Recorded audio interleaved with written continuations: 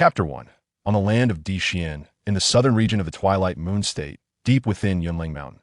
This place was originally regarded as a forbidden area, not only due to the rampant spirit beasts that roamed freely, but also because it was the site of numerous treasures, emerging into the world, enticing various factions to engage in fierce competition, often resulting in bloodshed.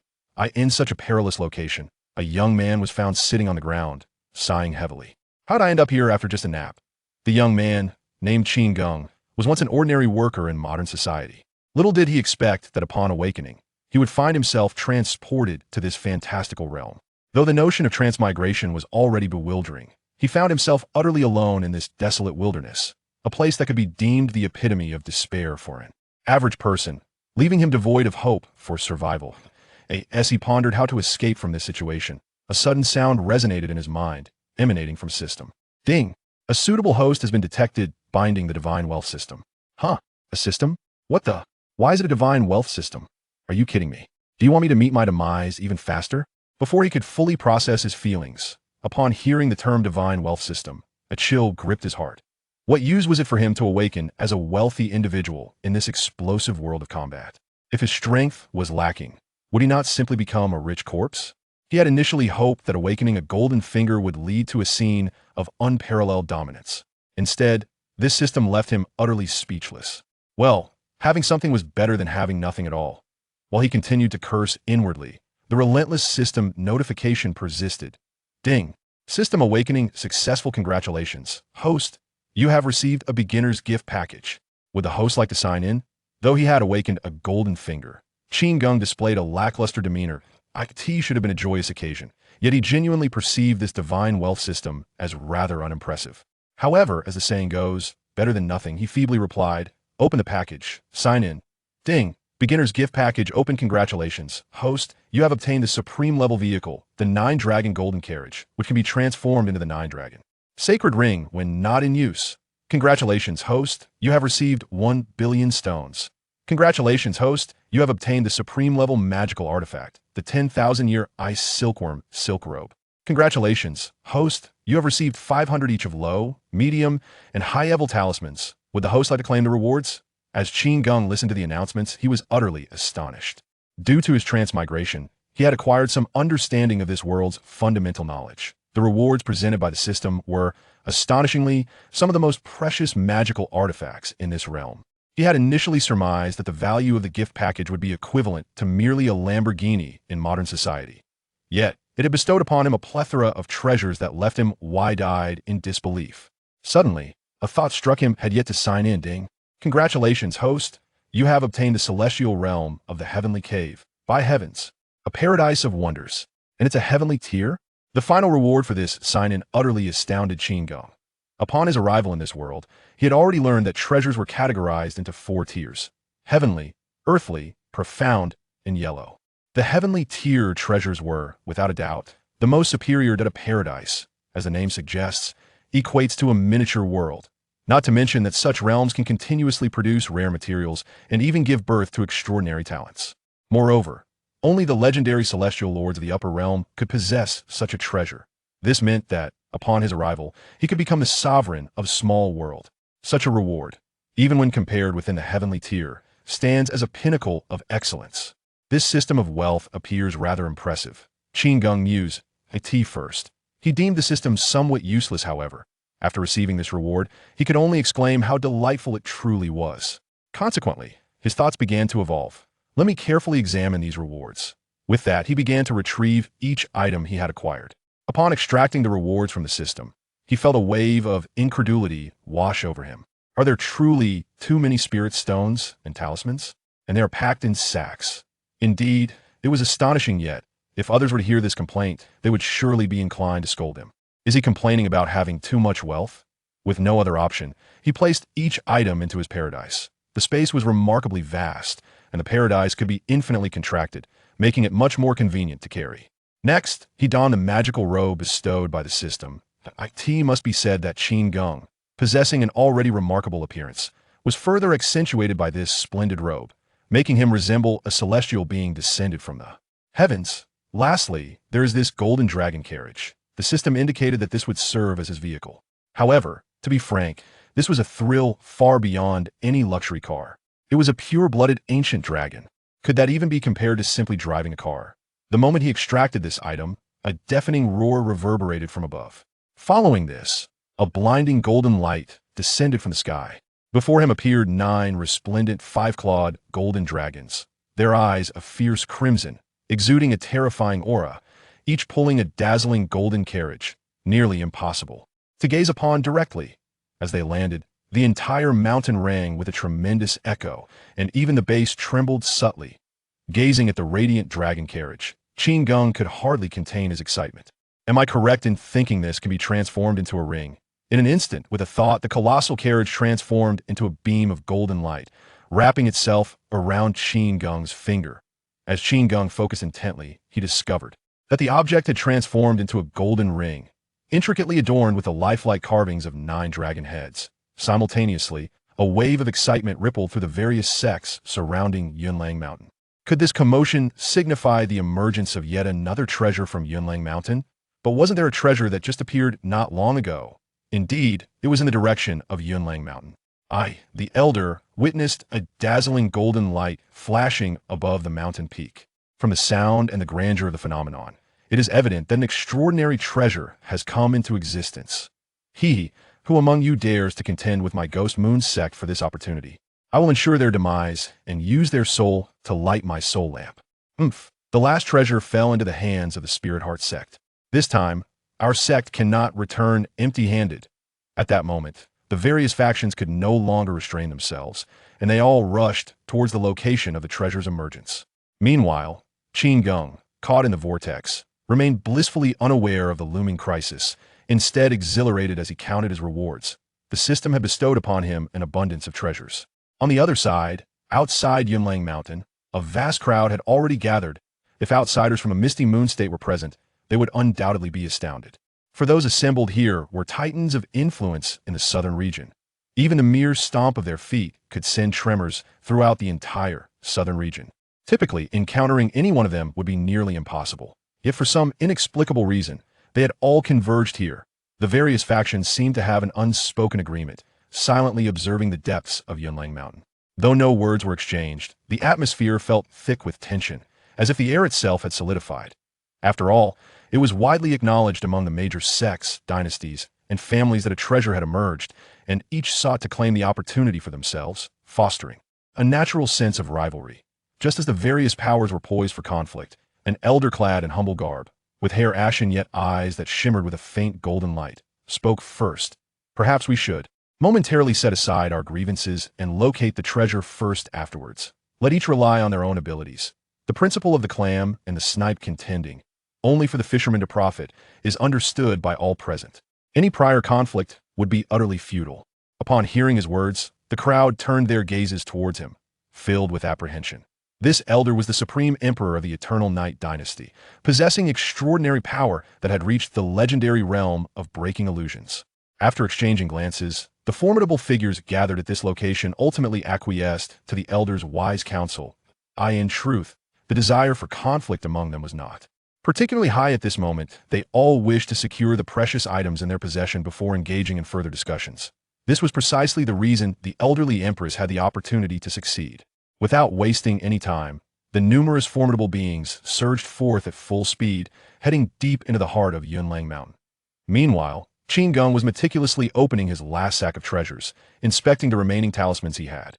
These talismans are quite commendable. Even the least powerful can deliver a peak strike from a practitioner at the broken illusion realm. That moment, an array of dazzling lights suddenly cascaded from the heavens, hurtling towards Qin Geng's location. Upon closer inspection, he discovered that he was encircled by a formidable group of powerful figures, their imposing presence striking fear into his heart. Qin Geng furrowed his brow. Realizing that this situation was dire, he understood that the commotion caused by his previous actions involving the 9 dragons' golden chariot had drawn attention, leading to this predicament. It would have been wiser to find a secluded spot to appraise his treasures. One of the powerful beings finally spoke. Who are you? Why have you come to this forbidden ground? To them, Qin Geng's presence in such a place could only mean he sought to uncover the treasures hidden therein. However, another powerful figure sneered. A worthless individual without any cultivation dares to covet treasures that do not belong to him? Initially, they They were startled to find Qin Geng near the emergence of these treasures, fearing he might have already seized them. Yet, upon further inspection, they realized that this competitor, who had seemingly materialized from nowhere, was merely an ordinary person devoid of any cultivation. This revelation prompted a chorus of disdainful chuckles among the crowd. Another voice chimed in. I advise you to swiftly relinquish the treasures, otherwise, had they not been concerned about unforeseen complications, they would have seized the opportunity to eliminate Qin Geng and claim the treasures without hesitation. At that moment, however, the elder who had previously suggested setting aside prejudices suddenly sensed something amiss. He scrutinized Qin Geng's attire multiple times and was finally struck with astonishment, exclaiming in disbelief, "The garment of eternal ice silkworm silk?" Upon hearing this, the powerful beings collectively shifted their focus to Qin Geng. The mere sight of him now rendered them utterly astonished. Garments made from eternal ice silkworm silk? How can this be possible? Indeed, each strand is a treasure in its own right. To form an entire garment from such material, that must surely be a treasure of the earth grade. Earth grade? Eternal ice silkworm silk is known to be impervious to all forms of magic and shields against divine perception. To create a complete garment from it would likely classify it as a treasure of the celestial grade. With these words spoken, an eerie silence enveloped the gathering. The mere mention of the garment of eternal ice silkworm silk, a celestial grade treasure, the weight of this revelation alone had already caused them to reconsider their approach. Such a rarity, even a single strand, was nearly unattainable, let alone an entire garment. They unanimously acknowledged. The reason Qin Geng appeared to possess no trace of cultivation was undoubtedly due to the magical robe he wore, which obstructed any probing. At that moment, as he was tidying up the final bag of talismans, the onlookers also took note of the Zhong Sungjin, a 9 dragons, sacred ring adorning his hand. Upon sighting it, the souls of the gathered powerful beings nearly fled in terror. What treasure is that ring? Is it a faint sound of dragons' roar I hear? Could it be an artifact that surpasses the celestial level, as described in legends? While they could make some basic assessments about his ancient ice silkworm robe, they were utterly unfamiliar with the 9 dragons' sacred ring. Yet, even a superficial observation revealed its extraordinary nature. Not only was the ring itself resplendent, but the most terrifying aspect was the subtle sound of dragons' roar emanating from it. It is well known that true dragons have been completely absent since the end of the ancient era.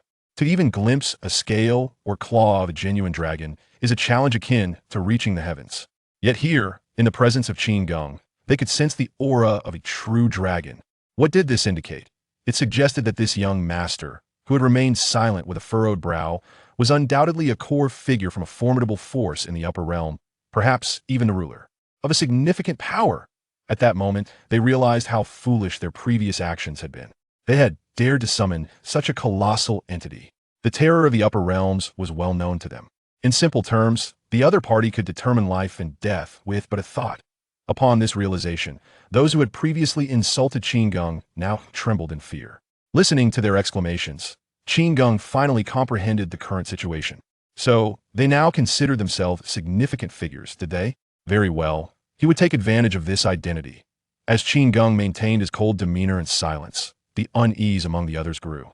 Sensing the unusual silence, Qin Geng finally coldly remarked, "Why the silence? Were you not just declaring me a worthless waste without any cultivation? Why now is there not even a sound from you?" Upon hearing his nearly insulting inquiry, these powerful beings, who were accustomed to commanding respect throughout the southern domain, dared not utter a word. Their reactions made it clear that they now viewed themselves as prominent figures. Thus, Qin Geng deliberately referred to himself as young master and spoke with unwavering confidence. At that moment, the one who had initially questioned Qin Geng timidly stepped forward, presenting a folding fan with both hands, saying, "Young master, please forgive my offense. I was blind and foolish. This is our sect's treasured Sungyun spirit fan. I hope you will graciously accept it." Qin Geng spoke in a low, dejected tone. "Is this pitiful creation an affront to my dignity?" Upon hearing this, the powerful figure was instantly struck with terror. Hastily kneeling and pleading for mercy, "I am an old fool deserving of 1,000 deaths. I should never have used such a base trinket to trouble the young master. I implore you to forgive my transgression." The juxtaposition of proclaiming his own worthlessness while simultaneously begging for forgiveness was indeed a rather ludicrous spectacle. Qin Geng, however, wore an expression of utter disdain and unceremoniously kicked him aside. This kick, infused with the dragon energy of the nine dragons' holy ring, caused the powerful figure to spew blood profusely on the spot, yet he could only kneel in gratitude for being spared. Witnessing this scene, the other powerful beings were rendered utterly silent, enveloped in a chilling fear. Although Qin Geng had only recently awakened his system, he held no regard for this so-called spiritual fan. Anything bestowed by his system could effortlessly overshadow this mere trinket. On the other hand, the once imperious Emperor Emeritus now found his thoughts invigorated. If he could forge a connection with this young gentleman from the celestial realm, would he not soar to great heights? Despite the apparent nobility of his status, he was acutely aware that, in comparison, he was utterly insignificant. He now even entertained the notion that the extraordinary phenomena witnessed by himself and others might not have been treasures at all, but rather the commotion orchestrated by this very young man before him. Just as he was about to speak, several individuals suddenly approached from a distance. One of them exclaimed, "Why are we still hesitating? Now that we have located the one who possesses the treasure, shouldn't we swiftly eliminate him?" Upon hearing these words, the elder Mai and his companions could not help but exhibit a barely perceptible twitch at the corners of their mouths. Truly, there are those who lack discernment. However, they had no intention of extending a hand to alert the others to the impending crisis, as it was not their own necks on the line. Observing the demeanor of their adversaries, Qin Geng calmly remarked, "Eliminate me? With such worthless beings as yourselves?" He then continued with an icy demeanor. "There truly is an abundance of flies today, enough to induce revulsion." With that, a resounding dragon's roar emanated from Qin Geng's being, surging forth towards the boisterous powerhouse with unrelenting force. This overwhelming aura was unparalleled, reminiscent of a celestial emperor descending from the heavens. At that moment, the formidable figure, beset by overwhelming pressure, suddenly turned pale, his face a mask of terror. As the overwhelming aura of the true dragon subtly permeated the atmosphere, the others were so intimidated that they dared not even breathe. The once arrogant and formidable figure who had vowed to eliminate Qin Geng now found himself kneeling in abject submission, fervently begging for mercy. "I was unaware that celestial beings from the upper realm had descended upon this place. As a mere insect, I lack the discernment to recognize such greatness. I humbly ask for your leniency." In that moment, he disregarded all notions of dignity, his forehead bleeding profusely from repeated prostrations, not daring to invoke any protective arts. Yet, throughout this spectacle, Qin Geng did not deign to cast a single glance in his direction. To those observing, this scene only reinforced their conviction of the other's extraordinarily exalted status, one that was far beyond their capacity to offend. The very demeanor displayed was a clear testament to his treatment of mere ants. However, it should be noted that he did not intend to project an air of superiority. Rather, he had been momentarily distracted by a tremor from his own celestial realm, leading him to realize that this was an opportunity. Having recognized this realm as his own, he understood it hinted at the existence of treasures within the ethereal moonlight continent that could significantly enhance his celestial domain. This revelation was indeed a pleasant surprise. Based on the system's prior descriptions and the surrounding conditions, he had initially believed that no such beneficial entities could possibly exist. He had contemplated departing immediately. But now it seemed prudent to leverage the presence of this gathering. Since they harbored misconceptions about him, he decided to play along with the misunderstanding and see this charade through to its conclusion. Thus, he pondered briefly and then calmly stated, "I have come here in search of a certain treasure." With that, he left his words hanging, saying nothing more. In that moment, the group of individuals instantly comprehended the underlying implication of Qin Geng's words. He was subtly suggesting their assistance in running errands. The mere thought of potentially ingratiating themselves with a significant figure from the upper realm sent shivers of excitement coursing through their veins. However, amidst this assembly, there were those who entertained ulterior motives. The prospect of acquiring the precious artifact spoken of by the young gentleman was tantalizing. The individual's status was already remarkably esteemed, and if they could seize the very treasure that captivated his interest, the allure became irresistible. This notion, once conceived, proved difficult to suppress. Humanity, after all, is inherently greedy. While aligning oneself with such a powerful ally is undoubtedly advantageous, the acquisition of a coveted treasure would be even more splendid.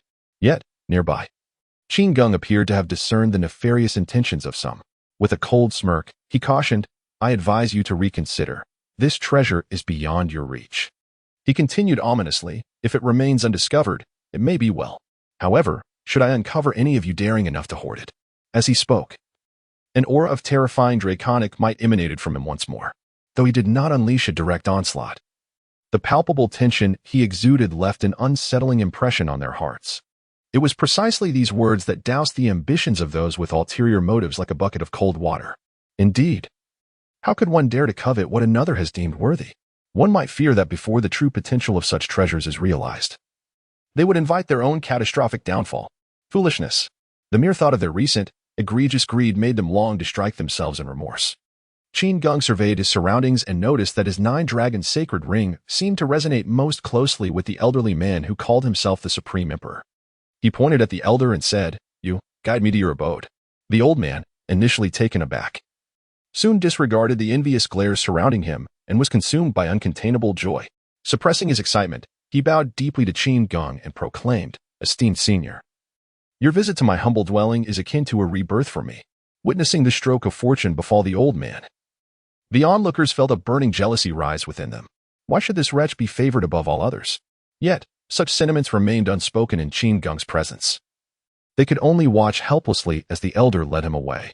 Once they were out of earshot, several powerful figures expressed their indignation, remarking, "A rebirth indeed. How shameless for this old man to address such youthful company in such a manner." Yet another person sighed, saying, "If only that young master would deign to visit me, I would not mind calling him father." Upon hearing these words, the crowd fell into silence. Indeed, if one could invite that esteemed young master, would the title truly matter? Before long, Qin Geng arrived at the residence of the venerable elder within the Polestar dynasty. The elder, with a hint of obsequiousness, introduced himself, "Young master, I am called Feng Jun. You may refer to me as." At that moment, he found himself at a loss for how Qin Geng should address him. Finally, he gritted his teeth and declared, "You may simply call me Little Feng." Having said that, he swiftly transitioned to the next topic. The Polestar dynasty is set to hold a grand competition tomorrow. I wonder if young master would be interested in attending. Upon hearing this, Qin Geng pondered for a moment. Given that he had no immediate leads on the treasure he sought and would need to rely on this elder for information, it seemed reasonable to observe the competition as a form of diversion. Thus, he smiled faintly and replied, "Then I would appreciate it if Elder Feng could make the necessary arrangements." Upon hearing the title Elder Feng, the elder, who had long been accustomed to respectful addresses, felt an unexpected wave of warmth wash over him, as if his very bones had softened. To have a noble from the upper realm refer to him as Elder Feng filled him with immense honor. Observing the elder's reaction, Qin Geng, concerned that he might forget the matter at hand, gently reminded him, "By the way, regarding the task I entrusted to you, I hope you will fulfill it diligently." Upon hearing this, Feng Jun snapped back to attention and quickly assured him that he would not forget his mission. He understood that if he were to successfully complete the task assigned by this young master, the rewards would undoubtedly be plentiful. However, he was cautious not to overindulge in flattery, fearing that it might provoke the young master's displeasure. Soon enough, the day of the royal competition arrived. As one of the most prominent powers in the southern region, the Polestar dynasty's foundation was on par with that of any esteemed sect. Though it was ostensibly a selection of talents for the dynasty, it was, in essence, not far removed from the competitions held among sections. In today's grand competition, an astonishing event transpired that left everyone in shock. The emperor, who was expected to personally occupy the main seat to witness the spectacle, is now found humbly seated beside. At that moment, upon the dragon throne sat a young man clad in white, his handsome visage lowered as he savored a cup of tea. Who was this individual, so brazenly occupying the seat of power? Even more astonishing was the sight of the typically stern and imposing sovereign, now beaming with warmth and inquiring after the young man's well-being. Instead of displaying anger at the usurpation of his throne, the emperor seemed almost honored by the presence of this young man. What manner of being possesses the ability to elicit such a demeanor from the sovereign? The spectators below, engaged in the competition, dared not speculate on the identity of the man seated upon the dragon throne. Under the command of a royal decree, the grand contest commenced without delay.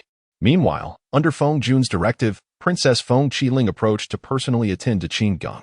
This scene instantly ignited a spark of jealousy in a young man clad in black seated in the audience, his eyes narrowing with intensity as he fixed his gaze upon Qin Geng. If mere looks could slay, Qin Geng would surely find himself in peril. Not only Qin Geng, but even Feng Qiling, who was serving him tea, sensed the unusual tension. She turned her head to see the source of the disturbance, and a flicker of panic flashed in her eyes. This spectacle did not escape Qin Geng's notice. However, he merely smiled disdainfully, unperturbed by the situation. The black-clad youth seemed to harbor a history with the princess, yet in the grand scheme, he was insignificant compared to Qin Geng. With this thought in mind, Qin Geng grew increasingly indifferent to the searing gaze, even going so far as to request Feng Qiling to massage his shoulders. Aware of the esteemed status of this young master from the upper realm, Feng Qiling dared not show any negligence or defiance, obliging his request without hesitation. Upon witnessing this scene, the young man clad in black was consumed by a fiery rage. When had he ever endured such humiliation? The day-long competition had finally come to a close, and as Qin Geng had anticipated, the previously fierce-eyed youth in black had indeed emerged as the champion of this contest. Observing the prodigious youth, the Emperor Feng Hai rose with a smile and proclaimed, "Li Yuan, congratulations on becoming the champion of this grand competition. I must admit, it is quite embarrassing that none of my 3 inept sons could rival my esteemed nephew, haha. Thus, in accordance with tradition, Li Yuan shall be a candidate for the position of chief offering in our dynasty, and upon reaching maturity, you will enjoy the highest honors bestowed by our realm." On the other side, a robust middle-aged man seated in the shadows gave a slight nod, seemingly quite pleased. Unexpectedly, an extraordinary event unfolded at that very moment. Li Yuan shook his head and declared, "I do not seek any position of great tribute. I humbly request but one favor, to propose to Princess Qingling. His name is Li Yuan, the son of General Li Jinqi, the esteemed protector of the extreme star dynasty. In terms of prowess, his father could even contend with the venerable Empress Dowager for the span of half an incense stick. Indeed, he is a pivotal force within the entire dynasty, a true right arm in its governance. From a young age, I have demonstrated exceptional talent, and my standing is well matched with Feng Qiling. I have approached her several times for conversation, and those from the royal family have turned a blind eye to our interactions. How dare he arrive and casually seize everything that belongs to me? It is worth noting that even after his prolonged acquaintance with Feng Qiling, they have not shared even the slightest intimacy, not even a mere handhold. On what grounds does he presume to occupy that dragon throne? In Li Yuan's eyes, Qin Geng is undoubtedly a wasteful individual who relies solely on his formidable family background to flaunt his power in this realm. If I were to intervene, I would surely leave him searching for his teeth on the ground. Upon hearing his words, not only did Emperor Feng Hai's countenance shift, but even his father, Li Jinqi, exhibited a change in expression. He bellowed with authority, "You dare. Although you have claimed the championship today, do not presume to overstep your bounds. It is already a tremendous grace from the heavens that you, Yuan, have secured your position among the esteemed offerings. How can you not be content?" Upon hearing these words, Li Yuan was instantly consumed by rage and lost all sense of reason. He pointed directly at Qin Geng, who sat upon the dragon throne with his eyes closed, indulging in the massage from Feng Qiling, and exclaimed, "You, a mere sycophant relying on your family's prestige, dare to challenge me?" Yet, Qin Geng paid no heed to his words, not even lifting an eyelid. Instead, he grasped Feng Qingling's delicate hand and remarked with a slight exertion, "Your grip is too weak. Apply a bit more strength." Completely dismissing Li Yuan's outburst from the sidelines, Qin Geng found it laughable. His own might was more than sufficient to handle Li Jinqi, who appeared visibly distressed nearby. What was Li Yuan to warrant a response from him? As expected, without needing to issue a command, Li Jinqi rushed onto the stage and delivered 2 resounding slaps to his own son. He shouted, "You scoundrel! How dare you show such disrespect to the esteemed gentleman from the upper realm? I warn you, should you continue to speak so presumptuously, I shall have no choice but to leave your fate in the hands of young Master Qin." Li Jinqi believed this to be the most rational and appropriate course of action. Firstly, it conveyed his profound respect for the other party. Secondly, it communicated the formidable nature of the opponent to his son, indirectly advising Li Yuan to be cautious with his words. This declaration prompted many members of the royal family, including the retired Emperor Feng Jun, to nod in approval. Li Jinqi not only possessed remarkable martial prowess and exceptional talent, but also demonstrated a keen sense of timing, justifying Feng Hai's decision to lower himself and forge an alliance with him. Had Li Yuan, typically immersed in self-cultivation at home, understood his father's good intentions at this moment, he might have acted differently. However, witnessing the seemingly obedient and demure Feng Qiling, he was bereft of any rational thought. He seethed, "Feng Qiling, you wretched girl, pretending to be pure and virtuous, and now you are enamored by the noble young master, are you?"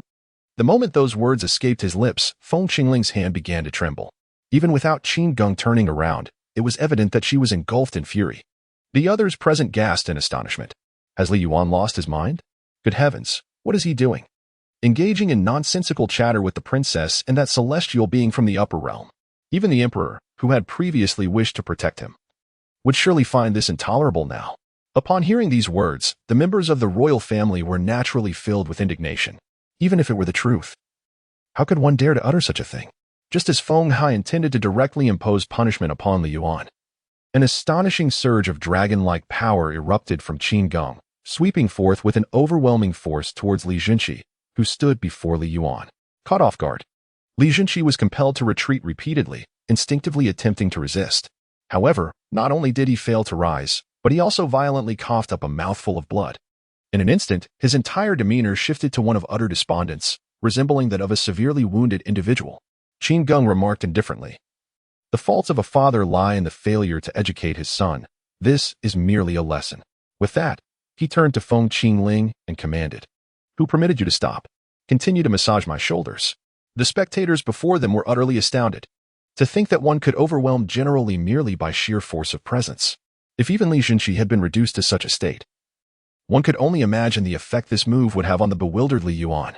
Observing the reactions of the crowd below, Qin Geng felt a profound sense of satisfaction within. This technique had indeed proven to be unfailingly effective. At this moment, Feng Jun was the first to react. He charged into the arena and struck Li Yuan with a single palm, rendering him unconscious. Subsequently, as if carrying a lifeless dog, he brought him before Qin Geng. Feng Jun, with an air of servility, inquired, "Young Master Qin, what punishment does the sinner, Li Yuan, deserve?" To the onlookers, this scene evoked profound lamentation within their hearts. A minister of their own dynasty had committed a grave offense, yet they found themselves compelled to seek the judgment of an outsider. At this moment, Qin Geng remained with his head bowed and eyes closed, seemingly continuing to relish the attentive service of Feng Qingling, wholly disregarding Feng Jun, the venerable Empress Dowager regarded as a pillar by the Polaris dynasty. Feng Jun, feeling a pang of embarrassment, cleared her throat and decisively directed the royal guards beside her. Cast him into the dungeons. Observing the unwavering demeanor of Qin Geng, Feng Jun could not help but sigh inwardly. Indeed, even though he referred to her as Old Feng, it was evident that he still perceived her and others like her as mere insects in his eyes.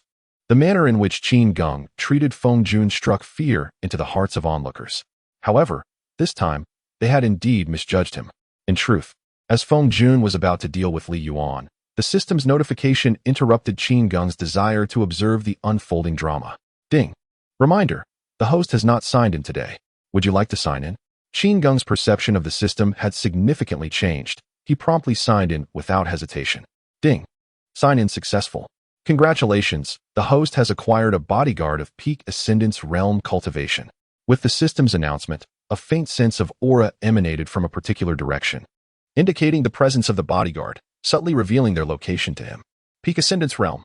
Had it not been for his concern about maintaining decorum, Qin Geng might have leapt from the dragon chair in sheer exhilaration. It is well known that the pinnacle of cultivation attainable in the mortal realm is indeed the peak of the ascendance realm. Beyond this lies true ascension, a passage to the higher realms. Does this not imply that he could now traverse the entire lower realm with unparalleled ease? Moreover, according to Qin Geng's observations, his cave heaven had been steadily evolving. Although this extravagant system was peculiar, having yet to bestow any spirit stones upon him, as long as he possessed this cave heaven, a continuous stream of wealth was assured. With the cave heaven at his disposal, how could he possibly fail to become an unparalleled prodigy? Upon finally regaining his composure, he noticed the elderly emperor once again approaching him, saying, "My lord, I have prepared a resting place for you. It may be somewhat rudimentary, but I hope you will not take offense. Qingling, why have you not yet escorted the lord to his chamber?" Upon hearing this, Feng Qingling's cheeks flushed slightly. Being astute and perceptive, she was well aware of her grandfather's underlying intentions. It was evident that he implied she need not return after taking the lord to his chamber. Yet, for reasons unknown, she found herself surprisingly unperturbed by it. Though she and Li Yuan had grown up together, her feelings for him had always been rather lukewarm. In the presence of the formidable Qin Geng, both in lineage and strength, she harbored a notably favorable impression, coupled with the previous insults from Li Yuan. This had fostered a sense of rebelliousness within her, leading to a closer affinity towards Qin Geng. Consequently, she felt little resistance to Feng Jun's orders. Before long, she guided Qin Geng to a resting place. Qin Geng, unceremoniously, stepped through the door first. observing Feng Qiling, who seemed intent on following. Qin Geng remarked with a faint smile, "Did I grant you permission to enter? Surely you do not believe that mere shoulder massages will grant you further access."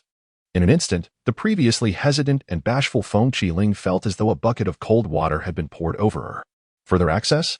She raised her gaze, locking eyes with Qin Geng's indifferent stare, and quickly stammered, "Why yes, my apologies, my lord. It was presumptuous of me. I shall take my leave at once. I beg for your forgiveness." With that, she retreated, fearful of incurring Qin Geng's displeasure. Truth be told, a sense of sorrow welled within her. It seemed that this noble from the upper realm regarded her merely as an insignificant insect. Yet, at that moment, she heard Qin Geng's cold scoff, "Did I permit you to leave?" Taken aback, she found herself in a state of confusion. He neither allowed her entry nor granted her departure. What was she to do? Noticing her bewildered expression, Qin Geng stated succinctly, "Come in." With his words, Feng Qiling, still dazed, followed him inside. Observing her perplexed demeanor, Qin Geng coldly added, "Remember, you may only do what I permit you to do. If I did not say you could enter, then you shall remain outside and wait. There will be no second chances." With that, he proceeded to the grand jade bed to rest, leaving her in a state of uncertainty. Upon hearing Qin Geng's words, Feng Qiling felt a tinge of sweetness in her heart. She was not averse to such a domineering disposition. Moreover, he had already explained his previous intentions in his own way, leaving her with little to retort. However, Qin Geng had never explicitly stated that she could lie beside him. And after much contemplation, she dared not take that liberty. His earlier remarks had been sufficiently clear, and she was not willing to risk inciting his displeasure. Ultimately, Feng Qiling had no choice but to recline on a small bed in the side chamber. In the stillness of the night, when he should have long been resting, Qin Geng suddenly opened his eyes wide. As he awoke, the very atmosphere within the room seemed to succumb to a subtle distortion. Soon after, a figure draped in a black robe materialized before him, obscured in shadow, rendering their expression indiscernible. Upon noticing Qin Geng, this enigmatic individual knelt on one knee and respectfully declared, "I am at your service, my lord." This sudden appearance of the cloaked figure was none other than the guardian Qin Geng had received from the system earlier. Satisfied, Qin Geng nodded and inquired, "What is your name?" The guardian, maintaining his reverence, replied, "I have no name. My code name is Xian. After a moment of contemplation, Qin Geng responded, "Then you shall be called Qin Xian. Furthermore, refrain from addressing me as my lord, call me young master instead." After all, a guardian of such esteemed rank, at the peak of ascension, ought to possess a suitable name. The guardian bestowed with the name Qin Xian naturally expressed his gratitude respectfully. Qin Geng ultimately instructed him, "Maintain a low profile and avoid appearing before the public unless someone poses a threat to me or I command your presence." He wished for Qin Xian to serve as his trump card to intimidate potential adversaries, rather than merely a tool for ostentation. After all, though the entire Destined continent is deemed a lower realm, there are certainly many at the pinnacle of ascension. If his actions were to provoke widespread ire, it would be detrimental. While others may be oblivious, Qin Geng was acutely aware of the true nature of his assets. He must not delude himself into believing he was a figure of the upper realm. The divine system was his sole source of power in this world. The following day, the emperor personally announced Li Yuan's charges, while Qin Geng sat on the dragon throne, his demeanor composed, as if the proceedings had no bearing on him. All under the attentive service of Feng Qiling. Listening to the accusations against his son, Li Zhenqi, a man who had traversed life with honor and respect, could only clench his fists in silence. Yet, this subtle detail did not escape Qin Geng's notice. With a light smile, he remarked, "Generally, are you dissatisfied?" Upon hearing Qin Geng's sudden inquiry, Li Zhenqi involuntarily trembled slightly, quickly donning a forced smile. "Young Master Qin is magnanimous. I am in admiration. If it were up to me, this scoundrel would not escape easily." Regardless of Li Yuan, who could only glare at Qin Geng from below due to his suppressed spiritual energy, Li Zhenqi hastily spoke words of flattery. In this moment, his only recourse was to utter pleasing remarks to elevate the other's mood, hoping to mitigate any further repercussions for his son. There was no choice. Failing to engage in a sacrifice of the pawn to protect the king could spell disaster not only for his son, but potentially for the entire Li family. Qin Geng, upon hearing this, chuckled lightly. "General Li is indeed a man of understanding. Since you claim my punishment is too lenient, what do you believe should be Li Yuan's rightful consequence?" Not only Li Zhenqi, but even the members of the royal family present could not fathom that Qin Geng would pose such a question. It was clear that Li Zhenqi's rhetoric was intended to flatter him, and yet Qin Geng still chose to respond this way. This indicated that he had no intention of sparing Li Yuan from the outset. After all, given Li Yuan's noble status, he could not simply allow others to provoke him. However, they were mistaken in their assumptions. From the beginning, Qin Geng had not regarded Li Yuan as significant.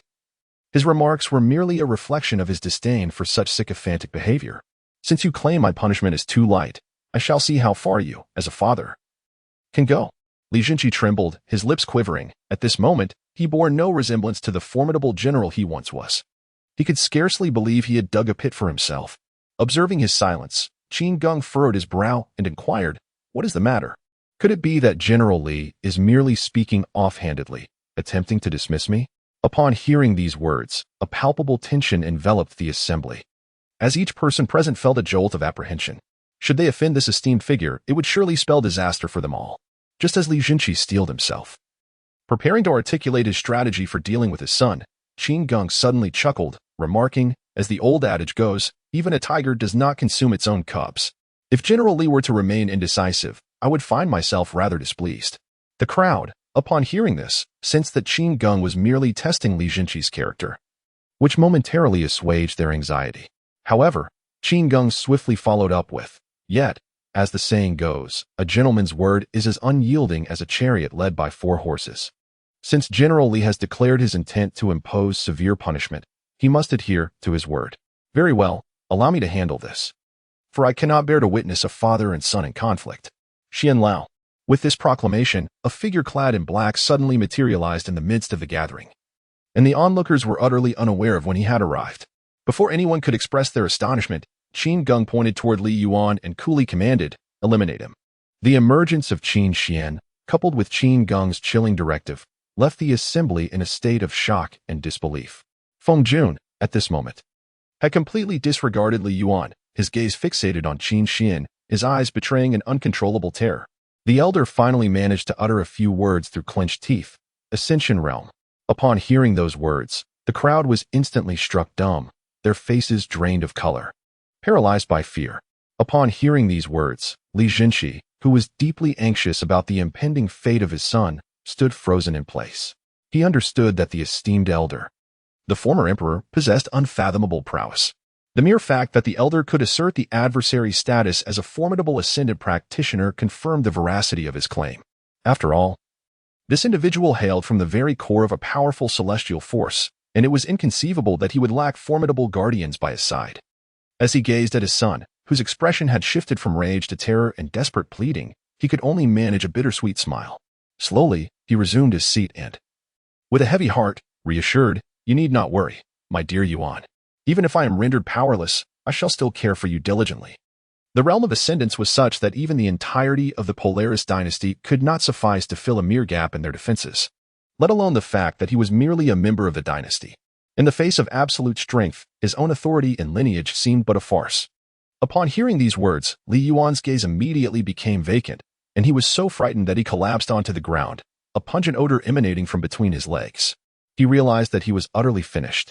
He could never have anticipated that a moment of impulsiveness would lead to the complete destruction of everything he held dear.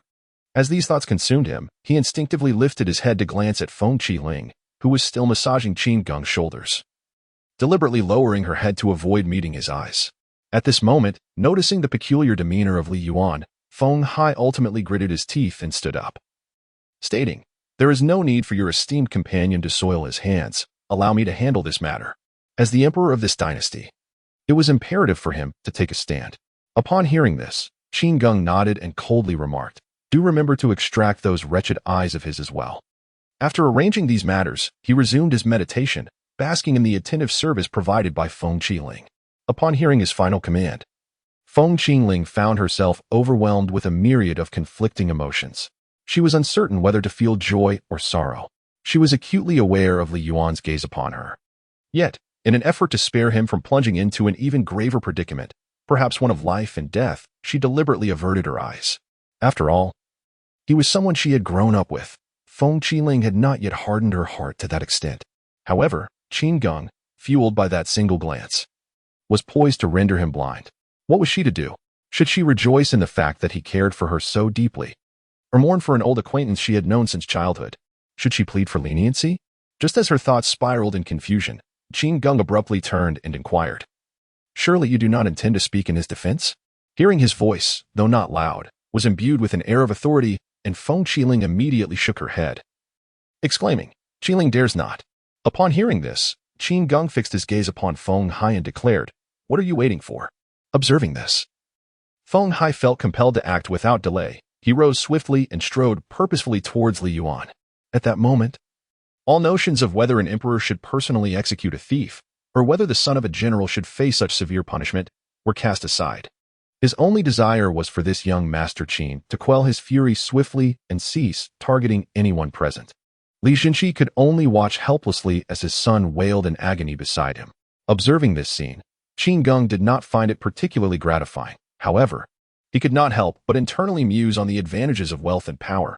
The incident involving Li Yuan had initially stirred a significant uproar within the core circles of the Polaris dynasty.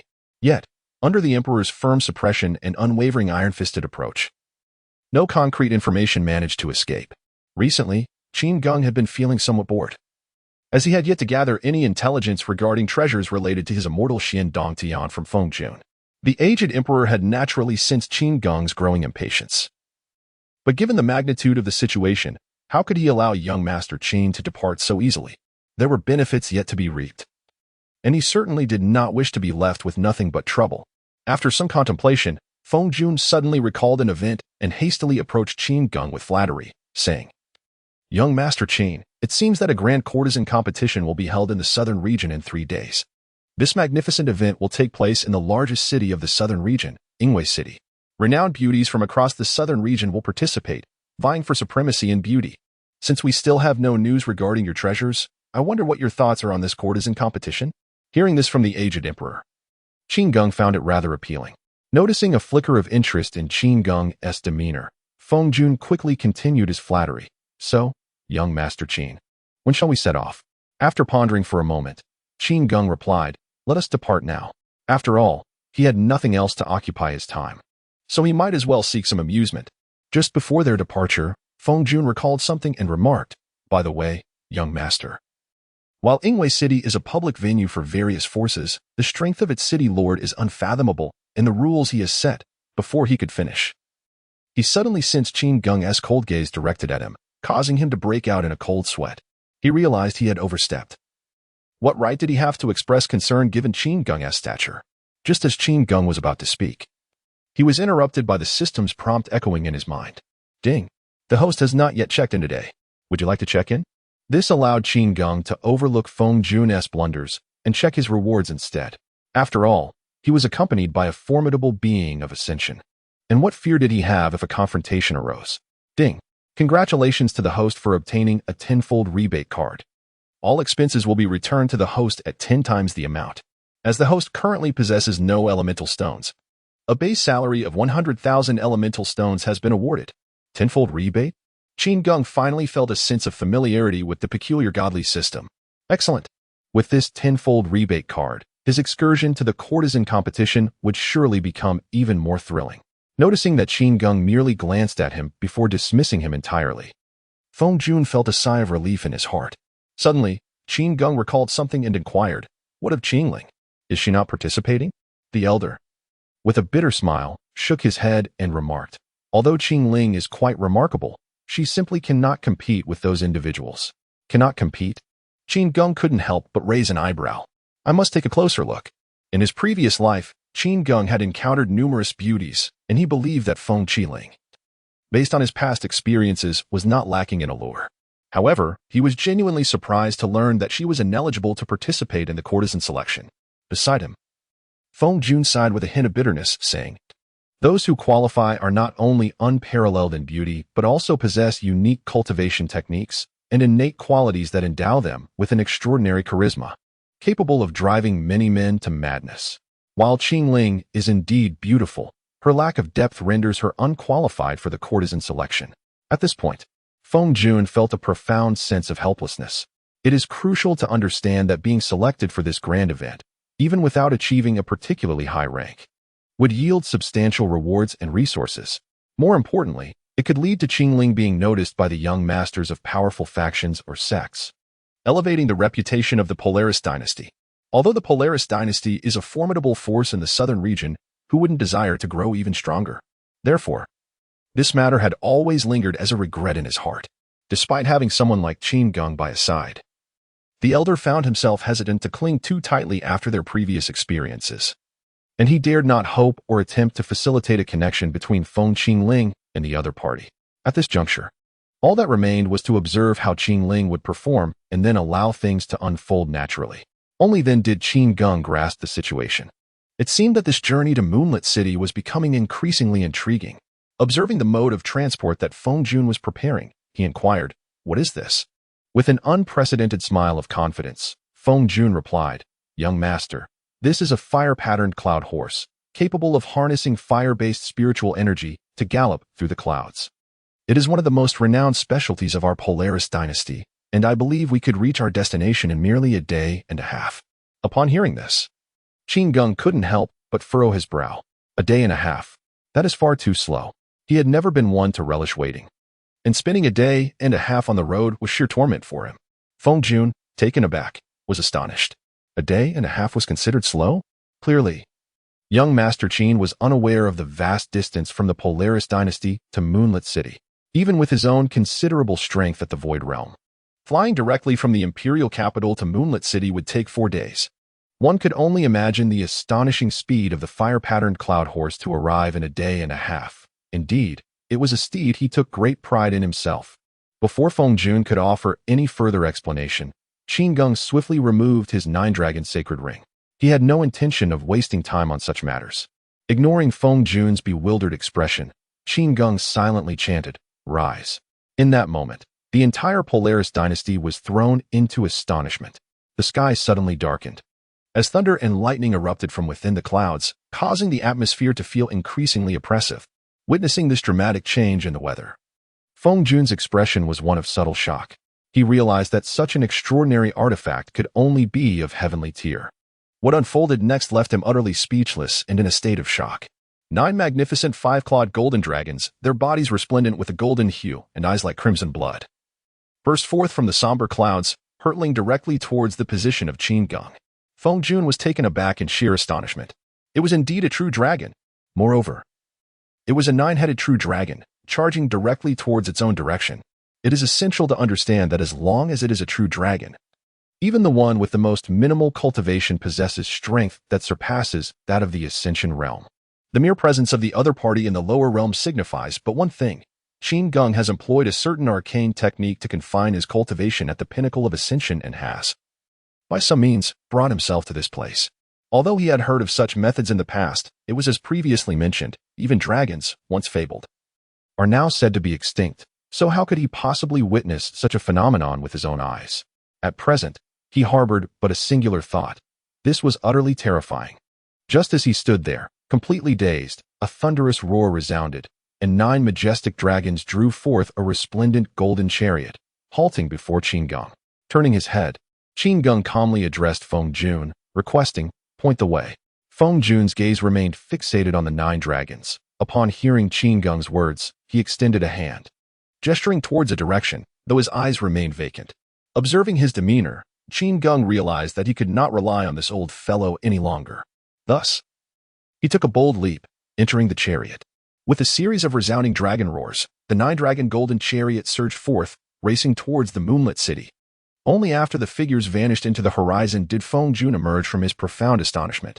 What manner of being have I encountered? Truth be told, he no longer dared to contemplate what benefits he might gain from such a formidable entity. Even merely witnessing the grandeur of the 9-dragon golden chariot up close felt like a privilege. Meanwhile, in the Moonlit City, being the largest city in the southern domain, it frequently hosted various factions engaged in commerce. For many years, no one dared to stir trouble within its confines. The reason was simple: the city's lord, Zhangzhou, was an unparalleled powerhouse at the late stage of ascension, not only in the southern domain, but throughout the entire Destined continent. Few could rival Lord Zhong in prowess. It is clear that, with such a presence safeguarding Moonlit City, no one would dare to disregard the established order. Today, the Moonlit City is bustling with an immense crowd, teeming with life. The reason is none other than the decennial selection of the Flower Queen of the Southern Domain, which is about to commence. I wager 50 yuan stones that the victor will undoubtedly be the saintess of the Golden Bamboo sect, in Xingxue. Come now, you pauper. Daring to shout for just 50 yuan stones? 100 yuan stones, I say. 100 yuan stones? Have you lost your mind?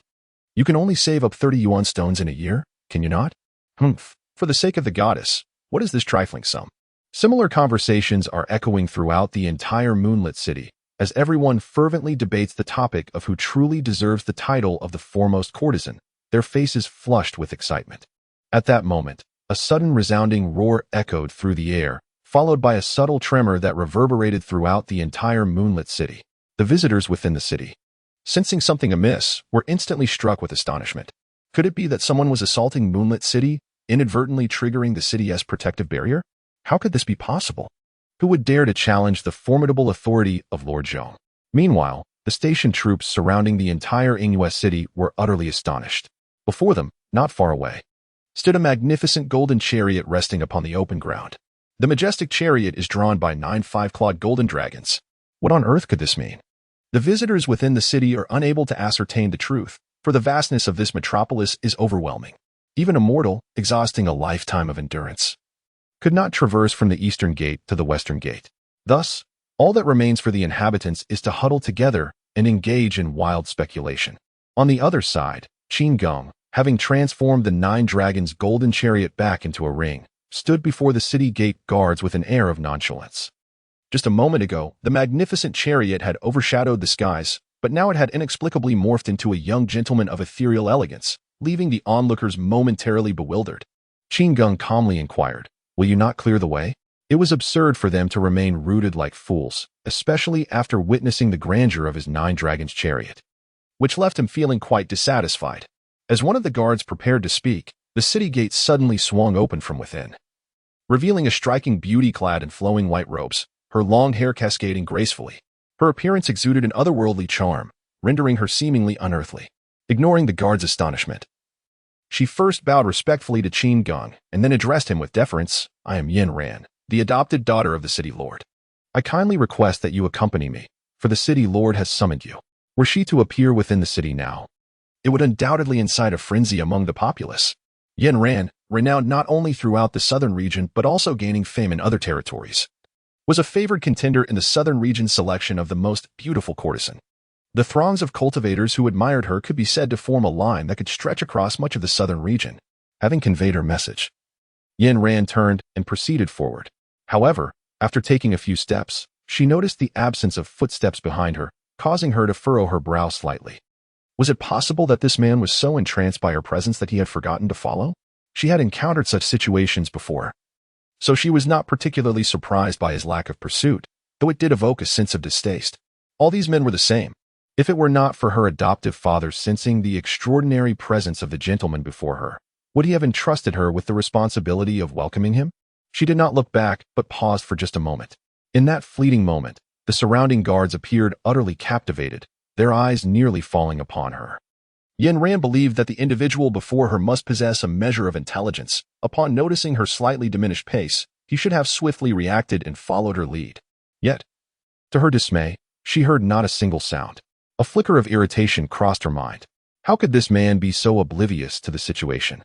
Did he intend to linger indefinitely? With a hint of vexation, she turned and inquired, "My lord, may we proceed?" However, to her astonishment, Qin Geng was entirely preoccupied, his gaze fixated on the ornate ring he was toying with. Yin Ran found herself momentarily frozen in place. What was this man up to? Was he truly attempting to engage her in some form of diversion? At the very moment she was about to speak, Qin Geng finally broke the silence. "It is the lord of the city who should come to greet you. You are not worthy." Upon hearing these words, Yin Ran was momentarily taken aback, while the guards around her bristled with indignation. The lord of the city personally coming to greet this brat? How dare you claim that our Miss Yin is unworthy? Who do you think you are to elevate yourself to such heights? Yin Ran retorted coldly, "Sir, do you perhaps hold yourself in too high regard? Do you know who our lord of the city is? He, a man of immense responsibilities, has taken time out of his busy schedule to invite you to enjoy the grand courtesan competition. Do you understand what an honor this is? I advise you, do not refuse a toast only to drink a forfeit." However, before she could finish her words, a middle-aged man emerged from the shadows of the city gate. Though his appearance was not particularly aged, His eyes bore the weight of countless experiences. He first admonished, "Ranner, do not be disrespectful." Then, turning to Qin Geng with a smile, he continued, "Esteemed sir, my daughter has indeed acted with great impudence. I hope for your understanding. I am the city lord, Zhongzhua. If you do not mind, might I invite you to my humble abode for a discussion?" Qin Geng merely smiled faintly and said nothing. The guard beside them hastily knelt in unison, exclaiming, "We pay our respects to the city lord." At this moment, Yen Ran was equally astonished, exclaiming, "Foster father, how could you?" Yet, Zhongzhua, the lord of Ingwei City, responded with an answer that strayed from her inquiry. "The day is drawing to a close. You should retire, Ranner, for the upcoming tournament demands your vitality." Hearing her foster father's assertion, which implied her departure was not merely suggested but insisted upon, Yen Ran dared not defy or linger. She bowed respectfully to Zhongzhua and took her leave. Before departing, she cast a lingering glance back at Qin Geng. By now, her anger had dissipated, replaced solely by curiosity. Who exactly was he that warranted such a personal audience from her esteemed foster father? At this moment, Zhongzhua could not help but sigh inwardly. His reaction speed had indeed diminished. Previously, he had only noticed the immense commotion, and, convinced that no one would dare to cause trouble in such a place, he had merely instructed Yen Ran to investigate. He had told her that if the guests were outside the city gates, she should invite them to the Lord's mansion, where he would personally attend to them. However, he soon sensed an undeniable trace of dragon aura emanating from the overwhelming energy. This revelation left Zhongzhua utterly astounded. He immediately altered his decision and resolved to meet them in person. This encounter, indeed, filled him with an escalating sense of dread. Was that a robe woven from the silk of ancient ice silkworms? Was he truly enveloped by waves of dragon energy? Most crucially, he felt as if, upon laying eyes on Qin Geng, he had been irrevocably locked onto by some unseen force. Unable to contain his astonishment, he exclaimed, "A peak ascendant powerhouse." Initially, his feelings were rooted in mere caution. Now, however, his inner shock was uncontainable, and he found himself voicing his sentiments aloud. It is vital to understand that while the distinction between the peak of the ascendant realm and the mid-stage of the ascendant realm may seem like a single step, the chasm separating them is akin to an insurmountable abyss. Otherwise, how could he have remained stagnant in the mid-stage of the ascendant realm for so many years without any advancement? Upon hearing the words of the city lord, the numerous guards were struck with astonishment. Could it be that the city lord implied this youthful gentleman was a formidable being of the ascension realm? Qin Geng, well aware of the implications, merely smiled gently and reassured, "Rest assured, City Lord Zhong, as long as you refrain from any untoward actions." Zhongzhua, upon hearing this, immediately grasped the situation. It appeared that this gentleman before him was likely a core disciple from a powerful faction of the upper realm. With this realization, he promptly expressed his utmost respect, saying, "It is indeed an honor for me, Zhong, to host you from afar. I hope you thoroughly enjoy the upcoming selection of the Flower Queen." Upon hearing these words, Qin Geng understood that he was once again being mistaken for an individual from the upper realm. However, he had no desire to clarify the misunderstanding. After all, even if he mentioned the term system, it would only make sense if the listener comprehended it. Thus, he decided to let them indulge in their imaginations and simply smiled faintly as he followed Zhongzhua to the city lord's mansion. In this moment, the formidable individual who has weathered countless storms and now stands on the precipice of the pinnacle of the entire Dihuan continent feels a long-lost surge of excitement within his heart. How many years have passed? How many years has he not felt this close to the dream of becoming stronger? He understands that if he can cling to this powerful ally, his aspiration to reach the summit will transcend mere fantasy. With this thought, his demeanor towards Qin Geng becomes increasingly respectful and reverent. Qin Geng smiles and inquires, "May I ask, Lord Zhong, what are the rules governing our courtesan selection?" Zhongzhua, not daring to be negligent, promptly replies, "Indeed, young master, the selection will last for 5 days. The first day encompasses the most fundamental assessments. In addition to appearance and cultivation, we shall also evaluate whether the candidates possess any unique cultivation techniques that can provide the audience with a refreshing experience." Upon hearing this, Qin Geng silently muses. It seems this first stage will eliminate Feng Qingling. The second day focuses on the audience, allowing them to place bets on the courtesans, with various gambling houses throughout the city participating. The third day naturally requires the candidates to showcase their talents, presenting dances or their unique skills to all spectators. During this phase, the audience may also express their support through substantial monetary contributions. Ultimately, the process culminates in a ranking segment involving both the audience and the organizers. This final stage is typically the most fervent, often leading to heated disputes and even physical confrontations. To address this, Zhang has arranged for specialized arenas throughout the city for combat. Should any irreconcilable conflicts arise, they can be resolved on stage, with the consequences borne by those involved. After absorbing this information, Qin Geng suddenly comprehends the underlying complexities. What appears to be a mere contest of beauty is, in fact, entangled with profound interests. Affluent spectators view this as an opportunity for wealth and treasure hunting. The spectators, even those devoid of wealth, are afforded the opportunity to behold the beauty before them. Truly a situation where no one stands to lose. Contemplating this, Qin Geng found himself formulating some personal strategies. If he were to invest here and ensure victory, would that not be an extraordinary gain? Coupled with his tenfold rebate card, this venture seemed promising. As these thoughts traversed his mind, Qin Geng's spirits began to lift. After all, as the adage goes, isn't it foolish to forgo profit? Such a splendid opportunity should not be squandered. He would merit a slap on his own face for allowing it to slip away. The question then arose, upon whom should he place his bets? How might he manipulate circumstances to guarantee the opponent's triumph? Suddenly, an epiphany struck him. He recalled that Zhongzhou had advised Yan Ran to prepare diligently for the upcoming competition. Did this imply that Yan Ran was indeed one of the competitors? He lowered his gaze and took a sip of tea, casually inquiring, "Master Zhang, might I ask if your daughter is participating?" Zhongzhou nodded, somewhat abashed, responding, "It is with great humility that I admit. She is among the favored contenders this time. However, the extent of her performance remains uncertain, as there are formidable rivals to contend with." Qin Geng smiled slightly and remarked, "Does Master Zhang not wish for her to secure the championship steadfastly?" Upon hearing this, Zhongzhou was momentarily taken aback, only to be overwhelmed with joy shortly thereafter. As a transcendent master who had governed this city for many years, he was no fool. With a moment's reflection, he grasped the deeper significance of Qin Geng's words. This indicated that the other party was willing to invest substantially to elevate his adopted daughter to the pinnacle of success. But what could be the motivation behind this? Zhongzhou quickly dismissed the notion of for monetary gain. After all, this individual hailed from the upper realms, accompanied by a peak transcendent whose presence he had yet to witness. How could one possibly lack for wealth? Yet, the primary reason behind Qin Geng's actions was indeed financial. After considerable contemplation, Zhongzhou could not restrain himself from asking, "But, young master, might this course of action?" Though he hesitated to inquire directly, he trusted that Qin Geng would comprehend. As anticipated, Qin Geng merely toyed with his teacup, smiling nonchalantly, "It is merely a whim. It is a rare occasion. And how could I not indulge?" He jested, for he would never openly admit to lacking funds.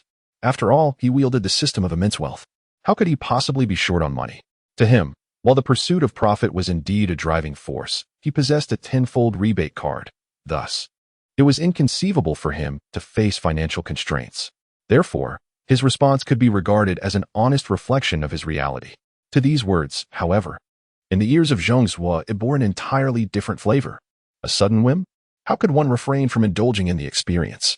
It is essential to recognize that those qualified to partake in this elite circle are not only distinguished by their exalted status, but each is also a figure of considerable wealth. Their approach to this grand competition is such that they casually invest thousands, even tens of thousands, of stones to enter. In the eyes of Qin Geng, this was merely a child's play, a trivial pastime. Such a mindset and expression. Could anyone utter such words without profound depth and substantial prowess? Does this not imply that the victory of his adopted daughter is all but a foregone conclusion? While others may be oblivious, Zhongzhou is well aware. The Huakai competition, ostensibly a collective event of the southern region, is, in truth, always graced by the presence of eminent figures from the central state's sacred domain for observation. Each championship victory is accompanied by what can only be described as a terrifying reward. Moreover, it is a near certainty that the ultimate victors of every competition depart in the company of formidable figures from the sacred realm. Although Zhongzhou is a formidable entity in the mid-stage of ascension, he is, after all, but a solitary individual. His foundation is weak, and his journey to this point has been significantly influenced by fortune. How could he possibly compare to those with profound lineages and orderly inheritances? The mere thought of this sends shivers of excitement coursing through him. If only his beloved daughter could reach such heights, it would undoubtedly mean that the entire moon reflection city could soar to unprecedented heights. At present, These opportunities and benefits seem to be casually bestowed upon me by this prominent figure merely for amusement. Qin Geng continued in a nonchalant tone, suggesting that Miss Yin should attend to him in the days leading up to the competition. Upon hearing this, Zhang Zhuo instantly understood. It appears that this young Master Qin is not only here to partake in the festivities but also wishes to engage in some playful companionship. With a beaming expression, he responded, "Of course. It would be an immense honor for my daughter to serve you." Observing this exchange, Qin Geng merely smiled in a manner that suggested he had expected such an outcome, saying little more. Regardless of the realm one inhabits, it remains true that wealth can indeed move mountains. Even a formidable figure like Lord Zhong, who has achieved ascendance, finds himself troubled by the pursuit of resources and cultivation. After a moment's contemplation, Zhang Zhuo decided it prudent to express his sentiments first. Therefore, he proactively stated, "I have matters to attend to, so I shall summon my daughter to serve you. Should there be any shortcomings in hospitality or anything you require, please do not hesitate to inform me." With that, he took his leave. After all, this young Master Qin had shown interest in Yin Ran and was willing to invest handsomely. So it was only fitting for her to attend to him. As for his own feelings, it was likely that Qin Geng did not harbor particularly positive sentiments towards the elderly gentleman. Watching Zhang Zhuo's retreating figure, Qin Geng nodded approvingly. He possesses a certain discernment. Shortly thereafter, Yin Ran, who had nearly clashed with Qin Geng moments prior, returned to his presence, her expression evidently tinged with discomfort. It was clear that her unease stemmed not solely from their earlier encounter, but also from something Lord Zhong had conveyed to her. Noticing Qin Geng still immersed in his tea, Yin Ran hesitated for a moment, wrestling with her thoughts, before finally mustering the courage to approach him. "Young master, is there anything you require of me?" If outsiders were to witness the typically pristine and ethereal Yin Ran in such a humble and reserved state, they would surely be disheartened. At this moment, Yin Ran felt an undeniable sense of tension within her. Previously, when she stood outside the city gates, she perceived the young man before her as merely a braggart, his words lacking substance. However, the situation took a dramatic turn following the appearance of her adoptive father. Particularly striking was the revelation that this esteemed young gentleman from the upper realm was willing to support her in her quest for victory in the upcoming competition. Yet, this support came with certain conditions. As this thought crossed her mind, an unsettling feeling stirred within her. Yin Ran was not only confident in her appearance, but had also long been recognized for her exceptional talent and cultivation. She firmly believed that even if she did not secure the championship, she could still achieve remarkable results on her own merit. Am I to be regarded merely as a commodity to be traded? Although my adoptive father insists that this opportunity is a once-in-a-lifetime chance, I find myself at a loss, uncertain whether to feel joy or sorrow. As she indulged in her fanciful thoughts, Qin Geng furrowed his brow and remarked, "What should be done? Shouldn't that be something for you to ponder? As the adopted daughter of the Lord of Zhong City, must I really address such trivial matters?" Upon hearing this, Yin Ran was momentarily taken aback. Had he not imposed any unreasonable demands upon me, either directly or indirectly? Instead, he suggested that I think for myself. Could it be that this young gentleman is not as sordid as I had presumed? The fact that he is willing to relinquish control to me might indicate that he does not view me merely as a commodity. Although Qin Geng's words were rather harsh and domineering, Yin Ran's slightly bitter and conflicted feelings were, paradoxically, alleviated. "It seems I may have misjudged this young man." Promptly, she assented and proceeded to serve tea and water to Qin Geng. However, these notions were merely her own fabrications. From Qin Geng's perspective, was Yin Ran not a bit too pampered?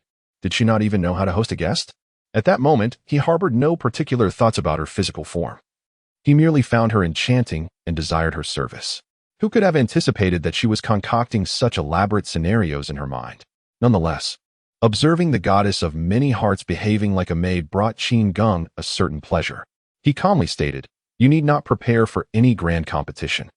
This victory shall undoubtedly be yours." Since he had formed an opinion, he felt it necessary to express it. Upon hearing these words, Yin Ran felt as though a great weight had been lifted from her heart. Although her adoptive father had previously mentioned the matter, hearing it directly from the person involved brought her a greater sense of reassurance. Ultimately, Qin Geng did not impose any unreasonable demands upon Yin Ran, which significantly altered her perception of this seemingly arrogant and overbearing young master from the upper realm.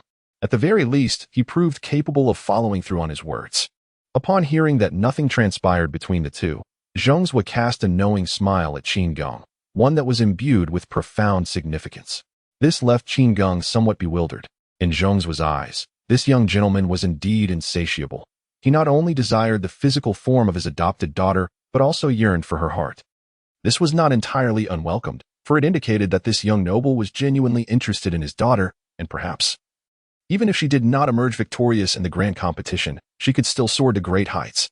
To be honest, he initially did not dare to dream of climbing the social ladder by aligning himself with Qin Geng. However, observing Qin Geng's demeanor towards Yin Ran sparked a glimmer of hope within him. After all, who could say that a direct invitation to ascend to the upper realm was not a remarkable opportunity? Journeying to the central continent was one thing. Ascending to the upper realm was an entirely different level of elevation. With this in mind, Zhang Zhuo found himself less concerned about his daughter's chances of victory. The benefits of winning could not possibly compare to the prospect of accompanying this young noble to the upper realm. Could they? This arithmetic was clear to Zhang Zhuo. The following day, the grand competition for courtesans commenced with fervor. The normally bustling Anhui city now appeared deserted, as throngs of people flocked to the arena. Those with wealth occupied the front rows, while the less affluent were relegated to the back. Due to the influence of Zhang Zhuo, Qin Geng undoubtedly found himself seated in a luxurious VIP box alongside other esteemed investors, surveying the numerous courtesans yearning for fame and the bustling crowd below. Look, that one is the holy maiden Yi Xiaoyuan from Yuezhou. Huh, what does that matter? Have you not noticed in Shengxue from the Jinzhu sect? In my opinion, the champion should be the newcomer, Yin Ran, the adopted daughter of our Lord Zhong. Although similar discussions had commenced several days prior, the current atmosphere was palpably more fervent. At this moment, amidst the numerous private boxes above, a chilling atmosphere prevailed, save for the heated debate emanating from box number 2. Uncle Fu, what on earth is happening? Who dares to occupy box number 1? The speaker was a youth with a somewhat sullen expression, his eyes brimming with defiance, and a faint glimmer of menace flickering within them. The elderly man known as Fu Bo swiftly intervened with gentle persuasion. Young master, this arrangement has been orchestrated personally by Lord Zhong. We must not defy it at this moment. Once everything has concluded, we shall certainly receive a fitting explanation. With the strength of the Kanglan mansion, even Lord Zhong would not treat you with disdain. Upon hearing the authoritative words of the elder, the young man could only snort in response, extending his hand to roughly squeeze the alluring woman nestled in his embrace. She winced in pain, but dared not utter a sound. The reason for her silence was simple. The ruthless youth before her was none other than He Yuanxiu, the young master of the Kanglan mansion, a dominant force in the southern region, born with a silver spoon in his mouth. He had always been accustomed to a life of luxury, receiving his father's affection as the cherished son born in his later years. This upbringing had fostered his dark, ruthless, and insatiable nature. Such a figure, if slighted even slightly, could easily resort to tormenting her, and at worst, obliterating her existence. Therefore, even when he vented his frustrations upon her, she was compelled to maintain a flattering smile directed at He Yuanxiu, masking her pain with obsequiousness. He Yuanxiu is notoriously known for his insatiable lust. During every courtesan selection, he makes it a point to personally observe the proceedings, handpicking those who catch his eye, individuals who are agreeable enough to avoid causing offense, and subsequently bringing them into his household for his own amusement. It is precisely due to his father's unfathomable influence and his long-standing camaraderie with the Lord of Anhui City, Zhang Zhuo, that each time he visits, Zhang Zhuo ensures that this young master is granted access to the most exquisite private room, offering the finest views and ambience. Today, He Yuanxiu, who had anticipated a routine day, was unexpectedly informed that the esteemed guests were in box 1 and was requested to proceed to box 2. Moreover, according to the attendant, this was indeed the directive from Lord Zhong himself. How could this possibly be? In He Yuanxiu's perspective, the existence of a guest more esteemed than himself was unfathomable. He firmly believed that he should be regarded as the paramount guest in Zhong's eyes. The rationale was simple. His father was the mightiest figure in Kanglan Prefecture, a formidable being at the pinnacle of the Ascension realm, He Liao. Even when merely considering the realm of cultivation, his father surpassed you by a considerable margin. What grounds do you possess to dare show me disrespect? It must be said that even in this fantastical realm, there remain many who exhibit such a reliance on parental prestige. At this moment, He Yuanxiu could hardly fathom that in the adjacent private room number 1, not only was Qin Geng present, but also the city lord, Zhang Zhuo himself. Even though He Yuanxiu's words had been silenced by the butler known as Fu Bo, who possessed the power of the broken delusion realm, it remained utterly ineffective in the presence of a mid-stage ascended realm expert. Jones was scoffed. This He Yuanxiu truly lacks self-awareness. I am on the verge of declaring that he is unworthy, yet he still harbors discontent. Were it not for his father's reputation, I would have already taught him a lesson. Zhongzhua had always held a certain disdain for the arrogant scion of the He family. Although his participation in this grand competition for the title of courtesan seemed no different from previous occasions, he was fully aware that He Yuanxiu was focused on his daughter. Yanran. Under normal circumstances, it would not be an issue, but with the presence of this young master, Zhongzhua would grant him no opportunity whatsoever. Observing Zhongzhua's demeanor, Qin Geng smiled faintly and remarked, "No need to be concerned, Lord Zhong. Individuals like him often find themselves overly pleased at the most inappropriate moments. A mere waste at the late stage of the ascended realm is hardly worth my consideration." Zhongzhua understood Qin Geng's disdain for engaging with the lower realms. Yet the term mere waste left him feeling somewhat awkward. He had not yet reached such a level of cultivation himself, in Qin Geng's eyes. Did that not render him even less than refuse? Although he discerned Zhongzhua's discomfort, Qin Geng had no intention of offering an explanation. He merely closed his eyes to meditate, awaiting the commencement of the competition. The glance he cast upon Zhongzhua seemed to convey a message. "I genuinely believe you are beneath even refuse. What of it?" However, Zhongzhua found himself unable to utter a word in response, forced to sit in silence while engaging in idle chatter. Alas, for the sake of his future. He was willing to endure such condescension. To him, He Liao could be considered a friend, but this esteemed young master represented his future. If faced with a choice between emotional ties and becoming stronger, the answer was undeniably clear. Indeed, the son of an old friend had now been relegated to private room number 2. Meanwhile, the grand competition was about to commence. Sensing the commotion, Qin Geng opened his eyes without the need for Zhongzhua's reminder.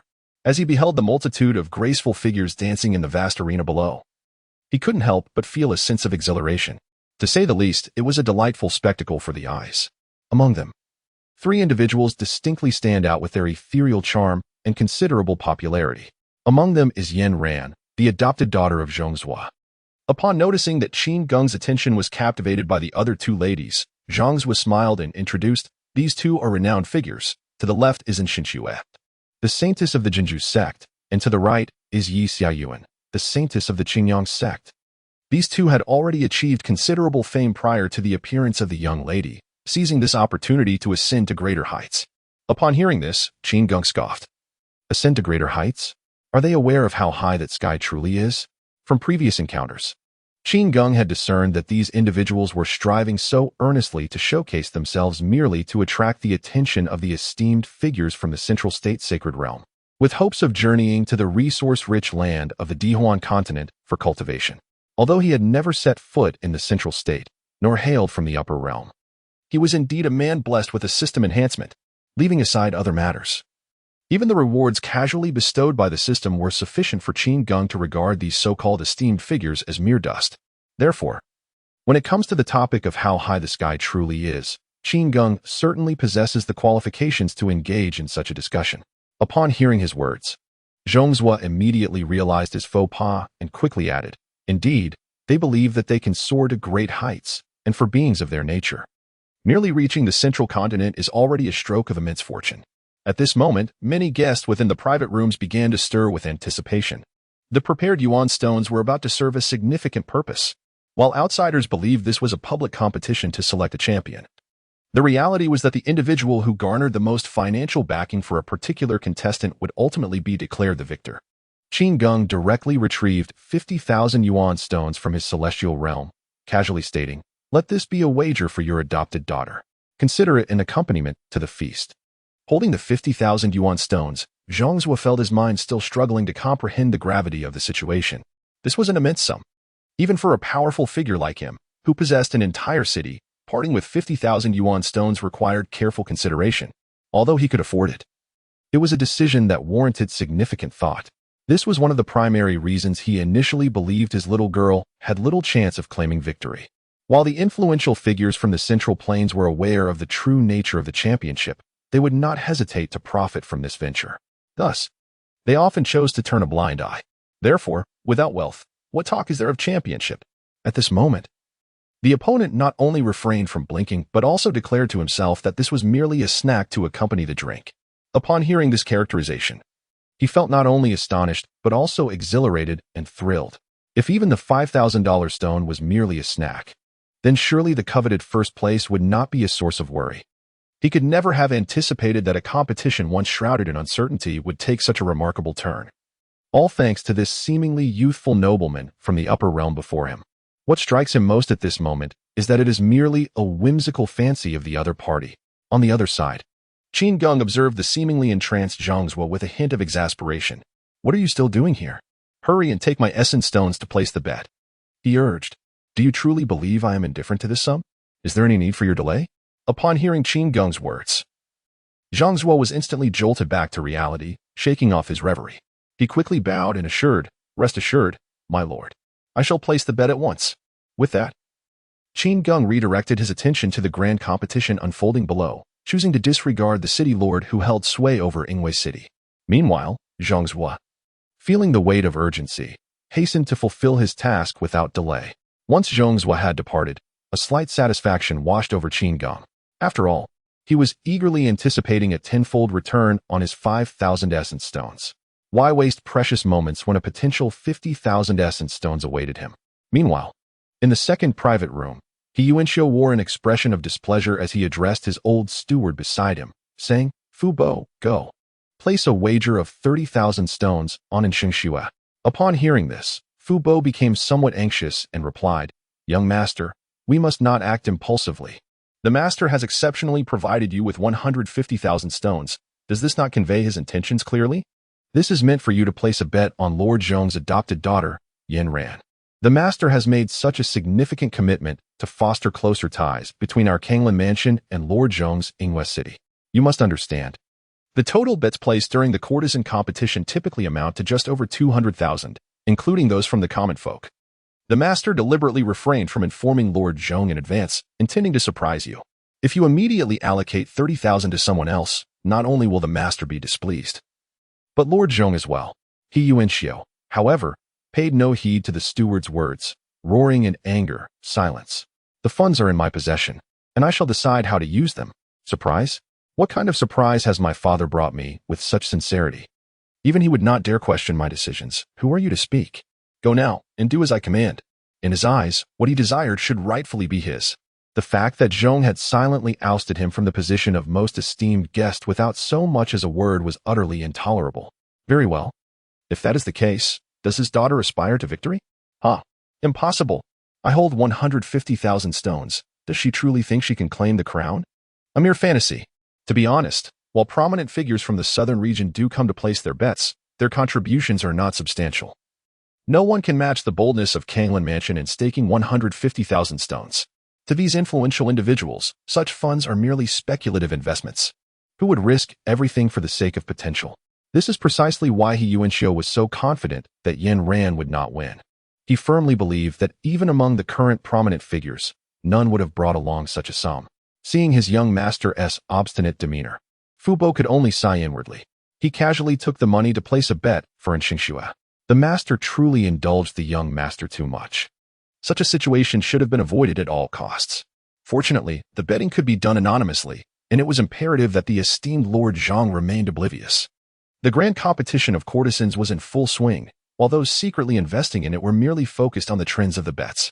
For them, the appearance of these decorative figures held no significance. They were solely concerned with ensuring that their money was spent wisely.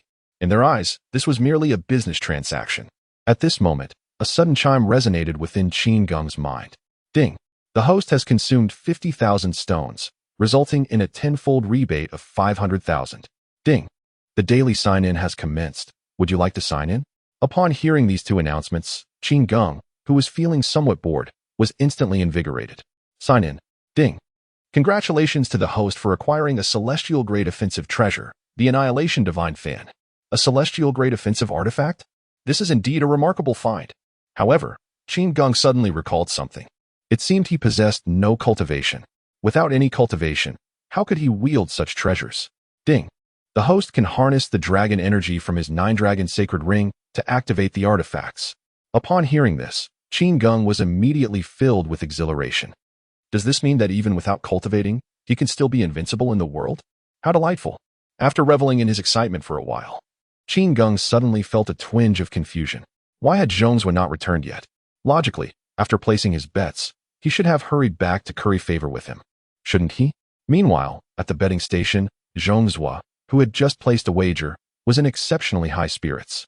Just as he was about to depart, he suddenly caught sight of a familiar figure. Wasn't that the butler beside Brother He? It seemed that Brother He intended to place a bet on my daughter as well. However, the old butler spoke in a low tone. 30,000 stones, for in Xingxue. Upon hearing this, Zhongzhou couldn't help but narrow his eyes. So, the bet was indeed for in Xingxue? Could it be that scoundrel He Liao was deliberately sabotaging this? Impossible. Zhongzhou had known He Liao for many years and understood that He Liao was a person of integrity, incapable of such duplicitous actions. The situation was quite simple. It must be his good-for-nothing son. Seeing that his own treatment had diminished, he resorted to such retaliatory measures? Did he have no respect for his elders or his own father? How utterly childish. Unable to restrain himself, he stepped out from the shadows. The butler, who had just placed the bet, intended to leave swiftly but suddenly felt a terrifying aura locking onto him. He stiffened and turned around, only to see Zhongzhou was standing behind him, expressionless and gazing at him intently. The butler's heart sank in fear. How could he be here? Did he come personally to place a bet for his daughter? It seemed he had already discovered the bet placed for someone else. He struggled to speak. Lord Zhongzhou. This matter. Before he could finish, Zhongzhou suddenly exerted a slight force, injuring the butler. Zhongzhou coolly remarked, I'm well aware of Brother He's character. However, I would appreciate it if you would convey a message to your young master. Let him not be too arrogant. Brother He has built an illustrious reputation, and it could be tarnished by his own son. This is merely a small warning. To be honest, seeing Brother He's son in such a state truly pains me. The butler quickly explained, Lord Zhong, please understand that this situation was not desired by either the master or the servant. The master specifically prepared 150,000 stones for you, intending to surprise you. However, the young master was willful and insisted on placing the bet on in Xingxue. At this point, he noticed that Zhongzhu's expression had grown exceedingly grim. 150,000 stones? If He Liao were here, he would be delighted. But now, it was his scoundrel son in charge. What did this imply? Did it not mean that this 150,000 was essentially a stumbling block for his daughter's victory? That young man might be willing to offer 50,000 as an appetizer. But if he learned of the 150,000 and thought he could take advantage of it, wouldn't that lead to dire consequences? Even if the other party was not lacking in funds, if he refused to spend unnecessary money, wouldn't that lead to a significant downfall for himself? As the Lord of Yingwei City and a long-standing friend of He Liao, he could not possibly harm his son. Thus, he coldly declared, Please convey a message to young Master He. I hope he will cease this matter at once. Such a substantial transaction of essence stones is beyond his current capabilities. With that, he vanished from the spot, leaving Fu Bo standing there, utterly astonished. He had genuinely sensed a trace of murderous intent. It was over. It was all over. I had warned the young master against such impulsiveness. Once he regained his composure and took a moment to steady his breath, he hurried back to seek out He Yuanxiu. It was imperative that he urge the young master to halt his actions immediately. On the other side, Zhongzhou returned to the private room number 1, where Qin Geng resided, with a certain silence that was palpable. It was evident that his mood was rather dismal. Qin Geng inquired, What is the matter? Is the money insufficient? Upon hearing the question, Zhongzhou did not dare to be negligent. He quickly mustered a faint smile and replied, No, my lord, it's just.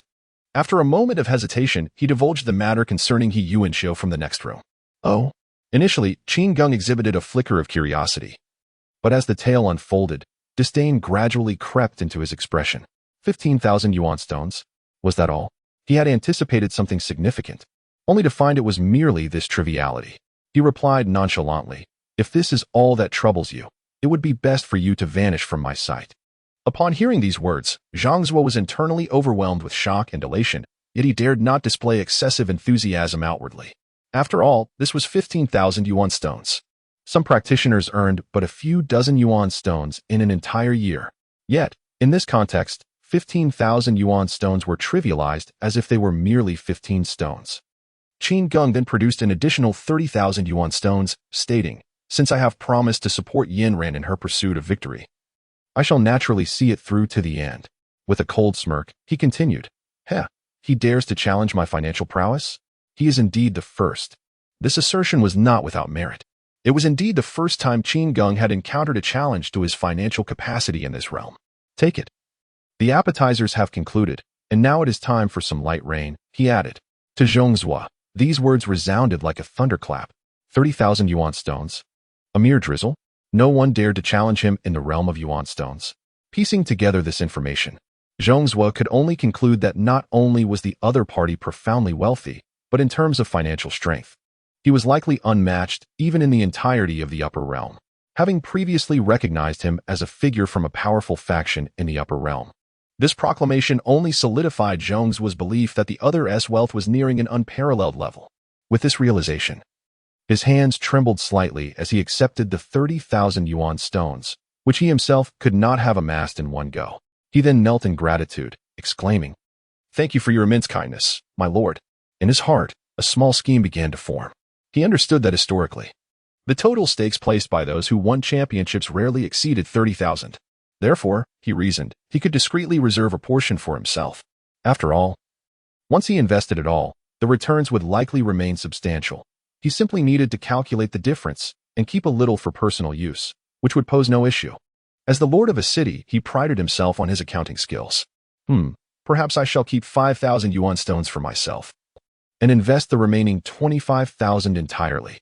Meanwhile, Mr. Fu was wearing a serious, yet somewhat fearful expression as he implored He Yuan Zhou to reconsider. "Young master, we must cease our extravagant spending at once. If we continue to squander here, it will irreparably sour our relationship with Lord Zhong." This had always been his stance. Yet how could he voice his concerns when the young master was so headstrong, disregarding even the opinions of his own father, the esteemed elder? At this moment, He Yuanxiu gritted his teeth and exclaimed, "Did he truly say that? Humph. Does he really believe that as long as he is in this moonlit city, he is akin to a deity? Fubo, accompany me to the betting station. I intend to wager the remaining 12,000 taels personally on Xinshui." Unbeknownst to He Yuanxiu, he was engaged in a futile endeavor. On the other side, Zhongzhua remained oblivious to the foolish machinations he was engaged in, convinced of his own shrewdness. Presently, he regarded the young master with complete indifference, holding 30,000 yuan stones in his possession. Why should he fear a fool carelessly spending the 15,000 yuan stones bestowed upon him by his father? Let him squander that 15,000 yuan stones on futile endeavors and aimless fussing. Not only would this ensure his daughter's victory, but it would also render this scoundrel's resources worthless. What a delightful thought. Though such sentiments might betray his old friend He Liao, he believed this incident could serve as a valuable lesson. His dear brother has been far too indulgent towards his son. The cost may indeed be steep. Yet he hoped this experience would awaken him to reality. With this in mind, Zhongzhua wasted no more time and took his leave from Qin Geng. Fortunately, on the other side, He Yuanxiu was still being fervently prevented by Uncle Fu, or else they would have crossed paths once more. At that moment, the grand competition among the courtesans had entered a recess, and several frontrunners for the crown were engaging in conversation. The first to speak was the Saintess Yi Xiaoyuan from the Qingyang sect. Her voice, laced with a subtle charm, inquired, "Sister Yan, who do you think will claim the crown this time?" After posing this question, a hint of self-satisfaction graced her features. This time, besides the sect master had reached out to several old friends to lend their support from behind the scenes. How could she possibly lose? She understood that Xinshui was typically aloof, pure as ice, and treated everyone with a cold demeanor, which left her without any substantial backing. But what of you, Yin Ran? Even if you were the daughter of the city lord, what does it matter? You are merely a fledgling girl. What can you possibly contend with me? The reason for such a query is simply to revel in a sense of superiority that is uniquely hers. Yin Ran humbly replied, "I presume it must be two esteemed elder sisters, for I am but a newcomer, truly." And Xinshui maintained her usual frigid demeanor and replied, "It matters not." Upon hearing Yin Ran's words, Yi Xiaoyuan felt a sense of satisfaction within her heart. The words of Xinshui filled her with immense irritation and disdain. What pretense of purity and elegance was this? If she were truly a paragon of virtue, would she engage in such a contest for attention? Why was it so difficult to admit her desire for success and recognition? Indeed, she had never encountered a more vexatious individual. Ultimately, she could only manage a slight smile and say, "Let us await the outcome." Observing her intense competitive spirit, Xinshui sighed inwardly. In truth, she had no desire to partake in such matters, yet she found herself unable to defy her esteemed elder. The elder had shown her profound kindness, and she simply could not bear the thought of causing disappointment to that venerable figure. On the other hand, Yin Ran found herself somewhat apprehensive. To be candid, she was unsure of what accomplishments she could truly attain, and she hesitated to draw any definitive conclusions. After all, she never considered herself to be a contender for the championship. Yet, her endeavor was backed by that gentleman's assurance. Having only met him once, she was genuinely uncertain about the reliability of his words.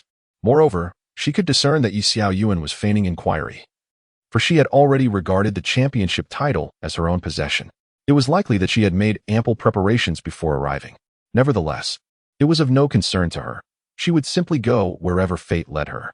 Meanwhile, Zhang Zhuo had returned to the betting area once more, his face alight with excitement as he placed a wager of 250,000 yuan stones. For Qin Geng, this sum of 50,000 yuan stones held little significance. However, for himself, it remained quite crucial. Yuan stones are the currency of this realm, and even someone of his exalted status as a transcendent being cannot escape the mundane concern of financial scarcity. Meanwhile, a notification sound emanated from Qin Geng's system. The host had expended 250,000 stones, yielding a tenfold return of 2,500,000. Initially, upon hearing the sum of 2,500,000, Qin Geng felt a surge of joy. However, in the next instant, realization dawned upon him. Wait a moment, shouldn't it be 3 million? After a moment of contemplation, he grasped the situation. That damn Zhang Zhuo had clandestinely pocketed his 50,000 stones. This had resulted in a loss of 50,000 stones for him. How foolish he felt, having initially reveled in the prospect of 2,500,000. Now, upon reflection, he felt like a complete fool. When Zhang Zhuo returned, he still wore a mask of enthusiasm, exclaiming, "This time, my daughter was fortunate enough to secure victory, and I must extend my deepest gratitude to young Master Qin." Yet, Qin Geng offered no response, his gaze fixed on him with an icy intensity.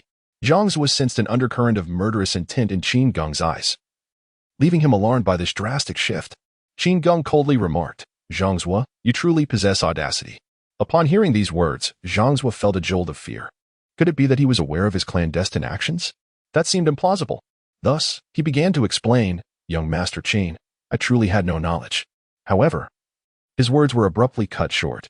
Suddenly, a figure cloaked in a black robe materialized before Qin Geng. Without a moment's hesitation, the figure struck out at Zhang Zhuo. Taken completely off guard and confronted by a guard at the pinnacle of the Ascension realm, Zhang Zhuo was instantly gravely injured. With terror etched on his face, he gazed at the guard, recognizing him as the bearer of the aura he had sensed earlier at the city gate. Simultaneously, he understood that his actions had undoubtedly been fully exposed. The might of his opponent struck fear into his very core, prompting him to hastily kneel and implore for mercy. "I, Zhang, am truly deserving of 1,000 deaths. My greed has led me astray." He was acutely aware that his adversary possessed the power of a peak ascendant, and thus, not only could he flout the rules of this moonlit city, but he himself could be extinguished at a whim. In the face of such formidable strength, all regulations became mere jest. Qin Geng coldly remarked, "You truly have a death wish, daring to covet what belongs to me? Frankly speaking, your title as the Lord of Moonlit City is nothing but trash in my eyes. You, this refuse, dare to lay hands upon my possessions? Do you believe that a single word from me could reduce you and this wretched city to naught in an instant?" Upon hearing this, Zhang Zhuo could no longer maintain his composure. Once a formidable force, he now fervently bowed and prostrated before Qin Geng, his visage filled with desperation as he pleaded, "Noble sir, I implore your magnanimity. Punish only this insignificant ant. I beseech you to show leniency towards Moonlit City." At this moment, Zhang Zhuo was consumed by regret. He lamented his own foolishness. While his opponent may not care for material wealth, he certainly valued whether he had been mocked. The manner in which his actions were discovered mattered little to him now. His sole concern was how his adversary intended to exact punishment upon him. He understood that he must not appear excessively fearful of death, lest it provoke Qin Geng's disdain and murderous intent. Yet, he also recognized the need to avoid being overly defiant, striking a delicate balance in his demeanor. Qin Geng coldly observed Zhang Zhuo for a considerable time before finally gesturing to his bodyguard, Qin Xian. Understanding the command instantly, Qin Xian delivered a ruthless blow to Zhang Zhuo. Completely unable to defend himself, Zhang Zhuo was knocked to the ground, spitting blood, his entire demeanor diminished. Clearly suffering from severe injuries, Qin Geng remarked indifferently, "This is merely a lesson. Should you dare to transgress again, I shall undoubtedly render you incapacitated." Zhang Zhuo, relieved that his life had been spared, felt immense gratitude within, yet outwardly refrained from expressing anything, merely enduring the excruciating pain while nodding repeatedly. Qin Geng continued, "As for the betting matter, I shall persist in my endeavors. Since it is my commitment, I shall fulfill it. However, this time I will personally oversee it. You would do well to find an opportunity to place that 50,000 stones bet without delay. Now, swiftly remove yourself from my sight. Do not sully my vision." Upon hearing this, Zhang Zhuo, disregarding the tone and attitude of his superior, hastily bowed in gratitude before promptly vanishing. Not only had he been spared, but he had also received assurance of continued support for his daughter's competition, which he deemed an extraordinary stroke of fortune. After some contemplation, Qin Geng resolved to set off immediately to the betting venue for a thorough inspection. Meanwhile, He Yuanxiu, undeterred by Mr. Fu's admonitions, commenced his own course of action. "Dare you treat me in such a manner? Today, I shall ensure you pay dearly for it." With these thoughts simmering in his mind, he personally made his way to the betting venue. Meanwhile, Qin Geng found himself pondering the extent of his investment in this venture. After all, he had just acquired 2,500,000 yuan stones. Should he invest the entirety of it? Not only would he receive a tenfold return, but the promised championship also seemed quite secure. At that moment, a rather arrogant voice boisterously proclaimed, 120,000 stones, in Shinshui. Upon raising his gaze, Qin Geng beheld a somewhat sullen young man, accompanied by an elderly figure who bore a troubled expression. Instantly, Qin Geng recognized their identities. According to the prior words of Zhang Zhuo, these two must be the representatives from the Kanglan mansion who had been squeezed out to the second private room by him. Having previously invested 30,000, they now audaciously flaunted a remaining sum of 120,000, still daring to make such a ruckus? With a fortune of 150,000 stones, how could they still presume to engage in a contest of wealth with him? Observing He Yuanxiu's comical self-satisfaction, Qin Geng could not help but stifle a chuckle. He did not make any effort to conceal his laughter, causing it to resonate sharply, drawing the attention of those around him. In the fleeting moment when He Yuanxiu was basking in the astonished and envious gazes of the crowd, his expression suddenly shifted. Who dares to openly look down upon him in this manner? Following the sound, he beheld a young man clad in white, exuding an air of noble elegance, suggesting a prestigious lineage. Yet, who was He Yuanxiu? He was the son of the Lord of Kanglan Manor. To him, it was inconceivable that anyone here would dare to offend him so brazenly. Not only did this person fail to recognize him, but he also audaciously expressed disdain. With a cold sneer, he remarked, "Pray tell, this elegantly dressed young sir, who might you be? Do you not regard the sum of 120,000 yuan stones? Are you aware of my identity?" Unbeknownst to him, the ever-watchful Fu Bo, upon noticing Qin Geng's attire, revealed a flicker of uncertainty, scrutinizing him intently. Qin Geng, hearing the arrogant and ignorant words hurled at him, responded with a calm smile, "Indeed. I know. You hail from that worthless Kanglan Manor, do you not? A mere 150,000 yuan stones. And you have the audacity to boast here. How utterly laughable. Given the abysmal status of your Kanglan Manor, how elevated could your perspective possibly be?" With a bemused shake of his head, he prepared to step forward to place a bet. Upon hearing such brazen disrespect towards his own Kanglan Manor, it was not just He Yuanxiu who was taken aback. Even the bystanders and Fu Bo beside him wore expressions of disbelief. Who is this person, so audaciously arrogant? Surely, he must be attempting to gain notoriety by exploiting the city's unwritten laws against casual violence. If that is indeed the case, then he is truly a fool. At this moment, Uncle Fu was incensed by the other's words, rendering him unable to continue observing Qin Geng. He spoke in a somber tone, "Esteemed young sir, while the Kanglan mansion may indeed lack prowess, my master is nonetheless a figure of the late ascendant realm. Even the esteemed Lord Zhong of Ingwei City must offer him a modicum of respect. Might your words not be somewhat hasty? Were it not for the constraints imposed by Zhong's regulations, Uncle Fu might have already taken action." Qin Geng, seemingly oblivious to the malice glimmering in the other's gaze, merely offered a disdainful smile before stepping forward to address the proprietor in charge of the betting, 120,000 essence stones. Having said this, Qin Geng unexpectedly produced a storage ring and presented it to the betting official. This ring had been procured in bulk at his behest from Zhong Zhuo earlier. Otherwise, the substantial returns from the tenfold profit would be far too great to be contained within mere sacks. Although Zhong Zhuo had been somewhat puzzled as to why a young master from the upper realms would require such an array of storage rings, he dared not voice his curiosities, adhering strictly to Qin Geng's instructions. upon witnessing the astonished expression of the person in charge after the inspection. He Yuanxiu realized that the individual had indeed produced 120,000 essence stones. At this moment, Mr. Fu had also emerged from his fit of anger, and his gaze towards Qin Geng had transformed. The presence capable of producing a staggering sum of 1.2 million yuan without a flicker of hesitation was indeed remarkable. Suddenly, his attention fell upon the ring in Qin Geng's hand, and his pupils contracted sharply. Before he could utter a cry of astonishment, He Yuanxiu was the first to erupt in indignation, exclaiming, "I see you cannot possibly produce that 1,200,000. You must be in collusion with this person in charge, you wretch. I, He Yuanxiu, shall remember you."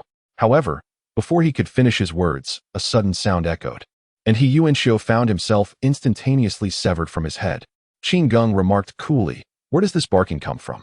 The transformation was so swift that even Fu Bo, the elderly steward responsible for He Yuanxiu's safety, failed to react in time. He had sensed the extraordinary nature of Qin Geng and was about to caution his young master to tread carefully. Little did he anticipate that a mere utterance would lead to such a fate for his master. Stunned, he stood frozen in place, and then his expression morphed into one of horror. "Young master." Yet, He Yuanxiu was no longer able to hear Fu Bo's cries. His head bore an expression frozen in jealousy directed towards Qin Geng. Observing the final demeanor of his master, the old man realized that it must have been a formidable being of the Ascension realm who had acted, one whose presence eluded even his own awareness of danger. Fu Bo trembled as he pointed at Qin Geng, stammering, Do you comprehend what you have done? Even if you possess an exalted status, the act of slaying my young master has irrevocably set us on a path of enmity with the Kanglan Manor. Moreover, you have brazenly violated the rules established by Lord Zhong." In Fu Bo's eyes, regardless of who Qin Geng truly was or the power he hailed from in the southern region, today he was destined to pay a grievous price. Even if he were to emerge alive from this place, his ultimate fate would be no less than profoundly tragic. Not only had he transgressed the regulations set forth by Zhongzhou, but he had also caused the demise of Yi Liao's most cherished son. Given that Yi Liao had long enjoyed a cordial relationship with Zhongzhou, how could he possibly leave this moonlight city unscathed? Where would Lord Zhong's wrath be unleashed? Reflecting on these thoughts, Fu Bo became increasingly convinced that Qin Geng was akin to a walking corpse. At that very moment, Zhongzhou, who intended to reinvest the 50,000 yuan worth of stones he had previously kept hidden, happened to arrive at the scene. Observing the chaotic situation, he could not help but furrow his brows. What on earth is happening? Do these people not understand their own rules? Upon seeing Zhongzhou, Uncle Fu was overwhelmed with joy. Not only had he found hope for himself, but he also envisioned the possibility of having Lord Zhong vindicate his young master. He rushed forward, tearfully imploring, "Lord Zhong, you must advocate for me. Please, take a look, our young master has been murdered. This heinous act occurred within your city. How can such a criminal be allowed to act with such impunity?" He had already devised a plan. While Zhongzhou confronted the formidable ascendant who lurked in the shadows to protect Qin Geng, he would seize the opportunity to capture the murderer alive and return him to Kanglan Mansion for his master to deal with. What did it matter that Qin Geng appeared so youthful and donned such extraordinary attire? He was confident that, with his late-stage void-breaking strength, he would easily subdue his opponent. On the other side, upon hearing these words, Zhongzhou was immediately struck with astonishment. "What? Brother Hie's son has perished? Died in my city?" Having known He Liao for many years, he was acutely aware of the depth of the man's affection for his son. In truth, he had never held a fondness for the overbearing He Yuanxiu, yet out of respect for his old friend, he had always refrained from harboring any grievances and had extended every possible courtesy to the young master within his means. Had such a tragedy occurred elsewhere, he could merely express his condolences to He Liao. However, this calamity had transpired within his own territory. Not only was he at a loss as to how to explain this to He Liao, but the audacity of someone to so openly challenge his authority was beyond comprehension. Previously, he had narrowly escaped peril due to his clandestine hoarding of precious stones. Now, he found himself embroiled in an even greater predicament. Anger surged within him, and he bellowed, Who dares to harm my old friend's son in this place?" Witnessing the furious countenance of the city lord, those unrelated to the matter quickly dispersed, fearing the wrath that had been unleashed. Fu Bo, indifferent to the onlookers, pointed directly at the resolute Qin Geng, declaring with a piercing tone, "My lord, this is the very man. Behold, he brazenly commits violence and stands there unmoved, utterly disregarding your authority." What he failed to perceive was the incredulity and a tinge of dread reflected in Zhongzhu's gaze. How could it be Qin Geng once more? While others might be oblivious, he was acutely aware of the formidable power possessed by the ascendant being standing beside him. At that moment, Qin Geng finally chuckled lightly. Addressing Zhong Zhuo, City Lord Zhong, I seem to have disrupted your rules. How do you find my actions? Upon hearing this inquiry, beads of perspiration trickled down Zhong Zhuo's forehead as he struggled to swallow. He understood that, beneath the surface of this question lay a stark challenge. What are you? To question me? You breach my rules. What can you possibly do to me? After much contemplation, he managed a forced smile and replied, You have indeed acted commendably. Young Master Qin, to be frank, I've long held a distaste for He Yuanxiu. Had it not been for his father's influence, I would have disregarded this wretch from the start. Now that he has foolishly collided with you, his current predicament is simply a consequence of his own folly. Upon hearing this, Qin Geng nodded slightly and, as if oblivious to those around him, proceeded to depart. Before leaving, he casually remarked, How to deal with this man is your prerogative. As for that Kanglan prefecture? What is that, really? With the protection of the system now at his disposal, Qin Geng had no fear of some trifling late-stage ascendant. On the other side, Uncle Fu was utterly taken aback. Just a moment ago, he was consumed by rage over the death of his young master, yet upon seeing the perpetrator, he could only utter, he deserved to die. What on earth was happening? Hadn't he promised to avenge his master? Suddenly, a possibility struck him. Could it be that the one responsible for his young master's demise was indeed the guest seated in box number 1? Observing the myriad expressions crossing Uncle Fu's face, Zhong Zhuo coldly remarked, It seems you have deduced the intricacies of this matter quite clearly. Upon hearing this, Uncle Fu sneered, Excellent. The esteemed lord of Yingyue City cannot even adhere to his own rules. Though the soul tablet of my master is undoubtedly shattered now, I will report every detail to my lord. To this, Zhong Zhuo replied with an impassive demeanor, Report? I fear you shall not have that opportunity. At these words, Uncle Fu's pupils dilated in shock. He exclaimed, No, how can you dare to harm me? Before he could finish his sentence, Zhong Zhuo merely waved his sleeve, reducing the old steward to ashes, without even a single cry escaping his lips. Witnessing the soul depart in terror, Zhong Zhuo could only sigh before departing. Meanwhile, in the southern region of Anchuan, at the Kanglan Mansion, the Lord He Liao was seated in the main hall, sipping tea when, unexpectedly, an elder, whom he seldom encountered, rushed in with a panicked demeanor, exclaiming, My lord, a grave matter has arisen. He Liao placed his teacup down, furrowing his brow. What is the matter? Why this frantic commotion? The young master, and old Fu's soul tablets, they have shattered. Upon hearing this shocking news, He Liao, who had been composed moments before, suddenly sprang from his chair, causing the tea to spill onto the floor. His mind was a blank canvas, overwhelmed by disbelief. How could this be? His son was in the moonlit city, where he could command the winds and rain at will. How could anything have gone awry? Was there a flaw in the soul tablets?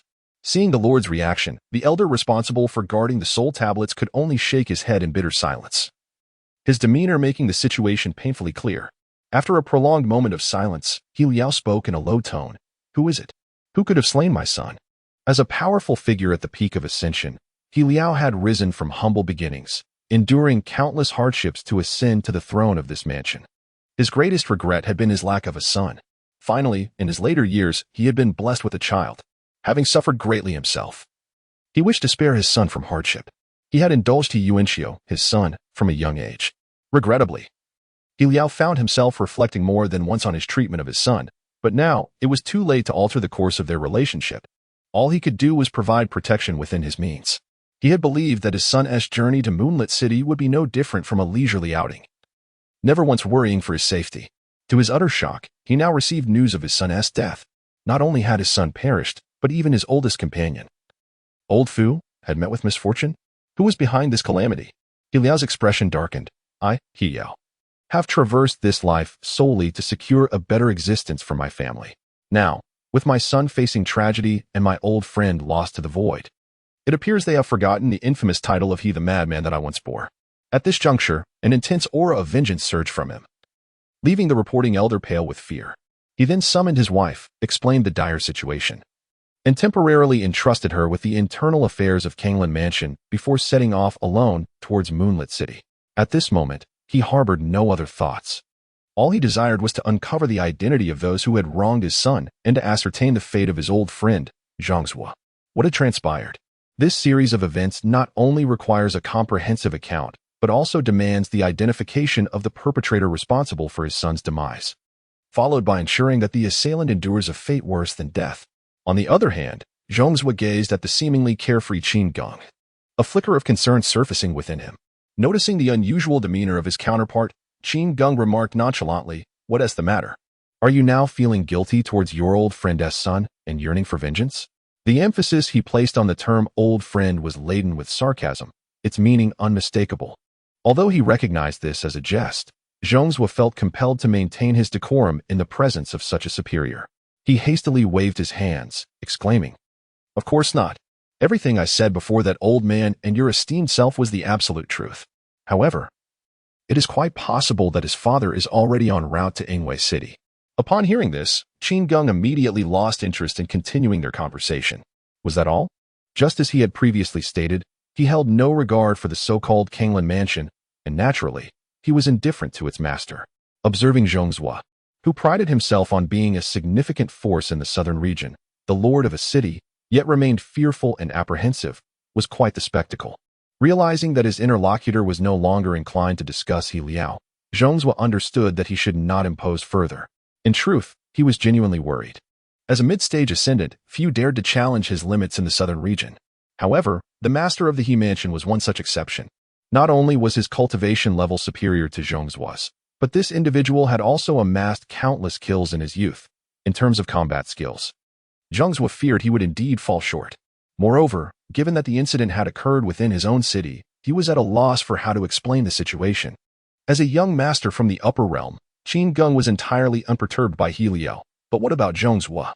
If it came down to a life-or-death confrontation, neither of them would emerge unscathed. However, recalling their past friendship, he sincerely hoped for a peaceful resolution. Noticing Zhongzhu's pensive demeanor, Qin Geng, growing impatient, said, "Then you may have that mansion's master come directly to me. I shall assess his capabilities." Upon hearing this, Zhongzhou was uncertain whether to feel relieved. Setting aside their differences, given the tempers of both He Liao and Qin Geng, if they were to meet, a confrontation seemed inevitable.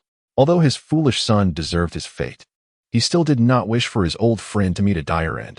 After some contemplation, he mustered the courage to say, "I only hope that you might spare my old friend's life when the time comes." Qin Geng raised an eyebrow at this. With a light chuckle, he remarked, "I did not expect that the ambitious Lord Zhong, willing to go to any lengths for his future, possesses something worthy of his concern." Upon hearing the joking tone of his interlocutor, Zhongzhou mistakenly believed this to be an acquiescence to his request. However, before he could even breathe a sigh of relief, Qin Geng's voice turned icy as he retorted, "But are you instructing me on how to conduct my affairs? Let me clarify, the decision of who to spare is not for you to dictate. The fate of life and death lies solely within my discretion, including yours. Given your previous egregious error, it was I who spared your miserable existence. Have you so swiftly forgotten your position as my dog?" Startled by this abrupt shift in tone, Zhongzhou was taken aback, exclaiming, "I would never dare to question your excellency's actions.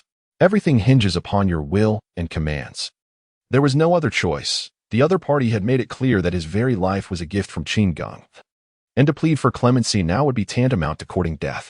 In the hierarchy of priorities, his own life undeniably took precedence over that of an old friend. Upon hearing this declaration, Qin Geng finally nodded in acknowledgement. As he was about to utter something, he suddenly beheld an expanse of darkness beyond the city, from which emerged a resounding voice, akin to the rumble of thunder. "Where is Brother Zhong now? What on earth has transpired with my son? Can he step forth for a discourse?" The many cultivators who sensed this extraordinary phenomenon could not help but change countenance in response. Upon witnessing the extravagant display before him, Qin Geng merely scoffed, remarking, "Such ostentation." He paid no heed to the shifting tides of the outside world, instead immersing himself in the final round of the courtesan competition. He was acutely aware that, although the results would be revealed the following day, he had already placed a staggering bet of 155,000 yuan stones on Yen Ran. Who could possibly rival him? This was in addition to the 120,000 yuan stones he had yet to disclose. Should this be publicly announced tomorrow, despair would likely engulf the others present. Nevertheless, this was clearly not the moment for such discussions, at least not for Zhongzhou and the others in the city who had sensed the ominous shift. As they observed the rolling black clouds and the resonant voice emanating from the heavens, a chorus of gasps erupted among the cultivators. Heavens! Such a phenomenon can actually stir the very elements. What caliber of expert is this? They must be at least in the mid-stage of ascension. The portentous approach suggests they are likely here to cause trouble. I recognize this technique. It seems reminiscent of the one frequently employed by that figure from Kanglan Mansion. But wait, wasn't it said that our city lord Zhong shared a close rapport with that mansion-s master? How could this be? I have heard that within our very city, the son of that mansion-s master has been slain. This could spell significant trouble. One wonders whether the courtesan competition can still proceed under these circumstances. Upon learning the intricacies of the situation, the crowd was left in a state of profound shock. Their concerns mounting regarding the feasibility of continuing the competition. After all, the whims and fancies of such influential figures often have a direct bearing on their own affairs. On the other side, He Liao finally revealed his figure amidst the rolling thunderclouds. Noticing the other party's emotionless expression, Zhang Zuo understood that reconciliation was unlikely at this moment. Gritting his teeth, he stepped forward and said, "Brother He." He Liao coldly replied, "Zhang, you are aware of my purpose here, are you not?" Upon hearing this, Zhang Zuo realized that the other party could not tolerate any further delays.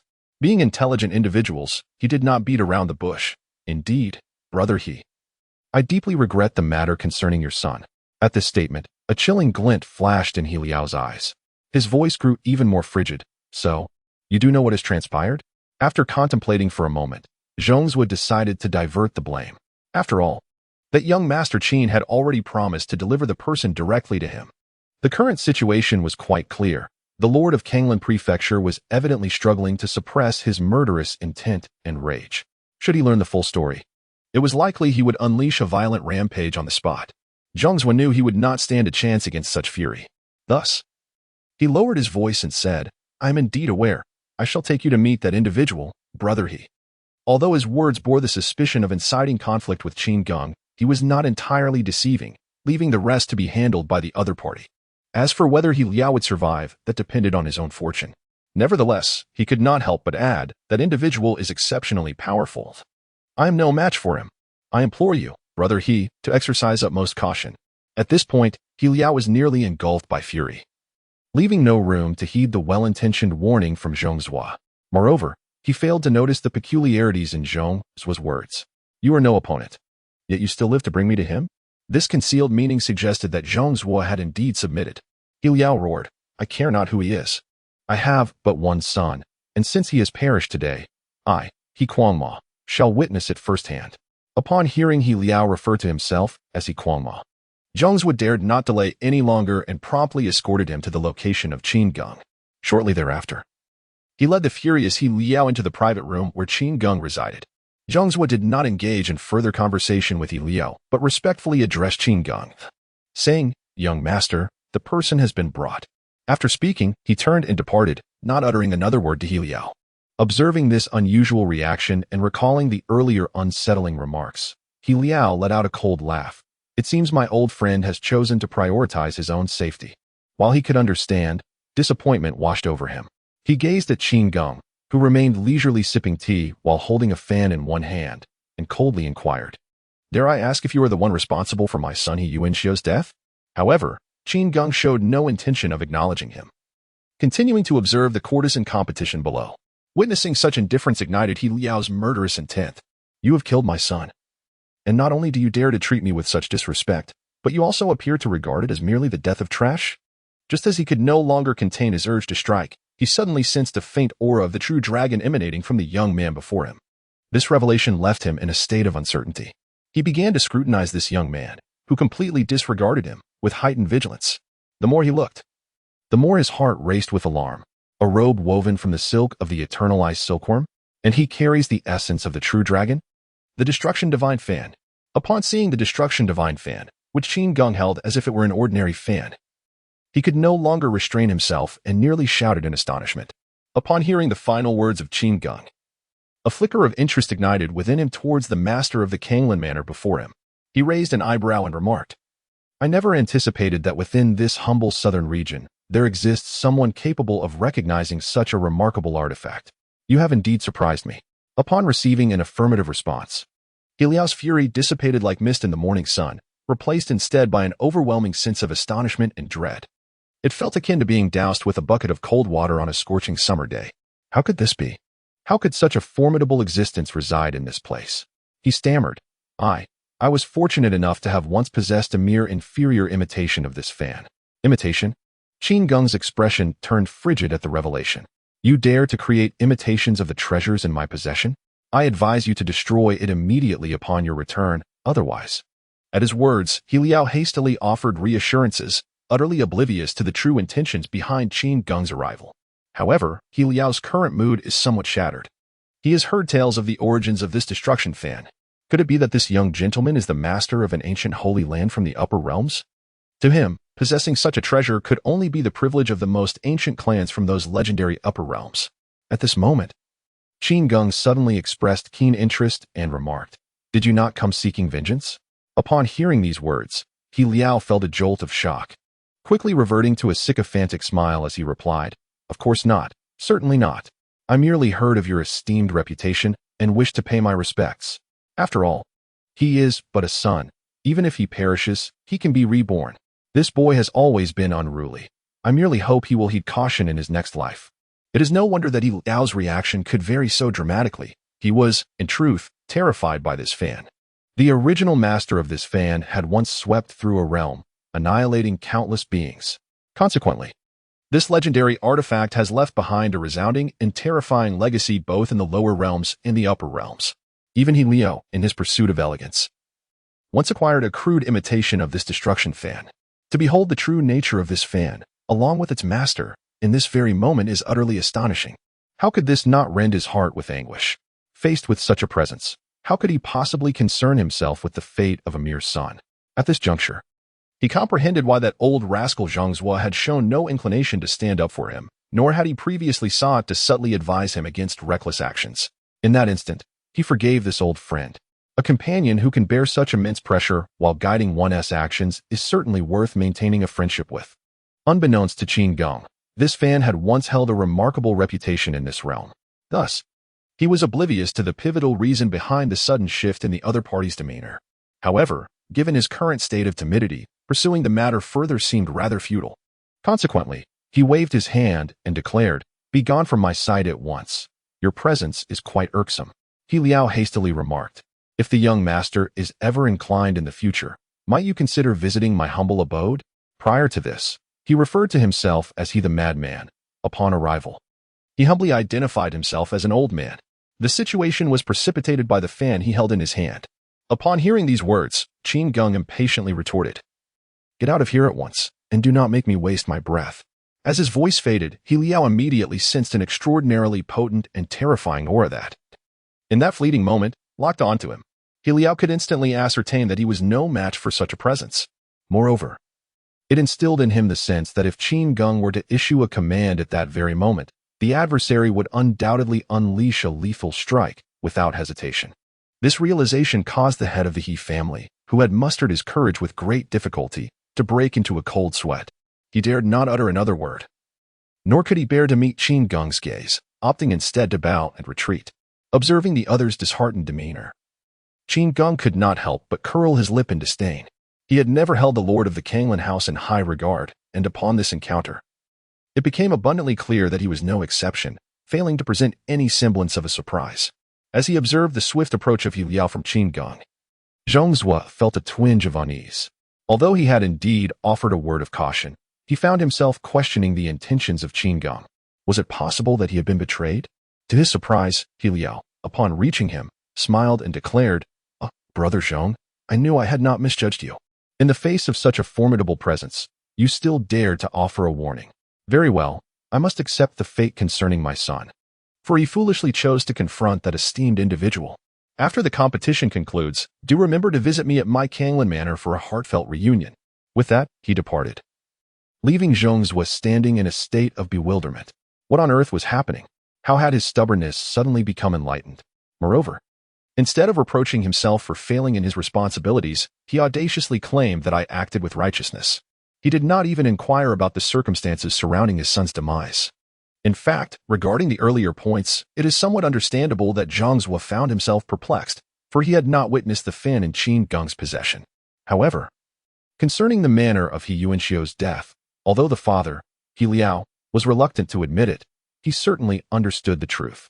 It was undoubtedly the reckless antics of his wayward son that led to this calamity. Yet, the target of He Yuanxiu's folly was a being utterly beyond reproach, leaving even He Liao with no choice but to remain silent. As he articulated, a son may be lost, but another can be born. However, should he attempt to assert himself here, the ultimate outcome could very well be the complete obliteration of his own Kanglin manor. That fan could even annihilate an entire realm, let alone his modest Kanglin manor. Even if the opponent were currently unable to unleash the full might of that destructive fan, it was more than sufficient to deal with someone of his stature. In the end, He Liao could only internally murmur, "My son, let this be a lesson. In the next life, remember not to be too audacious." Yet, he failed to consider that He Yuanxiu's behavior was entirely a result of his own indulgence. He Liao arrived with great fanfare, but upon entering the city, he was unable to stir even a ripple. Although many cultivators were quite curious, with the sudden lack of commotion, their attention naturally shifted back to the grand competition. Soon, the final day of the competition commenced. After numerous rounds of contests and eliminations, only Yi Xiaoyuan and Qin Xue and Yin Ran remained on the field. The audience's cheers grew increasingly fervent. Listening to the uninformed crowd below, Qin Geng could only shake his head with a smile. In days gone by, during his humble existence before his transmigration, he too was often filled with passion only to be deceived. As he waited idly for the results of the competition, a familiar voice echoed in his mind. "Ding! Today's sign-in has commenced. Does the host wish to sign in?" Qin Geng had grown increasingly fond of this system. Without hesitation, he declared, "Sign in." Ding!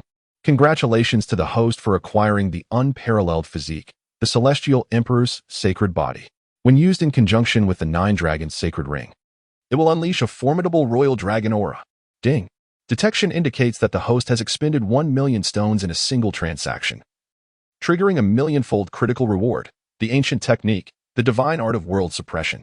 Detection confirms that the host has met the expenditure criteria, officially granting the host access to the system marketplace. Upon hearing this cascade of announcements, Qin Geng could no longer concern himself with the outcome of the competition. His heart surged with elation. The Celestial Emperor's sacred body? A millionfold critical reward? A system marketplace? It was indeed a trifecta of joyous tidings. To be frank, his decision to spend a staggering 1.2 million yuan in one go was purely an act of disdain towards that insufferable He Yuanxiu, who had only spent 120,000 yet wore a smug expression. Little did he expect such a delightful surprise. Yet, all of this pales in comparison to the exhilaration he felt upon the long-awaited opening of the system mall. To be honest, relying solely on the rewards from daily sign-ins had begun to instill doubts in him regarding the integrity of the system. Now, a faint smile crept upon Qin Geng's lips. It seemed that his journey as a prodigious figure was only just commencing. With the Heavenly Emperor's sacred body and the town boundary divine art, he was now poised to embark on the path of cultivation, and his progress would surely be meteoric. Not to mention, after merging with the Heavenly Emperor's sacred body, he could sense the spiritual energy from all directions surging toward him, even without any effort on his part. This sensation was, without a doubt, utterly enchanting. However, these were not the most critical aspects in his mind. He was eager to delve into the system mall. Upon opening it, he was greeted by a dazzling array of offerings, techniques, treasures, guardians, talismans, and even realms of cultivation. Everything could be exchanged in one fell swoop, provided one had sufficient points. Yet, how were these points to be obtained? Ding! Whenever the host expends 10 yuan stones, they earn 1 point.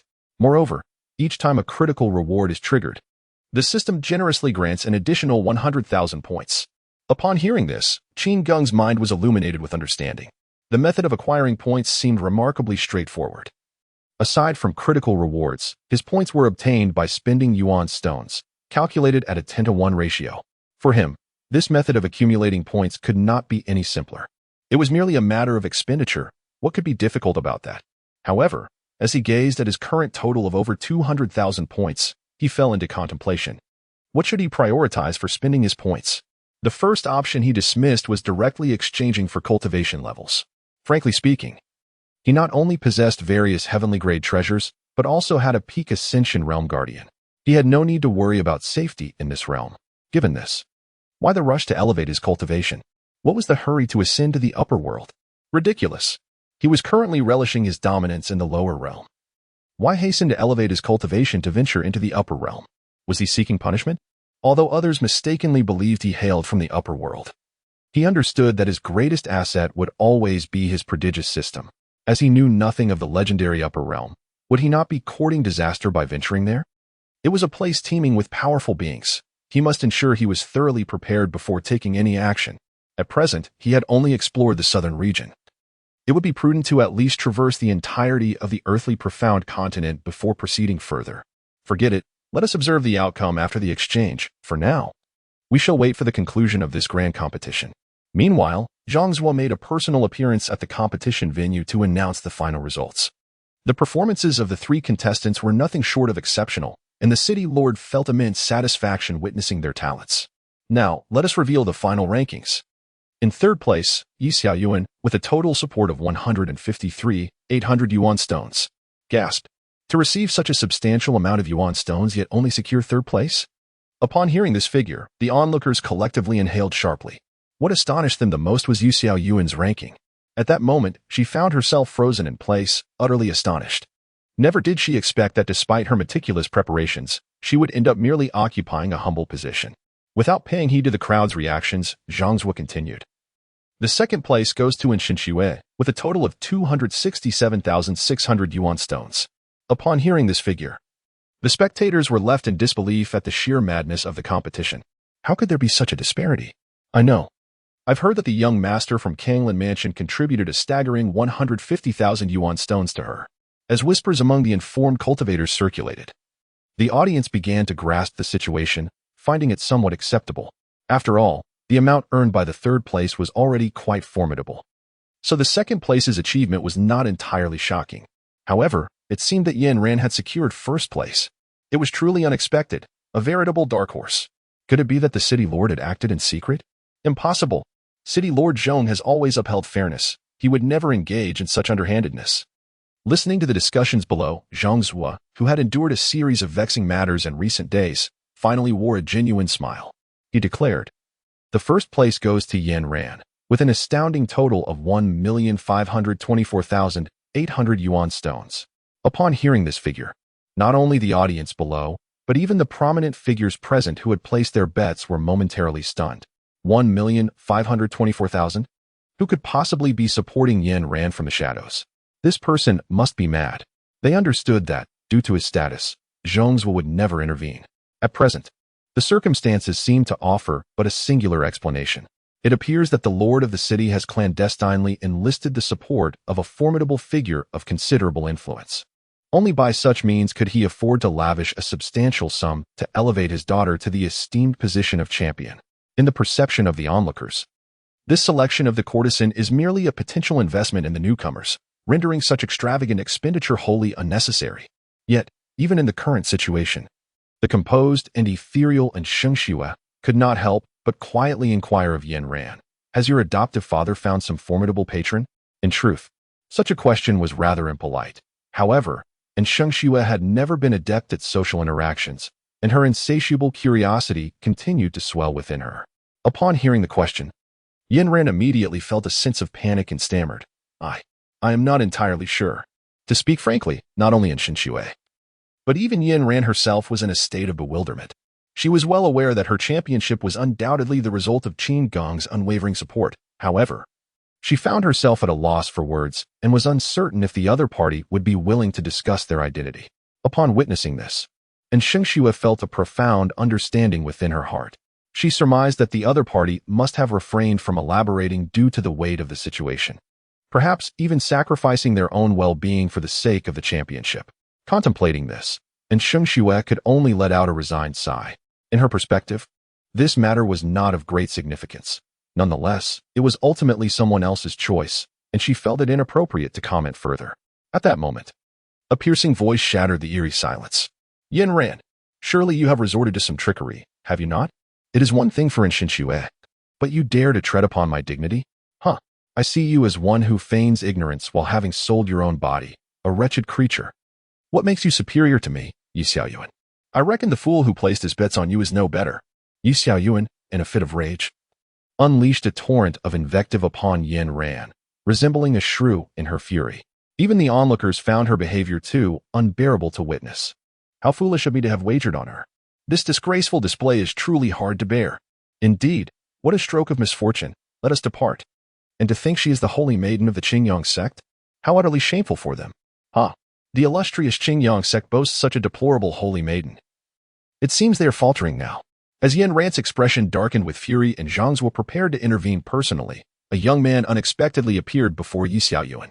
With a cold smile, he remarked, "Who did you just call a fool?" Yi Xiaoyuan, who had been fervently berating someone moments before, was taken aback by the sudden presence of a stranger and showed no restraint. She pointed directly at Qin Geng's nose and retorted, "Who do you think you are? Step aside. If you seek trouble here, the fool is you." In her eyes, it mattered not that the other party might possess some unique status.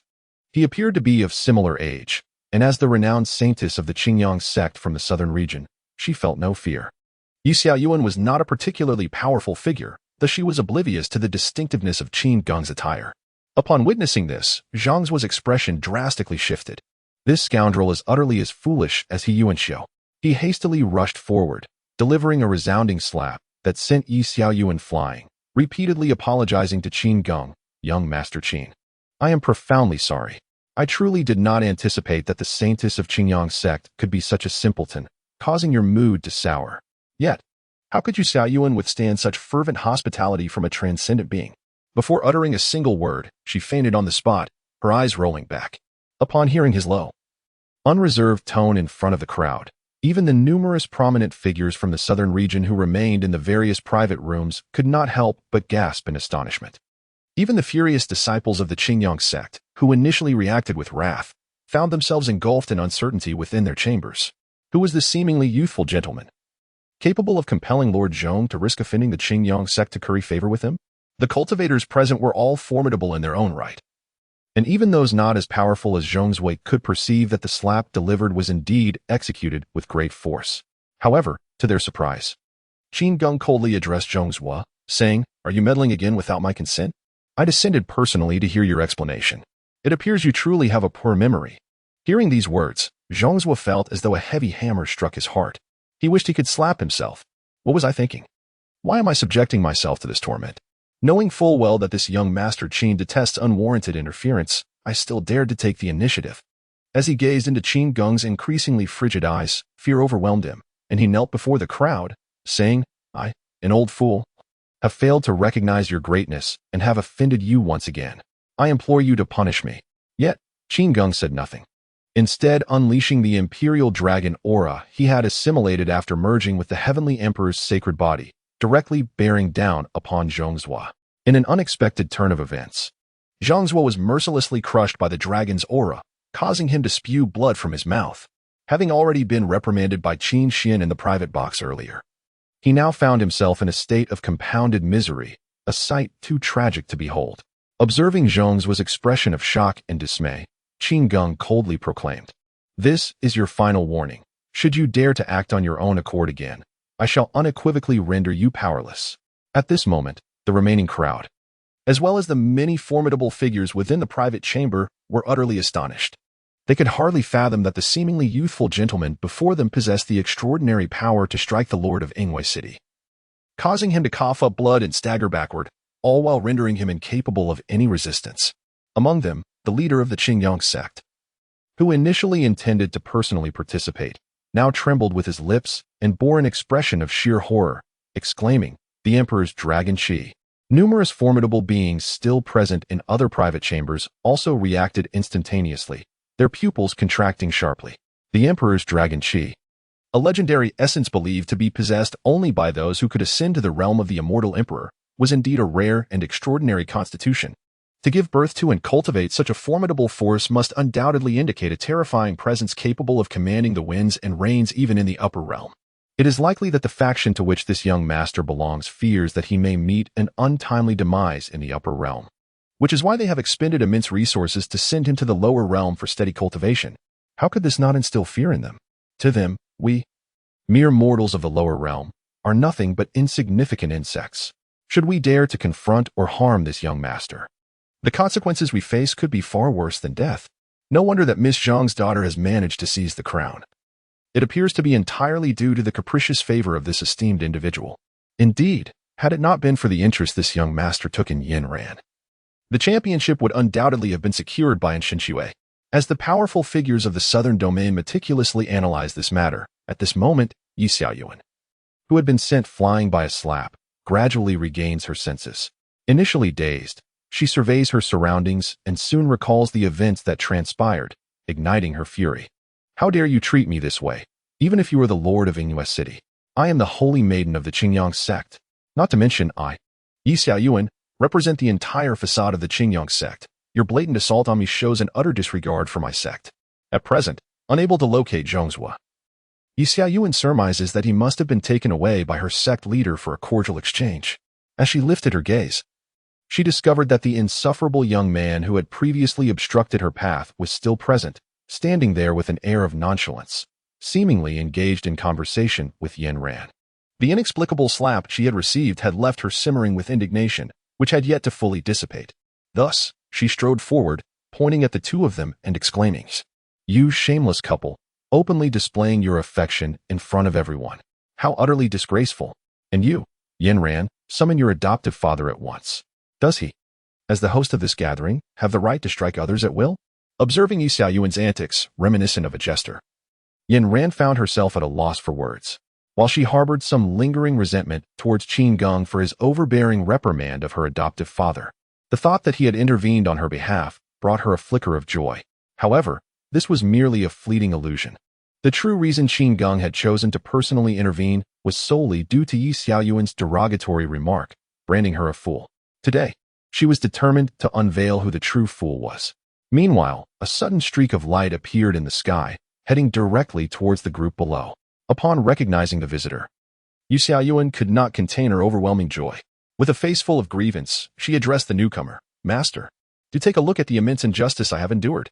Elder Zhong even dared to strike me openly. You must uphold justice on my behalf. And these two, they have treated me with utter rudeness. You cannot let them escape unpunished."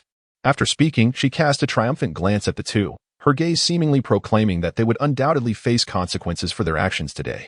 However, at that moment, the leader of Qingyang sect, Lin Yu, unexpectedly knelt before Qin Geng, declaring, "I am Lin Yu, the head of Qingyang sect. This girl claims to be our sect's holy maiden, but such assertions are mere fabrications. She is not even one of our disciples. I implore you to discern the truth.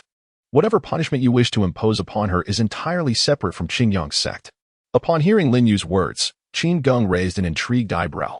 On the other side, Yi Xiaoyuan stood in a daze, seemingly unable to comprehend the words spoken by the leader of the Qingyang sect.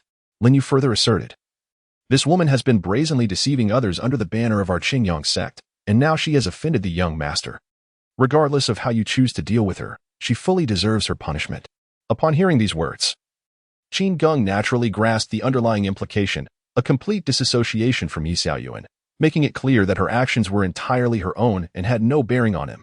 It must be said that this approach was indeed astute. At the very least, Qin Geng found the spectacle rather entertaining. As the crowd observed this scene, it became evident to all what had transpired, prompting a flurry of whispers and gestures. Our saintess truly finds herself in a lamentable situation, does she not? Could it be that she is indeed an impostor? Are you truly so naive? If she were not the genuine saintess, would the Qingyang sect have allowed her to participate in the grand competition these past few days? It appears that our esteemed saintess, the flower of the competition, has been forsaken. Given Qin Geng's previous actions against Zhongzhua, it has become apparent to all that he is exceptionally formidable. Thus, no one finds Lin Yu's demeanor particularly surprising. For now, they merely gather to revel in the unfolding spectacle. At this moment, Yi Xiaoyuan finally came to her senses, incredulously exclaiming, "Master, it is I. Did you not say that after this grand competition, you would accept me as your direct disciple? Did you not promise to unite me in matrimony with your son, Lin Jinchuan?" Upon hearing this, Lin Yu immediately turned his head and shouted furiously, "Silence, you wicked woman. Under the guise of our sect, you engage in deceitful tricks. Our sect is benevolent and did not wish to hold this against you.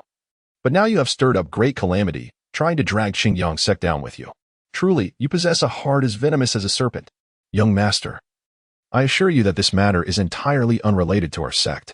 I implore you once more to discern the truth." Observing his righteous demeanor, one might almost be persuaded of this Qingyang sect leader's integrity, had it not been for the fact that everyone was already aware of Yi Xiaoyuan's origins. Watching Yi Xiaoyuan, still wailing, and the onlookers shaking their heads in disbelief, It was evident that her days of glory had truly come to an end. Moreover, it seemed her very life was now in jeopardy. At this moment, Yi Xiaoyuan, no matter how naive she was, could comprehend the gravity of the situation. The profound change in the usually indulgent sect leader was undoubtedly due to the young master before her, whom she had initially scolded. She could hardly fathom that her too impulsive remarks, born out of anger, would lead to such severe consequences. Nevertheless, her paramount concern was to avoid harsh punishment and to devise a means of exoneration for herself. Thus, she prostrated herself before Qin Geng, fervently pleading for mercy. I earnestly hope, esteemed young master, that you do not hold my transgressions against me. I am willing to comply with any request you may have. I was unaware of your esteemed presence and spoke inappropriately. I beg for your forgiveness. Upon hearing her willingness to comply with any of his demands, Lin Yu was resolute in his decision. Even if Qin Geng chose to forgive her, he would never allow her to return to Qin Yang's sect. How could he have forgotten that it was his own son who held her in such high regard, only to realize now that she was utterly devoid of principles? Qin Geng smiled lightly and asked, "Are you truly willing to do anything I ask?" Upon realizing that he was not disregarding her plea, Yi Xiaoyuan's spirit soared. Of course. Esteemed young master, as long as you agree to spare me, I am at your service. The audience, who had previously supported Yi Xiaoyuan, suddenly felt nauseated, and a considerable number of them departed. We invested our time and money in you, only to witness you willingly throw yourself at another? Yi Xiaoyuan was acutely aware of the sentiments of those who were leaving, but at that moment, such concerns were trivial. If only her adversary would grant her clemency. Was not her bottom line meant to be sacrificed? Seeing this, Qin Geng nodded and stated, "Very well, proceed as I instruct. If you can meet my demands, I shall let you go." Yi Xiaoyuan eagerly nodded, "I shall heed your commands." At this juncture, Lin Yu had already begun to observe with a detached demeanor. To be frank, witnessing her current state only intensified his hope that Qin Geng would not easily grant her forgiveness. Qin Geng pondered earnestly on the court, while Yi Xiaoyuan felt a flutter of anxiety within her. After all, if this young gentleman were to make such a request in front of so many witnesses, where would she find the courage to show her face? Moreover, if that were indeed the case, it would be a blatant act of public self-degradation, leaving one with no option to refuse. As she grappled with her inner turmoil, Qin Geng finally spoke slowly. "I have conceived a solution." A solution? How beneficial could it be? Before she could voice her inquiry, Qin Geng continued, "All you need to do is relinquish your own cultivation here, and then bow to Yin Ren 100 times. Only then may you depart." Upon hearing this demand, not only Yi Xiaoyuan, but everyone present fell into a profound silence. The multitude of cultivators who initially viewed her with disdain and indignation now felt a surge of satisfaction in their hearts. This young master truly lived up to his stature, exuding an aura of dominance with every word. Even Lin Yu, standing beside him, couldn't help but allow a slight smile to grace his lips. At this moment, Yi Xiaoyuan finally came to her senses, her countenance turning ashen in an instant. To say nothing of other matters, Qin Geng's intent was evidently not to spare her. Firstly, to compel her to bow before Yin Ran? This was utterly inconceivable, though this young master might be a person of considerable stature to her. Yin Ran was merely an opportunistic wretch.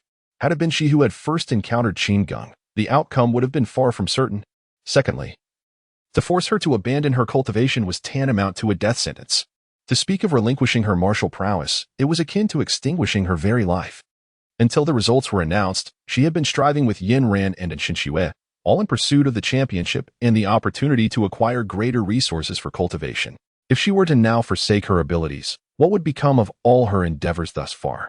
Moreover, witnessing Yin Ran, who appeared to harbor some semblance of reluctance, filled her with revulsion. Even at this juncture, this individual still feigned benevolence. What right did such a person have to demand her apology? Consequently, she hastily implored Qin Geng, young master, your actions bear no distinction from murdering this humble girl, not to mention the abandonment of my cultivation."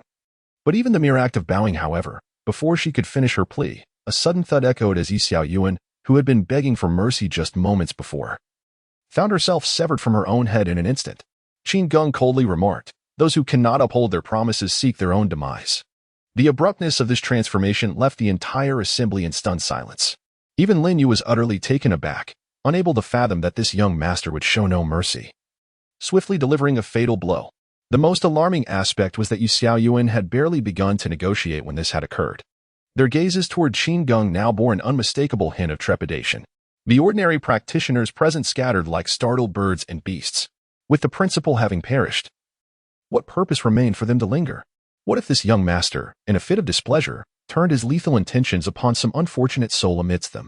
Thus, it was prudent to depart at once. Even those previously ensconced in the private box, esteemed figures of great power, now felt a chill run down their spines and hurriedly sought excuses to make their swift exit. Amidst the chaos, the venerable ancestor of the Golden Bamboo sect seized the opportunity to discreetly escort Shui away. Naturally, Qin Geng was not oblivious to this occurrence. Yet he chose to disregard it. The reasons for the trepidation exhibited by these formidable beings diverged from those of ordinary cultivators. They merely perceived Qin Geng as ruthless, however. These powerful figures failed to grasp the manner of Yi Xiaoyuan's demise. They were only aware of a fleeting glimmer of dark radiance, after which the head of the kneeling supplicant, the saintess, was severed from her body. What does this signify? At the very least, it denotes that Qin Geng is accompanied by an entity of extraordinary strength. Even should they confront this being, it would likely lead to certain death. While it is acknowledged that such an existence would undoubtedly be guarded by protectors, they could scarcely fathom that the opponent's power could be so preposterously formidable. Although the ordinary cultivators present earlier also failed to discern the nature of Qin Geng's actions, they, being mere specks of dust among practitioners, possessed little power and thus were not as astounded by their inability to comprehend Qin Geng's moves as the formidable ones were. Ultimately, in their weakness, who would concern themselves with the methods of the strong? This may indeed be a unique manifestation of the adage, ignorance breeds fearlessness. At this moment, Yin Ran felt a twinge of anxiety as she said, I do not wish to instruct the young master on his affairs. Rather, Qin Geng interjected. She herself pledged that she would comply with whatever I demanded, as long as I spared her life. The condition I offered was indeed to grant her mercy. Yet she still seeks to go back on her word? It is a stroke of fortune, not to mention an act of my benevolence, that I have allowed her soul to remain so she may be reincarnated. Upon hearing these words, Yin Ran dared not utter another syllable. She understood that should she continue to chatter, her fate would likely be far from favorable. Through the incident involving Yi Xiaoyuan, Yin Ran had come to grasp a crucial truth. This young Master Qin appeared rather indifferent to her, perhaps regarding her and her ilk with nothing more than disdain. Take, for instance, the case of Yi Xiaoyuan, who had nearly made her intentions unmistakably clear, only to be met with an unexplainable fate at Qin Geng's hands, resulting in her immediate demise. However, for Qin Geng, while these individuals may possess a certain charm, do they truly believe that they can simply approach him in such a manner? Is it not rather presumptuous of them? If they wish to draw near, should they not first consider their own worthiness? Do they truly think that all manner of people can casually encroach upon his presence? At this moment, Zhongzhou finally returned to Qin Geng's side. Observing the chaotic scene, he dared not utter a word, merely bowing respectfully and inquiring, My lord, do you have any further instructions? After speaking, he cast a glance, both intentional and inadvertent, at his adopted daughter, the meaning of which was quite evident. Upon casting a glance at the other party, Qin Geng merely shook his head and remarked, It is of no consequence. I shall be departing shortly. Ah, by the way, Yin Ran, you shall accompany me. Qin Geng's tone left no room for negotiation. It was unmistakably a command. Upon hearing the words from the other party, Zhongzhou was filled with immense joy. He was about to express his gratitude on behalf of his adopted daughter to Qin Geng, but suddenly he recalled Qin Geng's temperament. Instantly, he swallowed the compliments that were on the tip of his tongue. After all, he had yet to gain any benefits and had even suffered 2 blows in vain. Furthermore, the other party had already cautioned him that there would be no second chance. The thought of inadvertently provoking the other party by speaking out made him feel a twinge of fear. Observing Zhongzhou, who seemed hesitant to speak, Qin Geng felt a sense of satisfaction. At last, he recognized that Zhongzhou had learned to remain silent when it was prudent to do so. As Yin Ran first cast a glance at her encouraging adoptive father, she then respectfully addressed Qin Geng, saying, I am profoundly grateful for your kindness, my lord. She was acutely aware that if she were to decline at this moment, it would likely displease him. The most significant factor was that neither her adoptive father nor she herself felt particularly resistant to the idea. After all, where else could one find such an extraordinary talent with such a formidable background? Observing Yin Ran obediently trailing behind him, Qin Geng refrained from uttering another word and proceeded directly outside. Noticing his demeanor, Yin Ran felt a tinge of disappointment. It seemed that his willingness to accompany her was merely a fleeting whim, likely driven by a desire to be with her in that moment. As this realization struck her, She shook her head, chastising herself for her lack of ambition. However, she was mistaken. In truth, Qin Geng was merely perusing the system's marketplace, hoping to redeem some valuable items. The recent competition had caused him to delay this crucial task, nearly making him forget its importance. Faced with a plethora of rewards, he found himself overwhelmed, pondering what to select. To be candid, he lamented his insufficient points, realizing that much of his indecision stemmed from a lack of funds. Yet, despite this, he was not entirely without direction. At the very least, he could eliminate options such as techniques and cultivation methods from consideration. After all, he had managed to subdue those formidable beings in the Ascension realm without even having a cultivation level himself. Even Lin Yu had gone to the extent of excluding Yi Xiao Yuan from consideration to avoid offending him. After much contemplation, he arrived at a decision. This shall be my choice. In the end, he set his sights on the boundary-breaking divine vessel, which would facilitate swift travel. Although it paled in comparison to his 9-dragon golden chariot, it had the advantage of being discreet and readily accessible for use. At the very least, he preferred not to attract undue attention from the crowd surrounding his mode of transportation. Meanwhile, the sound of the communication jade talisman he had previously entrusted to Feng Jun suddenly resonated with the voice of the elderly empress. My lord, we have discovered a treasure in Fengwei Prefecture of the southern region. The mention of the treasure caused Qin Geng's eyes to gleam with excitement. After such a prolonged wait, the primary reason for his lingering in the southern region finally bore fruit. He inquired, "We're precisely in Fengwei Prefecture." Naturally, Feng Jun did not dare to delay and quickly replied, "It is at Heavenly Spirit Mountain in Fengwei Prefecture. My lord, I implore you to hasten your pace." The local factions have also become aware of this treasure. Upon hearing this, Qin Geng remained unfazed. He responded nonchalantly, "If others take it, be sure to inform me of their identities." Those who dare to seize my belongings shall learn the true meaning of death. Upon hearing Qin Geng's words, Feng Jun sighed in relief.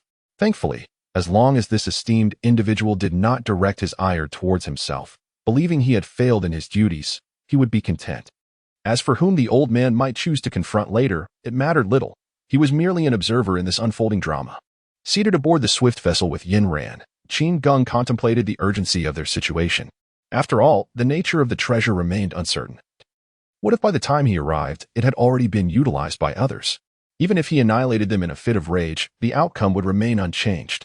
Thus, Qin Geng decided to halt the vessel midway and stow it away. Observing this unusual behavior, Yin Ran was left perplexed. Without the slightest inclination to explain, Qin Geng directly removed his ring and silently recited an incantation. In an instant, the 9-dragon's sacred ring magnified, and a thunderous roar reverberated through the air, transforming into the majestic 9-dragon golden chariot. Beholding the imposing presence of these 9 true dragons, even Qin Geng, who had witnessed such scenes on several occasions, could not help but utter words of admiration. Truly, it is a genuine dragon, exuding an undeniable aura of grandeur. At this moment, Yin Ran stood utterly transfixed. Her gaze locked onto the magnificent dragon, its eyes of fierce crimson and its golden scales shimmering brilliantly. Words eluded her. Although Qin Geng was still somewhat moved by the dragon's imposing presence, he had grown weary of Yin Ran's reaction. In a cold tone, he remarked, "If you do not come up now, you might as well return to Ingwe City." The situation was urgent for him, and he had no time to wait for Yin Ran to recover from her astonishment. He simply could not afford such indulgence. Upon hearing his words, Yin Ran forced herself to suppress the tumult of emotions within and quickly leapt aboard the colossal golden chariot. Though referred to as a chariot, its size was more akin to that of a palace, meticulously crafted to accommodate the proportions of the 9 true dragons. And its interior was as lavish as a royal residence. Qin Geng, with his eyes closed, sat regally in the central seat, exuding an aura akin to a transcendent emperor surveying his dominion. Yin Ran could not help but acknowledge that her feelings for him had deepened. It seemed nearly impossible to find a being more extraordinary than Qin Geng in her understanding. On the other side, in Fenghuizhou, amidst the Tianling mountain range, Feng Jun had acquired a treasure, the true intentions of which were uncertain, yet he found himself ensnared in a precarious situation, surrounded by numerous formidable beings from Fenghuizhou. Although the Celestial Star Dynasty did not boast any ascended beings, its average strength was sufficiently robust, and the emergence of prodigious talents over the centuries allowed it to tenuously secure a place among the great powers of the southern region, albeit as a mere subordinate. Consequently, The mighty figures encircling the elder were somewhat familiar with him. However, due to the elder's prowess at the broken void stage, they hesitated to act rashly. To speak of other matters, none of those present possessed the strength of the ascended, and it was prudent for them to exert pressure to obtain the treasure. Otherwise, facing a desperate adversary at the broken void stage could prove daunting for them. Thus, many of the powerful beings rooted in Fenghuizi began to voice their demands. Elder, it would be best for you to hand over the heart of the realm. Elder? Old man, if you continue to be uncooperative, we can reduce you to ashes at any moment. Elder Feng, your journey to Fenghuizi has indeed been arduous. However, we implore you to relinquish the heart of the realm. Or else, hearing the various pleas and threats, Feng Jun felt a tinge of bitterness within. It was not his desire to possess this treasure. Rather, it was intended for another. He thus spoke, esteemed ones. I truly have no intention of claiming this treasure. However, the heart of the realm is something a powerful being from the upper realm has requested me to procure. That being has made it clear that should any of you ultimately seize the heart of the realm, they will undoubtedly come to collect it. I urge you all to contemplate the consequences. With that, Feng Jun placed the treasure upon the ground before him, stating, if you wish to take it, feel free. But should that esteemed being come to seek it later, do not blame this old man for not having forewarned you. Witnessing his actions and the sincerity in his tone, many of the powerful figures present hesitated. Could it be that Elder Feng truly had backing? Was their pursuit of this treasure indeed reckless? Observing Feng Jun's nonchalant demeanor, they felt a sense of exasperation. Just as many began to reconsider their approach due to his attitude, a commanding voice suddenly echoed from above, take the treasure. In an instant, 5 or 6 figures appeared from the sky, their presence imposing. A portion of formidable beings surrounding Feng Jun displayed expressions of unrestrained joy. It was the ascendant ancestors of their own faction. One of the ascendants chuckled, even if he hails from the upper realms, he must weigh his options against us. Does he not? United, what can he possibly do to us? Indeed, with a formidable assembly of 6 ascendants, even those from the central continent would have to think twice. Once we repel this so-called upper realm master, we shall compete amongst ourselves to determine who rightfully claims this treasure. Observing this scene, Feng Jun found it somewhat ludicrous. Indeed, you may boast that Weizhou is renowned in the southern domain for producing an unprecedented 6 ascendants. But what of it? I fear that before you even encounter Qin Geng in person, you might already be reduced to a quivering mass of fear. Not to mention, he has already borne witness to the majestic 9 dragons' golden chariot. At that moment, a series of thunderous roars echoed from the horizon, startling the crowd. The powerful beings of the Ascension realm initially stirred with anticipation, exclaiming, it has come. However, their expressions swiftly transformed from furrowed brows to disbelief, culminating in an overwhelming sense of dread. 9 5-clawed golden dragons, fully realized in their ascension. What could possibly be so terrifying as to tame such creatures as their chariots? No one among them could fathom such a reality, as the majestic golden chariot of the 9 dragons drew ever closer.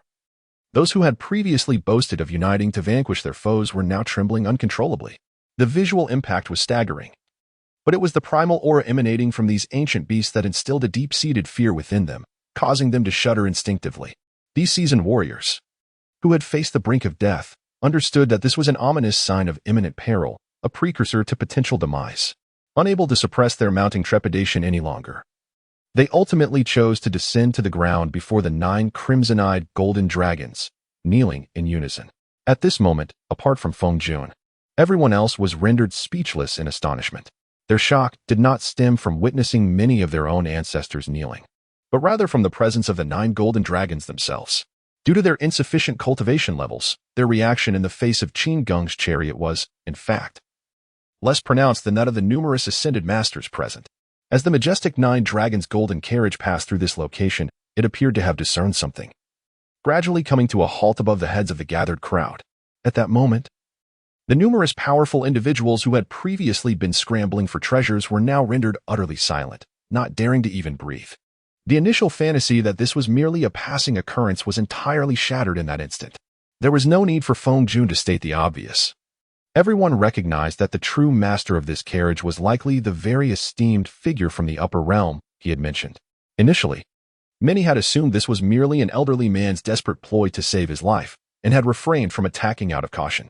However, upon reflection, they realized how foolish they had been. As various thoughts swirled in the minds of the onlookers, the 9 dragons' golden carriage slowly came to rest before them. In the next moment, a brilliant flash of golden light illuminated the scene, and the original carriage mysteriously vanished, replaced by a man and a woman standing upon the ground. It was none other than Qin Geng, who had rushed over upon hearing the news, accompanied by Yan Ran, whom he had rescued. Observing the trembling crowd and the expression of apparent relief on Feng Jun's face, Qin Geng understood that the treasure must still be present in this vicinity. Without further ado, he stepped over the group of still kneeling powerful beings and inquired directly of Feng Jun, "Where is the item?" Feng Jun promptly handed over a singular fruit to Qin Geng. Holding it in his hand, its extraordinary nature was unmistakable. A sense of ethereality washed over him, accompanied by vibrations that sent ripples through the surrounding space. Feng Jun hastily began to explain, "This item is known as the Heart of the Realm fruit." But before he could finish, Qin Geng cast him a cold glance and interjected, "Do I require your introduction?" At this, Feng Jun was immediately struck into silence, rendered utterly speechless by the weight of Qin Geng's words. At this moment, many powerful figures who had been overlooked felt a chill in their hearts. The demeanor with which this esteemed individual treated the tasks assigned to Feng Jun was disheartening. What could they, who had previously harbored intentions of plunder, expect? Yet, it was truly their own overestimation. To speak frankly, as long as the heart fruit of this realm remained, Qin Geng would not squander his time quarreling with those worthless beings who would prostrate themselves before him at the mere sight of his palanquin. After all, given their current state, was it even conceivable that he would stoop to measure himself against them? Did they truly believe themselves worthy? However, reflecting upon the fact that this item had indeed been discovered by Feng Jun, Qin Geng slowly remarked, "It was no small feat for you to find this item. I shall reward you accordingly." After all, he had an abundance of unnecessary talismans lying in his cave abode, carelessly stuffed into a multitude of burlap sacks. Upon hearing these words, Feng Jun's emotions were drastically different. He was instantly overwhelmed with excitement and knelt in gratitude, exclaiming, "I humbly thank you for your immense kindness."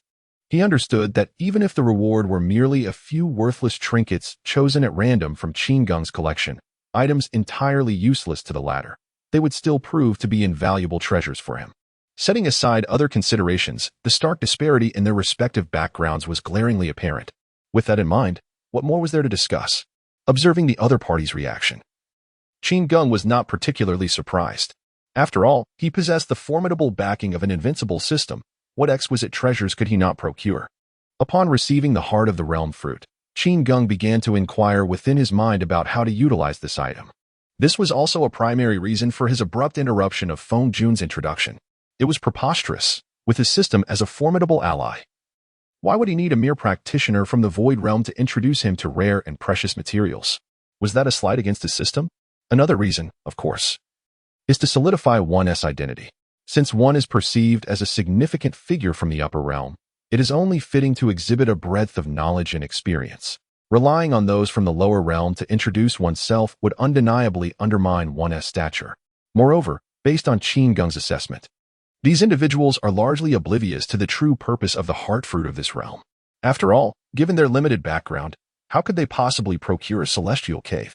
Meanwhile, the system began to enlighten Qin Geng about the true purpose of this extraordinary fruit.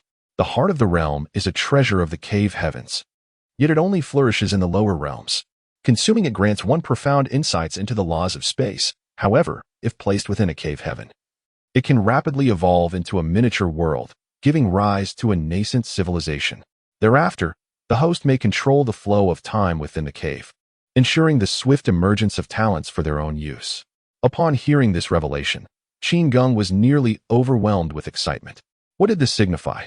It meant that he would not only be the sovereign of a small world, but could also cultivate talents for his own benefit. The prospect of establishing a formidable influence seemed remarkably feasible. The thought of potentially becoming the founder of a sect, no longer needing to personally oversee every detail as he did now, filled Qin Geng with immense satisfaction. However, he soon realized something significant. The inhabitants of the lower realms appeared utterly oblivious to the true utility of the heart of the realm. They likely only understood that consuming it could enhance their comprehension of spatial laws. Contemplating this, Qin Geng retrieved a stack of medium-grade talismans from his cave and casually tossed them to Feng Jun, saying, "These are trifles that hold no value for me. Feel free to make use of them." Feng Jun immediately expressed his gratitude while clumsily receiving the bundle of talismans. The moment he grasped it in his hand, He couldn't help but feel a sense of shock if he were to hurl these talismans indiscriminately at others. Even those of ascendant realms would surely find themselves unable to withstand such a force. Indeed, by following this young master, prosperity was assured. Glancing at the treasures that were rightfully his, Qin Geng nodded in satisfaction, preparing to take his leave. Upon witnessing the situation, the elder grew somewhat anxious. Setting aside other matters, if you were to depart just like this, I feel I have yet to reap the full benefits of our encounter. In the elder's perspective, he had not yet garnered sufficient advantages, so how could he allow the other party to leave so easily? With Qin Geng's departure, there was no certainty of his return, and naturally, he felt discontented.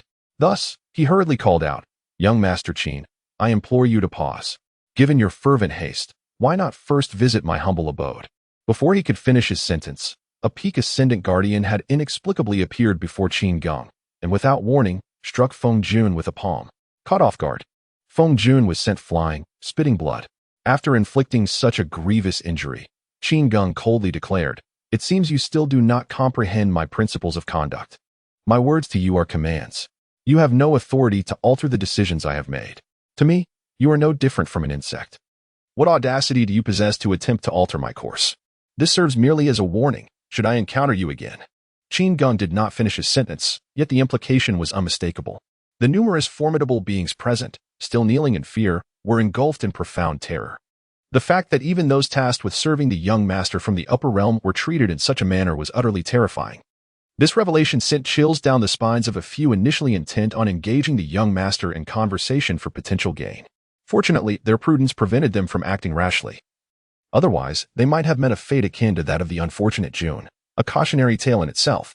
It was conceivable that their only outcome could have been death. The individual who had just acted with such ferocity was beyond the comprehension of even the mightiest ascendant among them, who had failed to discern the very nature of the strike. What did this signify?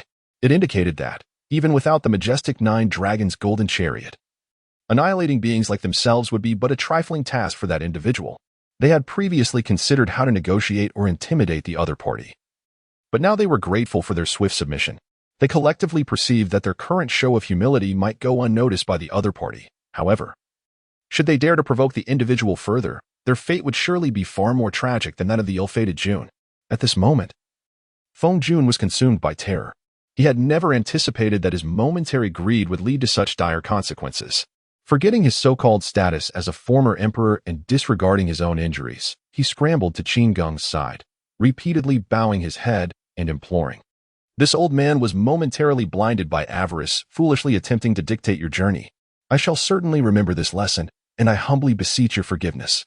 Having uttered these words, he ceased speaking and knelt on the ground, continuing to bow in apology. Observing the current state of his counterpart, Qin Geng chose to disregard him entirely and simply reboard the divine vessel with Yanran. After all, the purpose of their journey had been achieved, and there was no need to unveil the 9-dragon golden chariot. Throughout the entire process, from the moment he obtained the heart of the realm to boarding the divine vessel for departure, he paid no heed to the multitude of powerful figures kneeling before him. Undoubtedly, this indifference was steeped in contempt for those who wielded authority in Wei Prefecture. Yet, in their hearts, they all shared a singular sentiment: profound relief. Thankfully, this esteemed individual did not set his sights on us. Otherwise, they feared that before reaping any benefits, they might meet their own demise. Moreover, they now possess a noteworthy asset to boast about. We have personally witnessed the grand spectacle of 9 5-clawed golden dragons pulling a carriage. Just this conversation piece alone has brought them immense joy. There is no other reason. Certain experiences are simply beyond the reach of individuals of their stature. Thus, it is better to regard it as a source of pride and embellishment. Meanwhile, Qin Geng had begun to attempt placing the heart of the realm fruit within his celestial mysterious paradise, since he had decided to take Yanran along. He harbored no reservations regarding this matter. Most individuals would consider it prudent to conceal their treasures, treating them as hidden aces up their sleeves. However, Qin Geng was utterly unconcerned. With his own system as his backing, who in this lower realm warranted such caution from him? Should one desire to seize his possessions, they ought to first ascertain whether they possessed the requisite qualifications. As Yanran accompanied Qin Geng into the celestial and mysterious cave, she found herself utterly astonished. Although this realm appeared somewhat chaotic, it was undeniably a miniature world of its own. The more she delved into the depths of this young gentleman's background, the more she was overwhelmed with awe. She had no inkling of when this remarkable Qin Geng might surprise her with the unforeseen. It was likely that such a formidable little world had been bestowed upon him by the esteemed figures of the upper realms. In her eyes, it was inconceivable that someone like Qin Geng could possess such an astonishing domain without the personal endorsement of the leaders of the great powers above. While she had heard whispers of heavenly paradises, she had never encountered any mention in the lower realms of someone owning such treasures. To wield such extraordinary artifacts indicated that her assumptions about Qin Geng's identity must be even more extraordinary than she had imagined. Could it be that he was not only the heir to a superlative sacred ground in the upper realms, but also the reincarnation of a great emperor? The golden chariot of 9 dragons, the mastery of the celestial realm. In the imperial dragon aura, all these elements combined led her to believe that he was intricately linked to the most formidable entities of the upper realms and very well might be a reincarnation of an emperor. With all these factors intertwined, Yanran felt compelled to conclude that this young gentleman's enigma and power were beyond her wildest conjectures. Moreover, these 9 golden dragons are highly likely to be artifacts that the opposing party utilized prior to their reincarnation. At this moment, Qin Geng was blissfully unaware that this young lady had indulged in her own vivid imagination. He was diligently following the system's guidance to properly place the heart of the realm fruit. Observing Yin Ran's astonished expression, coupled with a hint of curiosity about her duties, Qin Geng calmly remarked, "The primary function of the heart of the realm fruit is to cultivate a small world, serving merely to consume the understanding of spatial laws." How wasteful! Upon hearing his words, Yin Ran was struck with a profound realization, her suspicions now firmly reinforced. Not to mention, such knowledge was completely unknown to her adoptive father, which spoke volumes about the depth of his identity. If no one had informed him, or if he did not possess such memories himself, who could possibly grasp such matters? Contemplating this, Yin Ran silently resolved to wholeheartedly follow Qin Geng. Initially, she felt a twinge of discomfort at the thought of departing with him. However, she was now utterly willing. Though she was typically reticent, Yin Ran's ambitions had always been substantial. Influenced by her adoptive father's teachings, she had long aspired to ascend to higher and stronger realms. At present, she perceives no more expedient means to realize her aspirations than to follow this young nobleman. He is quite possibly a reincarnation of a great emperor. What more could she desire? Even if his willingness to take her along is merely a fleeting whim, she would still consider herself fortunate. Qin Geng, of course, remains entirely oblivious to the evolution of her sentiments. Moreover, even if one were to become aware, it would likely evoke no response whatsoever. Presently, I have arranged my most pressing matters, so what should I pursue next? After some contemplation, he inquired of Yin Ran, "Where lies the largest consumer venue in the southern domain?" After much deliberation, it indeed seemed that lavish expenditure was the appropriate course of action. After all, my opulent system has been fully activated. If I do not indulge in spending, what purpose does it serve to possess such wealth? Yin Ran pondered carefully before responding. "Honorable Sir, the most significant consumer venue I am aware of is the Wambao Pavilion within the Divine Moon Prefecture of the Southern Domain. On the surface, it engages in the trading of treasures, yet beneath it lies a vast auction house, which I had the fortune to visit with my adoptive father a few years ago. The rules there are stringent. An entry requires either a VIP card or an admission fee of 10,000 stones." Upon hearing this, Qin Geng nodded slightly. Although the entrance fee appears modest, it seems to be a viable destination. Although Yin Ran felt a pang of pride in her heart, she managed to maintain a composed expression. After all, the individual before her, merely seeking amusement, had already spent hundreds of thousands of stones at her grand competition. To him, 10,000 stones might not even suffice for an appetizer. Although her curiosity lingered regarding why Qin Geng would be interested in such a place, she refrained from probing further.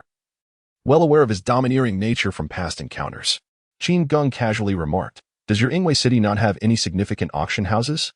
Yin Ran, feeling somewhat embarrassed, replied, "My adoptive father has primarily focused on the grand competition over the years, and there exists an unwritten rule in the southern domain. Such grand competitions and auction houses cannot be established by a single dynasty or sect. They must be overseen by a city lord like my adoptive father." Upon hearing this, Qin Geng contemplated for a moment and then understood the reasoning behind it. Preventing those with considerable numbers and internal cohesion from managing such major projects likely aims to avert the rapid rise of anyone through substantial profits. Should someone cross this line, they might face a coalition of forces from the southern domain, intent on curbing their growth. No wonder this rule is unwritten. It seems a tacit understanding has been reached. Yin Ran continued, the Wanbao Pavilion is situated within the Zile city of the Divine Moon Prefecture. Moreover, the master of this pavilion is none other than the city lord of Zile, known as the Thunder True Monarch. My status is insufficient, and my adoptive father seldom mentions it. Thus, they remained unaware of each other's true names and specific cultivation levels. As the conversation unfolded, Yin Ran soon realized that this Lord Qin had already begun to gaze at the surrounding scenery. A bitter smile crept across her face. It was likely that after she mentioned the identity of the owner of the Wanbao Pavilion, Qin Geng had not absorbed a single word she uttered. In truth, Qin Geng had disregarded everything subsequent to Yin Ran revealing the location of the Wanbao Pavilion. Who the owner was, what their name was, or what cultivation level they possessed was of no concern to him. His sole intention was to ascertain whether he could indulge himself there, perhaps even trigger a critical reward. The strength and presence of others were inconsequential to him. Observing Qin Geng's demeanor, Yin Ran understood his thoughts, which prompted her to remain silent. Meanwhile, a hint of sweetness lingered in her heart. Observing his treatment of others, it was evident that even a mere additional remark, one he had not mentioned, could lead to a light reprimand from Qin Geng, or, in more severe cases, a forceful dismissal. And what of her? Unconsciously, she spoke at length. Yet the young gentleman showed no inclination to intervene or to heed her sentiments. What does this signify? In her perspective, it could only indicate that he held a remarkably favorable impression of her, one that had reached the extent of indulging her to a certain degree. She firmly believed that this was not merely a figment of her imagination, for her current situation clearly warranted a reprimand, yet nothing of the sort transpired. Could this not be construed as evidence of her being treated with a certain privilege? Contemplating this, Yin Ran could not help but feel an overwhelming sense of happiness. Setting aside all else, at the very least, she had not been met with interruption or rebuke. Moreover, to return to the matter at hand, if Qin Geng did not hold himself in such high regard, would he truly expend his resources solely to secure a championship for her? Surely, it cannot be merely for the sake of consumption. That notion is utterly implausible to her. Yet, she finds herself overthinking the situation yet again. The reason Qin Geng allows her to ramble on unabated is simply that he is preoccupied with contemplating what he should exchange in the system mall at the appropriate time. Had his mind not been cluttered with irrelevant thoughts, he would have silenced her long ago. Furthermore, do you genuinely believe that spending over 1,000,000 yuan stones entitles you to special treatment? If Qin Geng were to learn of this, he would undoubtedly find it laughable. She truly overestimates her significance. I, Qin Geng, armed with a tenfold rebate card, have always been concerned about being unable to spend, fearing that I might not spend enough. Indeed, Yi Xiaoyuan has a point, had it not been for the serendipitous fact that Yin Ran is the adopted daughter of Zhongzhua. Qin Geng might have directly chosen to place a bet on her without hesitation. In his view, who secures the championship is of little consequence. What truly matters is obtaining a tenfold rebate through consumption, perhaps even achieving a critical reward, and that is all there is to it. The reason for bringing Yin Ran along was purely for the sake of having someone to converse with during moments of boredom, to alleviate the tedium. Meanwhile, in the realm of Shenyue, within the walls of the Lord's mansion in Zile City, two individuals sat face to face. One, with violet hair and beard, and the other, if Qin Geng were present, would instantly recognize as He Liao, the Lord of Kanglan Mansion. He sighed and said, "Brother Yuan, my son has passed away, and my wife has fallen ill as a result. I sincerely hope you can be lenient and refrain from putting that treasure up for auction." The man across from him spoke in a low voice, urging Master Rong to ponder for a moment. Although the speed of the divine vessel was somewhat inferior to that of the Nine Dragons' golden carriage, it was still quite commendable overall. The crux of the matter was that he did not wish to attract undue attention or create a spectacle. What if someone unwittingly collided with them? That would be a simple matter to resolve. A mere slap would suffice. Before long, the two arrived at the territory of Divine Moon State. Observing the lush environment, Qin Geng could not help but admire the scenery. Yin Ran noticed his interest and thus took the initiative to explain. In Divine Moon State, there exists a transcendent being who has delved deeply into the laws of nature. Though her words remained unfinished, Qin Geng grasped the essence of her statement. Indeed, the vast world held countless wonders. He had not anticipated that someone would construct their domain in such a manner. Qin Geng couldn't help but chuckle at the thought. If this were his original world, such individuals would surely be dubbed Green Warriors. Soon, they arrived at the grand city of Purple Thunder. It must be said, from a distance, the city exuded an imposing aura, significantly more magnificent than the moonlit city of Zhongzhua. The mysterious green warrior, a transcendent being, seemed unable to exert her influence in this city. Not only did the surroundings appear rather desolate, but the skies above purple thunder were also shrouded in tumultuous thunderclouds, reminiscent of He Liao's initial arrival at Moonlit City. At this moment, Yin Ran could not restrain herself from speaking again. It is said that the transcendent being who comprehended the laws of nature was originally married to the Lord of Purple Thunder City. But for reasons unknown, the two fell apart, leading to the current state of this city.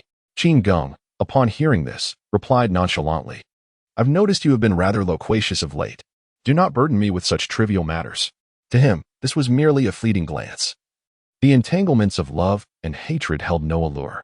Furthermore, he had detected that Yin Ran's demeanor was shifting, becoming somewhat verbose. Thus, he felt compelled to issue a warning, lest she chatter incessantly in his presence. Upon witnessing this, Yin Ran was instantly rendered speechless, and the fleeting sense of self-satisfaction vanished without a trace. What on earth was she thinking? How could she have forgotten the other party's boundaries in such a short span? Although this young master was indeed inclined to treat her with a certain degree of special consideration, she must still exercise restraint. In her view, if she wished to remain by his side, she ought to heed Qin Geng's words and comply with his directives. Otherwise, she risked being cast aside at any moment. Observing Yin Ran's newfound silence, Qin Geng felt a modicum of satisfaction. Though he was uncertain of her intentions, he was relieved that she refrained from causing a scene at an inappropriate time. Qin Geng inquired, "Where is the entrance to the Wanbao Pavilion's auction?" To him, if the audience for this auction was relatively limited, it would likely not attract excessive attention. Yin Ran replied respectfully, "As long as you enter through the main gate of the Wanbao Pavilion and state your purpose, they will escort you inside." "I sincerely apologize, young master. It has been quite some time since my last visit, so I do not recall the details." Qin Geng dismissed her anxiousness, knowing that simply having directions was sufficient. With this thought in mind, he hesitated no longer and directed the divine vessel toward the city. Observing Qin Geng's intention to charge directly into the city, Yin Ran gasped in surprise. She voiced her concern, "Young master, entering the city requires the submission of 5 yuan stones. Furthermore, Zile City has a strict no-fly policy. Your actions could provoke the city defense forces. The Lord of Zile City is known for his temper, and a conflict could easily arise." Qin Geng, however, remained unfazed, responding nonchalantly, "So what?" With that, he not only maintained his speed but accelerated toward the location of the Wanbao Pavilion. Witnessing this, Yin Ran realized that a confrontation was now inevitable. She could only hope that the Lord of Zile would show some leniency, perhaps enabling them to avoid a more severe altercation. At this moment, however, Yin Ran was filled with a sense of perplexity. Hadn't this young master previously entered Ingwei City through the city gates? How was it that upon arriving at Zile City, the circumstances had changed?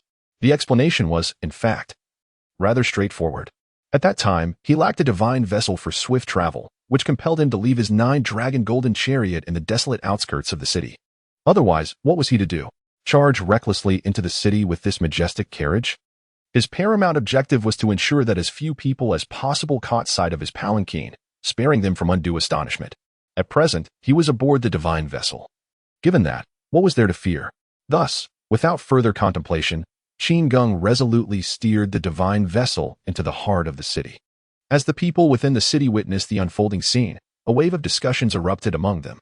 Who is this audacious individual daring to soar within the realm of the true monarch? Surely, he must be a naive newcomer, oblivious to the fate that awaits him. I have encountered such brash individuals before, only to see them pierced through by the lord of the city's purple shaman army with a single thrust of their spear.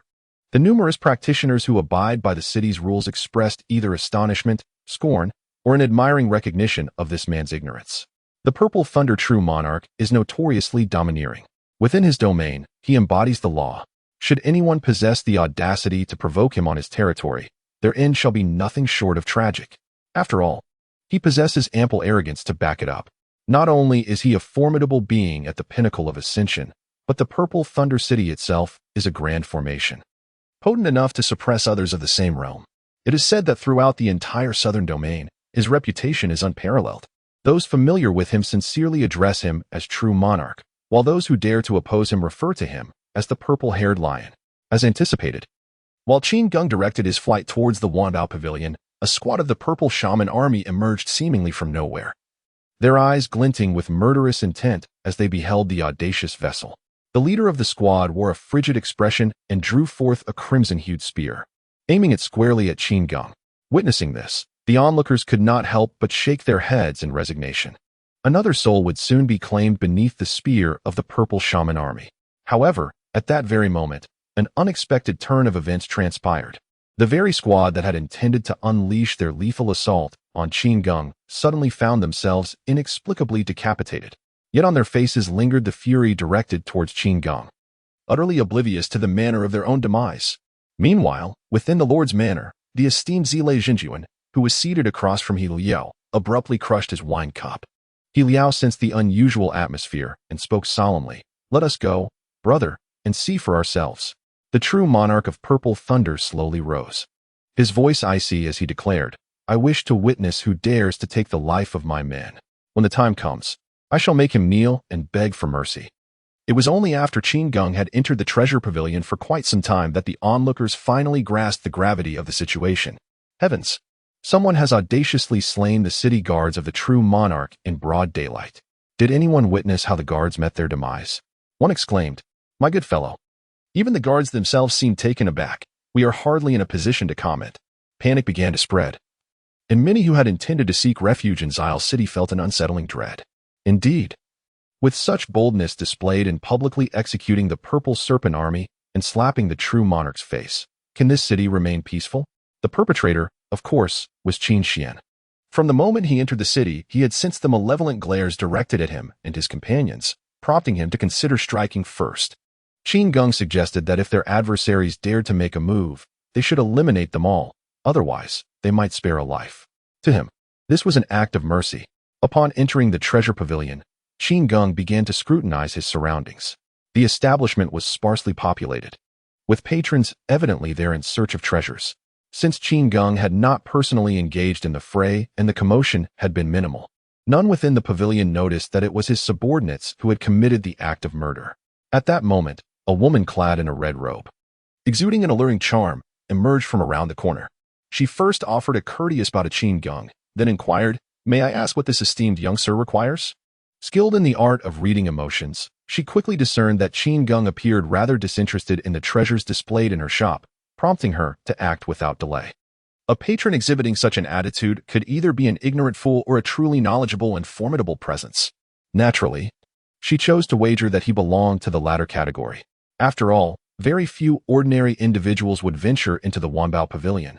Moreover, misjudging him as someone lacking discernment could potentially bring trouble to her employer. Furthermore, Qin Geng's attire suggested he was no superficial person. He emanated an aura befitting one of high status, unmistakably a rare and distinguished guest. Her years of experience in dealing with people had honed her perceptive abilities to a remarkable degree. Qin Geng turned to her and spoke candidly. "The treasures displayed in your store are utterly worthless. When does the auction commence, and how can one attend?" Upon hearing such remarks, she felt an increasing urgency to respond appropriately. For ordinary individuals, not to mention attending an auction, even gaining entry into the Wanfang Pavilion was beyond their reach. At present, not only did the other party audaciously refer to the items they had placed for trade as trash, but they also brazenly pointed to their enigmatic auction venue. She immediately responded with reverence. "In response to your esteemed presence, my lord, your arrival is indeed timely. Our next auction will commence in just half an hour. Please follow me." Just then, before the attendant could inquire whether he possessed a VIP card, Qin Geng nonchalantly produced a sum of 10,000 stones and handed it over, stating, "I am well aware of your customs. Take it." Upon receiving the 10,000 stones, the attendant refrained from uttering another word and decisively led him to the auction hall. Recognizing the other party's clear understanding of their protocols, she realized that his identity was undoubtedly formidable, far beyond what her modest position at the Wanbao Pavilion could afford to offend. Suddenly, Qin Geng recalled something and pulled out another 20,000 stones, saying, "Take me directly to your finest viewing box. Is this sufficient?" The attendant nodded vigorously, exclaiming, "Absolutely sufficient."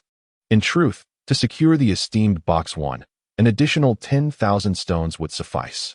However, observing his nonchalant demeanor, she surmised that he was indeed a person of considerable wealth, for such sums were likely inconsequential to him.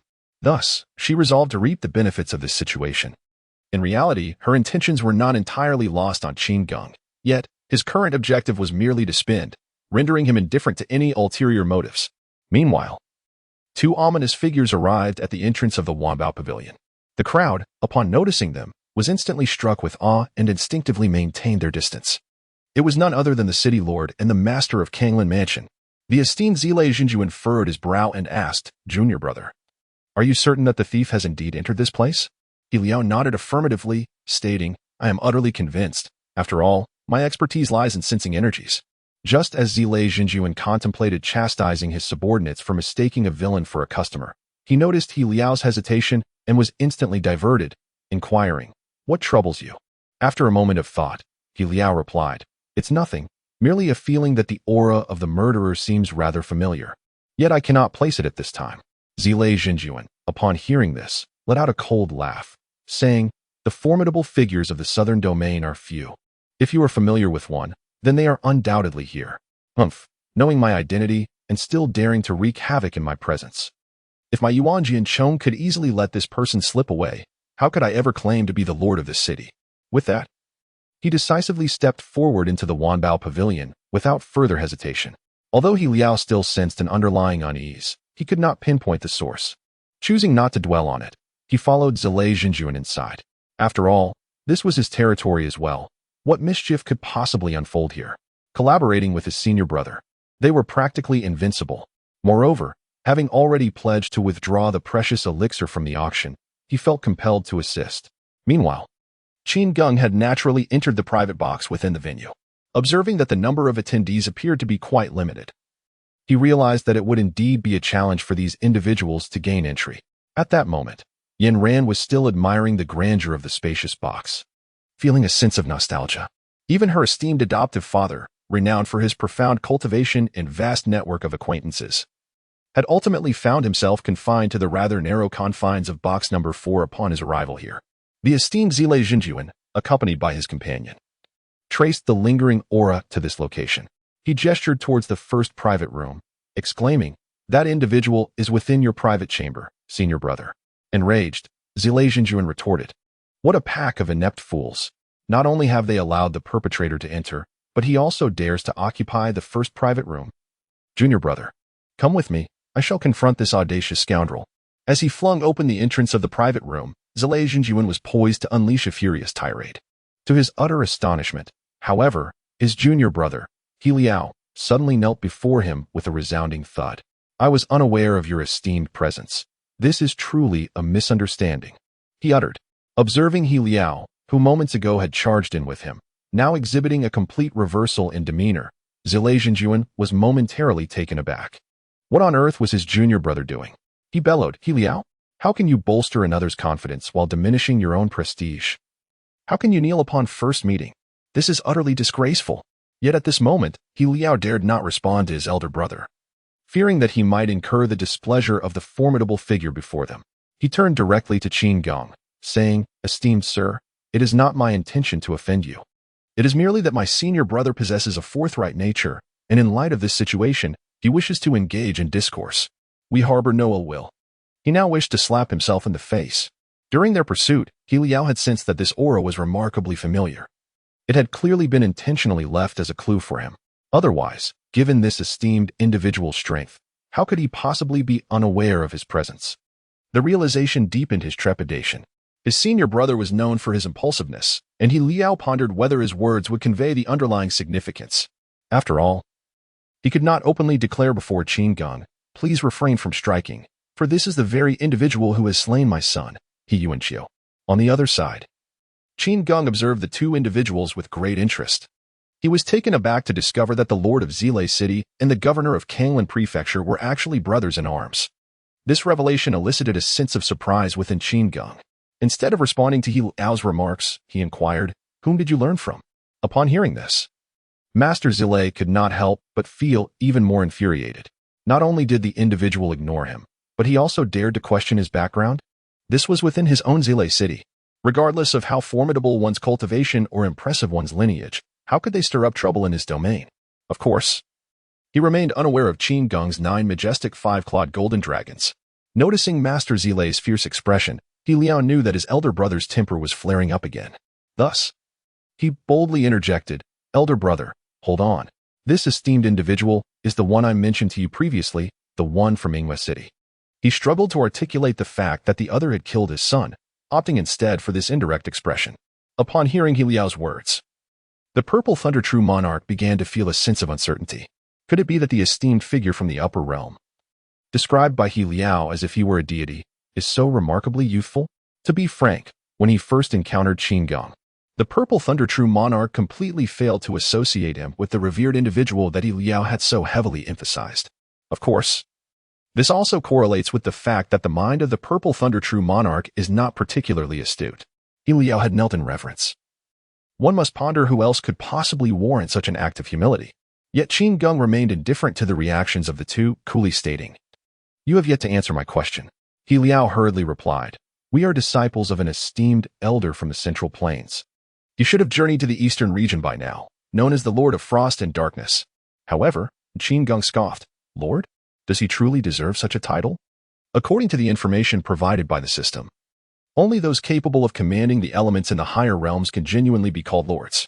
The mere existence of such a title in the lower realms merely reflects a lack of acquaintance with true power. Anyone with even a modicum of awareness would never dare to traverse the land of the earthly abyss with such a moniker.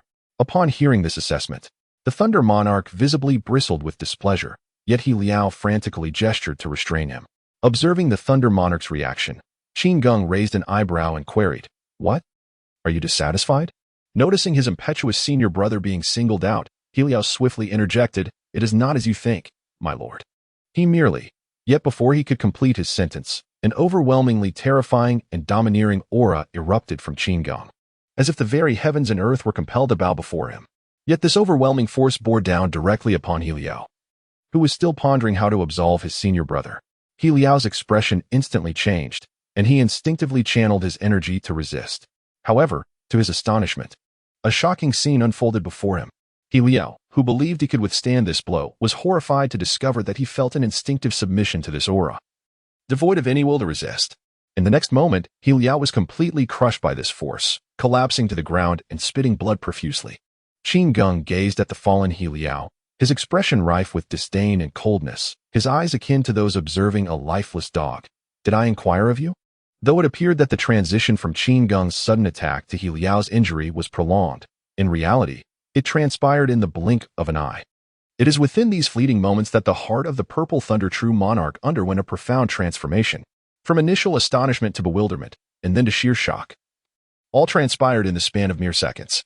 He was first taken aback by the unexpected aggression of Qin Geng. Soon after, he questioned what impact mere aura and pressure could have on a being of ascendant realms. Yet, he was swiftly struck by the realization that this was, in fact, the Imperial Dragon Qi. As he stood in shock, He Liao could no longer withstand the overwhelming aura that seemed to disdain the world, and he spat out blood. This spectacle left Zilei Jinjuan, who had previously harbored doubts about Qin Geng's identity, utterly astounded. Even with his limited intellect, he could clearly discern the gravity of the situation. Merely by virtue of his imposing presence, Qin Geng had managed to injure his own disciple. Coupled with the Imperial Dragon energy, he finally comprehended why his disciple could endure the death of his own son and even submit in fear. The terror was simply beyond comprehension. Ignoring the terrified He Liao, who had fallen silent, Qin Geng turned to Zilei Jinjuan, whose demeanor had been thoroughly shaken, and inquired, "Do you have any further grievances?" Zilei Jinjuan, now devoid of his usual bravado, repeatedly shook his head in front of this imposing figure from the higher realms, exclaiming, No, I do not dare." He understood that had the other party harbored any murderous intent, he would likely have perished before he could even activate the city as protective array. Thus, he no longer dared to present himself as the esteemed Zilei Jinjuan, feeling utterly stripped of his authority in the presence of such a formidable being. Seeing his opponent so thoroughly intimidated that he could scarcely utter a word, Qin Geng impatiently waved his hand, saying, "Be gone. Do not hinder my enjoyment of this auction." Upon hearing this, the two dared not voice any dissent and promptly fled the room, almost tumbling over themselves in their haste. Meanwhile, the auction has finally commenced. The reason for refraining from taking lethal action against these two individuals primarily stems from Qin Geng's belief that, in comparison to the inhabitants of the lower realm, they still possess a degree of utility. In the future, They might even evolve into sufficiently competent instruments for his purposes. Such entities inherently hold their own worth. On the other hand, the esteemed Zilei Xinjuan and his companion found themselves entirely devoid of any consideration for the motives behind each other's actions, instead feeling a sense of relief that the other had not genuinely harbored intentions of murder. Zilei Xinjuan realized that if this young gentleman truly wished to eliminate them, it would undoubtedly be an effortless endeavor for him. Initially, he perceived the individual as someone ignorant of his customs, daring to act so brazenly in this place. However, it became clear that the man regarded them as mere insects, and for Qin Geng, it was simply a matter of life and death at his whim. Upon exiting, Zilei Xinjuan let out a wry smile and remarked, "Junior apprentice, had you been a bit more forthright earlier, perhaps I would not have felt such embarrassment." He Liao retorted somewhat irately, "Do you think you could ever be more embarrassed than I? I was on my knees throughout, striving to preserve our lives." Zilei Xinjuan could only manage a bitter smile, comforting himself with the thought that this young gentleman intended to continue participating in the auction, which might yield considerable benefits for them. Given the formidable strength and enigmatic stature of this individual, it was reasonable to assume that his resources were equally substantial. Perhaps, in a moment of whimsy, he might take a liking to some of their treasures. However, Qin Geng's presence at the event was solely motivated by a desire for tenfold returns. To him, the so-called collections of the Wanbao Pavilion held little more value than refuse. Nevertheless, regardless of Qin Geng's underlying motivations for attending the auction, it was evident that there remained a significant potential for profit. Meanwhile, a woman clad in white, ethereal and graceful, with a serene smile, suddenly appeared at the center stage of the auction hall. Amidst the audience gathered for the auction, a wave of astonishment swept through as they beheld Miss Yun Yun. Who could have anticipated that the daughter of the president of the Tianyuan Chamber of Commerce would attend in person?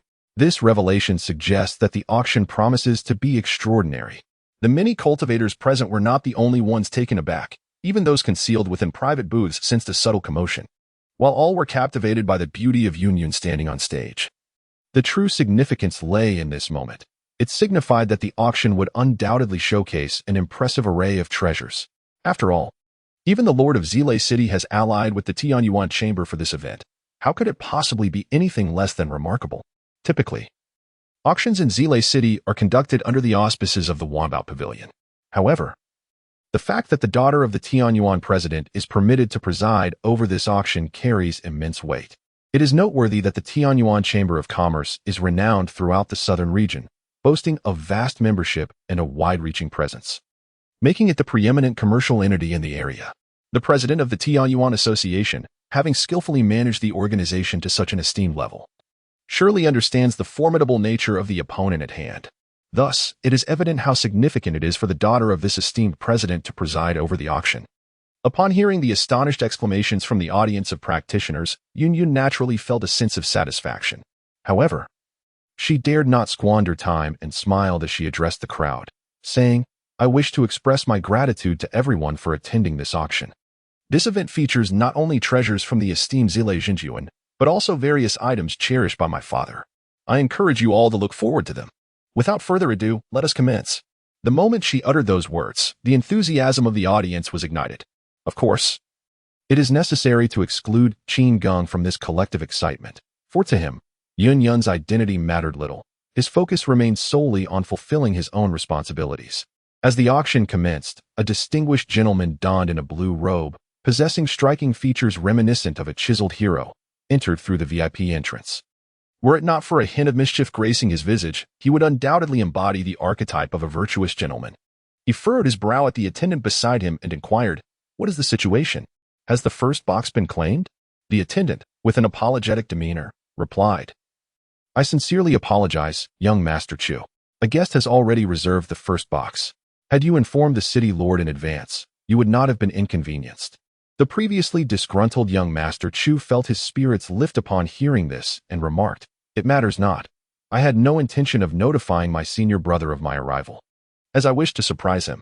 Alas, it seems that my desire for a surprise has resulted in my being usurped of the prime location. Very well. Let me see what you are made of and whether you are deserving of occupying that first box." With that, he proceeded directly to the second box. Seeing that he did not cause a scene, the receptionist let out a sigh of relief. This young master from the Chu family was certainly not someone to be trifled with. To say nothing of his prestigious identity as a disciple of the esteemed Zile true monarch, it was enough to grant him free reign within the city of Zile. The revered Hanming Tianjun had only accepted 3 disciples, and this cultivator, originally named Chu Yang, was the youngest among them, even slightly younger than Liao's deceased son, He Yuanxiu. His extraordinary talent had caught the eye of the elder who called himself Tianjun, leading to his exceptional admission as a direct disciple. Consequently, though his cultivation remained formidable, his temperament had grown increasingly arrogant and domineering, holding others in contempt. Save for his 2 senior brothers and a few other ascendant experts to whom he still showed some respect. As for everyone else, in his eyes, they were merely insignificant insects. Therefore, had he not been intent on sparing his senior brothers unnecessary trouble, he would have stormed in to deal with that scoundrel right now. At this moment, Qin Geng was blissfully unaware of his thoughts. Even if he were, he would regard them with utter disdain. Deal with me? I must candidly say, all present here are but trash. On the other side, Chu Yang, seated in box number 2, conceived a brilliant idea. Humph. I possess 150,000 stones bestowed by my master. Do you not consider yourself affluent? I am eager to see just how formidable you truly are. At this moment, Chu Yang had already devised a strategy. The instant the guest in box number 1 places a bid, he would crush them entirely with his financial might. He could already envision the guest's displeased expression. A smirk curled at the corners of Chu Yang's mouth, attempting to usurp my position? I shall see if you possess the qualifications. With Chu Yang's entry, the auction hosted by Yun finally commenced. The first item up for bid was the swift cloud boots. Everyone was aware that, upon hearing the melodious tones of the auctioneer, they swiftly became engrossed in the proceedings. However, Qin Geng found the experience rather tedious. As expected, the truly remarkable treasures lay ahead. What were these trifles presented before him? He was not inclined to make impulsive purchases for the sake of a tenfold rebate, as the meager profits from such rubbish were utterly uninspiring. He would patiently await the arrival of the ultimate treasure, ready to seize it in one fell swoop. As for redeeming anything from the system store, Qin Geng contemplated seeking the opinions of Qin Xian and Yin Ran. At this juncture, he seemed to have no pressing needs of his own. So he would assess whether these two had any particular desires. Just as Qin Geng felt engulfed by ennui, an introduction of a certain item caught his attention. With fervor, Yun proclaimed, "This technique is known as the Tai Xian Gong. This profound art was once the revered treasure of the Tai Holy Land, a formidable force in the higher realms. Alas, a cataclysmic battle rendered the entire holy site non-existent overnight, leading to the complete loss of this unparalleled skill. Fortune smiled upon my father, who stumbled upon this technique. However, it is but a fragment. The starting bid is 20,000 stones." Upon hearing that it was merely a fragment, the fervor that had ignited within the crowd was swiftly extinguished. I remarked, how could such a terrifying item be auctioned in this manner? A fragment, indeed, renders it trivial. Were it complete, I dare say the starting bid would be at least tenfold. Tenfold? Are you underestimating the profound heritage of the upper realms? Someone interjected. What distinguishes cultivating a fragment from having never practiced at all? Sighing at the chorus of discontented murmurs from the guests, Yun awkwardly smiled and suggested, perhaps among us, there exists someone capable of obtaining the remaining half of this fragment. Her words were met with derisive laughter and headshakes. The audience regarded her empty rhetoric with skepticism. The attendees were no fools, well aware of the slim likelihood of acquiring complete content. The fact that the Tianyuan Trading Company had procured this upper half of the fragment was already remarkable. And now they were expected to devise their own means for the lower half? Whoever chose to purchase this item would have to contend with their own folly. Before this notion could fully take root in the minds of the crowd, a casual voice emerged from the direction of Box 1, proclaiming 40,000. The crowd swiftly turned their gaze toward Qin Geng, who occupied Box 1. Those who had intended to mock were suddenly reticent. For sitting there was not merely a matter of wealth but also of substantial influence. Such esteemed guests were not to be trifled with by those who scrimped and saved merely to gain entry. At this moment, Yin Ran gazed at Qin Geng with a hint of astonishment. Why would he collect such a fragment of a long-lost text? As a person of the upper realm, endowed with profound resources, he should have little interest in a doctrine that has already perished. This relic, one might argue, is hardly worthy of attention, even from her perspective. Sensing the unspoken question in Yin Ran's eyes, Qin Geng responded with a touch of nonchalance for its collectible value. Upon hearing these 4 words, Yin Ran was suddenly enlightened and no longer found it peculiar. If his actions were driven by a desire for collection, then indeed, his behavior was quite reasonable. Moreover, the young master himself hails from a distinguished lineage in the upper realm, and it is reasonable to surmise that he possesses knowledge of the sacred land of Tai. His perception of this once mighty domain in the lower realm likely diverges significantly from that of us mere mortals. However, in reality, Qin Geng's pursuit of these artifacts stems from the existence of fragmented texts within his system's marketplace. He remains perplexed as to why his system houses these incomplete portions. Yet since they are available, it is only natural for him to seek to assemble them in their entirety. Within the confines of the system's marketplace, the point value of these items is not particularly high. Qin Geng speculates that the low price at which Yun sells them is attributable to the same rationale. After all, they are merely fragments, and who can ascertain whether one will successfully locate the remaining sections? Initially, Qin Geng found it curious that his marketplace would offer such inferior goods. However, it seems increasingly plausible that he is destined to acquire the complete version. Just as Qin Geng believed that the item was undoubtedly his, a somewhat frivolous voice suddenly emerged from box number 2, proclaiming 41,000. This was clearly an attempt to suppress the price to its lowest point, a blatant act of malicious competition against Qin Geng. Initially, he found himself puzzled. Why would one bid on something that lacked a remaining portion? However, he quickly grasped the situation. Resolutely, he declared 80,000. Upon hearing this price, not only did the entire room gasp in astonishment, but even Chu Yang furrowed his brow in disbelief. Was this person out of his mind? To exert such effort for a mere fragment? He had remained silent until now, yet upon speaking he had chosen to escalate the bid in increments of 40,000? Even Chu Yang felt taken aback. Nonetheless, since his opponent was so determined, he decided to retaliate. In a similarly frivolous tone, he said, 81,000. Huh. You dare to occupy a space that rightfully belongs to me. Whatever you desire, I shall ensure you pay dearly for it. How could I allow myself to miss such an opportunity? A smug expression adorned Chu Yang's face, as he envisioned Qin Geng seething with frustration in the box. However, contrary to his expectations, upon hearing the increased bid, Qin Geng simply smiled.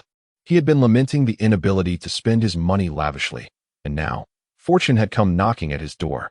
It was as if someone had delivered a pillow just as he began to doze off. With an air of calm, Qin Geng responded to Chu Yang's price, stating, 120,000.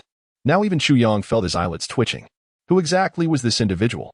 Not only did he consistently elevate the bid by increments of 40,000, but he did so without hesitation, maintaining an air of composure.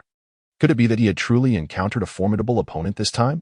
Realizing that if he continued, he risked being left at a disadvantage should his rival cease bidding. Chu Yang ultimately chose to sulk in silence. Observing his opponent's sudden quietness, Qin Geng felt a twinge of regret. It seemed he had overestimated him. On the other side, Yun, with a radiant glow upon her face, proclaimed the remnants to be the possession of Qin Geng. To her astonishment, what she had initially perceived as mere worthless debris astonishingly commanded a staggering price of 120,000. She remarked with a smile, the preceding competition was truly exhilarating. Now, let us proceed to the final auction of exquisite items. Upon hearing her words, even Chu Yang, who had previously harbored intentions against Qin Geng, found his breath quickening. Entirely oblivious to those around him, Yun continued with a smile, indeed, I believe everyone has heard of our flagship item for this event, which is none other than this. With that, she lifted the black cloth that had hitherto concealed the item from prying eyes. At this moment, a chorus of astonished gasps erupted from the crowd. Upon beholding the exquisite treasure in Yun's grasp, the onlookers could not help but draw in their breath sharply. Their fists clenched tightly, and their gazes aflame with fervor. Had it not been for a sliver of adherence to the rules set forth by the venerable Zile Jinjuan, it is likely that a tempest of bloodshed would have ensued in a frenzied attempt to seize the prize. Observing their fervor, Yun understood that once they departed from this Zile city, nearly half of them might meet their demise in pursuit of the treasure. However, such matters bore no significance to her whatsoever. She elaborated, this object was unearthed by my father in conjunction with the esteemed Zile Jinjuan at an ancient battlefield site, and it serves as the principal reason for our collaboration in this auction. There is no need for me to elaborate further. It is the renowned Songlong seal. Although the assembly had already formed their conjectures, the confirmation from Yun ignited an electrifying atmosphere throughout the venue. It is indeed the Songlong seal. We once sought this artifact, yet we returned empty-handed, suffering losses in both men and resources. Can it be true that Zile Jinjuan and President Tianyuan possess such divine mastery that they could procure this item for trade? Listening to the fervent discussions that ensued, Yun felt a blend of pride in presiding over this auction and a tinge of regret. This artifact was originally discovered by her father alongside the Lord of Zile City. Both parties were unwilling to relinquish it freely to one another and sought to avoid a rift over the matter, thus opting to auction it collaboratively. This item holds undeniable value for anyone who has yet to ascend to the realm of transcendent beings. At this moment, Qin Geng sensed a faint aura reminiscent of his own 9-dragon sacred ring. He turned to Yin Ran and inquired, "Are you familiar with this object?" Yin Ran, having just recovered from her astonishment, replied, "Indeed, my lord. In our earthly profound continent's 5 domains, a great seal emerges every few decades. Each time, the seal possesses unique abilities, such as those for offense and defense. However, they share a commonality. They are ineffective against the formidable beings who have ascended to a higher realm. The current Southern Domain seal is known as the Azure Dragon Seal. With a focus on defensive capabilities, it can utilize the soul of the Azure Dragon inscribed upon it to repel enemy attacks, proving exceptionally effective against opponents who have yet to ascend." Upon hearing this, Qin Geng's enthusiasm waned significantly. What nonsense is this? Is this all it can do? To repel enemies with the dragon's soul? I could accomplish that with ease myself. He mused that his 9-dragon sacred ring was worth at least 10 of these seals. Could it be that their understanding of this artifact was overly limited? Ding. The description provided by the other party regarding this seal is indeed accurate. Upon hearing this, Qin Geng felt even more at a loss for words. Is this really all there is? He held complete trust in his system. Although he had not anticipated receiving a notification about this matter, the fact that even his greatest support reached such a conclusion left little room for further discussion. Nonetheless, Qin Geng expressed a newfound curiosity, asking, "How did you come by this knowledge?" Yin Ran explained, "My lord, you may be unaware, but our earthly profound continent is home to an exceptionally powerful elder. This venerable individual possesses the ability to foresee the future to a certain extent, which is how we acquired this knowledge. It is quite normal for someone of your stature, coming from a higher realm, to be unfamiliar with our esteemed figures. Not to mention, even the location of the grandest auction requires her guidance. It is only natural that one would be unaware of such matters." On the other hand, upon hearing the answer, Qin Geng was not particularly astonished. As for the nature of this so-called great power, he found himself even less intrigued. Glancing at the Songlong seal before him, considering it was the final treasure, he reluctantly decided to compete for it, as it might yield some returns. At this moment, Yin continued to passionately explain. "This item is born in the southern region only once every few decades, and you all must understand its significance. The starting bid is 500,000 stones, with a minimum increment of 5,000 stones." Upon hearing this price, a collective gasp echoed through the crowd. Some individuals opted for silence, as the cost was exorbitant. Although many had already calculated their limits, they were nonetheless taken aback by the steep price. Moreover, many individuals currently possess yuan stones that do not even meet the initial price. If it weren't for the curiosity about which family this treasure would ultimately belong to, a portion of people would indeed wish to depart. However, among those present, few harbored any ill intentions, to say nothing of the matter. The one who has inscribed that Songlong seal has already secured the protection of the Grand Seal. Moreover, those who genuinely wish to acquire such items are not mere gamblers. They have undoubtedly taken comprehensive precautions beforehand. In this case, even if one were to contemplate seizing the opportunity post-transaction, such an idea would be utterly absurd. As anticipated by Yun, despite the fact that many are unable to afford it, there remain a considerable number of individuals willing to place bids. Soon, the price soared to the remarkable sum of 1,300,000. At this moment, the private room number 2, where Chuyang resided, suddenly raised the bid to an astonishing 1,400,000. As these words echoed through the air, a brief silence enveloped the venue. Feeling the fleeting silence, Chuyang was immensely satisfied. This was precisely the effect he desired. By raising the price incrementally by 5,000 or 10,000, it would create an illusion among the crowd that he was still capable of keeping pace. As soon as he raised the price to a considerable height, perhaps these individuals would be intimidated and dare not challenge him further. Just as he wore a smug expression, he heard the calm, casual tone from the adjacent private room, 1,450,000. Upon hearing that the opponent had audaciously increased the bid by 50,000 stones, Chuyang felt a surge of anxiety. His limit was 1,500,000 stones. What if the contender remained resolute? No, This treasure must be his. He cast a resentful glance towards Qin Geng's room and declared loudly, 1,500,000. He hoped this would be the opponent's limit. However, the response he received plunged his heart into despair. The other party, maintaining an air of indifference, stated directly, 2 million stones. Hearing this figure, Zhu Yang nearly fainted from rage. How could this scoundrel possess such wealth? Not only him, but the entire assembly was utterly awestruck by Qin Geng's dominance, instantly elevating him to the position of the greatest victor. Zhu Yang growled, regardless of who you are, I will ensure you pay a price today. The Songlong seal was precisely the primary reason for Zhu Yang's arrival in the southern domain. He had come to pursue his studies under his master, the heavenly monarch Han Ming, but upon hearing about this artifact, he was immensely intrigued. Subsequently, his master supported his ambition, even providing him with a substantial sum of money to prevent the Songlong seal from entering the auction. His master believed that 1,500,000 stones should suffice for acquisition. Yet, they encountered the anomaly known as Qin Geng and could only meet their demise with regret. In stark contrast to Zhu Yang's tumultuous emotions, Qin Geng was entirely focused on his tenfold returns, imagining the possibility of triggering a critical reward. For him, this was the ultimate motivation for his expenditure. While their thoughts diverged, Yun personally arrived at Qin Geng's private room number 1, bearing the remnants of the Tai Xian Gong and the Songlong seal. After bowing respectfully to him, she earnestly stated, Young master, these are the items you desired. Also, here is the exclusive black card for the event. Should you wish to attend any auction in the southern region in the future, you may freely enter and exit with this card. Yun was a perceptive individual. Regardless of the reasons behind his acquisition of these 2 items, it was evident that he possessed substantial wealth and formidable influence. Such a presence was precisely the kind of individual that a merchant would eagerly seek to befriend. Although the number of these black cards was exceedingly limited throughout the southern region, Yun did not hesitate to bestow one upon Qin Geng.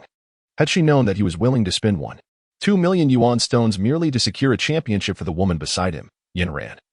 She would have likely felt a profound sense of satisfaction with her choice. However, Qin Geng displayed no reaction to the evident affection shown by Yun. He merely tucked away the fragment and proceeded to toy with the Azure Dragon seal.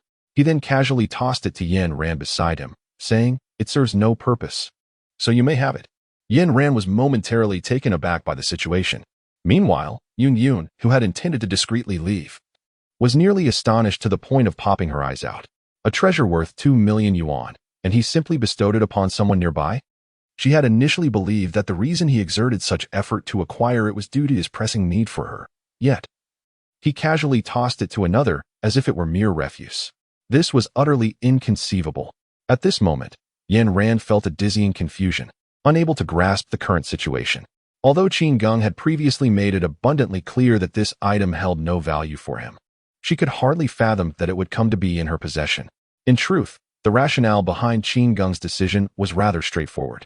After all, this object was of no use to him, and even the ascendant Qin Xian could not utilize it. Thus, the only person left who could make use of it was none other than the present Yin Ran. Qin Geng continued, I will gift you something more suitable in the future. For now, you must make do with this. To him, the fact that anyone would regard this item as a treasure was merely a reflection of their desperate circumstances. In reality, it was hardly worthy of such exaltation. However, his attitude was undeniably difficult for Yun to accept. Let us not forget, this was our prized possession. How could it seem to be merely a reluctant offering in your hands? Moreover, this item was widely recognized as valuable throughout the southern domain. Yet, she found it imprudent to voice her sentiments, for she had already acknowledged him as the patron of the Tianyuan Commerce Guild. To offend him after the transaction would be exceedingly foolish. Yin Ran repeatedly gestured in refusal. This item is indeed a rare find. I am sincerely grateful, young master. Yun, observing from the side, could not help but smirk inwardly. After all this discussion, did you not still desire it? However, she could only surmise the thoughts of someone like Yin Ran. Aside from individuals like Qin Geng, everyone else truly coveted this item. Yet, the primary reason Yin Ran accepted it was due to Qin Geng's instruction. Indeed, the rationale was that simple. Though her acquaintance with Qin Geng had been brief, she had come to understand one thing. As long as it was his command, she would fulfill it to the best of her ability. Following his orders was straightforward, and her own interests would not be overlooked either. If she were to refuse now, it would only serve to displease this young master. Thus, In the face of his directive, hesitation was not an option. Yin Yin felt increasingly superfluous and soon withdrew. Qin Geng, having achieved his objective, planned to depart. Unbeknownst to Qin Geng, at that very moment, Chu Yang had already set his sights upon him. Although immediate action was not feasible, it sufficed to inform his elder brother. Indeed, while wealth was on his side, this territory belonged to my master brother. When I return with him, I sincerely hope you exhibit the same audacity as when we negotiated. This thought arose from the belief that such a statement would grant him the moral high ground to incite his brother to strike down the opponent directly. At this moment, Qin Geng had already left the auction ahead of time. From a distance, he observed He Liao and Yin Ran, both of whom dared not present themselves before one another. After all, previously, they had charged at each other with great ferocity. Now, approaching once more might lead to the unfortunate outcome of receiving a beating without any gain. At that moment, they also beheld the approaching Chu Yang. The esteemed Purple Thunder Master, somewhat taken aback, took the initiative to reveal himself, saying, "Junior brother, why did you not inform your elder brother of your arrival?" Observing the unexpected appearance of the Purple Thunder Master, along with the smiling He Liao standing beside him, Chu Yang could not contain his elation. To his astonishment, not only was his elder brother present, but even his reclusive second brother was here. Was this not a sure victory? Thus, he exclaimed in indignation, "Dear elder brothers, I intended to meet you after participating in the auction." He had initially hoped to acquire the Songlong seal, only to find it snatched away by another. "You must seek justice for me." Chu Yang was acutely aware that if he confessed his financial inadequacy, they would likely disregard his plight. However, if he claimed to have been robbed, the outcome could be different. Had it not been for the fact that this grand seal was discovered by his brother and the president of the Tianyuan Association, Yin Chuan, he would have secured it through clandestine means. Upon hearing his words, the two exchanged glances, convinced that it could not possibly be Qin Geng. After all, they certainly did not believe that Qin Geng would take heed of their junior disciple. In unison, they inquired, "Where is he?" If it was not Qin Geng, they were determined to seek justice for their junior disciple. Just as Qin Geng contemplated departing directly on the divine vessel, unexpectedly, Qin Xian, who typically only appeared in his presence upon command, manifested before him. In a hoarse voice, he remarked, "Young master, someone is in pursuit. It is likely those two." Upon hearing this, Qin Geng furrowed his brow. He wondered what was afoot with He Liao and his master, the true monarch of Purple Thunder. Surely, even if the true monarch was unaware, He Liao ought to comprehend the rules I have set. At the very least, I had already spared their lives at that auction. How dare they pursue me again? Qin Xian then added, "The subordinate has concealed his aura, so they should not be aware that they are chasing after you." This revelation deepened Qin Geng's perplexity. If they were unaware of their actions, what could possibly be their objective? Given this uncertainty, he resolved to observe their intentions and audacity. Thus, he refrained from hastily boarding the divine vessel and instead paused, awaiting the arrival of his pursuers. On the other hand, He Liao inquired of Chu Yang, "Junior brother, have you not revealed your identity? Setting aside all else, how could one dare to act against you within the confines of your senior brother's city?" In He Liao's perspective, this matter appeared rather dubious. Given the arrogant disposition of the junior brother, it was remarkable that anyone would even consider laying a hand on him, let alone act against him. This truly seemed perplexing. Upon hearing the inquiry, Chu Yang naturally discerned the underlying perplexity harbored by his senior brother. Thus, he hastily elucidated, "I must confess my shame. The adversary is indeed more formidable than I. Moreover, their intentions were exceedingly clear. Before I had the opportunity to engage in discourse, the item was already seized. Were it not for the respect I hold for your esteemed regulations within this city, I might have been taken along as well." He deliberately exaggerated the circumstances in an effort to redirect the conflict. Upon hearing these words, the esteemed Zile Jinjuan naturally ceased to harbor any doubts regarding his presence. He Liao, known for his meticulous thinking, could find no significant inconsistencies. After much contemplation, he concluded that he could only focus on handling the current situation effectively. Could this be what is meant by the notion that wicked individuals are met with their own kind? As for Chu Yang's character, his elder brother was well aware. Yet, their revered master had always prioritized talent over virtue, leaving him with no choice but to aid the tyrant in his tyranny. At that moment, He Liao suddenly sensed something awry. "HM? Why have they halted?" He distinctly felt that the target he was tracking, following Chu Yang's instructions, had inexplicably come to a standstill. It seemed they were awaiting his arrival and that of his companions. This alteration did not escape the notice of the esteemed Zile Jun. He snorted disdainfully and declared, "Arrogance." Without hesitation, he surged forward with renewed vigor. To him, such audacity from the other party was an overt provocation against his esteemed Zile city. While one Qin Geng might be tolerable, how dare even the most insignificant of adversaries challenge him? A wave of foreboding surged within He Liao. Yet he pressed on alongside his senior brother. The vision of ascended masters is, of course, exceptionally keen. From a distance, the two discerned two figures standing in place. Wait. Why did they appear so familiar? As they drew closer, an unsettling sensation coursed through them. Qin Geng. How could it be him again? Their immediate instinct was to turn and flee. However, at that moment, Qin Xian emerged from an unknown location, his expression inscrutable as he addressed them. "My master requests your presence." He Liao's countenance turned ashen, overwhelmed by an intense discomfort. The esteemed Lord Zile appeared exceedingly awkward, as the once imposing aura dissipated in an instant. Meanwhile, Chu Yang reveled in his triumph, laughing heartily. "Ha ha ha, so now you wish to negotiate? It is too late. Holding the precious treasure I have my eyes on, do you think you can simply withdraw unscathed? Brothers, let us not waste words with him. Let us act decisively." Upon hearing this, He Liao could no longer heed their master's instructions and bellowed in anger. Silence. This outburst left Chu Yang utterly bewildered. What was happening? Why was he being shouted at? Before he could clarify the situation, Lord Zile seized Chu Yang as one would a chick, striding purposefully towards Qin Geng. To be candid, both of them were inclined to eliminate this troublesome junior disciple. At this juncture, even the steadfast Lord Zile had discerned that Chu Yang was fabricating a tale. After all, how could Qin Geng possibly covet that azure dragon seal? Such an object was merely a trinket for the denizens of the lower realm, likely unworthy of even a glance from someone of his stature in the upper realm. Perhaps he had only taken an interest in it out of mere curiosity. Their junior disciple must have concocted this devious scheme due to his inability to outmatch his opponent financially, hoping to reclaim the azure dragon seal. The idea was commendable, and had the victim not been Qin Geng, Lord Zile might have, in light of their master's reputation, chosen to turn a blind eye to Chu Yang's deceit, feigning ignorance while retrieving the item for his junior brother. However, this was contingent on the victim not being Qin Geng. Upon encountering this familiar duo, Qin Geng remarked coolly, "What is your intention in following me?" Lord Zile unceremoniously cast Chu Yang to the ground, clasping his fists and bowing his head. "We were unaware of your identity. Esteemed sir, we humbly ask for your forgiveness." Observing their demeanor, Qin Geng realized the truth of what Qin Xian had conveyed. He continued, maintaining his composure, "Then, what business do you two have in bringing this person to me?" At this moment, He Liao hurriedly explained, "This individual is my junior disciple, named Chu Yang. He claims that you have seized his azure dragon seal.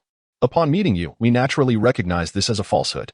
Therefore," He Liao hesitated, contemplating the next step. The purple thunder true lord callously cast Chu Yang at Qin Geng's feet, declaring, "This reckless fool is indeed a misfortune for our sect. Let my younger brother face your judgment." With that, the two departed without casting a glance at the bewildered Chu Yang on the ground. As for how Qin Geng would treat Chu Yang, they could only leave their dear younger brother to his own devices. Compared to their master's wrath, they were far more concerned about the imminent peril they faced. It was only then that Chu Yang grasped the gravity of the situation, incredulously exclaiming, "What are you two brothers doing? We are in Purple Thunder City. What do we fear from this scoundrel? I warn you, do not act recklessly. I am the esteemed disciple of the cold nether heavenly monarch." Yet, before he could finish his words, Qin Xian swiftly struck, severing his head in an instant. In the final moments of his existence, Chu Yang was left contemplating how he could dare to act in such a manner. Observing the lifeless body whose gaze was gradually fading, Qin Geng remarked coldly, "How utterly tiresome." Meanwhile, on the continent of Disuan, in the northern frontier of Xinxia Prefecture, an elderly man sat upon a vast expanse of snow, lost in meditation. Suddenly, he opened his eyes, their piercing gaze seemingly capable of penetrating the very fabric of reality. However, his countenance was marred by disbelief and sorrow. "Has my young disciple Chui Ing truly perished? Did I not bestow upon him every means of survival, supported by his two elder brothers? How could this be?" The elder, a being of unparalleled stature upon this continent, had witnessed countless farewells between life and death. Yet, after a fleeting moment of grief, clarity washed over him. In a somber tone, he declared, "Whoever dares to harm my beloved disciple shall face the consequences of their actions. I shall first journey to the realm of my eldest disciple." With that, he ceased his cultivation and soared into the sky, vanishing into the vast, white wilderness, though the identity of the perpetrator eluded him. The elder sensed that the site of Qin Geng's demise was not far from his eldest disciple's domain. At this moment, Qin Geng remained oblivious to the fact that the legendary Hanming Tianjun had already set his sights upon him and had departed aboard the divine vessel. Of course, even if he were aware, it would likely matter little to him. Regardless of being a formidable figure at the pinnacle of ascension, what difference would it make? As long as one is not a being from the upper realms, in Qin Geng's eyes, they are no different from mere ants. As he pondered his next course of action, a familiar system sound echoed in Qin Geng's mind once more. Ding! Congratulations, host. You have once again triggered the million-fold critical reward. You have attained mastery in the divine word technique. Notification: the host has one more opportunity to trigger a million-fold critical reward, after which the rewards will escalate to 10 million. Notification: with the aid of the World Heart Fruit, the host's celestial profound cave has undergone significant evolution and can be checked at any time. Mastery of the divine word technique? Upon hearing this reward, Qin Geng's eyes sparkled with excitement. This is indeed a remarkable boon. Against those whose cultivation is not particularly high, whose resolve is feeble, or who are intimidated in his presence, this divine word technique can be likened to a universal remedy. He can completely incapacitate an individual, even commanding them to end their own life on the spot. With this technique in his arsenal, Qin Geng believed he was truly worthy of the title of prominent figure from the upper realm. Moreover, another piece of news stirred his heart even more. His cave paradise had undergone significant evolution. This was indeed splendid news. It is important to recall that when he initially placed the World Heart Fruit within, the cave was still in a state of utter chaos. Thus, he could hardly contain his excitement and promptly instructed Qin Xian to oversee the external developments while he personally ventured into the cave. Upon entering, he was astonished to witness a remarkable transformation. Previously a dim and chaotic expanse, devoid of any discernible order, it now revealed a brilliant azure sky, vast plains, and an array of vibrant flora and fauna. What did this signify? It indicated that this place had begun to take shape, evolving its own life forms. In other words, it had, at last, commenced its journey toward becoming a genuine miniature world. How could this not bring joy to Qin Geng? Gazing at the scene before him, he murmured, if this pattern continues to unfold at such a pace, it should not be long before humans or formidable demon clans emerge. Ding! Warning: although the World Heart Fruit has catalyzed development within the host cave, the spiritual energy is insufficient. If treasures are not promptly collected or purchased from the system's marketplace, the humans born here will all be ordinary individuals. Consequently, no cultivable spiritual beasts will emerge either. Upon hearing this, Qin Geng's heart raced with urgency. How could it be acceptable to have only ordinary people?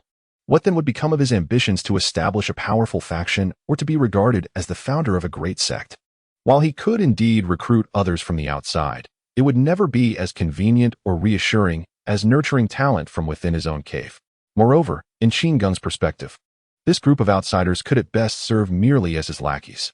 Not only do they possess varying levels of cultivation, but their innate talents for practice are also woefully inadequate, and their foundations are unstable. They are truly unworthy of following in his footsteps. However, one's own realm is distinctly different. These are entities cultivated personally or with the aid and guidance of the system, and thus, each should possess formidable strength and extraordinary talent. Such beings are truly the most deserving to follow me and serve as my subordinates. The system marketplace. I wish to explore what treasures may enhance my realm. Yet, after searching thoroughly, I discovered that even the system marketplace lacks such items, leaving me utterly disheartened. As he found himself in a state of perplexity, the system's prompt chimed once more. Ding! The celestial spirit fruit possesses the remarkable ability to significantly enhance the spiritual power of both humans and spirit beasts, as well as elevate their cultivation comprehension.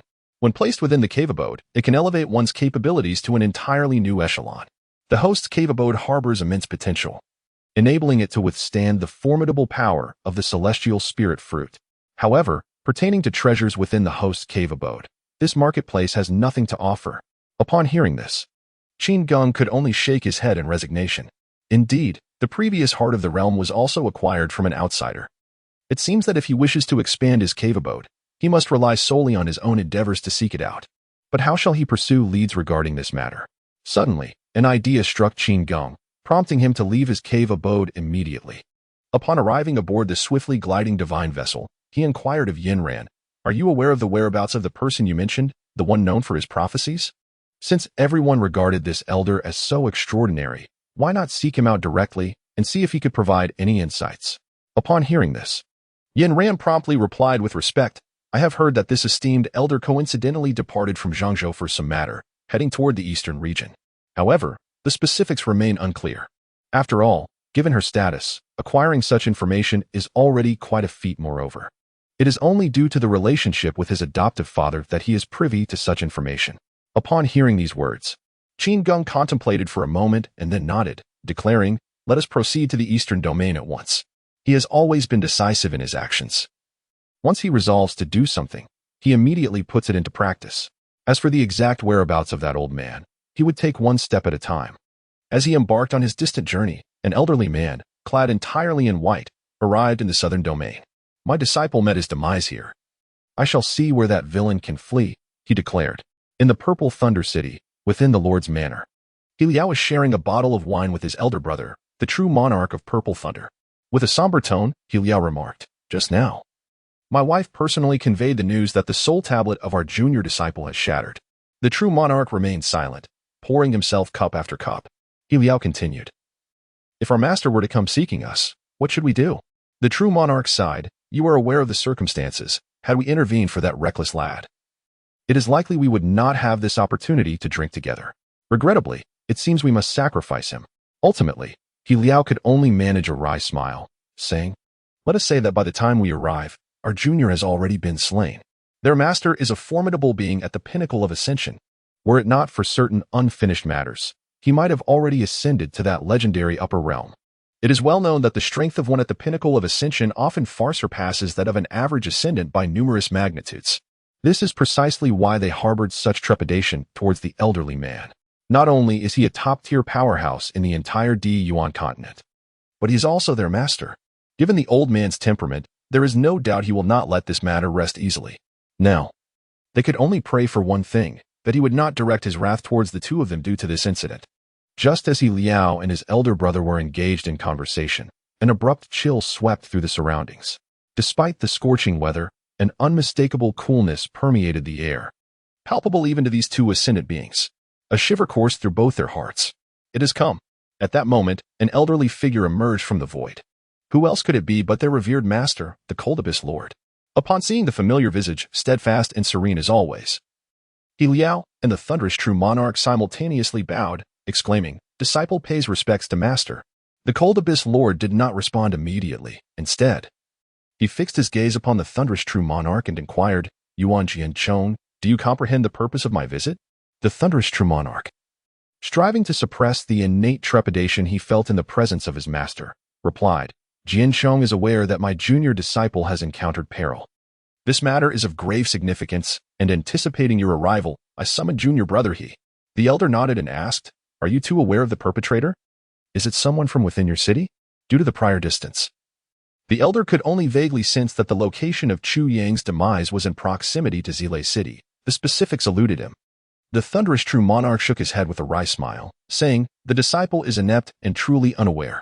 However, it is undeniable that my junior disciple faced misfortune within my city. I am incapable of uncovering the traces of the assailant.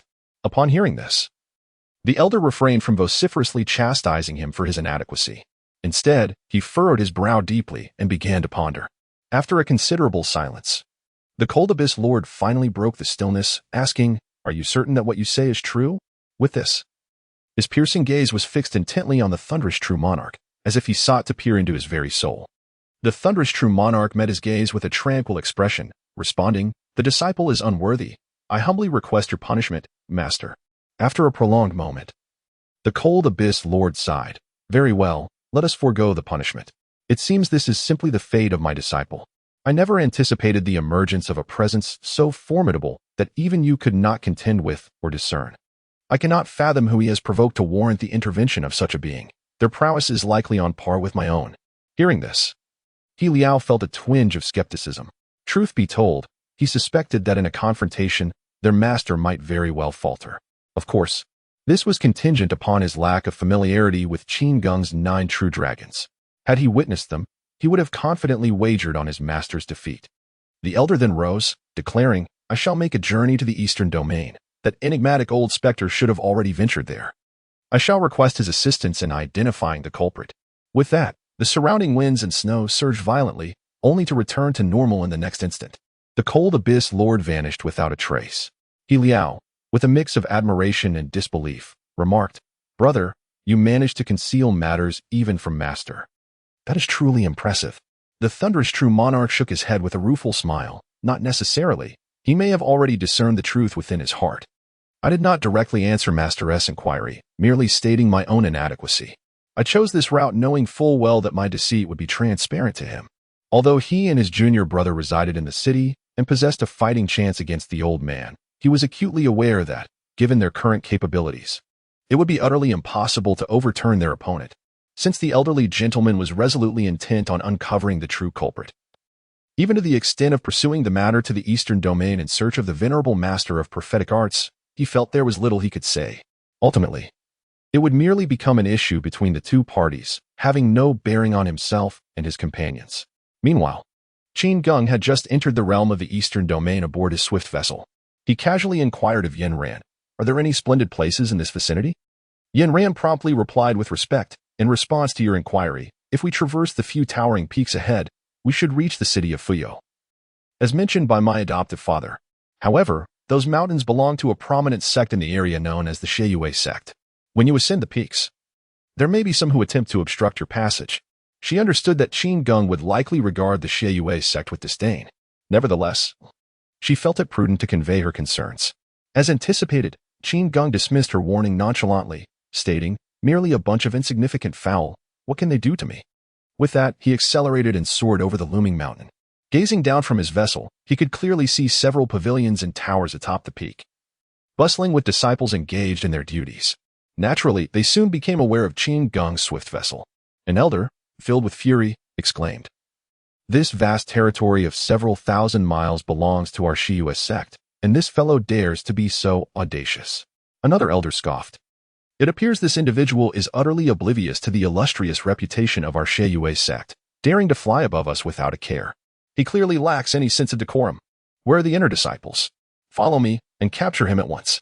The rules of their sacred ground were stringent, with flying above being the most egregious violation, one that they considered a profound insult. In no time, several elders led a throng of enforcers towards Qin Geng's vessel with great fervor. However, before the multitude of sect members and elders could devise a plan to reprimand him, they were met with a shocking spectacle. Those who attempted to intercept him were instantaneously rendered asunder. Qin Geng lay disdainfully upon the celestial vessel, remarking, "There truly are many who willingly march toward death." He had no intention of halting his advance, propelled resolutely toward the direction of Fuyou City. Undeterred by the demise of mere insignificant beings, his mind remained wholly unoccupied by the stunned and speechless members of the Sheyue sect, for should they dare to approach, he would undoubtedly deal with them as well. Meanwhile, in the assembly hall of the Crescent Moon sect, a number of significant members of the sect were engaged in discussions regarding various matters, including the recent developments within the sect, business dealings, and the clashes and interactions with surrounding factions. As the esteemed leader of the Sheyue sect, Luo Gong, was poised to advance discussions, a typically composed elder responsible for external affairs burst in, visibly flustered. "Sect Master, esteemed elders, calamity has struck." Upon hearing this, Luo Gong's demeanor shifted to one of displeasure. "What calamity do you speak of? Do you not see that we are engaged in important deliberations? Such panic is utterly unbecoming." The elder, with a countenance steeped in sorrow, replied, "Moments ago, a mad end traversed the skies above our sect.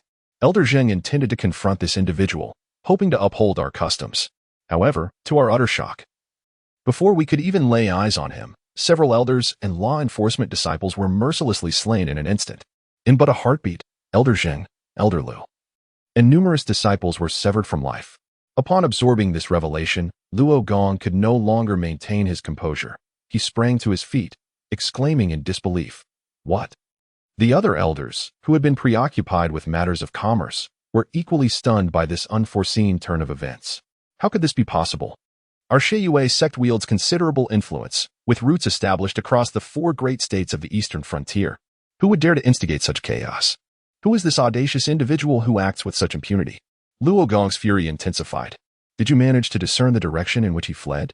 The elder who had delivered the news responded promptly, reporting to the sect master, "The scoundrel appears to be heading towards our frontier stronghold, Fuyao City." Luo Gong immediately rose, his voice booming, "Elders, heed my command. We must unite and eliminate this villain.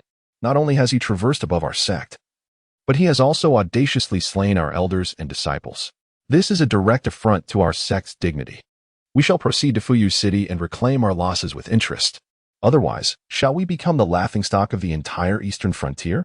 In response, the gathered elders voiced their agreement. However, one elder, tasked with intelligence, interjected cautiously, "Sect Master, it is not my intention to undermine our resolve. But that unknown individual appears to be formidable and not easily provoked. Consider this. He dares to brazenly kill within another's domain, should a conflict arise. It may lead to a deadly stalemate. Moreover, I am aware that elders Lu and Zheng possess immense strength, having reached the latter stages of the breaking illusions realm. If such beings can be dispatched in a single strike, even should we unite, many of our elders may still perish needlessly. After all, the nature of combat among practitioners vastly differs from that of mortals. Disparities in realms render numerical advantages moot. Furthermore, we have suffered greatly, having not even glimpsed the shadow of our adversary. Apart from knowing about the divine vessel, we possess scarcely any clues. In such a case, even if they indeed ventured to Fuyao City, where should we begin our search? After a thorough analysis, not only the previously agitated elders, but even the recently furious Luo Gong have now regained a considerable degree of composure. Indeed, the adversaries not only dared to act in such a manner, but they also managed to deliver lethal blows to elders at the late stage of the broken illusion realm. The outcome for the numerous disciples they took with them is indistinguishable. What does this imply? It signifies that the opposing party truly possesses the audacity to be so arrogant. Moreover, to achieve such decisive and efficient action, it must be said that only a powerful being at the Ascension realm could accomplish this. When these revelations coalesced in their minds, the assembly felt as though they had been doused in a bucket of icy water, leaving them profoundly uncomfortable. After taking a couple of deep breaths to suppress the urge to seek retribution, Luo Gong asked, "Then, according to Elderly, what course of action should we undertake next? We cannot simply let this matter slide, can we?" The elder referred to as Elderly pondered for a moment before responding. "How about this? We should dispatch personnel to Fuyu City to gather intelligence. Once we identify the most suspicious individuals, we shall observe them separately. In due time, we should be able to discern who the perpetrator is. If we are unable to ascertain the culprit, we can simply apprehend someone at random."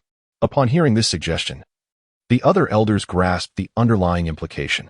This meant that if the adversary possessed formidable strength, or if they truly could not identify the assailant, they would select an easy target from Fuyao City to manipulate, ultimately using that individual as a scapegoat. In doing so, they would avoid incurring losses from conflict while preserving the prosperity of their sect at the same time.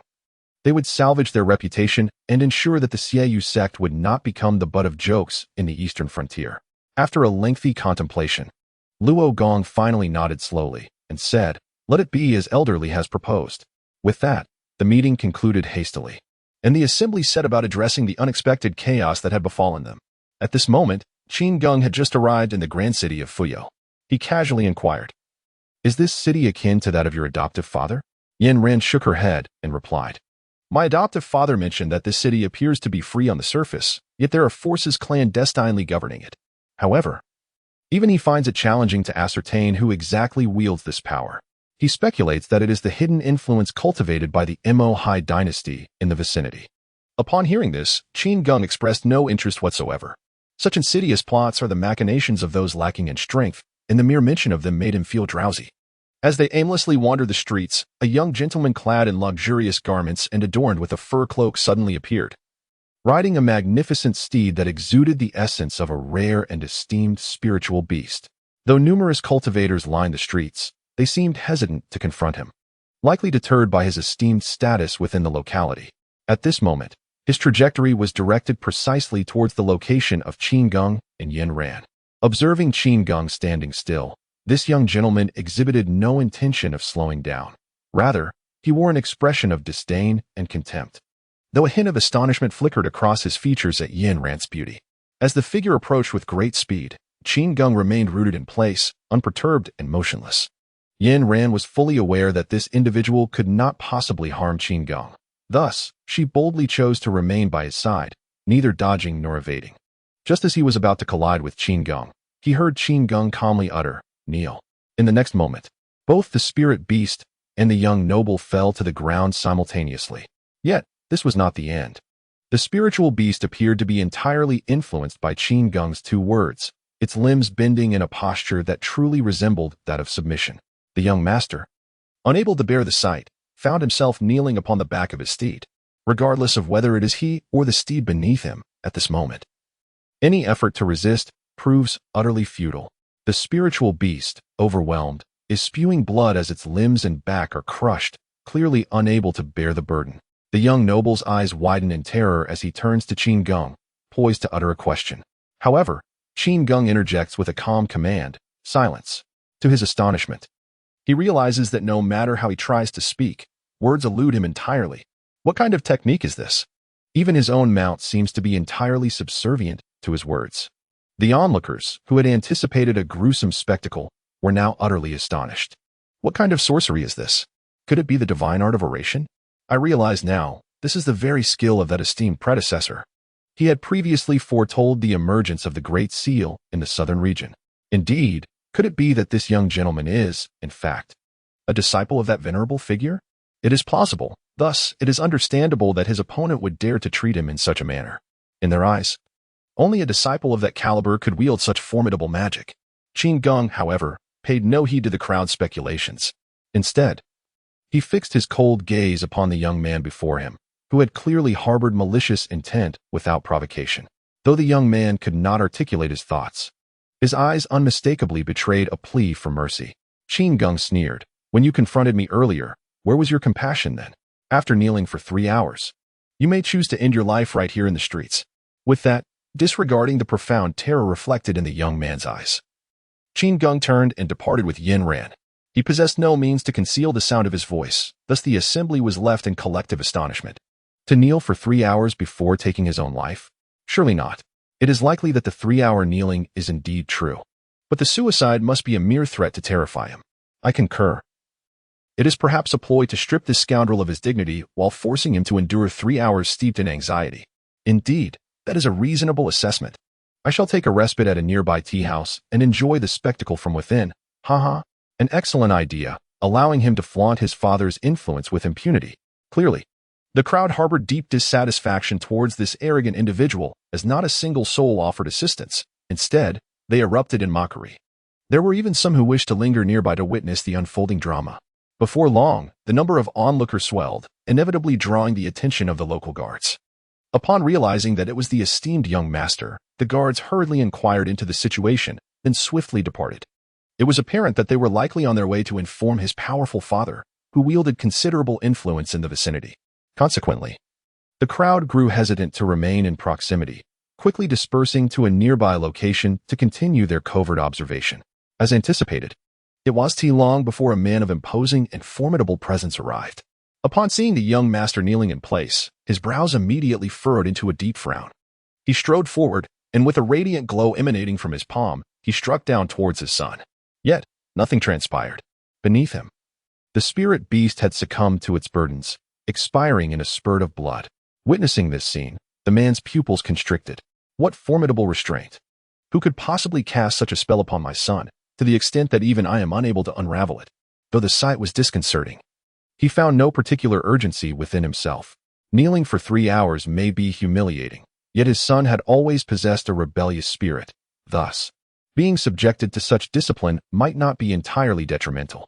As for the guards' threat of self-destruction after the 3 hours, it was evident that their intention was merely to frighten his son into submission. He understood that even the venerable elder, renowned for his mastery of grand prophecy, could not compel another to take their own life, making it implausible for his son to face such a fate. This man was named Yuan Cheng'an, the lord of Fuyo City. However, he bore another clandestine identity, that of the prime minister of the Mahai dynasty. Hence, it was clear that Zhong's conjectures about this place were nearly entirely accurate.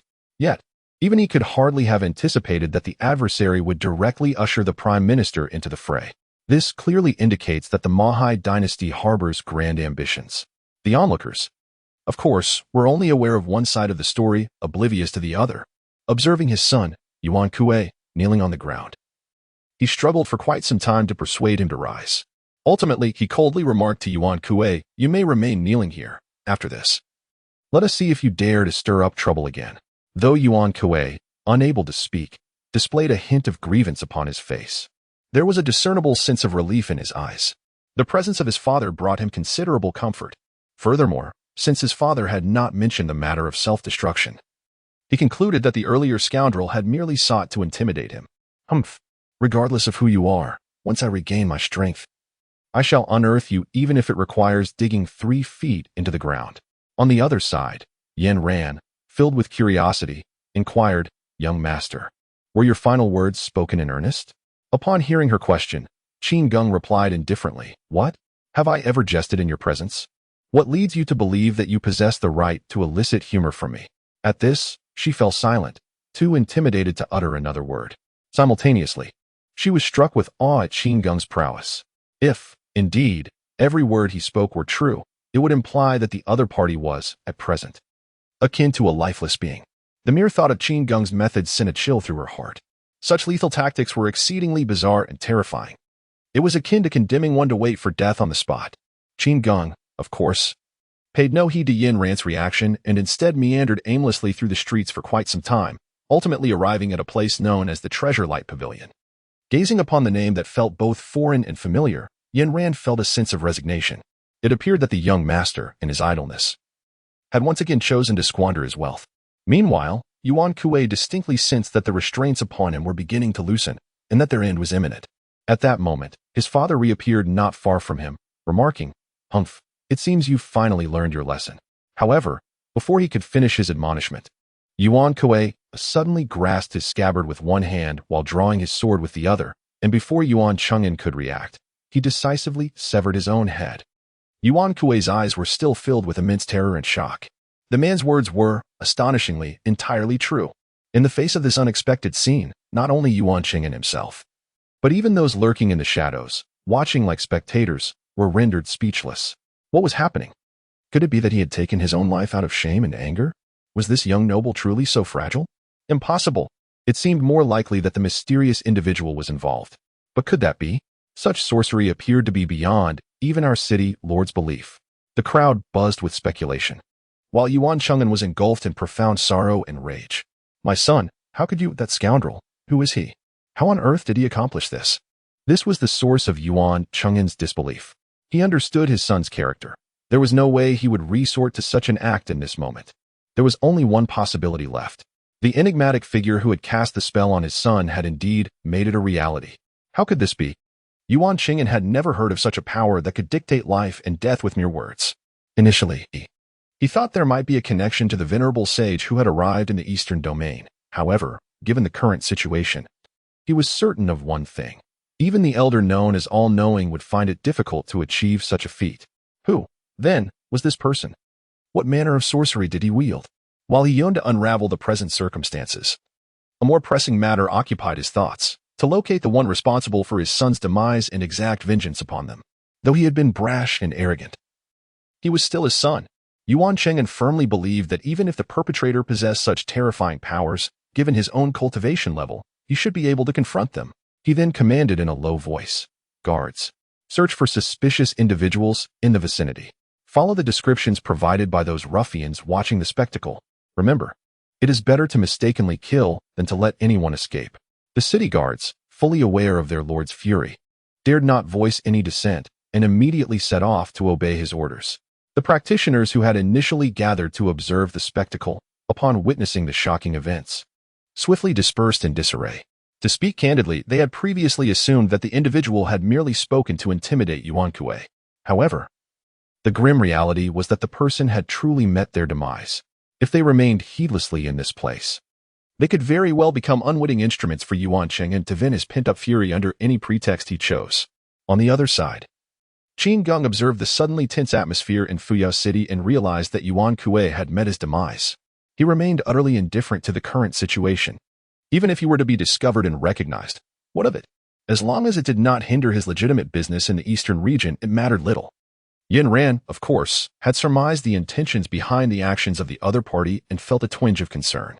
However, upon seeing Qin Geng's demeanor, one that exuded an air of complete disregard for their adversaries. Her anxiety dissipated. After all, why should she worry? It was not that she harbored blind faith in Qin Geng. Rather, she simply did not believe that anyone could shake the foundation of his formidable prowess. After meandering through the city for quite some time, Qin Geng scoffed and remarked, "This city's reputation, aside from its name, barely holds up. It is truly devoid of merit." It was evident that he had lost interest in the place. Initially, he had intended to indulge himself at the Baoguang Pavilion. But the merchandise there was so unremarkable that it failed to pique his interest. Qin Geng had no desire to venture out only to be burdened with a collection of worthless trinkets. Of course, what he deemed worthless was merely a subjective judgment. In reality, Yin Ran found herself dazzled by the offerings. Even as the daughter of Zhongzui, the lord of Ingwei City, she acknowledged that the Baoguang Pavilion was indeed quite impressive. At that time, the attendant in charge of the reception, though uttering no words, clearly regarded Qin Geng as a miserly curmudgeon. Fortunately, Qin Geng was not in the mood to critique the rubbish of this establishment.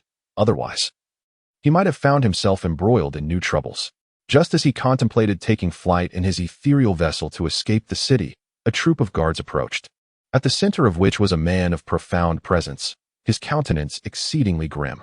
Upon observing the stranger's features, Qin Geng raised an eyebrow. This man bore a striking resemblance to the young gentleman he had previously subdued. Indeed, it would be more accurate to say that Yuan Kuei shared a likeness with this man. Was it merely a coincidence?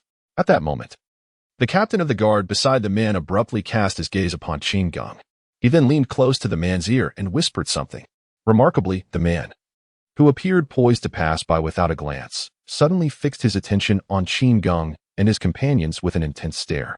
What follows is an unreserved display of formidable killing intent.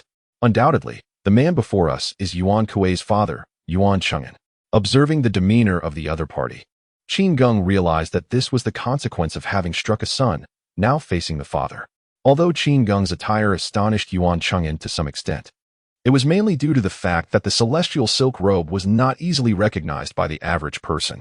Moreover, he was currently engulfed by a tempest of hatred and fury, leaving little room for consideration of Qin Geng's appearance. He stepped forward, blocking Qin Geng's path as he prepared to depart, his voice cold and heavy. "You are the one who caused my son's death, are you not? What is your true intention?" To this inquiry, Qin Geng merely chuckled disdainfully. "He died simply because he dared to disturb my peace of mind. His demise can be deemed my mercy." Absurdity. He charged recklessly into my presence. His death is nothing short of deserved. I merely allowed him the privilege of ending his own life. This sentiment incited a raging inferno of wrath within Yuan Cheng'an. "You disturbed your peace of mind? Mercy?" This scoundrel not only acknowledges his crime before me, but he also has the audacity to mock and humiliate my son.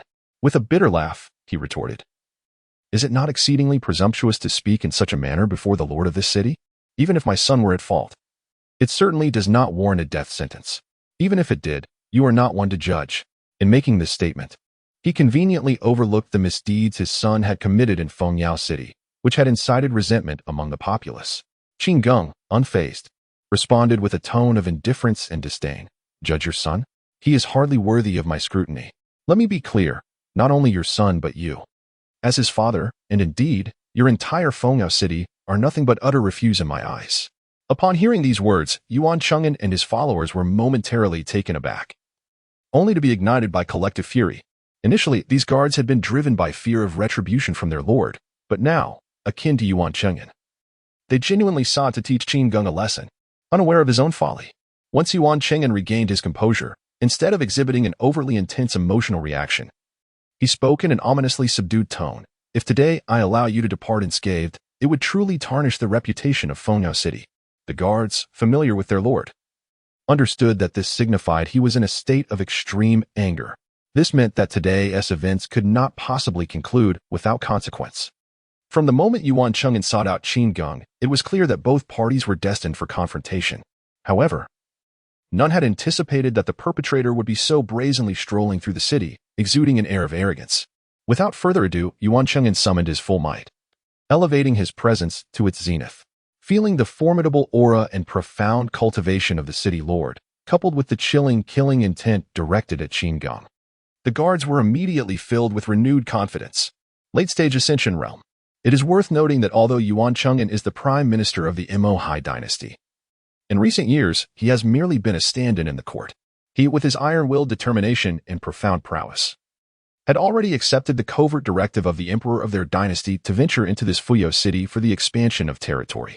Thus, he was undoubtedly a trusted general highly valued by His Majesty. Even in the role of a civil official, he stood as a formidable figure, being one of the strongest trump cards in the emperor's arsenal within the Mahai dynasty. Despite possessing a formidable figure at the late stage of ascension within his dynasty, the Mahai dynasty had remained unpretentious, allowing for a discreet development. This exemplifies the emperor's considerable ambition. In contrast, the renowned Polaris dynasty in the southern region, with its fame, is, in reality, a mere shadow of this caliber. However, this conclusion is merely applicable to the general populace. To Qin Geng, the formidable being at the pinnacle of ascension before him appeared nothing more than a mere jester, comically absurd. Observing his opponent as he attempted to muster an intimidating presence, seemingly intent on instilling fear and despair, Qin Geng merely stifled a yawn. The reaction elicited from his adversary, Yuan Cheng'an, who had initially aimed to breach Qin Geng's psychological defenses, caused his momentum to falter. Was the overwhelming might of a late-stage ascendant merely met with a yawn? Although Yuan Cheng'an had not yet fully established the protective array around Fuyu City due to his brief tenure in command, the prowess of a late-stage ascendant was not something to be provoked lightly. Could it be that this composed young master before him truly felt no trepidation in the face of his might?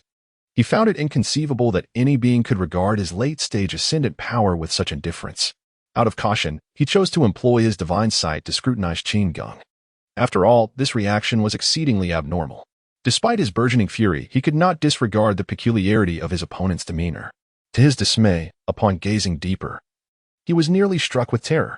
Yuan Cheng'an possessed innate divine sight capable of discerning the essence of an individual. He had hoped to gauge his opponent's strength. Yet what he encountered was a resplendent golden aura soaring skyward. His pupils constricted in shock as he gasped, "Imperial Dragon Qi. Such a rich presence of Imperial Dragon Qi. Who are you?" Qin Geng, intrigued by this reaction, arched an eyebrow. He had intended to let Qin Shen handle Yuan Cheng'an, yet this individual could perceive his Imperial Dragon Qi? How fascinating. Not only had Qin Geng not released his Imperial Dragon Qi, but he was also clad in heavenly silkworm robes, which should have concealed him from scrutiny. Unexpectedly, this attire had not obscured him, but rather allowed Yuan Cheng'an's divine sight to penetrate deeper. Nevertheless, this revelation did not alter Qin Geng's perception of Yuan Cheng'an. He coldly remarked, "What? Do you now wish to pretend as if nothing has transpired?" Upon hearing these words, Yuan Cheng'an could no longer prioritize avenging his son. His lips trembled, and even his legs seemed to quaver. Truthfully, while he had anticipated that the identity of the one responsible for his son's demise would be formidable, he had never imagined it to be such a terrifying existence. The ability to manifest Imperial Dragon Qi so resplendently could only signify one thing. His opponent was likely a figure of great stature from the upper realms. Perhaps even a reincarnated emperor. Otherwise, Yuan Cheng'an believed it implausible for anyone to possess such a dense aura of dragon energy. This realization filled him with an overwhelming sense of impotence. With such a formidable opponent, how could he possibly resist? He realized that, given the formidable background of Qin Geng, his actions today were indeed rather reckless.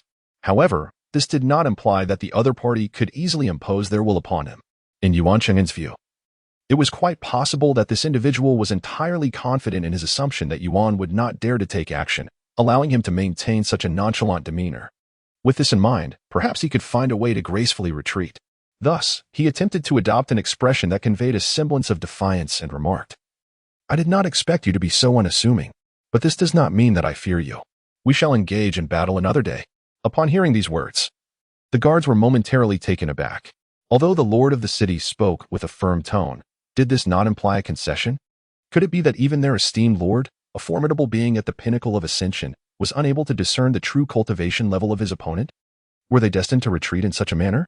Noticing that Qin Geng remained silent, Yuan Cheng'an became increasingly confident that, while he must not overly offend the other party, Qin Geng was certainly powerless against him at this moment. Thus, he declared with renewed assurance, "Let us conclude our discourse for today. Remember, the vengeance for my son shall not be forgotten by this lord." With that, he dramatically waved his sleeve, intending to depart. The guards observed that the lord, for reasons unknown, seemed to have lost all his previous vigor. Yet, if even he chose to withdraw, they too felt a profound lack of confidence in remaining. At that moment, Yuan Cheng'an was utterly unprepared for what was to transpire. Qin Geng, with a chilling smile, spoke, "Leave? Did I grant you permission to depart? You worthless fool, do you truly believe that this young master is incapable of detaining you?" Upon hearing these words, the sense of relief that Yuan Cheng'an had briefly felt vanished, replaced by a sudden dread. Was it possible that his adversary possessed the means to keep him? The city lord, here against his will? Qin Geng coldly remarked, "It seems you have but a superficial understanding of who I am. Indeed, for one like you. A frog at the bottom of a well, even possessing those intriguing eyes that amuse me, what can you truly perceive?" As Yuan Cheng'an realized that his greatest secret had been laid bare by his opponent, and in such a disdainful manner, an unsettling sensation surged from beneath him. Yet, before he could utter any form of explanation, a figure clad in black robes suddenly appeared beside him, launching an attack aimed directly at his dantian. This unforeseen and abrupt turn of events left Yuan Cheng'an in a state of shock. In his panic, he could only raise his hands to defend himself. However, how could a practitioner at the late stage of Ascension Realm hope to contend with the peak-level Qin Xian, let alone withstand such a blow? In the blink of an eye, the previously defiant Yuan Cheng'an, who had intended to assert himself before retreating, found himself violently spitting blood and being hurled backward. Not only that, but his disheveled form crashed through several walls behind him. With a resounding crash, Yuan Cheng'an lay amidst the ruins, utterly unaware of his fate. At this moment, the guards of the Ma Xie trembled with palpable fear. Although they could not comprehend the essence of the imperial dragon Qi, they were nonetheless able to grasp the gravity of the situation unfolding before them. The invincible lord of their city, possessing formidable prowess at the late stage of ascension, had been effortlessly sent flying by this mysterious figure cloaked in black, whose name remained unknown to them.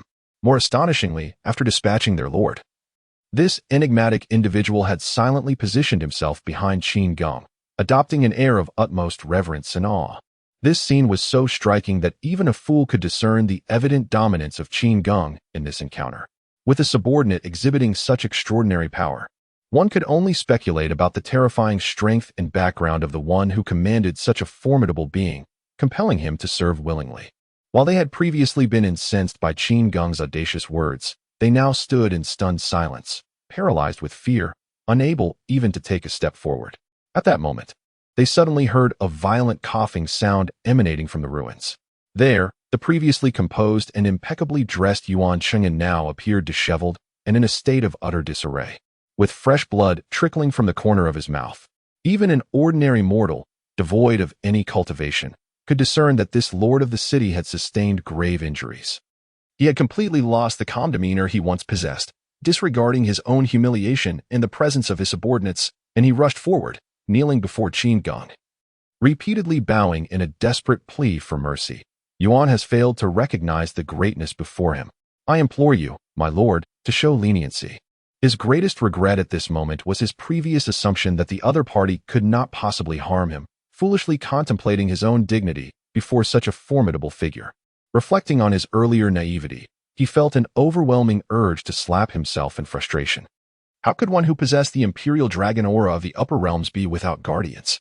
If this individual were indeed a reincarnation of an emperor, he would have undoubtedly arranged all matters long before his rebirth. Such an existence could not possibly be comprehended by someone as insignificant as himself. He was merely a chancellor of a single dynasty. To equate his ambitions or those of his sovereign with that of this great being was nothing short of an affront. Witnessing Yuan Cheng'an kneeling in supplication, Qin Geng felt a wave of annoyance wash over him.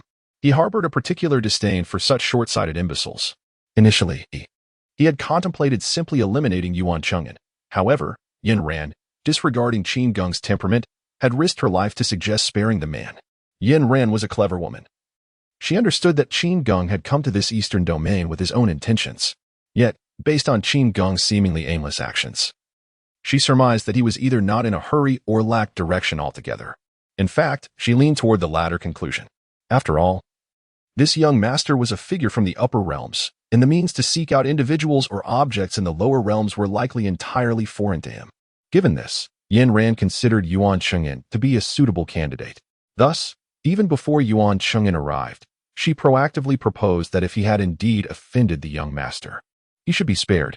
At the time, she had assumed she would at least need to gauge Qin Geng's reaction, perhaps fearing he might retort with something along the lines of, "What do I want to do? When did it become your place to dictate?" Yet, to her surprise, Qin Geng did not respond in such a manner. Instead, he merely smiled lightly and remarked, "You are becoming increasingly audacious." To be candid, that comment imposed a psychological pressure on her far greater than she had anticipated. Consequently, she steeled herself and elaborated on her perspective.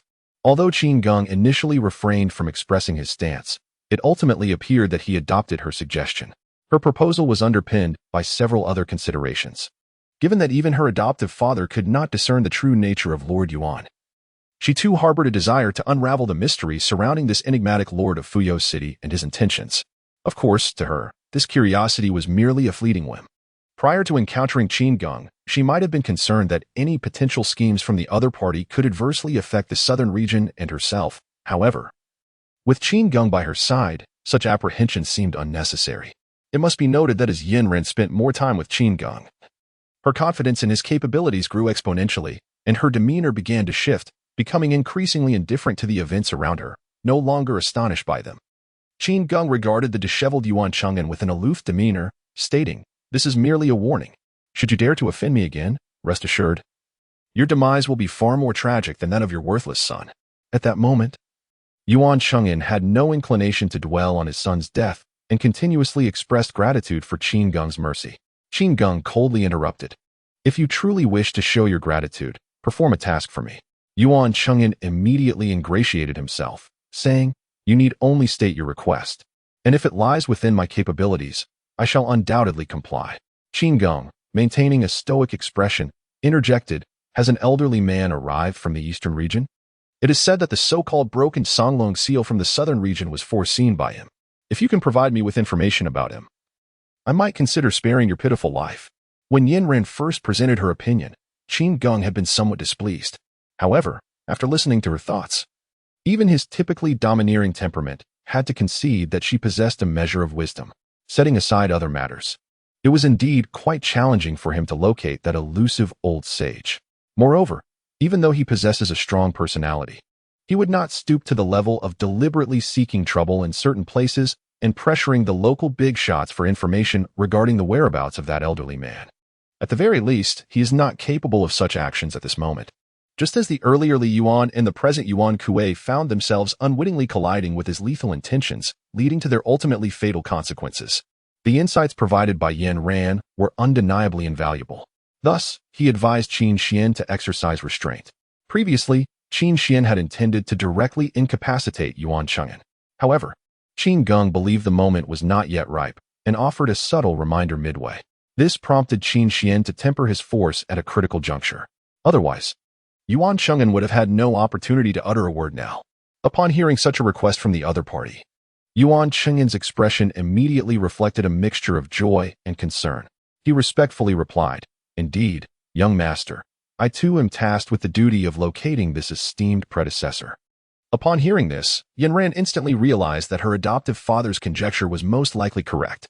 Upon hearing this, Qin Geng directly inquired, "What was the outcome?" Yuan Cheng'an, upon hearing this, responded somewhat dejectedly, "I am incompetent and have failed to locate the whereabouts of that esteemed elder. In truth, it was not my intention to seek out this venerable figure. It is merely that our sovereign."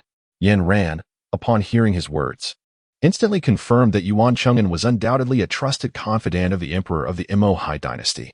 As expected, confronted by a formidable figure like Qin Geng, he dared not conceal anything and candidly revealed, "I am the prime minister of the Mo dynasty, originally named Yuan Huayan.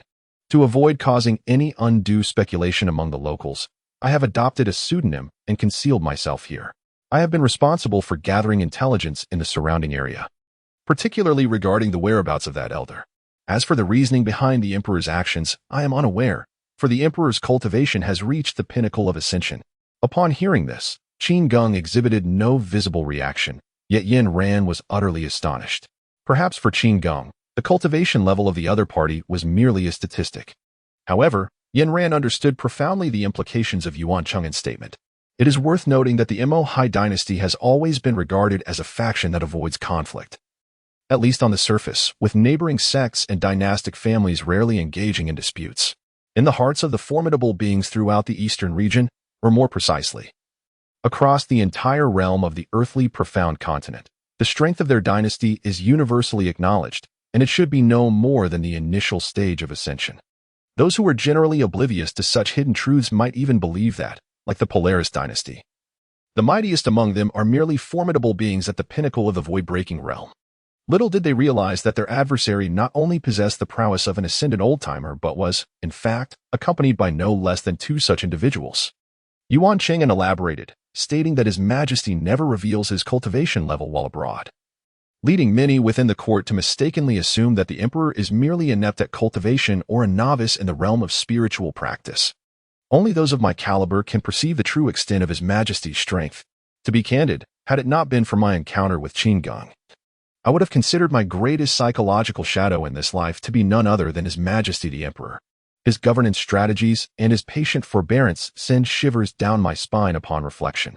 Thus, when I secretly received the order to guard the city of Fuyao, I felt a sense of relief. However, this sentiment dissipated almost entirely upon meeting Qin Geng. If I were now to choose between following Qin Geng or my emperor, there would be no doubt I would unequivocally choose Qin Geng. Qin Geng, naturally uninterested in such trivialities, directly inquired, "So do you possess anything of genuine value? Why waste my time with your empty chatter? I spared your life, not to become an audience to your tiresome imperial schemes." Qin Geng had always held the belief that those who merely indulged in cunning plots were not formidable in any meaningful sense. Upon hearing his words, Yuan Cheng'an immediately refrained from further nonsense. In truth, his intention to express such sentiments was not merely to establish a token of allegiance to demonstrate his subservient heart. He was subtly reminding Qin Geng not to underestimate the emperor of the Mahai dynasty due to his presence. However, the demeanor of the other party clearly indicated a complete disregard for their sovereign. In a state of mild panic, he quickly remarked, "I merely fear that you might think I, Yuan, have something to conceal." Noticing that Qin Geng remained indifferent to his statement, he hastily added, regarding that esteemed predecessor, "I do possess certain intelligence about his whereabouts. However, your Majesty's efforts to gather information are not solely reliant on me. Thus, if you wish to fully comprehend all matters, it may be necessary for you to accompany me to the imperial capital of the Jixing dynasty, the city of Sunset." Upon hearing this, Yin Ran felt a sense of unease, suspecting that Yuan Cheng'an might harbor ulterior motives. Given that he could already summon 2 ascendant warriors, it was conceivable that he had further contingencies hidden away. Nevertheless, such trivialities did not overly concern her, let alone someone of Qin Geng's caliber. As anticipated, Qin Geng merely nodded nonchalantly and stated, "Then take me to see what information you possess." Since a visit seemed inevitable, it mattered little to him. As long as he could locate that old charlatan, everything would be negotiable. Whether Yuan Cheng'an had any schemes akin to inviting the gentleman into the urn or what the emperor of the Mahai dynasty intended with that old man was of no consequence to Qin Geng. Did it truly matter? Meanwhile, the eastern frontier, which initially appeared to be merely a desolate expanse, was suddenly besieged by a frigid gust of wind. Not long after, an elderly man with white hair and a white beard, clad in a white robe, emerged from the void. His previously placid and indifferent expression now bore a slight frown. Where could that old wretch have gone? How is it that even I cannot sense his presence? Humph. I have heard that the arrogant young lad from Ningchuan is also searching for him. I shall go and see for myself. Under the guidance of Yuan Cheng'an, Qin Geng and others swiftly made their way towards the imperial capital of the Mohai dynasty, the city of Sunset. Displeased by the delay, Qin Geng took out his 9-dragon golden chariot, nearly sending the self-proclaimed master of martial arts, the deeply concealed Prime Minister Yuan, into a state of panic. The sight was indeed overwhelming. Anyone witnessing such a spectacle for the first time would surely be left in awe. He could hardly fathom how the other party possessed such a magnificent steed. According to Yuan Cheng'an's understanding, this true dragon, even if it had not completely vanished, should by now be an exceedingly rare species. If any of the major sacred places or immortal forces could acquire one, it would be considered an immense fortune. Revered like a deity. Yet, this esteemed individual not only commanded a true dragon but could summon 9 of them at once. The most absurd aspect was that he did not regard this creature as his ultimate trump card, but merely as a mode of transportation. 9 ancient true dragons were merely mounts for this gentleman. What kind of terrifying identity and background must this person possess? The more Yuan Cheng'an interacted with Qin Geng, the more he realized with growing trepidation that the latter became increasingly unfathomable in his eyes. It is often said that to truly understand someone, one must engage with them frequently. However, the impression Qin Geng left was entirely contrary. Does such an existence not warrant fear, not merit dread. Initially, as Yin Ran had surmised, Yuan Cheng'an outwardly expressed his loyalty through the guise of open communication, yet in reality, he planned to secretly contact the emperor's people upon reaching the imperial capital, intending to completely vanquish this group of arrogant fools. After all, in comparison, while he feared Qin Geng more, the fact that the latter could not be considered one of his own only heightened his apprehension. Thus, no matter the circumstances, Yuan Cheng'an found it impossible to place sufficient trust in him.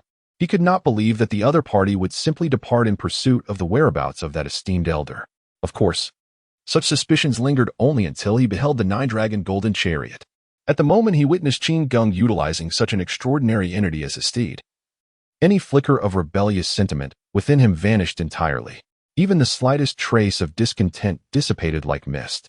His current thoughts were straightforward. He fervently hoped that this formidable being would hastily take his leave after obtaining what he desired. He prayed that His Majesty would not unleash his wrath upon him due to this matter. It was not his intention to instigate trouble, but rather, the other party's overwhelming power was utterly disheartening. He had personally shattered his original plans and discreetly reported the current situation to the emperor through unique means. Meanwhile, in the imperial capital of the Imo-Hai dynasty, Sunset City, the Imo-Hai dynasty ostensibly appeared no different from the other prominent kingdoms. However, beneath the surface, it had been steadily amassing strength, and there were actually 5 ascendants within the court. Although, aside from His Majesty and Yuan Cheng'an, the remaining 3 were merely in the initial stages of ascendance. This number alone was sufficient to instill awe across a vast expanse of territory. At this moment within the palace, a court meeting had just concluded, leaving only 3 individuals in the grand hall. Aside from the emperor, who sat on the dragon throne with his eyes closed in contemplation, the remaining 2 were engaged in a hushed exchange of a letter, their expressions betraying disbelief. Sensing the shift in their emotions, the silent emperor finally spoke. "Pray tell, regarding what Prime Minister Yuan has stated, what course of action do you propose?" The instant he opened his eyes, both men felt an immense weight of pressure. One of them began, "Your Majesty, I believe this matter warrants careful deliberation. Apart from myself and General Song, the last ascendant capable of flight has yet to arrive." Perhaps, the ascendant known as General Song interjected, "I believe we should heed the Prime Minister's counsel." Upon hearing this, the emperor's eyes sparkled with a dazzling golden light. He responded gravely, "Are you suggesting that I should bow and scrape to an outsider, even one who might, in a fleeting whim, occupy my dragon throne?" In response to this remark, the general, known as Song Chongqing, immediately knelt in panic, exclaiming, "Your Majesty, please see reason." The letter conveyed Prime Minister Yuan's profound fear of the so-called Great One, even mentioning that the being traveled in a carriage drawn by 9 true dragons. "With such formidable power, I fear we may truly be outmatched." His words were, in essence, an effort to preserve the emperor's dignity, as Song Chongqing nearly implied that they would undoubtedly be crushed. At this moment, Emperor Mo-Hai sat upon his throne, his expression shifting between uncertainty and resolve. He had endured much, eagerly anticipating the opportunity to strike and claim the entire eastern frontier. Now, not only had a grave disturbance arisen, but his authority was being directly challenged. Although the emperor of the Mo-Hai dynasty appeared timid to the outside world, his desire for power was formidable, and few were aware of his hidden ambitions. He did not place much blame on Yuan Cheng'an for summoning the calamity known as Qin Geng. After all, if he were to encounter such a terrifying presence himself, he would likely resort to similar subterfuge. Just as he found himself at a loss regarding the challenges that lay ahead, an abrupt chill enveloped the grand hall, as if they had been transported to a frigid snowfield. Aside from the emperor, who merely raised an eyebrow while seated upon the dragon throne, the other 2 were utterly taken aback. It is worth noting that they were formidable beings of ascendant realms. How could an ordinary cold possibly affect them? Moreover, this region has never been blanketed in snow throughout the year. How could it suddenly be beset by a fierce and biting chill? In the next moment, an elderly figure emerged from the void. Upon witnessing the appearance of this individual, the Emperor of the Desert Sea broke into a smile and, descending personally, greeted warmly.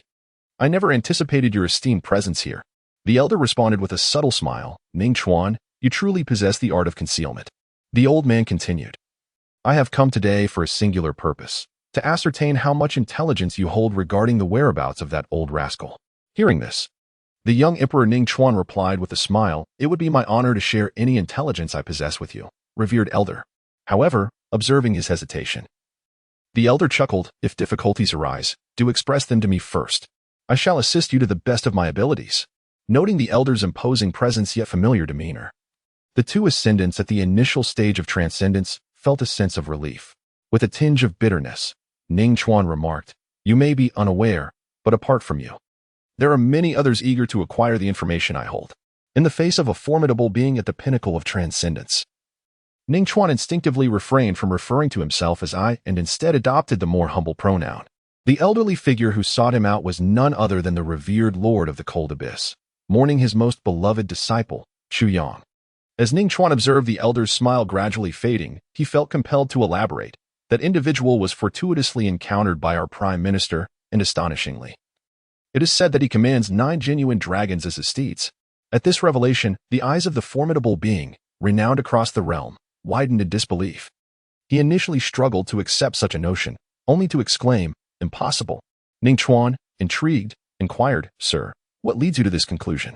The Lord of the Cold Abyss furrowed his brow and replied, "True dragons are now on the brink of extinction. To possess even one is an extraordinary feat. How could one possibly harness 9? Surely, your Prime Minister has been deceived." Ning Chuan was momentarily taken aback by this assertion. To be frank, he had not considered the possibility of Yuan Cheng'an being duped. After all, he was a formidable entity at the late stage of ascension, surely not so easily misled. Yet, in light of the elder's probing question, he couldn't help but contemplate the plausibility of such a scenario. This was largely due to the astute analysis presented by the Lord of the Cold Abyss. On the surface, this elder appeared merely as a peak powerhouse of this continent. Yet Ning Chuan was acutely aware that the Lord of the Cold Abyss maintained profound connections with the higher realms. He had often speculated, could it be that this venerable elder is, in fact, a being from the upper realms? Moreover, he now harbors significant doubts that the Sage of Words might be a being akin to himself. Therefore, any conclusions he draws regarding the upper realm are deemed by Ning Chuan to possess a considerable degree of credibility. Observing him lost in contemplation, Lord Hanming added, "The current forces of the upper realm are intricately intertwined, engaged in relentless conflicts. Imagine if you possessed an ancient true dragon of such stature. Would it not serve to suppress your adversaries and instill awe in all directions as an unparalleled trump card? At the very least, I have never encountered anyone in the upper realm who could command 9 true dragons as steeds, descending to the lower realm to restrain their own realm in order to protect others. Even if the ancient holy sites of the upper realm or the immortal dynasty have undertaken covert maneuvers, I cannot bring myself to believe such a reality." His reasoning is indeed sound, as his extensive knowledge of the upper realm allows him to arrive at such conclusions. At the very least, his insights and understanding of the upper realm empower him to form his current beliefs. Unless he witnesses firsthand what Yuan Cheng'an speaks of, he would remain obstinately skeptical. Recognizing the elder's analysis as well-founded and his stance resolute, Ning Chuan pondered deeply before responding, "Very well, I concur that your words carry substantial weight.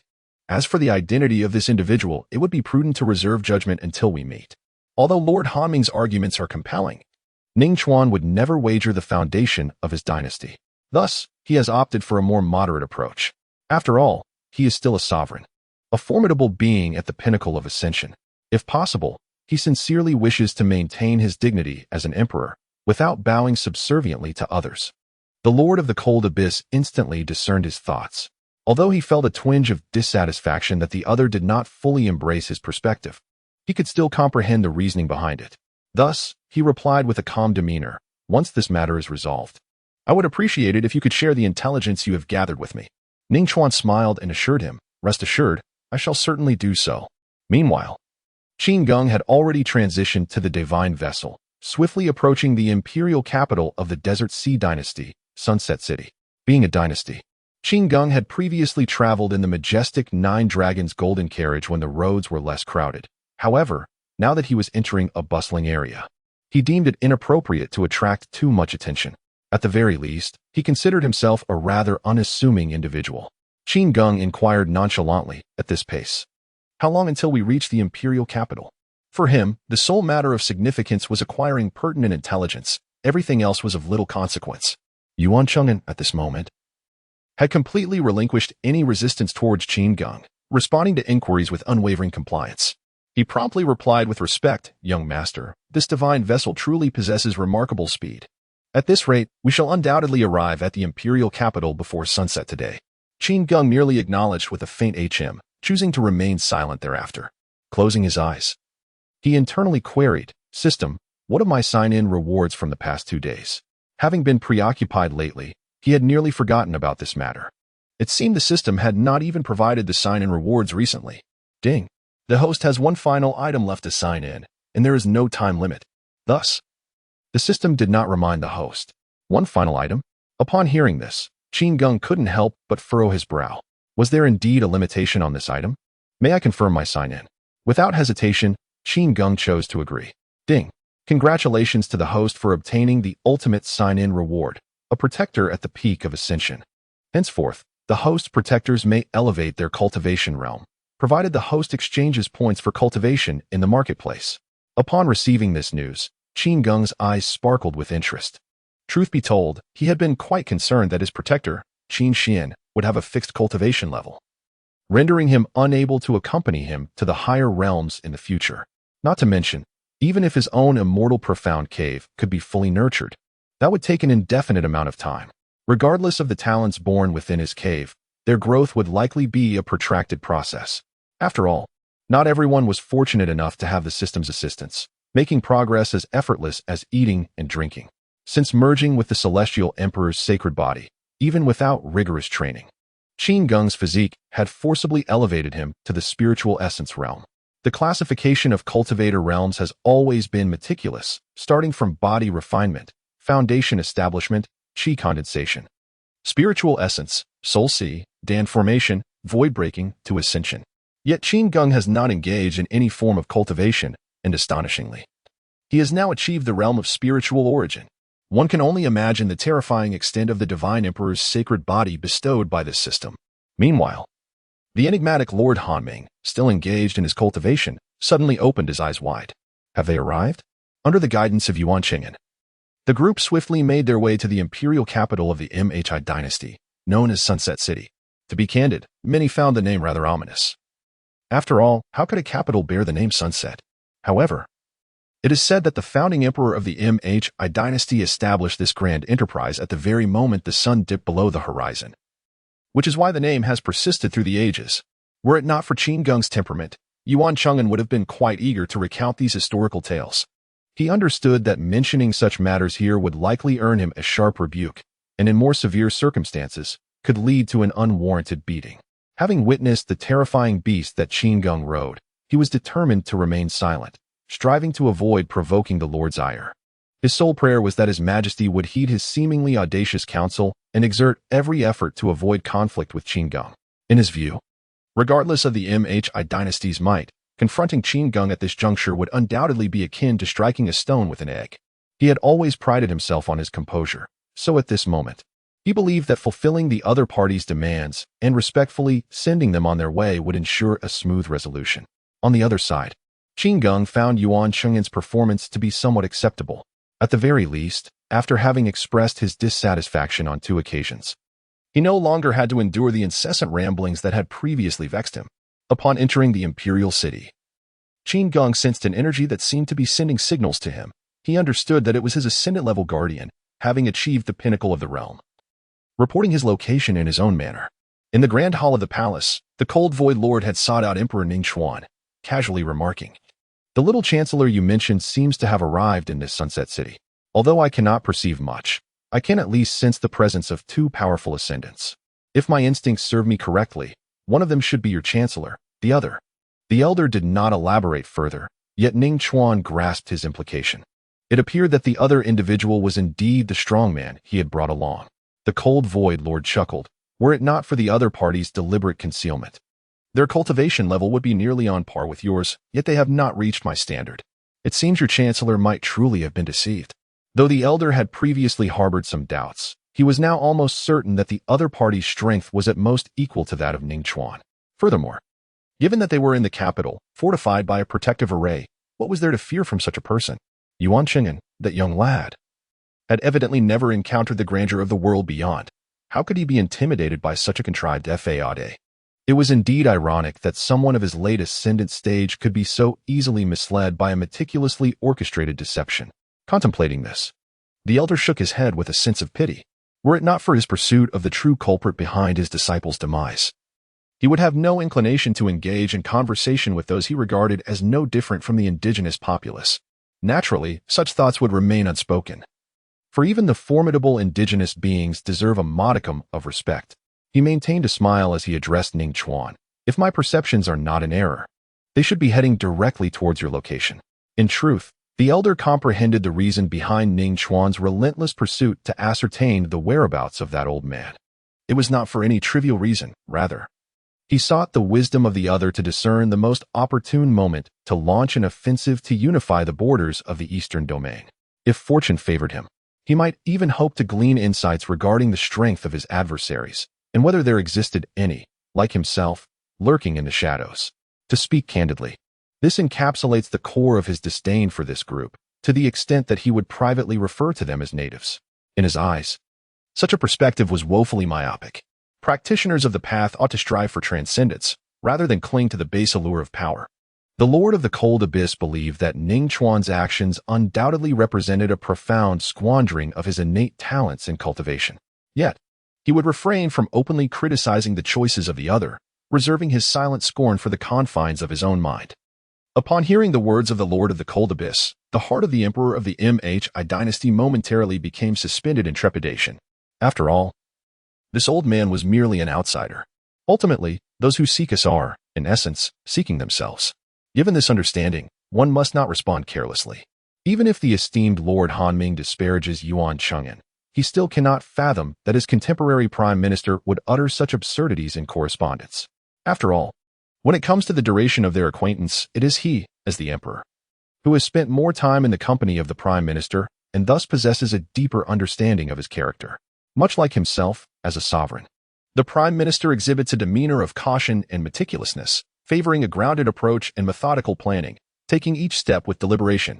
Therefore, a person of such prudence should not casually speak of 9 true dragons, unless he has genuinely witnessed some formidable prowess of the other party.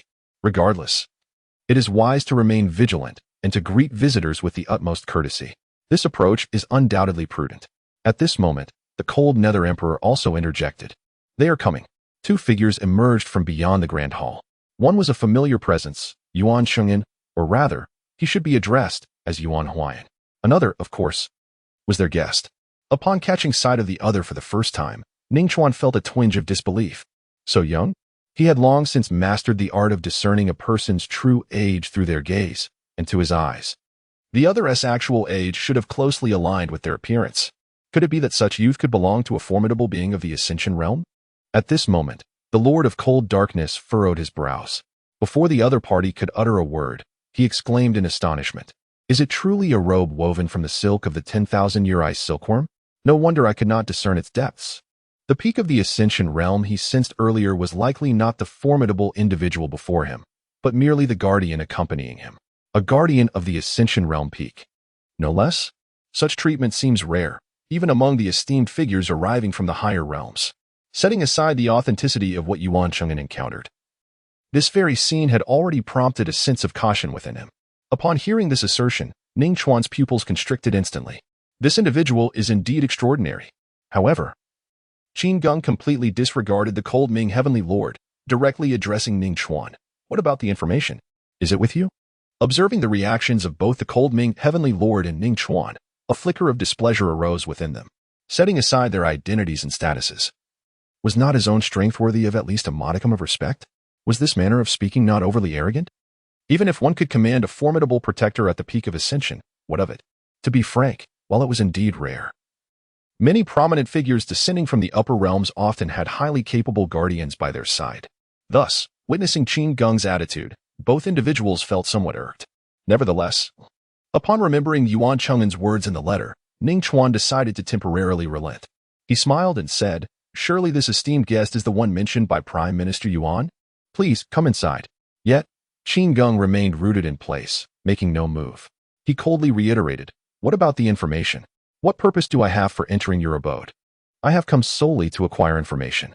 Seeing that the other party was entirely ungrateful, Ning Chuan finally felt a pang of embarrassment. However, being a sovereign, before he could utter a word, Song Changqin beside him barked sternly, "Who dares approach?" showing such disrespect to his majesty.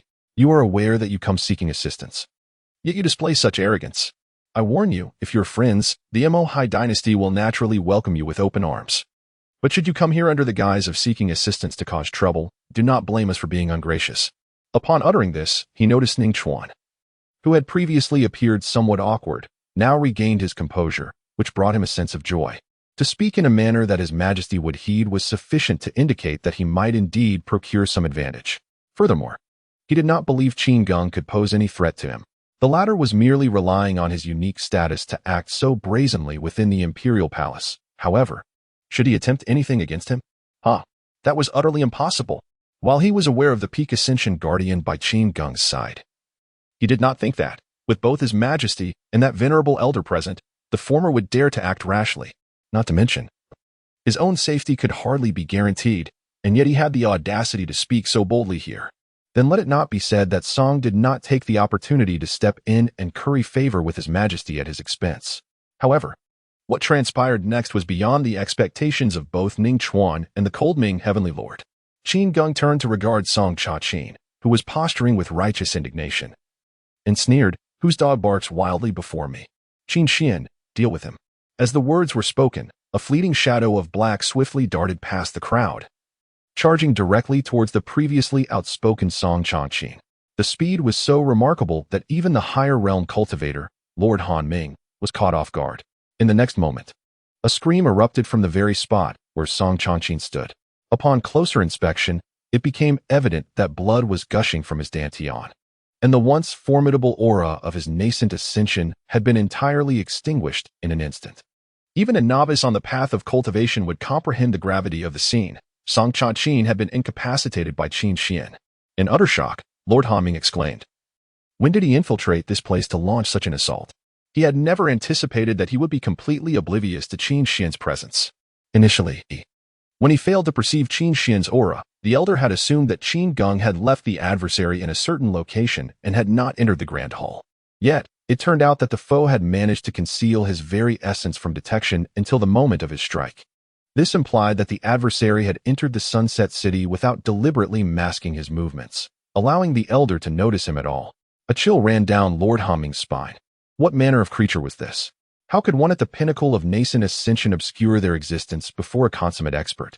His conviction grew stronger that Qin Geng must be a figure of considerable significance from the upper realm, likely holding a stature of substantial prominence. Otherwise, it would be inconceivable for such a formidable being to serve as his protector. As for the veracity of Yuan Cheng'en's claims, the elder reiterated that he could not, under any circumstance, believe that the adversary possessed such cataclysmic trump cards until he witnessed them with his own eyes. This was not a matter of foolishness, but rather an acknowledgement of the near impossibility of gathering 9 ancient true dragons and transforming them into loyal mounts. At this moment, Ning Chuan was engulfed in a tempest of fury. This individual was indeed the epitome of arrogance. Not only had he repeatedly insulted Ning Chuan, but he also had the audacity to incapacitate a trusted general of the empire right before his eyes. Firstly, this was an egregious affront to him, the emperor of the Manghai dynasty. Secondly, among the few Ascendant Realm warriors completely loyal to his command, there were only 5 in total. Each of them was fundamental to the expansion of his territory. Each one was the very cornerstone upon which the Manghai dynasty sought to establish its dominance. At this moment, right before his very eyes, someone had been rendered incapacitated. How could he possibly come to terms with this? His eyes burned with rage as he glared at Qin Geng, ready to unleash a furious roar.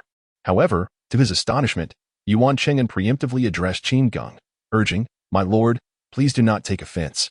He is merely overly loyal to his majesty. I implore you to show him mercy and spare his life." Even though Qin Geng had no desire to engage with him, he understood the necessity of silencing the emperor first. He was acutely aware that the current emperor was undoubtedly seething with rage. Having said that, Yuan Cheng'en deliberately turned to Ning Chuan and signaled with his eyes. Seeing his most trusted and esteemed chancellor act in such a manner left Ning Chuan momentarily stunned. Before he erupted in anger, "You must step back. Are you truly intent on bringing disgrace upon the MHI dynasty?" The venerable Han Ming had previously informed him that he should. Yet before he could finish, the celestial monarch Han Ming interjected, "I must concede that part of my judgment was flawed. It would be wise for your majesty to treat this young lord with respect." He was utterly taken aback that the elder would express such sentiments, leaving him at a loss with his carefully prepared remarks.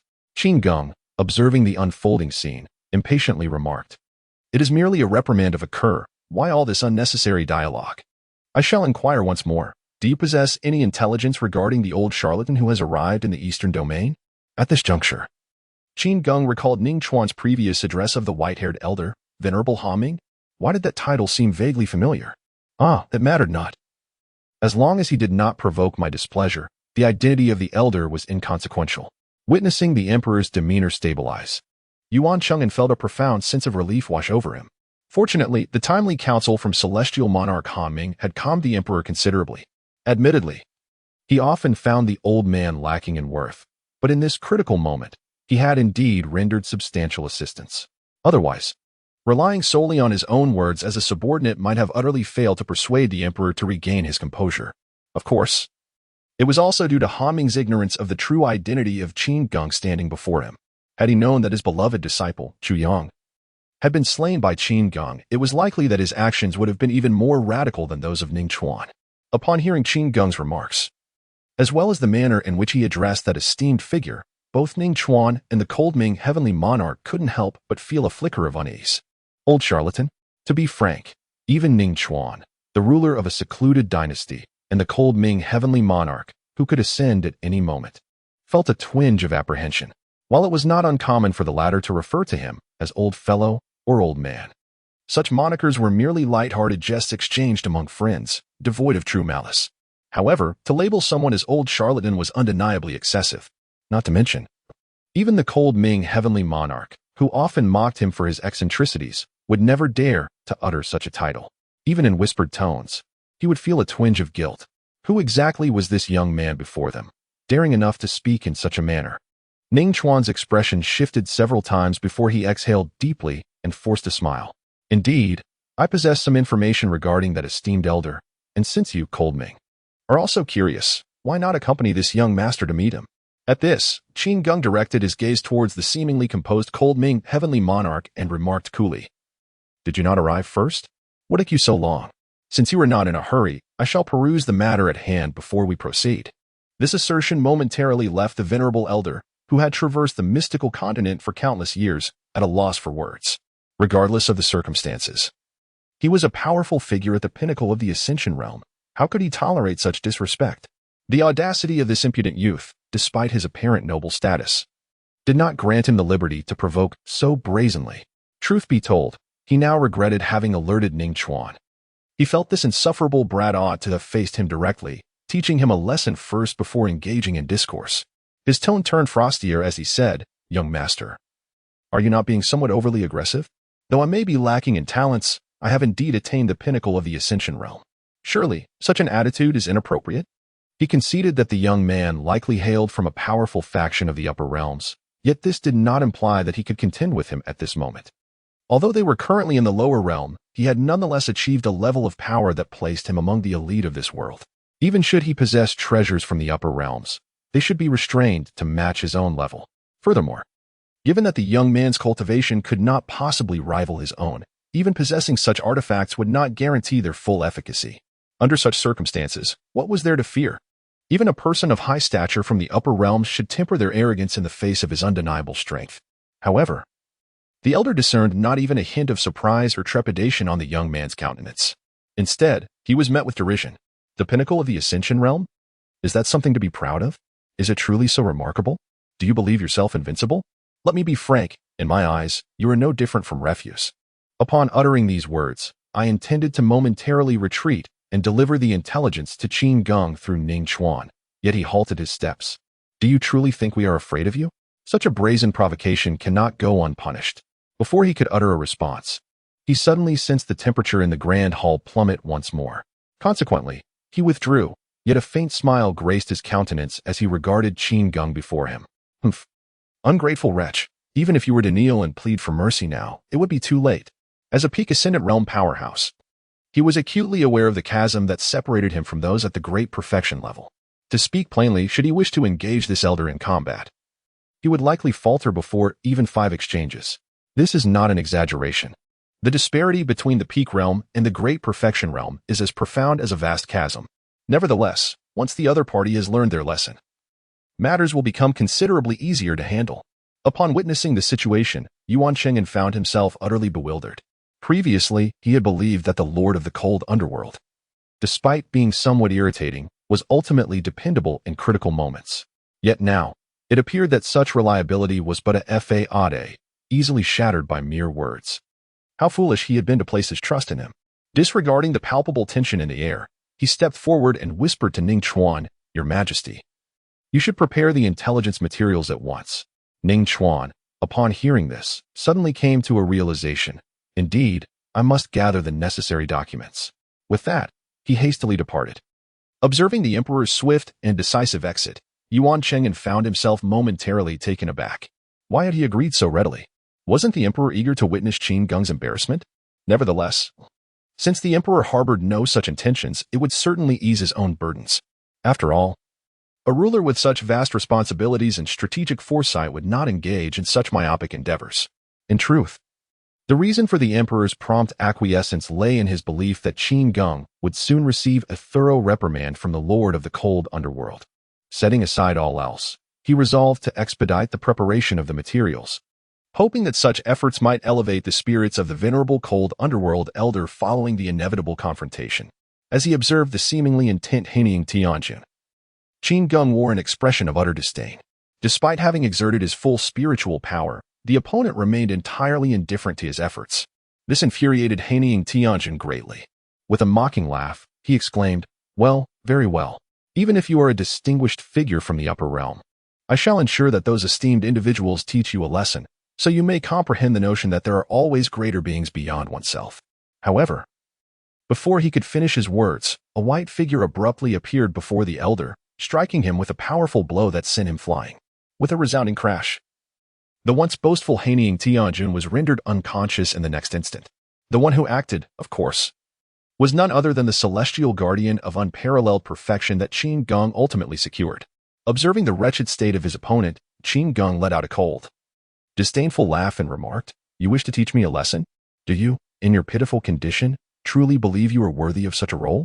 In this realm, there exists no one capable of reprimanding me."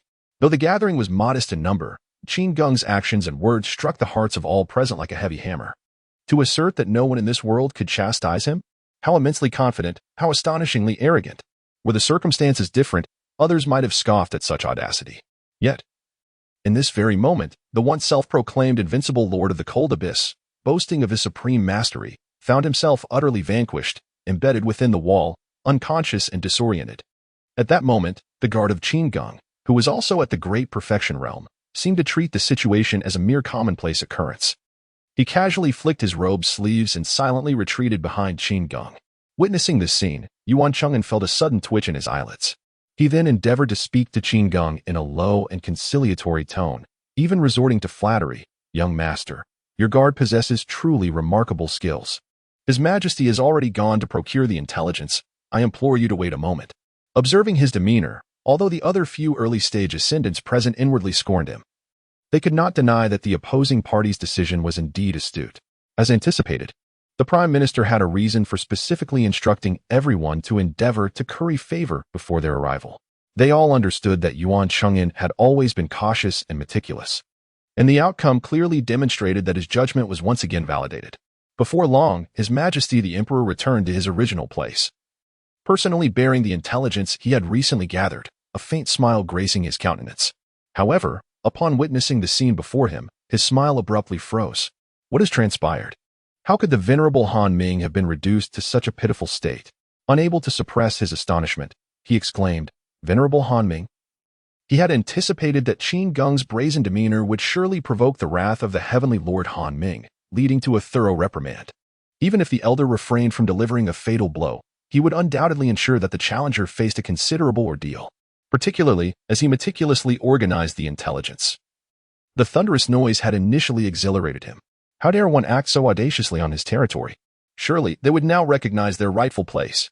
Yet, those thoughts were now thoroughly extinguished. Gazing at the blood seeping from the corner of Han Ming's mouth, unconscious and seemingly embedded within the wall, he began to grasp a profound truth. regardless of the veracity of the 9 dragons' golden chariot mentioned in Yuan Cheng'en's correspondence. It was they who had failed to acknowledge their own position. From the recent commotion, it appeared that the heavenly Lord Han Ming had been utterly defeated in a single move. What does this signify? The venerable Han Ming, who was entirely outmatched, could not withstand even one strike from his adversary? No wonder this individual possessed such audacity. It seems evident now that they indeed had the means to be so arrogant. In their eyes, it appeared that they regarded others as mere ants. Observing the astonishment etched on their faces, fixed upon the heavenly Lord Han Ming embedded in the wall, Qin Geng impatiently remarked, "Can you please hand it over to me? Were it not for his principle of not striking unless provoked, he would have been tempted to slap him." The items had been brought forth. What was the delay? Upon hearing Qin Geng's words, Ning Chuan instantly came to his senses and hurriedly presented the items with both hands. He dared not waste a single moment, especially after witnessing the dire predicament of the venerable Han Ming, not to mention the formidable being of great perfection behind Qin Geng. Even the unconscious heavenly Lord Han Ming posed a formidable challenge. If he were to engage in an all-out confrontation here, the outcome would be uncertain. Although they possessed a strong city defense formation, he lacked confidence in bridging the absolute gap in realms.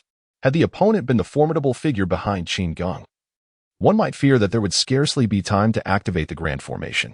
That scoundrel Yuan Cheng'en, too, only speaks of the adversary possessing 9 ancient true dragons, yet fails to mention the presence of a fully realized ascendant among the opponent's protectors. In truth, he has unjustly misjudged the situation. After all, when Qin Geng encountered Yuan Cheng'en, he had yet to receive the sign and reward associated with that fully realized guardian. Moreover, given his late-stage ascendant realm, he was hardly qualified to meet such a consummate powerhouse. Qin Xin alone could obliterate you in an instant. Did you truly believe you could encounter that Grandmaster's guardian? Such notions are utterly preposterous. After acquiring the item, Qin Geng resolved to take a closer look. Ning Chuan had entirely relinquished the pretense of being a mere wasteland in his heart. Naturally, he dared not be negligent before such a prominent figure, saying, "Esteemed young master, our dynasty shall soon host an event to foster camaraderie through martial arts. All the principal members from the eastern frontier will be in attendance. If it pleases you, you are welcome to observe." In any case, it was prudent to express his sincerity before discussing other matters. At this moment, Qin Geng did not even lift his head, disdainfully retorting, "I find it distasteful. Watching you all brawl is akin to observing a bug-fighting spectacle, is it not?" Upon hearing this, aside from the 2 guards beside Qin Geng, who remained impassive, the others visibly twitched in response. Such words were an unabashed display of contempt. His analogy was no different from likening himself and his companions to mere ants. However, gazing upon the still unconscious Han Ming Tianjun, no one dared to react. Observing the scene, Yuan Cheng'en couldn't help but sigh internally. This was the chasm of power. Were it not for the disparity in strength and foundation, how could those present, including His Majesty, tolerate such limitless humiliation? Yet, he had misconceived the situation. For Qin Geng, every word he uttered and every action he took was devoid of any intent to insult. He genuinely believed that those present were merely ants, and he was merely articulating his thoughts in accordance with reality, devoid of any intention to demean others. Naturally, even if others misinterpreted his words, Qin Geng had no inclination to offer any explanations. Did you, with your insignificant existence, truly warrant an explanation from this young master? His gaze swiftly skimmed through the information brought by Ning Chuan and deduced, in chronological order, 3 probable locations, the 3 largest cities in the central eastern region, Qishao City, Chongshu City, and Xuanyu City. It seemed that the next destinations would be these 3, if nothing urgent arose. He was indeed willing to witness what Ning Chuan referred to as the gathering of martial friends, treating it as a form of entertainment. However, the pressing matter remained the pursuit of information regarding the Xianling fruit, rendering these trivialities entirely insignificant to Qin Geng. Realizing that the other party seemed inclined to depart after obtaining what he desired, Ning Chuan was filled with elation. Nevertheless, he could not allow even a hint of disrespect to surface on his countenance. He hastily declared, "Allow me to escort you, young master." Qin Geng replied nonchalantly, "No need." Under ordinary circumstances, if Ning Chuan had heard someone speak so callously, he would have undoubtedly felt a surge of anger. However, at this moment, hearing such words from Qin Geng's lips surprisingly brought him a sense of relief. It was fortunate that the other party chose to depart this way. It allowed Ning Chuan to feel considerably more at ease. Thus, he remained in place, clasping his hands and bowing slightly, saying, "Then I shall respectfully send you off." Young sir. Qin Geng paid him no heed, first instructing Qin Xian to locate and bring in Yin Ran, who was waiting outside, before turning on his heel and striding away. As he observed the figure of Qin Geng receding into the distance, Ning Chuan let out a sigh in his heart. He then hastily called out to those around him, "What are you all standing around for? Quickly release Senior Han Ming." He was not eager to confront the wrath of this formidable great perfection expert after Qin Geng had left. Although the individual was currently unconscious, there remained an instinctual drive for self-preservation. Even in a state of vulnerability, not just anyone could inflict harm upon him. Of course, this excluded the extraordinarily powerful guards that Qin Geng had summoned from the system. After all, these guardians were the pinnacle of elite beings, prepared by the system itself. They were not only unmatched within their realm, but could also challenge opponents of slightly higher levels with remarkable prowess. Upon hearing Ning Chuan's words, the crowd hastily scrambled to rescue the unconscious Lord Hanming, who lay against the wall. As they moved, the elderly man stirred from his stupor. In that moment of awakening, he was initially taken aback and exclaimed, "Who on earth are you?" It was only then that he realized he was not only lying on the ground but also faced with Ning Chuan's concerned expression, having experienced much in life. Lord Hanming knew that his adversaries had likely departed. Feeling the collective gaze upon him, he felt his face flush with embarrassment. Clearing his throat, he rose and attempted to maintain a semblance of composure, inquiring, "Have they left?" Ning Chuan affirmed, "Indeed, they have departed." That group was exceedingly terrifying. Recognizing the awkwardness of Lord Hanming's situation, he deftly shifted the topic. "Elder, would you like to examine the information I hold?" Hearing the invitation to discuss new matters, Lord Hanming eagerly seized the opportunity, responding, "Certainly. My purpose here was to uncover who was responsible for the demise of my disciple." With this declaration, he regained the commanding presence he once held, his gaze icy as he proclaimed, "Whoever has committed such an atrocity shall face my relentless pursuit for retribution." If the true monarch of Purple Thunder and He Liao were to witness the unfolding of these events, they would undoubtedly find the elderly man's declaration difficult to bear. After all, his enemies had just brazenly departed. Upon witnessing the imposing demeanor of the elder, the onlookers understood that his behavior was a direct response to Qin Geng's departure. Yet, such sentiments could not be articulated in his presence. Ning Chuan, with a smile, remarked, "Allow me to extend my best wishes to you, esteemed elder, for a smooth journey ahead and the swift realization of your aspirations." The Cold Abyss monarch nodded with a smile before departing. It was evident that these three cities had become the elder's recent haunts. Thus, he resolved to venture to Qishao City, for if the elder wished to evade him, finding him would be an exercise in futility. This venerable figure, known as the Elder of Divine Words, had always been an enigma. His movements were shrouded in mystery, and the majority of practitioners across the vast Destined continent were only aware of his existence, yet utterly oblivious to his whereabouts. Were he not to deliberately conceal his tracks, some might uncover fragments of his trail, much like Ning Chuan's own pursuits within the Desert Sea dynasty. However, if the elder chose to avoid an encounter, the chances of locating him across the Destined continent would be exceedingly slim. This very reason prompted the Cold Abyss monarch to express his hope for an audience with the elder. Of course, Qin Geng was unaware of the old man's idiosyncrasies, nor would he have cared even if he had. At the very least, he had unwavering confidence in his subordinates. After all, what could a rambling old sage conceal that could not be discovered? Chronologically, the old sage's appearances in these three cities were closely spaced.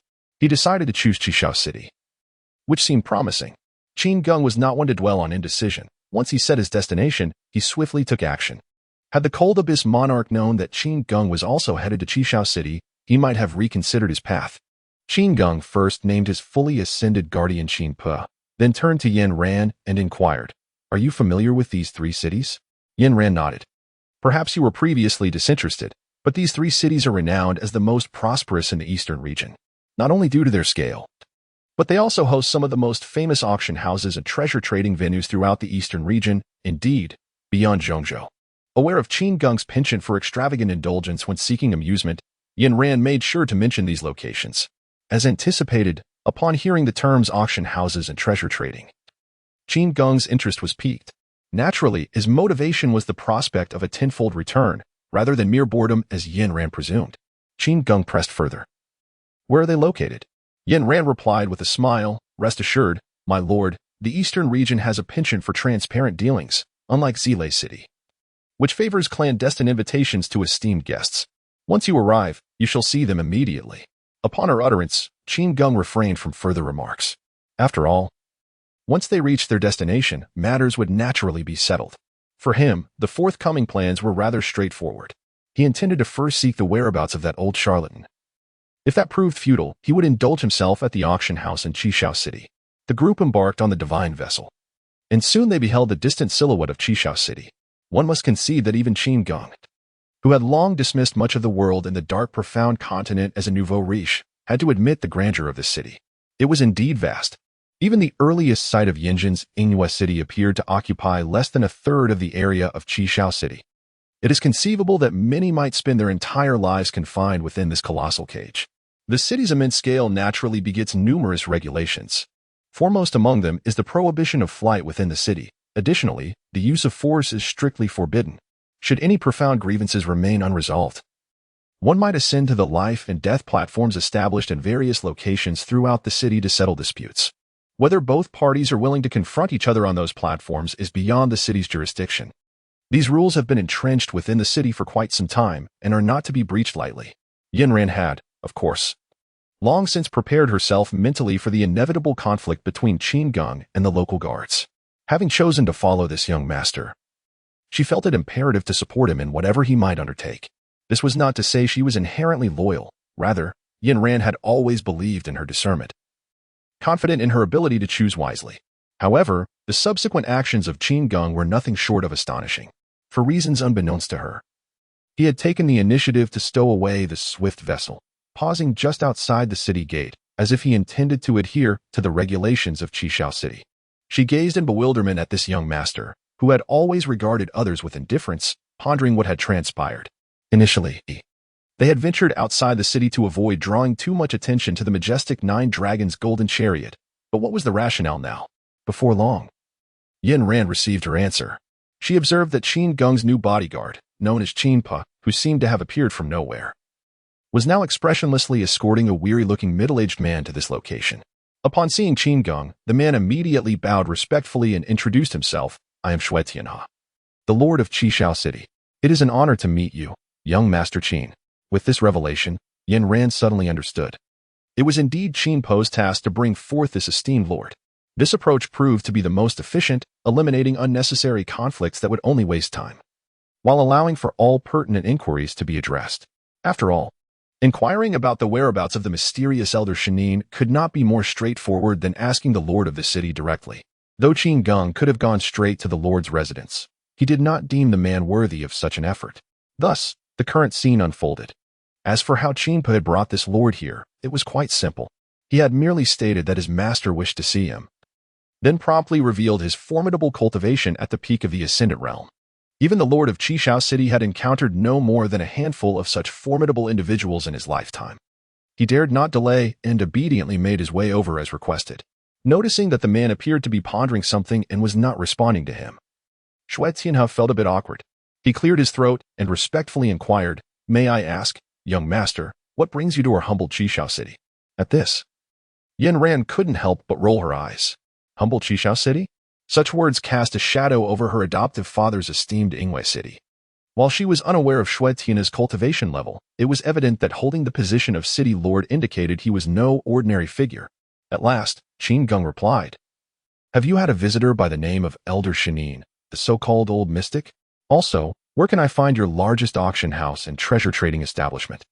As Yanran had surmised, rather than wasting time searching aimlessly, it was far more prudent to directly summon the person in charge of Qishao City from the lord's residence for clarification. Faced with such a formidable figure as Qin Geng, Shui Tianhe could not afford to conceal anything. Although he completely disagreed with the term old mystic, the essence of the inquiry was crystal clear. He replied candidly, That esteemed elder departed from my lord's residence over half a month ago, stating that he would be wandering freely within my city. Yet, whether to depart now remains uncertain to me. It is not that I am unwilling to cooperate with you, esteemed sir. It is merely that the elder, should he wish to leave and obscure his whereabouts, is beyond my capacity to restrain. Upon hearing this, Qin Geng furrowed his brow. This old fellow, shrouded in mystery, surely harbors ill intentions. In his perspective, this elder must possess formidable power in the Dihuan continent. Yet, his penchant for secrecy undoubtedly indicates he is concocting some distasteful scheme. What he intends to do is of no concern to Qin Geng. However, such behavior complicates the pursuit of his whereabouts, which vexes him greatly. Noticing that the other party seems to be lost in contemplation, Shui Tianhe dares not utter any further trivialities. To ascend to the position of the Lord of Qishao City requires not only strength but also an astute ability to discern character. The history of Qishao City is profoundly ancient, and the very force that established it serves as Shui Tianhe's greatest support. Had it not been for his exceptional skills in this regard, surpassing those of his fellow sect brothers, he would never have attained such a position. In Shui Tianhe's eyes, Qin Geng undoubtedly exudes an air of overwhelming dominance. Should he, in an attempt to ingratiate himself, carelessly speak out now, he might not only fail to endear himself but could also find himself on the receiving end of a reprimand. On the other side, Qin Geng finally spoke. Then take me to your largest auction house. There was no other option, since the location for the Snow River could not be determined. They could only allow Qinpe to sense the surroundings in the city discreetly. If the old man was still within the city and Qinpe could not detect him, then Qin Geng could only concede, acknowledging the other's prowess. At the very least, Qin Geng believed that the other party should not be capable of evading Qinpe's perception. However, this city was vast, and even a formidable expert at the pinnacle of mastery might find it challenging to pinpoint an individual's exact location in an instant. Thus, it was prudent to grant Qinpe some time, while he himself took this opportunity to engage in some consumption and elevate his system's level. At that moment, Shui Tianhe proactively expressed his cordiality, saying, "Young Master Qin, our auction house is filled with treasures, and I hope you will be satisfied. Furthermore, I assure you that should you choose to conduct business here, all transactions will be at a remarkable discount of 40%. Upon uttering these words, he felt a pang of regret within himself. After investing such significant effort, surely the other party would appreciate it, right?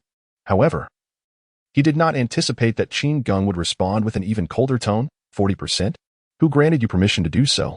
Do you believe that I, young master, am in need of such meager yuan stones? Is this your way of looking down upon me? Upon hearing this, Shui Tianhe felt a chill run down his spine. He had been careless and negligent. The fact that the other party could command a formidable protector of such high caliber indicated that he must possess an extraordinarily formidable background. It was clear that this individual was not lacking in wealth. In other words, Qin Geng must now perceive his attempts at flattery as an indirect affront. How could I have been so foolish? Shui Tianhe felt an overwhelming urge to slap himself. He quickly sought to remedy the situation, saying, I absolutely did not intend to offend you, young master. I merely wish to express that it is indeed an honor for me, Shui, to make the acquaintance of such a legendary figure as yourself. Thus, I instinctively wanted to utilize a bit of my authority as the city lord to extend my hospitality. However, I completely failed to consider your feelings, and I humbly ask for your forgiveness. With that, he again bowed respectfully to Qin Geng.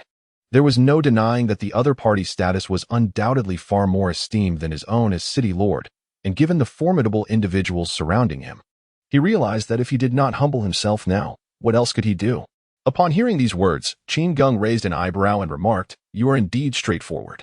There shall be no next time. Upon receiving this succinct yet liberating response, Shui Tianhe felt an immense sense of relief wash over him. Fortunately, it appeared that his manner of expression was somewhat agreeable to Qin Geng. Despite previous missteps, his adaptability had proven commendable, to say the least. He understood that one ought not to engage in subtle manipulations with such a formidable figure. Had he failed to convey his thoughts candidly, the situation might have spiraled into further irritation for the other party. Ultimately, that would have been a most regrettable outcome. The reason Qin Geng disapproved of the other's actions was simply due to his desire for a tenfold return. It is absurd. If you're offering a 60% discount, what means do I have to earn more yuan stones? The reasons he provided were remarkably apt, leading the other party to perceive that their dignity had been insulted. Yin Ran was no longer surprised by Qin Geng's reaction. Rather, it would have been astonishing had he accepted the 6/10 concession. Before long, Shui Tianhe escorted Qin Geng to an exquisitely adorned grand pavilion. Judging by its exterior alone, it was evident that this was a place not meant for just anyone to enter. Moreover, what sets it apart from the Purple Thunder City is that the latter employs a subtle approach to exclude those unworthy of entering the auction. The pavilion, upon a mere glance, instills trepidation in most, rendering them hesitant to advance further. However, Qin Geng found himself rather pleased. To speak candidly, this was the very visage he deemed befitting for an auction house. After all, if it is an auction, Why should it resemble the furtive dealings of the purple thunder true monarch? Those who are worthy shall naturally grace the establishment from time to time, while those unworthy would lack even the courage to approach. The receptionist at the entrance initially intended to impede Qin Geng and his entourage, but upon catching sight of Shui Tianhe behind them, he instantly became somewhat flustered, exclaiming, "My lord, the city master." Shui Tianhe, however, offered no response and, with great enthusiasm, escorted Qin Geng inside. To the two receptionists, his demeanor appeared unremarkable, yet they began to quietly speculate about the true identity of Qin Geng. What manner of distinguished individual could evoke such deference from our city master? Lower your voice. The esteemed one detests our unwarranted conjectures behind his back. Be cautious, lest we not only lose our positions but also jeopardize our safety. They proceeded directly to the venue of the auction, where Shui Tianhe remarked with a smile, "Here lies our most exquisite private box. Please, enjoy your time, young master. Should you require anything, do not hesitate to inform me, and I shall endeavor to accommodate your every need." After all, this gentleman was the most challenging guest to serve in recent times, and it was imperative that nothing went awry. At that moment, a graceful woman entered the private room. Shui Tianhe smiled and introduced, "This is my youngest daughter, Shi Weihan, whom I have summoned to keep you company." Upon witnessing her father's demeanor, Shi Weihan felt a profound sense of shock. What was amiss? Why did her father appear so abjectly submissive? Not only was he ingratiating himself to Qin Geng with unabashed flattery, but he also stood beside him like a mere servant. She recalled that even when faced with that esteemed elder, her father had never stooped to such depths. To put it another way, was he not the master of Qishao City? For ordinary individuals, merely catching a glimpse of him was akin to a Herculean task.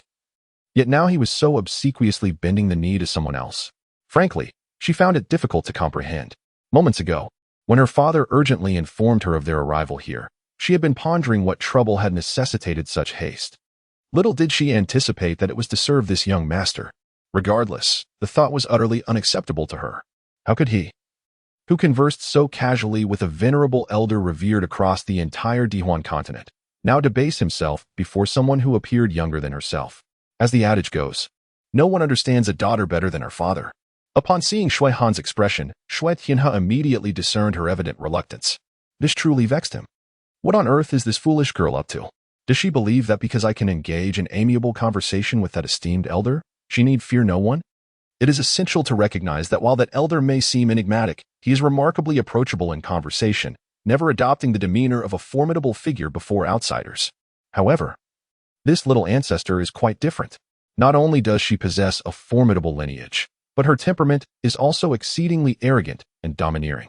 Should she inadvertently displease the other party for even a moment, it could spell disaster not just for herself, but potentially for the entire Qishao city. Qin Geng observed the somewhat tense atmosphere before him and quickly realized that Shui Han was likely unwilling to remain in this place. He remarked, "If you do not wish to stay here, then feel free to leave." To be honest, Qin Geng held her in low regard. If she did not wish to remain, then she should simply depart. However, to this father-daughter duo, his words came across as a blatant threat. Could it be that the true implication of this young man's statement was, "If you dare to leave, you shall face dire consequences today, in the snowy day"? Shui Tianhe anxiously exchanged glances with Shui Han. Understanding the gravity of her father's condition, Shui Han, being a sensible person, bit her lip and gently inquired, "What commands do you have, my lord?" Alas, in the presence of a formidable figure, her own status felt utterly insignificant. Upon hearing her words, Qin Geng instantly realized that they had likely misunderstood him once more, interpreting his words as some form of threat. This thought left him momentarily speechless. It seemed that had he possessed greater strength, not only would they have refrained from offending him, but they might have also concocted bizarre notions in their minds. The purpose is to exert every effort to please oneself, at the very least, leaving no negative impression. Although a sense of helplessness lingers in his heart, he remains disinclined to offer any explanations. For him, the paramount task is to continuously enhance his comprehensive strength and swiftly cultivate his own influence from the immortal profound cave. Everything else pales in comparison. Given the lofty ambitions he harbors, why concern himself with a few insignificant individuals? Noticing the other party's silence, Shui Han must resort to exploring their preferences on her own. Observing that his daughter is not vehemently opposing him, Shui Tianhe breathes a sigh of relief and promptly concocts an excuse to exit the private room. He fears that her stubbornness might surface at this moment. While it may not be a significant annoyance, if this esteemed individual were to harbor even the slightest displeasure, it could prove catastrophic. In his eyes, Shui Han's ability to silently resist him is merely a reflection of her ignorance regarding the true extent of the other party's formidable nature. In truth, even he is unaware that what he has witnessed in Qin Geng is merely the tip of the iceberg, to say nothing of the rest. The mere unveiling of the infallible 9 Dragons' golden chariot would be enough to send this city lord into a state of utter disarray. As for whether Qin Geng might engage in any excessive actions towards his daughter, he currently has no inclination to ponder such matters. As long as she can attend to this esteemed gentleman's comfort, all will be well. To speak candidly, he secretly wished for something to transpire between Qin Geng and his daughter. Would this not serve to deepen their relationship? In his eyes, having a formidable protector, a being poised to ascend to the pinnacle of cultivation, take an interest in his daughter was indeed a stroke of fortune, not only for her, but for the entire Shui family. After all, this headstrong girl had always held herself in high regard. Perhaps witnessing the prowess of this young gentleman would humble her. Just as he was lost in such musings, a gentle voice interrupted, "Uncle Shui, what brings you here?" Lifting his gaze, he beheld a young man clad in a flowing azure robe, holding a folding fan. Not only was he strikingly handsome, but his sunny smile exuded warmth and approachability. Shui Tianhe, upon seeing him, reciprocated the smile, exclaiming, "Ah, Zheng Shenzi, I did not expect to see you here today. What has caught your fancy? Pray, share it with Uncle Shui." The young man, whose real name was Zheng Tongyu, chuckled. "I have come for no particular reason." Noticing his hesitant demeanor, Shui Tianhe inquired, "What troubles you? Why the reluctance in our conversation?" Zheng Tongyu pondered briefly before tentatively asking, "Uncle Shui, was it not said that Xiaohan would be present to oversee this auction? Yet, I have yet to see her." Upon hearing this, Shui Tianhe's smile faltered momentarily. So, it appeared that his daughter was the object of Zheng Tongyu's interest. After a moment's contemplation, he shook his head, replying, "Due to unforeseen circumstances, Xiaohan cannot attend this time. Rest assured, I shall convey this to her." Zheng Tongyu's expression revealed a flicker of disappointment, but he quickly masked it. Respectfully bowing to Shui Tianhe, "Then I shall express my gratitude in advance, Uncle Shui." Shui Tianhe smiled and nodded, then concocted a reason to retreat to Box 1. Meanwhile, Shui Han, who had been massaging Qin Geng's shoulders, was startled by her father's sudden return. She hastily apologized to Qin Geng before urgently instructing Shui Han, "Make sure Zheng Tongyu does not see you." It was worth noting that Zheng Tongyu was the esteemed son of the Xinwei sect, one of the foremost clans in the eastern region. He had harbored feelings for Shui Han for quite some time, yet her indifference had left him lamenting his unrequited affection, as he prided himself on being a gentleman. Despite this, Shui Tianhe was acutely aware of the Xinwei sect's formidable influence and wished to avoid any potential offense. Though this exchange consisted of but a few brief words, Qin Geng quickly grasped the underlying significance. However, he remained indifferent. Who am I to be concerned about offending? Upon hearing these words, Shui Han felt a twinge of displeasure. She retorted, "What I choose to do is none of his concern." This response ignited a spark of anger within Shui Tianhe. Yet, before he could chastise Shui Han for her lack of understanding, Qin Geng calmly interjected, "You may step outside now and allow that Zheng Tongyu to catch sight of you." This young gentleman was indeed curious to see what would transpire if Zheng were to lay eyes upon her. The reason behind Qin Geng's decision was rooted in his admiration for Shui Han's fortitude. At the very least, her assertion that she was beyond Zheng Tongyu's jurisdiction warranted a modicum of his respect. Upon hearing Qin Geng's words, Shui Tianhe felt a pang of discomfort in his heart. It was evident that this young gentleman was resolutely intent on provoking the esteemed Zheng Tongyu. Upon hearing Qin Geng's words, Shui Han's assessment of him significantly improved. Though he was arrogant and domineering, he undeniably had the ability to provide solace in critical moments. Without a second thought, Shui Han resolutely exited Qin Geng's private room and stood for a brief while, yet she did not catch sight of Zheng Tongyu himself. Assuming that he had departed without noticing her presence, she dismissed the thought and returned to Qin Geng's side. Unbeknownst to them, within the confines of another private room, Zheng Tongyu was suddenly joined by an elderly man clad in a gray robe. With a hoarse voice, he remarked, "Saint's son, it appears that Shui Han is indeed in room 1, seemingly attending to someone." At that moment, the seemingly refined Zheng Tongyu bore an exceedingly grim expression. He growled softly, "I knew that wretched person was scheming behind my back. I immediately discerned the stiff reaction of that scoundrel, Shui Tianhe. What many remain oblivious to is that, While he appears courteous on the surface, his true nature is marked by a sinister mind, insatiable possessiveness, and an overwhelming desire for control. The instant he laid eyes on Shui Han, he had already resolved that she was to be his. Anyone daring to encroach upon his claim would face his vengeance. And as for that vile Shui Han, once I, the Holy Sun, have her in my grasp, I shall ensure she receives her due reckoning. I am eager to discover what distinguished guest has dared to encroach upon my woman in this private box. Frankly, this is not the first time Qin Geng has encountered troublemakers in the number 1 box. Yet, even if it were the 100th time, he would remain unperturbed. Regardless of how many minions there might be, what difference does it make? Although Zheng Tongyu, as the Holy Son of the Divine Summit sect, cannot be entirely equated with an ordinary individual, in Qin Geng's eyes, he is no different from the rest. There is no distinction between him and mere foot soldiers. Not to mention, even that so-called great perfection expert, Hanming Tianjin, was rendered unconscious by a single strike from Qin. If that is the case, what significance does the Holy Son of the Divine Summit sect truly hold? Of course, Zheng Tongyu, the one directly involved, remains utterly unaware of the current circumstances. All he knows is that the flames of jealousy within him are raging fiercely. Why should he allow what he could not possess to fall into your hands? As the snow-covered river swiftly receded, the auction was promptly entrusted to another host. Witnessing the substitution of the originally intended auctioneer, Shui Han filled Zheng Tongyu with a growing fury. He had resolutely resolved that regardless of the esteemed guest residing in the first private box, he would unearth their identity following the conclusion of the auction, even if it required a hefty sacrifice. When the time came, he would undoubtedly employ the might of his sect to deliver a thorough reprimand to this scoundrel. It is worth noting that this strategy had proven effective time and again.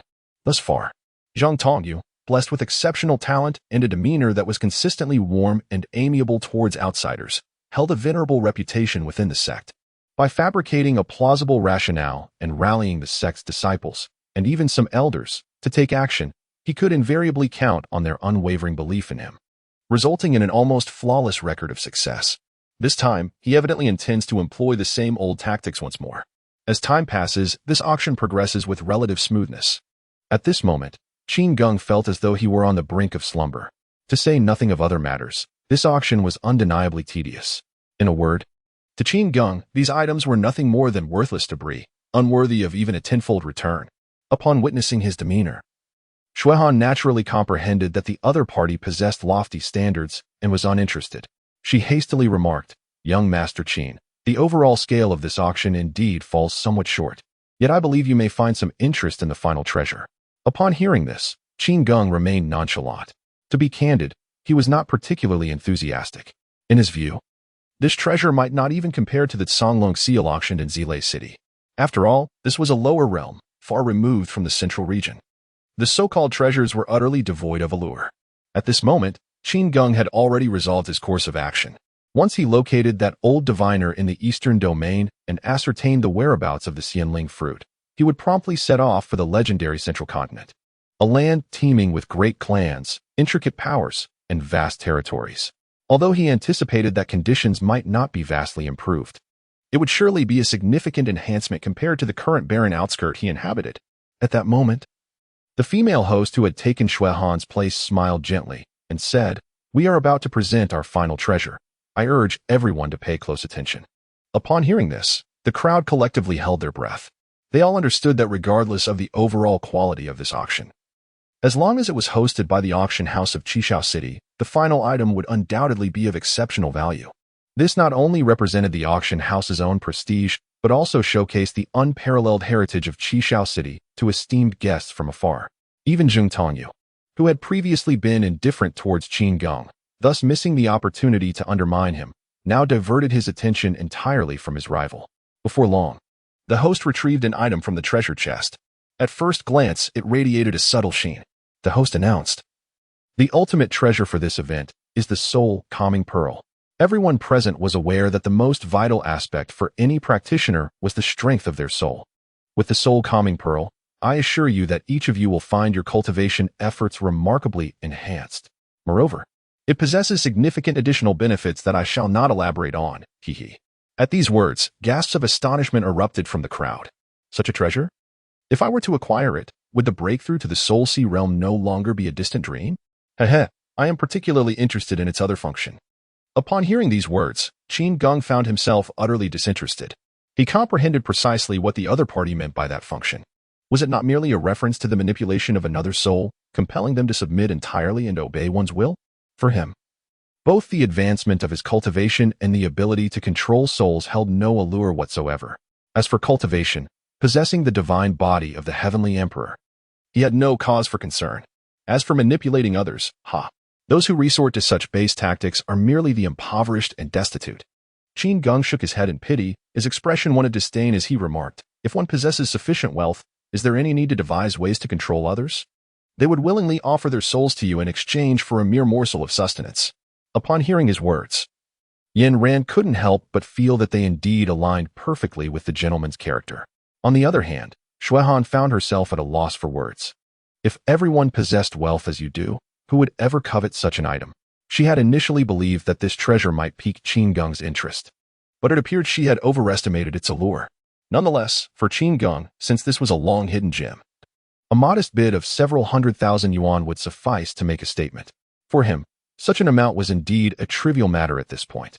Indeed, upon hearing Qin Geng's offer of 800,000 stones, the crowd was rendered momentarily speechless. Expressions of resentment and frustration mingled with a sense of helplessness spread across their faces.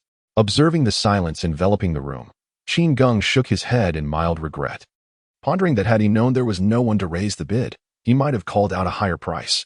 At his words, Shuehan's lips twitched in disbelief.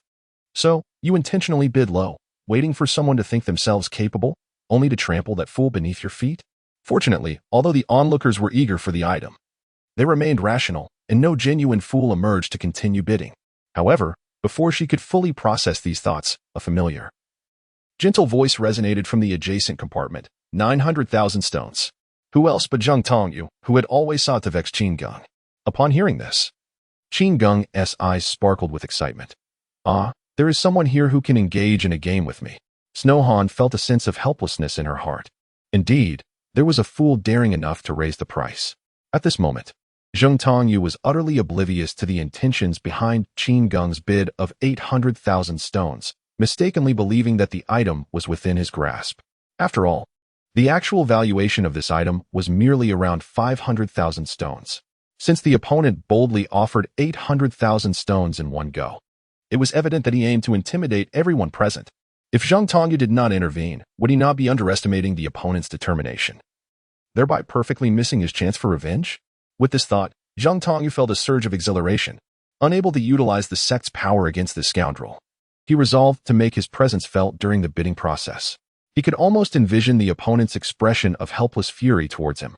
However, the reality of Qin Geng's situation in the private room was in stark contrast to Zheng Tongyu's expectations. Upon hearing Zheng Tongyu's bid, Qin Geng did not feel anxious. Instead, his face lit up with joy. This expression, in the eyes of Yin Rand and Snow Han, resembled that of someone who had discovered a new amusement amidst extreme boredom. Of course, Qin Geng was far from bored. He simply thought it was a relief to have someone help elevate the price. Initially, he had begun to regret not bidding 2 million stones outright. But before that thought could settle, a challenger had emerged. This was indeed a fortuitous turn of events. He resolved to cherish this brother, gradually raising the bid in a manner akin to boiling a frog in warm water. Thus, he continued with the bid, 920,000 stones. Upon hearing his new offer, Yin Rand and Snow Han were convinced that Zheng Tongyu was being played. Yet, on the other side, Zheng Tongyu's expression brightened at this price. Ha ha ha, can you not bear it any longer? This holy son knew that while you were determined to acquire this item, it would cost you dearly. He estimated the opponent's limit to be around 1,200,000 stones. Very well, I shall bid 1,115,000 stones. To stabilize the situation, Zheng Tongyu imitated Qin Geng's bidding style, saying 940,000 stones. The strategy he devised was remarkably similar to the one Qin Geng had employed against him. Hearing Zheng Tongyu's foolish bid, Yin Rant's lips curled upward, and even Snow Han could not contain her laughter, letting out a soft chuckle. This series of actions has significantly enhanced the affection that the daughter of the Lord of Qishao City holds for Qin Geng. Although she has never possessed concrete evidence, she consistently feels that the holy son of the Xinwei sect is not as he appears. This also explains her long-standing emotional distance from him. Her father, Shui Denha, has never perceived any flaws in Zheng Tongyu, which is precisely why he feels considerable frustration towards his daughter, Shui Han, for her cold demeanor towards him. In his view, the holy son of the Xun Yu sect ought to be a suitable match for his daughter. However, such notions were completely curtailed with the arrival of Qin Geng. As the saying goes, every generation has its own blessings. As a parent, one should not impose excessive restrictions on their daughter's choices in this regard. As for the presence of some charming individuals in his private box, Qin Geng felt little inclination to reject them. After all, as long as they did not overstep their bounds, he was quite indifferent. Disregarding their light laughter, Qin Geng continued to raise his bid, proclaiming 980,000. On the other side, Zheng Tongyu, upon hearing this, could not help but laugh even more triumphantly. He suddenly raised the price slightly, perhaps hoping to intimidate me into retreat. What a joke. 1,000,000 stones. On the other side of the auction venue, astonishment reigned supreme. The auctioneer, now brimming with delight, could hardly contain their excitement. Frankly speaking, according to the estimations of the experts at their auction house, this price was sufficient to procure 2 soul-guarding orbs.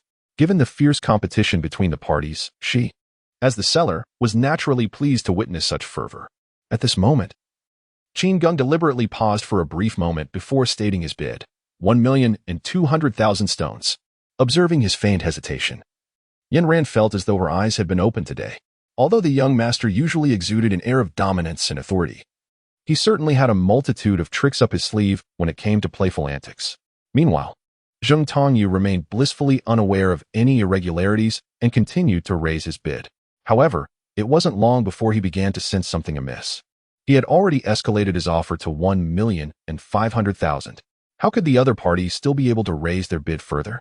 Moreover, ever since the 1,000,000 yuan stone incident, Qin Geng has consistently displayed an air of indecision, as if caught in a perpetual state of hesitation. Even a fool could discern that he has been manipulated. He foolishly believed he was merely raising the stakes and creating obstacles for the opponent, only to ultimately realize that he was merely a pawn in their game. Although Qin Geng's demeanor appears somewhat tentative, the truth remains that no matter how much Zheng Tongyu raises the price, he will invariably match it. Is this not sufficient to illustrate the point? On the other side, Qin Geng had also sensed a subtle change in the tone of his opponent, and he sighed, "How tedious. I have been discovered." Upon hearing his words, Yan Ran and his companion couldn't help but let out a resigned sigh. If Zheng Tongyu had not discerned the issue by this point, it would indeed indicate a lack of intellect. Qin Geng understood that his adversary would no longer pursue him. Thus, he promptly doubled the price, sealing the deal with a decisive blow, 3,000,000 yuan stones. The atmosphere in the room erupted with excitement at this audacious bid. This young master truly exuded grandeur. 3,000,000 yuan stones. Alas, what a waste. In stark contrast to the mixed reactions of scorn and lamentation from those around, Zheng Tongyu, seated in another private box, was seething with rage, crushing his exquisite goblet into fragments. This scoundrel, who could effortlessly offer 3,000,000 yuan stones without batting an eye, had the audacity to maintain a steady bid against him. Was this not a public mockery and humiliation? He bellowed, "You scoundrel, your end is nigh. Mark my words. The moment you leave this place will herald your doom." Comforted by the presence of a knowledgeable elder from his sect, he believed his words would go unheard. However, at that moment, Qin Pa suddenly appeared, speaking in hushed tones, "My lord, someone next door is threatening your safety. If you permit, I shall take action." Even with the elder's protection, nothing could escape the keen perception of a consummate expert like Qin Pa. Hearing this, Qin Geng raised an eyebrow and replied, "Once we exit this auction house, seize him at once. Does he still dare to act in my presence?"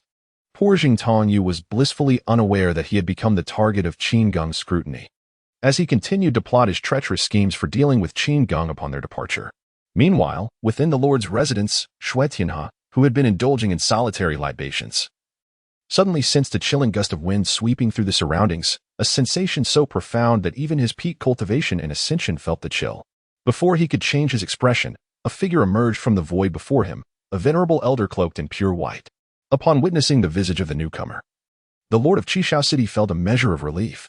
He smiled and remarked, "What brings you here today, esteemed Elder Homing?" Fortunately, this was a familiar acquaintance. Elder Homing straightforwardly inquired, "Do you still know the whereabouts of that old fellow, Shinyan?"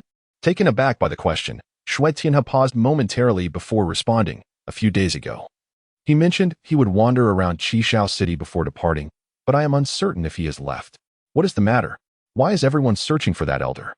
Is there some significant event about to unfold on the entire Duyuan continent? Upon hearing the other party's remarks, the Lord of Cold Darkness immediately became alert. Are they all seeking? What could this mean? Suddenly, this supreme being of great perfection conceived a troubling possibility, his pupils contracting in alarm. Could it be that individual has also arrived?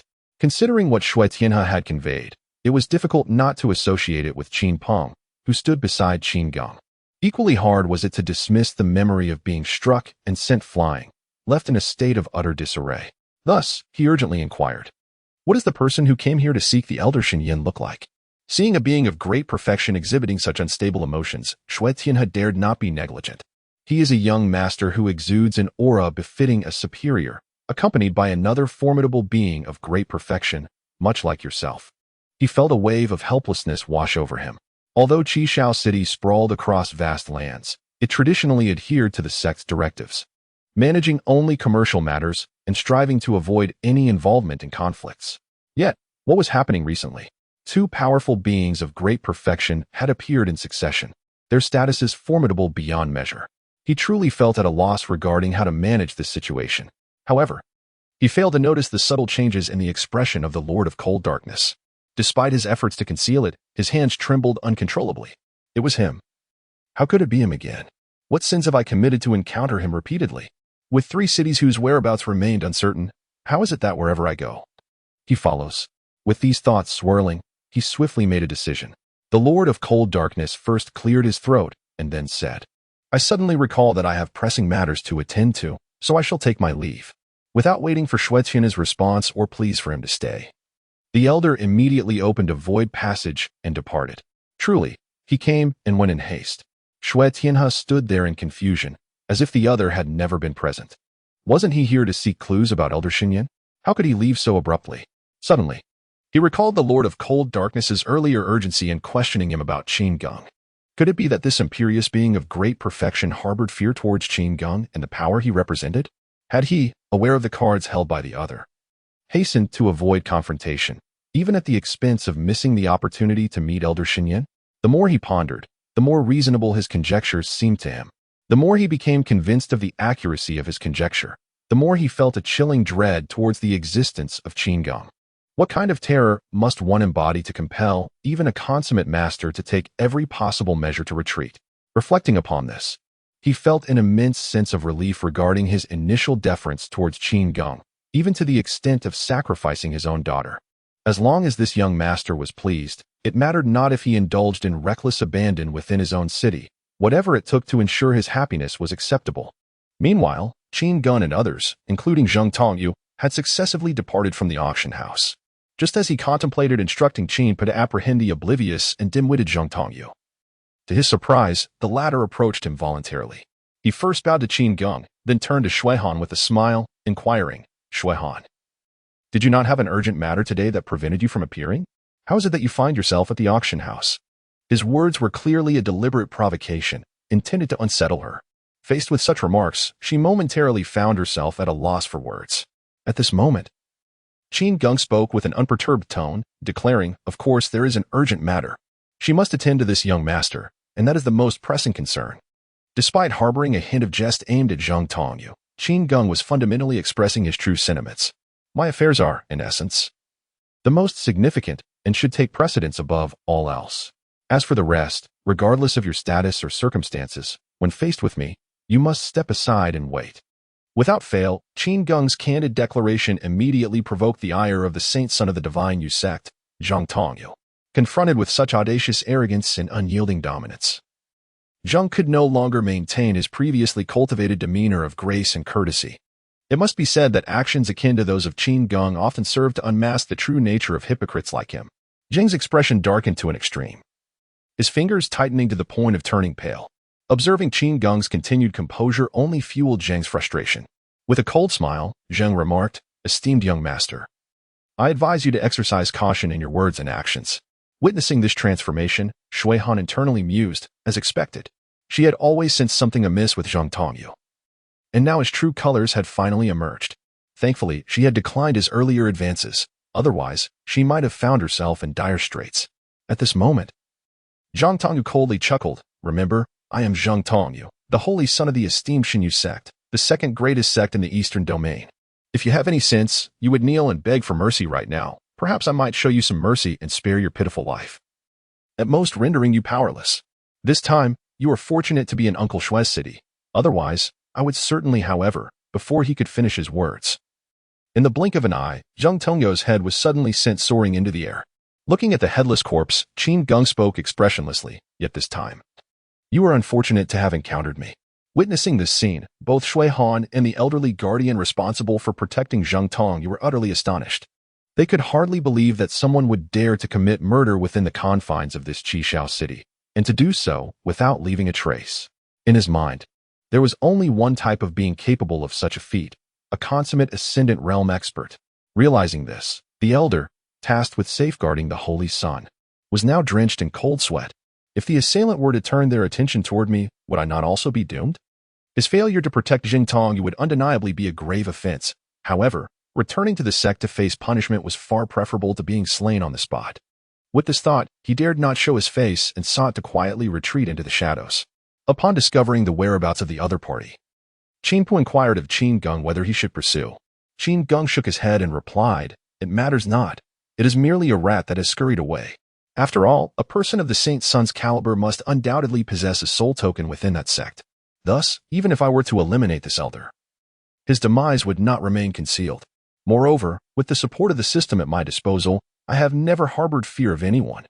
Even if that guardian were to return and alert others, what consequence would it hold? I have never truly feared such trash." Yen Ran had witnessed numerous entities courting their own demise, and thus felt no particular astonishment. Upon witnessing the scene, Shui Han was struck with alarm, exclaiming, "It's over. It's over. My lord, you have truly courted disaster." Qin Geng replied nonchalantly, "What is the matter? Is it because your father has decreed that no one is to engage in violence or murder within Qishao City?" Shui Han, with a bitter expression, responded, "My lord, at such a critical moment, please refrain from jesting with a mere girl. Look around. The guards initially intended to intervene, yet upon seeing me, they have chosen to turn a blind eye. The most pressing issue at hand is that Zhang Tongyu has perished. Although I hold a profound disdain for this duplicitous holy son of the Xinwei sect, it does not imply that I wish for his demise. At the very least, it should not be here. One must understand that he is the designated heir of the Xinwei sect, embodying not only the dignity of the second largest sect in the eastern region, but also the future hopes of their faction. Now that he lies dead here, how could the Xinwei sect simply let this go? The gravest outcome could very well be a full-scale sect-level war between Qishao City and the sects that support them against the Xinwei sect. This is no trivial matter. The Xinwei sect not only occupies vast territory, but also boasts a multitude of members. Should this unfortunate incident escalate into the very scenario Shui Han fears most, it would not be a mere matter of losing one or two lives. Observing her anxious demeanor, Qin Geng remained indifferent. Setting aside other considerations, he had at least sent that old man back, and surely he would reveal the truth behind Zhang Tongyo's death. After all, as the saying goes, grievances have their sources and debts their owners. If they wish to reclaim their lost honor, what use is it to merely exert their influence in Qishao City? Nonetheless, Qin Geng did not wish to allow the adversaries to vent their frustrations in his absence, so he decided to linger for a while longer. He was curious to see just how formidable this so-called second-largest sect in the eastern region truly was. He did not underestimate them, rather. It was simply that those capable of withstanding 5 exchanges against Qin Po were exceedingly rare throughout the entire Diyuan continent. Moreover, Qin Xian had previously reported to him. Since the system ceased to restrict the level of his guards, Qin Xian is now on the verge of breaking through to the realm of great perfection. And if fortune favors him, it may occur within the next few days. With 2 formidable warriors at the pinnacle of great perfection. In addition to the hidden cards held by Qin Geng, what could the adversaries possibly employ to contest against them, even if they truly sought to ignite a fierce battle? Observing Qin Geng's confidence teetering on the brink of arrogance, Shui Han could only sigh repeatedly, ultimately resigning herself to the reality before her. On the other side, the solitary figure of Shui Tianhe, indulging in his drink amidst the snow, received the shocking news of Zhang Tongyo's demise within his own city. He sprang to his feet, exclaiming in fury, "Who dares to commit such an act? To openly defy the regulations of the city is one thing, but to audaciously slay the scion of the Xinyu sect within my domain is utterly intolerable. Who is responsible for this? I must personally confront them." The captain of the guard, recognizing the Lord's wrath, hastened to respond, I was present at the scene and intended to apprehend the culprit. But, Shui Tianhe interrupted. Seething, but your strength was insufficient? A bunch of idlers. The captain, with a wry smile, replied, I cannot presume to judge the adequacy of our strength, for I only witnessed the aftermath of the saint's demise. However, the assailant was in the company of your daughter at the time, which speaks volumes. Upon hearing this, Shui Tianhe's fury escalated. What a calamity! I sent her to keep the young master company, and yet she neglects her duties. How could she? As he pondered, Shui Tianhe suddenly grasped the peculiarity of the captain's description. He inquired, what did the assailant look like? The captain replied respectfully. He was remarkably young and handsome, dressed in lavish attire, exuding an aura of superiority. At these words, Shui Tianhe, who had just contemplated personally clearing the path to quell the Xinyu sect's wrath, fell into a profound silence. This description. Could it be that the perpetrator is Qin Geng? How could I possibly intervene? What authority do I possess? Even the revered Han Ming Tianjun fled upon hearing his name. What am I compared to that? Taking a deep breath, he endeavored to project calmness. You may attend to other matters. I shall handle this personally. Do not accompany me. The captain, trusting his lord's judgment, bowed respectfully and promptly departed. Once the lord's manner fell into tranquility once more. Shui Tianhe adjusted his attire slightly before resuming his seat to continue indulging in his wine. Manage? What a farce. On the other side, at the Divine Mountain sect. The main peak is Mount Wanlong. At this moment, a man, who appears to be middle-aged yet bears the profound gaze of someone who has weathered many storms, is engaged in a lively conversation with an elderly gentleman, both seeming to enjoy each other's company immensely. At that moment, the elder responsible for guarding the soul tablet in the rear hall rushed toward the man with a face full of panic, exclaiming, Sect Master, Sect Master. Something terrible has happened. Upon seeing the elder, Songjin, the master of the Xinwei sect, instinctively felt a sense of foreboding. The elder rarely strayed even a step away from the rear mountain unless something significant had occurred. He spoke in a grave tone. What has transpired? The elder, with a countenance marked by sorrow, replied, The Holy Son, his soul tablet has shattered. Even though Songjin believed he had prepared himself mentally for any news, he could scarcely fathom such a calamity. He and the elder beside him exclaimed in unison, What? The elder guarding the soul tablet repeated with anguish. The Holy Son's soul tablet has shattered. Sect Master, Great Elder. Songjin bellowed in disbelief. Impossible. The child, Tongyu, had intended to venture further afield, and the sect feared he might be ambushed or face danger, thus they had deliberately restricted his training to the vicinity of the sect. Could it be that he disregarded our counsel and ventured into some perilous forbidden zone? He simply could not imagine what could befall Zheng Tongyu while traversing within the domain of their sect and the surrounding powers. The elder known as the Great Elder furrowed his brow and inquired, Is Elder Jiang, who was tasked with safeguarding Tongyu, safe? The elder responsible for the soul tablet nodded, stating, Elder Jiang is currently safe and may be returning to the sect. Upon hearing this, Songjin exuded an incredibly terrifying aura, declaring, Returning for what? He has failed in his primary duty. In my view, even if he returns unharmed, he should face immediate justice for the sake of upholding our sect's regulations, in order to appease Tongyu's spirit in the afterlife. As the master of the Xinwei sect, Songjin regarded Zheng Tongyu as if he were his own flesh and blood. It would not be an exaggeration to say he treated him as his own son. He simply adored this disciple. Not only was he exceptionally talented, but he also displayed great respect for his teachers and a calm demeanor, earning the unanimous recognition of the entire sect, making him the unequivocal choice for inheriting Songjin's position. And now they actually claim that the child they held in the highest regard has perished just like that? How could he possibly come to terms with this? Upon witnessing this, the Grand Elder hastily advised, Master, there is no need for haste. It would be prudent to deliberate further once Elder Jiang returns. Upon hearing these words, Songjin gradually regained a semblance of composure, yet still maintained a demeanor of cold severity as he declared, should he fail to provide a rationale that earns the trust of our sect, he shall await his fate alongside my disciple. On the other side, the elder in charge of the soul tokens dared not even breathe. Even the Grand Elder could only let out a sigh, refraining from uttering any further objections to the master's decision. Before long, Elder Jiang returned to the sect alone and in solitude. As he set foot at the base of the main peak, Songjin and the Grand Elder suddenly emerged from an unknown location, standing before him. Particularly, the gaze of Sect Master Songjin was increasingly frigid, as though he were regarding a lifeless corpse. Elder Jiang was acutely aware of what had transpired, and thus knelt on one knee, lamenting, I, Jiang, am incompetent. I failed to protect His Highness the Holy Sun. Songjin, however, responded with a cold sneer. Protect? Are you certain you safeguarded him? Look at yourself. There is not a single mark upon you, not even a wrinkle in your garments. Is this what you call protection? Elder Jiang immediately realized what misunderstanding had befallen his sect master. He hastily clarified, Sect master, it is not that I wish to abandon the Holy Sun. The moment I chose to become his protector, I had already vowed to defend him unto death, hoping he would lead our divine peak sect to greater heights. Yet, the Grand Elder, unable to endure the prevarication any longer, interjected sternly, Stop stammering and speak. Elder Jiang then exclaimed bitterly, The one who struck the Holy Sun was an unknown ascendant at the peak of the great perfection realm, who took his life with a single blow. I was bereft of time to react.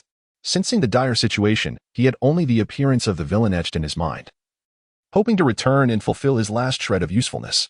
Clearly, he was driven by a primal instinct for self-preservation. Yet he managed to articulate his plight with a certain eloquence. Upon hearing these words, Songjin felt his anger towards Elder Jiang dissipate, replaced instead by astonishment. A formidable being at the pinnacle of completeness? Could it be that those detestable enemies had infiltrated our ranks? The Grand Elder's expression grew grave upon hearing the sect master's conjecture, and he declared coldly, If it is indeed them, I shall be the first to ensure they do not escape. Where, after all, did the Crown Prince encounter trouble? Elder Jiang quickly responded with utmost respect at Qishao City. Sect Master, Grand Elder, the malefactor is exceedingly audacious. I propose we mobilize all our elite forces and conduct a thorough search centered around Qishao City to capture the scoundrel in one fell swoop. Upon hearing that it was Qishao City, Songjin's eyelids twitched in response. This thief not only possesses formidable strength but also seems to regard others with utter disdain. He is either a fool or has the confidence to confront us. After a moment's contemplation, he accepted Elder Jiang's suggestion. Let us take the elders currently unoccupied with tasks and proceed to Qishao City to demand an explanation. Soon, a multitude of formidable warriors from the Xinwei sect set forth, marching resolutely towards Qishao City. Meanwhile, the death of the Holy Sun, Zhang Tongyu, has stirred a tremendous uproar throughout the entire Qishao City. Many cultivators still present within the city chose to flee at the very first opportunity. There was no other reason for their haste. They were acutely aware that the vengeful leader of the Xinwei sect might be arriving imminently. Such tidings were certainly not auspicious. On the other side, Qin Geng leisurely occupied the central seat in the Lord's mansion, indulging in wine. According to Qin Pa, he was unable to sense the presence of that old charlatan within the confines of Qishao City. It seems that after he deals with the upcoming nuisances from the Xinwei sect, he should embark on a journey to a new city for further exploration. At that moment, from the distant sky, a series of luminous streaks appeared, swiftly approaching the Lord's mansion situated by the snowy river. These brilliant beams not only radiated an enchanting splendor, but also moved with astonishing speed, arriving in the blink of an eye. At this moment, Qin Geng remained immersed in his libations. A multitude of radiant figures congregated within the Lord's mansion, prominently featuring the previously agitated leader of the Xinwei sect, Songjin. Initially taken aback, he cast a curious glance at the oblivious Qin Geng. He then addressed Shui Tianhe directly, stating, Brother Shui, I trust you are aware of the purpose of my visit? Let me be forthright, my most cherished disciple, the nephew you speak of. Has he met his demise within your city? If so, I implore you to assist in uncovering the identity of this fiendish perpetrator. However, before Songjin could fully articulate his menacing insinuation, Qin Geng nonchalantly lifted his wine jug and interjected, No need to search further. I am the one who dispatched your worthless saint. And even if that is the case, what can you possibly do to me? Upon hearing this, Songjin's gaze, which had been fixated on Shui Tianhe, swiftly shifted to Qin Geng. He had sensed that this individual was no ordinary person. Even while he sipped his drink in the Lord's position, but his eagerness to ascertain the circumstances surrounding Zhang Tongyu's demise had prevented him from paying due attention. To his utter astonishment, this man boldly claimed responsibility for the death of his beloved disciple. He had never anticipated that someone would so brazenly acknowledge their misdeeds and so audaciously present themselves before him. To remain seated in that very position, leisurely drinking, while being fully cognizant of who he was. Such insolence was beyond comprehension. The more he pondered, the more fury swelled within Songjin, who derisively remarked to Shui Tianhe, The Lord of Shui City is indeed full of surprises. Not only has he allowed the murderer to appear here, but he even permits him to revel in merriment. Truly, a dedicated lord. Shui Tianhe's expression shifted instantaneously. Indeed, He was aware that Qin Geng was the architect of Zheng Tongyu's demise. Yet, what could he do? Setting aside the fact that the individual beside him was a formidable great perfection expert, one whom even the Lord of Hanying would avoid, he found it hard to believe that such an entity lacked any hidden cards. Therefore, even with the knowledge that permitting this man to remain would lead to dire consequences when the Xinhui sect arrived, he dared not voice any objections. Not only did he refrain from dissent, but he also resolved to embrace this as a gamble. Given Qin Geng's overt disdain for the Xinhui sect and the prowess he exhibited, why not wager on the outcome? Why not bet that Qin Geng could effortlessly crush his adversaries and emerge victorious? Although Shui Tianhe serves as the lord of Qishao City, deep within his heart, he perceives himself as a merchant and indeed a gambler. After weighing the pros and cons in his mind, he ultimately resolved to remain in place, accompanying young Master Qin as they awaited the other's arrival. Without hesitation, he retorted, "Perhaps that Song's own master is unaware of the deeds of your sect's holy son while he is here. As for his true character, I believe you are well aware of it. The most crucial point is that he has offended this esteemed individual. Not even a Deluo Jingxian could save him now." Upon hearing these words, Songjun was nearly beside himself with rage. "You Shui Tianhe not only have the audacity, but you dare insinuate that my chosen disciple deserves his fate." He laughed bitterly in his fury. Very well, very well. Once I deal with that utterly brazen lad, you shall be next. Do not think that the Xianyan sect behind you can save you." With that, he disregarded the visibly distressed Shui Tianhe and redirected his ire toward the onlooker, Qin Geng. Song Zhen intoned darkly, "If I do not capture you today and execute you publicly, how will my beloved disciple find peace? How will our sect's reputation remain intact?" Hearing this, Qin Geng merely scoffed, offering no response. The blatant disdain exhibited by his demeanor ignited Song Zhen's fury to its zenith. He coldly declared, "I hope that when I capture you later, you can still maintain this bravado." With that, Song Zhen positioned himself as if to charge forward, clearly unwilling to engage in further conversation. However, at that moment, the esteemed elder beside Song Zhen suddenly exclaimed, "Imperial Dragon Shi?" Upon hearing this, Song Zhen, who had been ready to pounce, abruptly halted his advance. There was no other reason for this but the weight that these 4 words carried in the hearts of beings such as themselves. It was significant enough to make even the irate master of Xinhui sect regain his composure. He suppressed the impulse to seize Qin Geng and scrutinized him closely. Upon closer inspection, he was taken aback. Not only was there the Imperial Dragon Qi enveloping him, but it was so potent that it seemed on the verge of becoming tangible. The elder gasped. Could it be that this person is the sovereign of an immortal holy land from the upper realm? The moment this conjecture was voiced, not only did the others present react, but even Song Zhen himself felt his pupils constrict sharply. Indeed, this possibility seemed remarkably plausible. While ordinary individuals might grasp the concept of Imperial Dragon Qi, only beings of their caliber understood what it truly signified. Although they presently resided in the eastern domain of the Dihua continent, the Xinhui sect had always maintained connections with Zhangzhou. Any individual with even a modicum of insight within the realm of cultivation is well aware of Zhangzhou. This is the very place where the upper realm has chosen to make concentrated investments upon the earthly Xian continent. Within Zhangzhou, numerous powerful factions maintain, to varying degrees, close affiliations with the upper realm.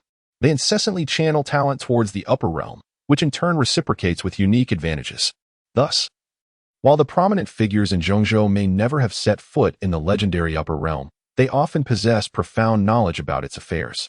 From Zhangzhou, Songjun understands that the bearers of the Imperial Dragon Aura are typically those who have attained the status of an emperor, and they invariably hail from the upper realm. Moreover, the possessors of the Imperial Dragon Aura are frequently reincarnated mighty beings, who, in their previous lives, likely achieved the exalted form of an emperor. While the average person may recognize the formidable nature of this phenomenon, they would never fathom the extent to which it can reach. At this moment, the leader and the elder of the Xinhui sect finally recognized the formidable aura emanating from Qin Geng, leaving them in a state of indecision. Observing their anticipated reaction, Qin Geng shook his head with a look of pity. Had he not intentionally projected this aura, it is likely that the heavenly silk robe would have concealed his true identity from them. Qin Geng spoke with a nonchalant tone. "So, do you wish to continue? I have been waiting here with growing impatience." The moment he sensed the provocation, Song Zhen's anger surged, causing him to tremble with rage. This scoundrel, regardless of his identity, I shall tear him apart today. The elder, noticing Song Zhen's apparent loss of reason, hastily interjected, "Leader, do not act impulsively. This individual appears to hail from the upper realm. Yet, before he could finish his sentence, Songjin had already dashed forward. With cold determination, he declared, "Whoever he may be, today I shall avenge Tongyu." However, before he could close the distance to Qin Geng, the air beside him rippled, and suddenly, Qin appeared, delivering a swift palm strike aimed at his face. Faced with this unforeseen turn of events, Songjin desperately attempted to shield himself with his hands. To his terror, he realized he could not move a muscle. Before he could utter a cry for help, his head shattered like a broken watermelon, leaving him in pieces. The leader of the Xinwei sect had met his demise in that instant. The onlookers were left in utter shock, for the leader of the Xinwei sect, recognized as one of the strongest in the eastern region, had been slain in the Lord's Manor of Qishao City by an unknown foe. It must be noted that Songjin, as the leader of their sect, was not only immensely powerful but worthy of the title leader. Moreover, and most importantly, this individual represents the very backbone of the sect. If even the so-called strongest figure, who embodies the sect's reputation in the outside world, meets such a tragic end, what hope do they, mere supporters of the sect leader, have? Initially, when news of the Saint Sun's demise emerged, it ignited waves of fury. Yet now, witnessing the leader's dismal fate, their hearts are devoid of anger, replaced instead by an overwhelming dread. Such a scenario was beyond their wildest imaginings. Observing the crowd's astonishment and confusion, Qin Geng let out a disdainful scoff, remarking, "They are but ants, laughably arrogant." Upon hearing such a scathing assessment directed at the supreme leader of the Eastern Domain, the head of the second-largest sect, the Xinyu sect, the elders present felt not a shred of indignation. Instead, they were consumed by trembling and fear. At this juncture, nothing Qin Geng said mattered to them. They merely hoped he would spare their lives. Regret gnawed at them for having ventured so far to expose themselves to danger. Finally, the elder who had previously urged Songjin to reconsider, mustering his courage amidst his terror, stepped forward and knelt before Qin Geng. "We harbor no intention of opposing you, esteemed sir. It is merely that our leader, Songjin, has succumbed to madness, acting unilaterally. We were compelled to support him in order to avert his wrath. For he has already executed one of our own protectors in a fit of rage upon his return to the sect. Out of fear of his tyranny, we found ourselves forced to bolster his standing. Although young Zheng Tongyu is our saint's son, his brooding and self-centered nature has led him to this unfortunate end. And we would never seek to trouble you over such a trivial matter." In truth, the elder's words were a fabrication. Despite Elder Zhang's significant faults, he had merely been confined and was not facing execution. While the elder had suggested that Jiang could identify the assailant, Songjin had completely disregarded the counsel of others, rendering the elder's description of him as mad and obstinate not entirely unfounded. Although many elders present were not thoroughly acquainted with Zheng Tongyu's true character, they could not afford to dwell on that now. They hastily knelt in agreement with the elder's assertions, driven by the singular desire to survive this ordeal. Even if Zheng Tongyu's disposition truly mirrored the perceptions of outsiders, they were compelled to distort the truth for the sake of their lives. This exemplifies the disparity of power. Had Qin Geng's prowess been merely average, they would have been able to collectively overpower him, even if he matched their leader, Songjin, in strength. In truth, Songjin not only perished, but as one of the few peak ascendants in the entire eastern region, his demise was remarkably swift and decisive, leaving not a single moment of respite. What does this signify? The simplest explanation is that even if they were to surge forward in a fervor of righteous indignation and seething rage, the ultimate outcome would merely be death. Moreover, they might meet their demise with even greater swiftness than their esteemed master. How could this not instill fear and trepidation within them? At the very least, all present wished to continue living, desiring to gather and become elders of this sect, driven solely by the pursuit of more cultivation resources, greater strength, and astonishing wealth. Hearing their words, Qin Geng felt a profound disdain. He understood that this group was merely striving for survival. Nonetheless, this was hardly a justification for him to spare them. Qin Geng considered himself above engaging in senseless slaughter in such a setting. The tragic fate of Songjin was entirely of his own making and had no bearing on him. However, to simply let them go would be to grant them an undeserved reprieve. After some contemplation, Qin Geng turned to Yin Ran and Shui Han nearby and instructed, "Select whatever you desire from them. Take as much as you wish." This was merely an act of punishment. He held their meager possessions in utter contempt. However, it was likely that the two ladies would hold a different perspective. Upon hearing these words, the elders collectively sighed in relief. While losing their most cherished treasures would indeed be a cause for sorrow, the preservation of their lives took precedence over all else. Before the two hesitated any further, The usually aloof and ethereal Grand Elder stepped forward, promptly relinquishing the ownership of his storage ring. With both hands, he presented it to the young ones. His smile tinged with an almost obsequious charm as he remarked, "Though I am but an old fool, this ring contains only trifles. Please feel free to take whatever you wish, provided it does not displease you." His words, of course, were devoid of sincerity. Yet, he understood that if he could navigate through this perilous moment, he might later boast of having encountered a figure of great significance from the upper realms. Moreover, with the position of the sect master now vacant, the minds of the people naturally became agitated once again. However, such matters shall be addressed after we navigate the immediate challenges. Upon witnessing the old fellow's swift actions, though inwardly vexed, the others hastily followed suit. Offering their possessions in a fervent display, they rushed forward, lamenting the lack of 2 additional legs from their parents. Observing the fervor of the crowd, Xuehan appeared utterly at a loss, while Yin Ran, in contrast, maintained a remarkable composure. This is the power of our young master. These individuals, as elders of the Xinhua sect, typically exude arrogance and disdain for others when in public. Who among them does not strive to curry favor? Yet, before our young master, they are nothing but a source of amusement. In his presence, to act otherwise might even strip one of the very right to exist. Paying no further heed to the chaos around him, Qin Geng began to quietly peruse the system marketplace. At that moment, a system notification echoed in Qin Geng's mind. Ding! Congratulations, host, for successfully triggering the final million-level critical strike reward. The ability to carry a personal cave? Qin Geng's eyes sparkled with excitement. This is indeed a remarkable treasure.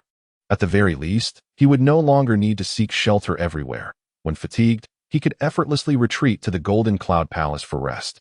The Golden Cloud Palace, as a portable abode, not only offers convenience, but also comes with a contingent of 50 Golden Cloud guards, all at the mid-level of the Ascension realm. Comparable to the safeguards bestowed by the system, these guards can continuously enhance their cultivation levels. What? Upon hearing this news, Qin Geng was genuinely overjoyed. This is the most tangible benefit. It's not merely that these guards can ensure his safety, but rather if he were to showcase them. Wouldn't it render him invincible in the world? After all, when it comes to safety, with Qin Xian and Qin Pa by his side, he was undoubtedly secure. And there was no need to even tap into the true power of the 9 Dragons' Golden Chariot. However, this squad of 100 mid-level Ascension guards is an entirely different matter, setting aside everything else simply by bringing out half, or even a quarter of them for a stroll. Who would dare to show him any disrespect? Moreover, with their assistance, I no longer need to call upon these 2 guards for every little matter. At this moment, Qin Geng suddenly recalled something. Since I have no pressing needs in the system's marketplace, why not purchase something for them? This indeed seems like a splendid idea. After all, as I expend points in the system's marketplace, I unlock access to more advanced and superior items. If circumstances permit, I might even consider acquiring some trivial trinkets from the marketplace for Yin Ran, as these expenditures serve my purpose. Aspiring to become an unparalleled magnate cannot rely solely on the current possessions at hand. Beyond the rewards granted by the system, I should also, at appropriate times, procure powerful items from the marketplace. On the other side, Yin Ran and Xuehan held an abundance of items in their hands, most of which were storage rings themselves. Although both women felt somewhat uneasy about the situation, they were astute enough to comprehend the psychology of those around them. If they were to refuse these offerings, it was likely that the individuals concerned would be filled with trepidation, fearing that their lives were in imminent jeopardy. Conversely, should I choose to decline, it is likely that Qin Geng would also be displeased. After all, from a certain perspective, this would be tantamount to defying his directive. At this moment, Qin Geng's attention was entirely diverted from the pitiful wretches begging for mercy to his own contemplations. Just moments ago, Qin Xian had discreetly informed him that he was about to venture into the void, poised to achieve the pinnacle of ascension. On the other hand, Qin Pa lamented his failure to uncover any trace left by the old man. The previous news brought him a measure of joy. However, the latter left him somewhat disheartened. Excluding the possibility that the individual could elude Qin Pa's perception, it was highly likely that the person had already departed. At the very least, Qin Geng did not believe that anyone on the earthly profound continent could escape Qin Pa's awareness. This was a power bestowed upon him by the system.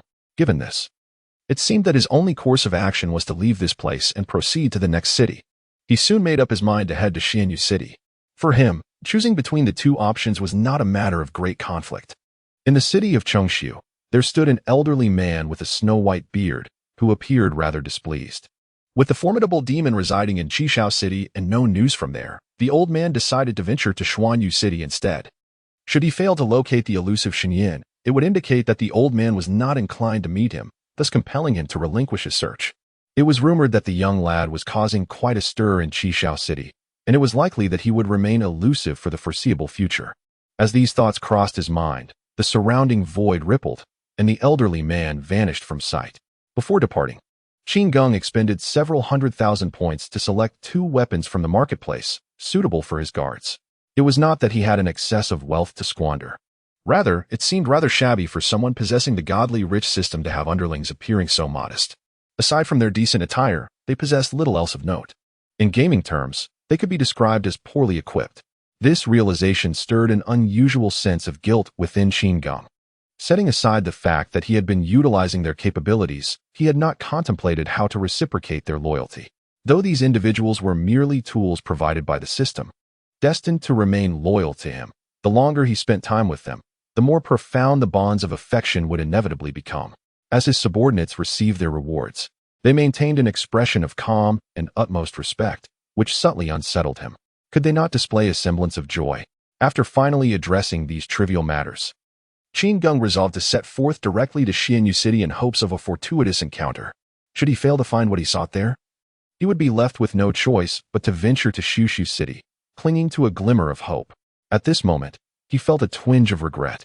For within the marketplace lay a remarkable artifact capable of locating individuals with precision. Yet, its exorbitant cost rendered it utterly unaffordable, even for him in his current circumstances. On the other side, the members of the Xinwei sect, having fulfilled their mission, humbly requested to take their leave. They understood that although they had preserved their lives, the once illustrious reputation of the Xinwei sect might now plummet to unfathomable depths. Indeed, it was not long before news of the sect leader, Songjin, meeting a formidable adversary and perishing in Qishao City spread throughout the eastern region in less than a day. This revelation left countless powerful beings in the eastern region astounded and horrified. Meanwhile, within the unassuming confines of Xuanyu City, an elderly man clad in coarse garments, his disheveled hair betraying the passage of time, suddenly came to a halt in a discreet corner. He mused, furrowing his brow as he muttered to himself. That old scoundrel Han Ming has once again suffered a setback and seeks my assistance? I have already done enough to clean up his mess. Does he dare to approach me again? Perhaps it is time I demand some recompense. What could this young wretch who has slain Songjin possibly want from me? Traveling such a great distance? How could I have failed to foresee this? In that moment, the old man was enveloped by an overwhelming sense of astonishment. How many years had it been? He had tirelessly devoted himself to predicting and deciphering the fortunes of others, and it had been ages since he had faltered in his endeavors. How is it that I am unable to discern the intentions of this individual? Who, pray tell, is this enigmatic figure? I initially presumed that, despite wielding formidable power, he bore no malice towards me, and that understanding his purpose would facilitate our interaction. Yet, this person, known as the Senior of Divine Words, finds himself ensnared in a fog of uncertainty when confronted with Qin Geng. Who indeed is he? After much contemplation, the elder resolved to remain in the city of Xuanyu, eager to uncover the true motives of this mysterious presence. Frankly, even the venerable elder of divine words harbors a curiosity regarding his intentions. The intelligence obtained from that young scoundrel Ning Chuan is rather illuminating, revealing the dynamics of a small frontier dynasty that still requires further analysis. It is evident that both he and the celestial lord of cold darkness regard Ning Chuan's perspectives as fundamentally Navi. Many seek to find him. Yet it has been an eternity since someone like Qin Geng has prompted such a desire for a personal meeting. It appears he hails from a figure of significance in the higher realm, though I wonder what merit there is in our potential encounter. At this moment, Qin Geng remained oblivious to the fact that he had already been discovered as he continued his journey towards Xuanyu City.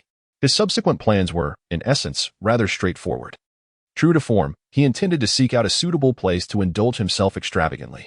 Meanwhile, he would instruct Qin Xian, who had achieved the pinnacle of ascension, and Qin Pe to discreetly search for each other's whereabouts at various locations within the city. Should they manage to locate one another, it would undoubtedly be a fortuitous outcome. However, if they failed, it would merely reflect his current misfortune.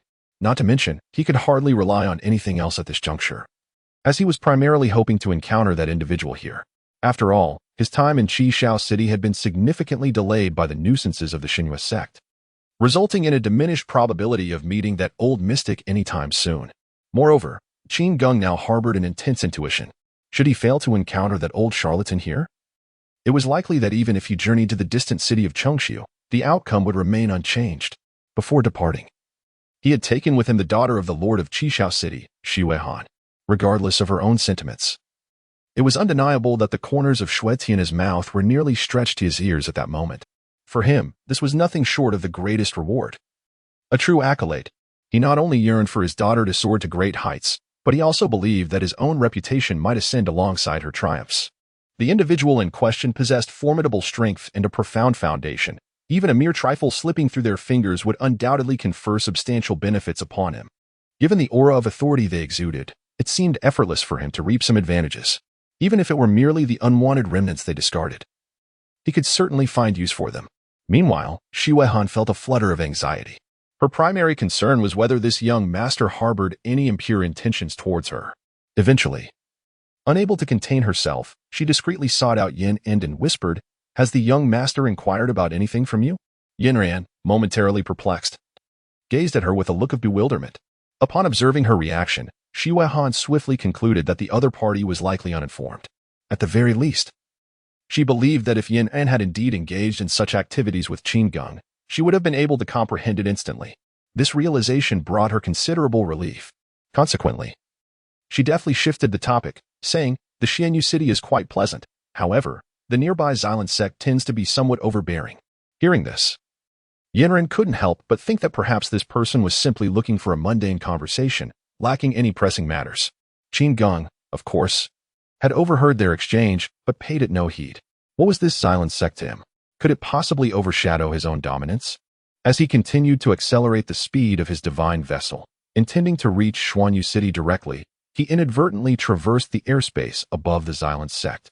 Much like the strict regulations surrounding the sect outside Fuyao City, this place too was governed by rigid rules, completely intolerant of intruders, especially those daring to fly above their territory. However, this occasion was different. At that moment, the sect leader Bai Sheng happened to catch sight of Qin Geng. Instantly, a surge of anger welled up within him, prompting him to rally a group of elders to encircle Qin Geng. Yet, before he could execute his intentions, he noticed Xue Han aboard the divine vessel from a distance. After all, the distances between Qishao City, Xuanyu City, and his own sect were not particularly vast. So the two parties were somewhat acquainted. Given that the lord of Qishao City, Xue Tianhe, had always maintained a cordial relationship with him, Bai Sheng refrained from immediately unleashing his murderous intent. Instead, he approached with a somewhat displeased expression. He first signaled to the surrounding law enforcement elders and disciples to refrain from rash actions, then stepped forward, furrowing his brow as he inquired, "Miss Xue, what is your intention? You must be aware that flying is prohibited within our sect's territory. Were it not for the favor I hold for Xue Tianhe, I would not even engage in dialogue with you." Upon hearing the inquiry from the other party, Xu Weihan found herself in a rather awkward position. "I did not intend to pass by Uncle Bai's place. It was merely a happenstance," she explained, casting her gaze towards Qin Geng. Qin Geng coldly responded, "I wish to proceed directly to Xianyu City, as this is the most expedient route." In truth, Qin Geng had no desire for idle chatter. He intended to traverse without pause. However, noticing the apparent familiarity between the parties and recognizing that Qin Xian and Qin Pu exhibited no murderous intent, he allowed Xu Weihan to engage in a dialogue. Understanding that her glance towards him signified her reluctance to use him as an excuse, he subsequently articulated his thoughts. Qin Geng has always believed that he is not unreasonable. Rather, it is often these individuals who are simply too blind to see. Upon hearing these words, the leader of the Xylent sect, Bai Sheng, was instantly filled with indignation. What does this imply? To traverse the shortest path, one would not hesitate to trample upon their own head? Who is this individual, so audacious as to act in such a manner? Wait a moment. Bai Sheng suddenly recalled a recently circulated piece of news. A young gentleman, whose origins remain shrouded in mystery, had his subordinates execute the leader of the Xinwei sect on the spot, leaving the latter with no opportunity to resist.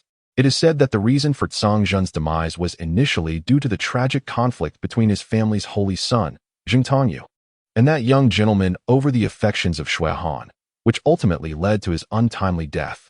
Could it be that, upon contemplating this possibility, his pupils suddenly constricted in shock? At that moment, An elder beside him could no longer contain himself. He bellowed, "Who are you to dare show such disrespect to our sect, the Xylan sect, and to our esteemed leader?" However, before he could finish his words, a resounding bang echoed as the elder was sent flying, crashing violently to the ground, rendered unconscious. On the other side, Bai Sheng had just retracted his leg after kicking it out. He then turned to Qin Geng with an ingratiating expression and said, "Young master, do you wish to travel to Xuanyu City? I can certainly guide you." Witnessing this sudden turn of events, not only were the elders of the Xylan sect left bewildered, but even Qin Geng raised an eyebrow in surprise.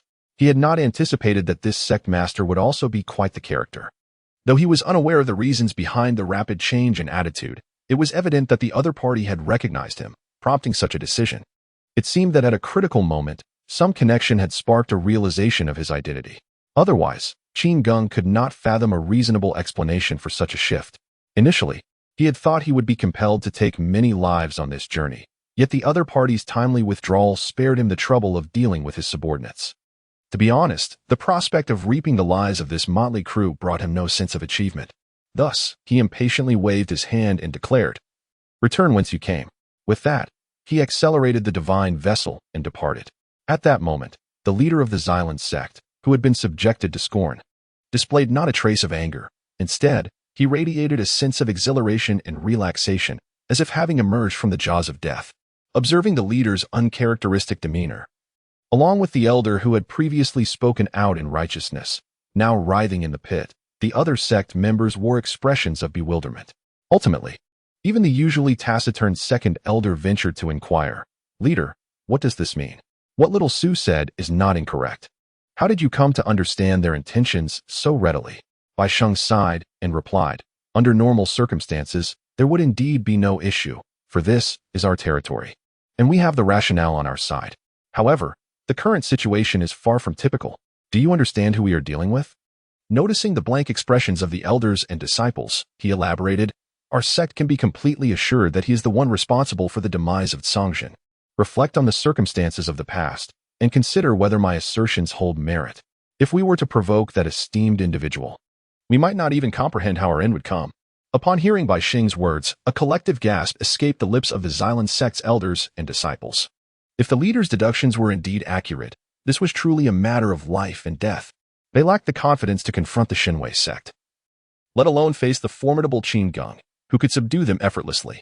Even Songjin met his end at the hands of that esteemed individual, implying that their fates could be even more dire. The Grand Elder, with a visage marked by lingering trepidation, remarked, "Indeed, the wisdom of the sect leader is unparalleled. Were it not for your intervention, our Xylan sect would undoubtedly have faced a catastrophic calamity." Upon hearing this, the assembly nodded in unanimous agreement, completely disregarding the elder still sprawled on the ground, unconscious. Bai Sheng sighed. "At this moment, I find myself somewhat envious of that rascal, Shui Tianhe. Not only does he possess a fortified city, but he is also blessed with a remarkable daughter. Were I a woman, I would scarcely be able to resist the urge to throw myself at him. In comparison to his fortunes, what does our sect's foundation truly amount to?" On the other side, Qin Geng had already arrived outside the Xuanyu city. Upon reaching this location, he initially intended to employ the same old trick, summoning either Qin Xian or Qin Pa to directly lead him to the city lord. However, to his surprise, a solitary elder clad in luxurious robes stood at the city gates. Upon noticing Qin Geng and his companions, the elder approached them with a respectful demeanor, inquiring, "Might I ask if you seek to meet the esteemed Shinin?" Upon hearing this question, Qin Geng immediately perked up. The elder continued with utmost reverence, "I am Su Jin, the lord of Xuanyu City, and I have been awaiting your esteemed arrival. The venerable Shinin is currently at the lord's manor. Please allow me to escort you." At this revelation, Yan Ran and Shui Han were both astounded. The venerable Shinin truly possessed an all-encompassing knowledge. He was even aware of the young master's quest to find him with such clarity. Qin Geng was quite astonished. This old man possessed a certain skill, managing to predict such a turn of events. However, he felt somewhat displeased with the other's demeanor. He snorted coldly, remarking, "Remaining at the city lord's residence with such an air of confidence, this old charlatan certainly has a significant presence." Upon hearing these words, Su Jin's body visibly trembled in an unnatural manner. He quickly forced a laugh, saying, "Young master is jesting. The esteemed elder has merely grown weary from his long journey." I hope you can forgive him. Although Qin Geng remained disdainful, he refrained from further comment. After all, he still found himself in need of assistance, making it ill-advised to express his anger freely. Humph, he would address this old charlatan when they finally met. Unbeknownst to him, the figure ahead, Su Jin, was equally apprehensive. He had been leisurely savoring tea within the Lord's mansion when the elusive elder, revered as the divine oracle, unexpectedly materialized from the shadows. The elder conveyed that the formidable individual who had vanquished Song Jun was now hastening towards their location. Su Jin was taken aback, so much so that he inadvertently crushed the exquisite teacup in his grasp. The venerable elder chuckled and said, "Rest assured. His purpose for coming here is solely to seek me out. It has nothing to do with you. All you need to do is bring him to me." Upon hearing this, Su Jin felt a considerable sense of relief, yet deep within, an unsettling anxiety persisted. After all, this was the very fiend who had effortlessly dispatched Song Jun with a single strike. Su Jin considered his own cultivation to be quite profound, and in his earlier years, he had even crossed swords with Song Jun, fully aware of the formidable nature of his adversary. It was precisely because of this understanding that when he heard of Song Jun's tragic demise, he had fervently hoped never to encounter such a formidable demon. Alas, it seemed that fate had conspired against him, leading him to this unfortunate circumstance. Before long, he escorted Qin Geng to the Lord's mansion, and then, under the pretense of a trivial excuse, hastily made his exit, as if he were the guest himself. Just as he had just departed, a disheveled old man appeared before Qin Geng. Upon seeing him for the first time, Qin Geng was somewhat taken aback. The city lord's mansion would certainly not tolerate any beggars wandering about. So could this be the enigmatic Elder Xinyan? Just as he was about to speak, the space around them suddenly distorted, and an elderly man clad entirely in white emerged from the void. It could only be the revered Lord Haming, who had been searching for Elder Xinyan. He first smiled at Elder Xinyan, saying, "Old man, I didn't expect you to be willing to meet me. Your attire is rather shabby. Perhaps you should, however." Before he could finish his sentence, he suddenly noticed Qin Geng standing nearby. Lord Hanming was momentarily taken aback, followed by a visage of utter despair. "Why am I so unfortunate?" Upon seeing Lord Hanming reappear before him, Qin Geng raised an eyebrow. What brings this old man back here again? On the other hand, the Lord of Cold Darkness was entirely oblivious to his original intentions. He repeatedly deigned to show weakness before Qin Geng, exclaiming, "My lord, my young master." The old man had come to realize the folly of his arrogance. Acknowledging his lack of discernment, he truly dared not to boast in Qin Geng's presence any longer. Should he be struck once more and become embedded in the wall, he would undoubtedly lose all semblance of dignity. On the other side, the Elder of Divine Words furrowed his brow deeply. He was astonished that he could not ascertain the purpose of Lord Hanming's visit, although he was indeed curious about the fact that Qin Geng was known to and feared by Hanming. What troubled him more was the realization that his own perception had been obstructed. Could it be that this old man had made progress and was now capable of hindering his understanding? Unthinkable, from any perspective. He could not believe that Lord Hanming had made any advancements at this moment. This could only indicate one thing. The assistance that the other party sought from him was likely shrouded in secrets that even he could not foresee. Qin Geng, entirely indifferent to the cold underworld sovereign, turned directly to the Elder of Divine Words and inquired, "Might you be able to divine the approximate location of the immortal spirit fruit within this earthly profound continent?" At the mention of this query, even the cold underworld sovereign's pupils constricted. The immortal spirit fruit, while it may be a term unheard of by the average individual, a formidable being such as he, having ascended to the pinnacle of the ascendant realm, was acutely aware of its significance. This rare entity could very well be considered the finest treasure across the entirety of the earthly profound continent, a fortuitous encounter that eludes pursuit. Indeed, he had never entertained the notion of specifically seeking such a treasure, choosing instead to let fate take its course. Upon hearing this inquiry, the venerable Elder of Divine Words could not help but furrow his brow even more deeply. After a moment's hesitation, he replied, "It may require a certain amount of time. I should be able to forecast a result by tomorrow." Qin Geng, upon hearing this, felt a surge of disdain. No wonder he could only exert his influence in this lower realm. Such trivial matters demanded so much time. In his view, the so-called treasures of this lower world, along with its overall strength, were merely a collection of worthless trinkets. Were it not for the necessity of this item for the second phase of upgrading his celestial domain at this stage, he would not be wasting his time with him now. The Lord of the Cold Abyss received his response with a sense of predictability. After all, This artifact could be regarded as the most precious and enigmatic treasure of the entire Destined continent. And it was indeed a rare opportunity for him to agree to provide a prediction. The character of the Elder of Divine Words was rather peculiar. Had he not perceived numerous extraordinary qualities in Qin Geng, he likely would have refused to assist him under any circumstances. Qin Geng then continued, stating that if a general location could be disowned, he would be willing to offer a reward in exchange. This matter was of great significance to him. And despite any dissatisfaction he may have felt towards the Elder of Divine Words, he was open to the idea of providing some form of compensation, as long as the task he entrusted was accomplished. Upon hearing these words, the venerable sage of words suddenly brightened, exclaiming, "I seek nothing for myself. However, if you can indeed assist me in fulfilling this task, I humbly request that you bestow upon me an artifact capable of concealing the celestial secrets, even if it only obscures a portion." At this request, Qin Geng raised an eyebrow in intrigue. Observing his reaction, the sage of words offered a rueful smile, stating, "In my quest to comprehend the celestial mysteries, I have indeed achieved feats beyond the reach of ordinary individuals. Yet, as the adage goes, heaven's secrets must not be divulged. Throughout my life, I have repeatedly brushed against the boundaries of the natural order, and now I am compelled to conceal my identity. Were it not for the unique qualities I perceive in you, I would never have dared to present myself before you, merely to evade the retribution of the heavenly laws." Upon hearing this, Qin Geng found himself understanding the situation more clearly. This sage of words, despite possessing remarkable renown throughout the continent of Dihua, was, in truth, perilously close to ruin due to his repeated incursions into the celestial mysteries. This was precisely why he had chosen to leave Zhongzhou, wandering across the vast expanse of Dihua, living a nomadic existence, a state of disarray being the foremost consequence. The Lord of Cold Desolation was well aware of these circumstances. However, he found himself in need of the sage's assistance and, moreover, lacked any viable solutions regarding the matter. Thus, in light of their long-standing friendship, he allowed himself the indulgence of a light-hearted jest. Upon hearing the other party's rationale, Qin Geng began to grasp their underlying predicament. Ultimately, it was a matter of insufficient cultivation. Otherwise, one would not be reduced to such a state over trivial concerns.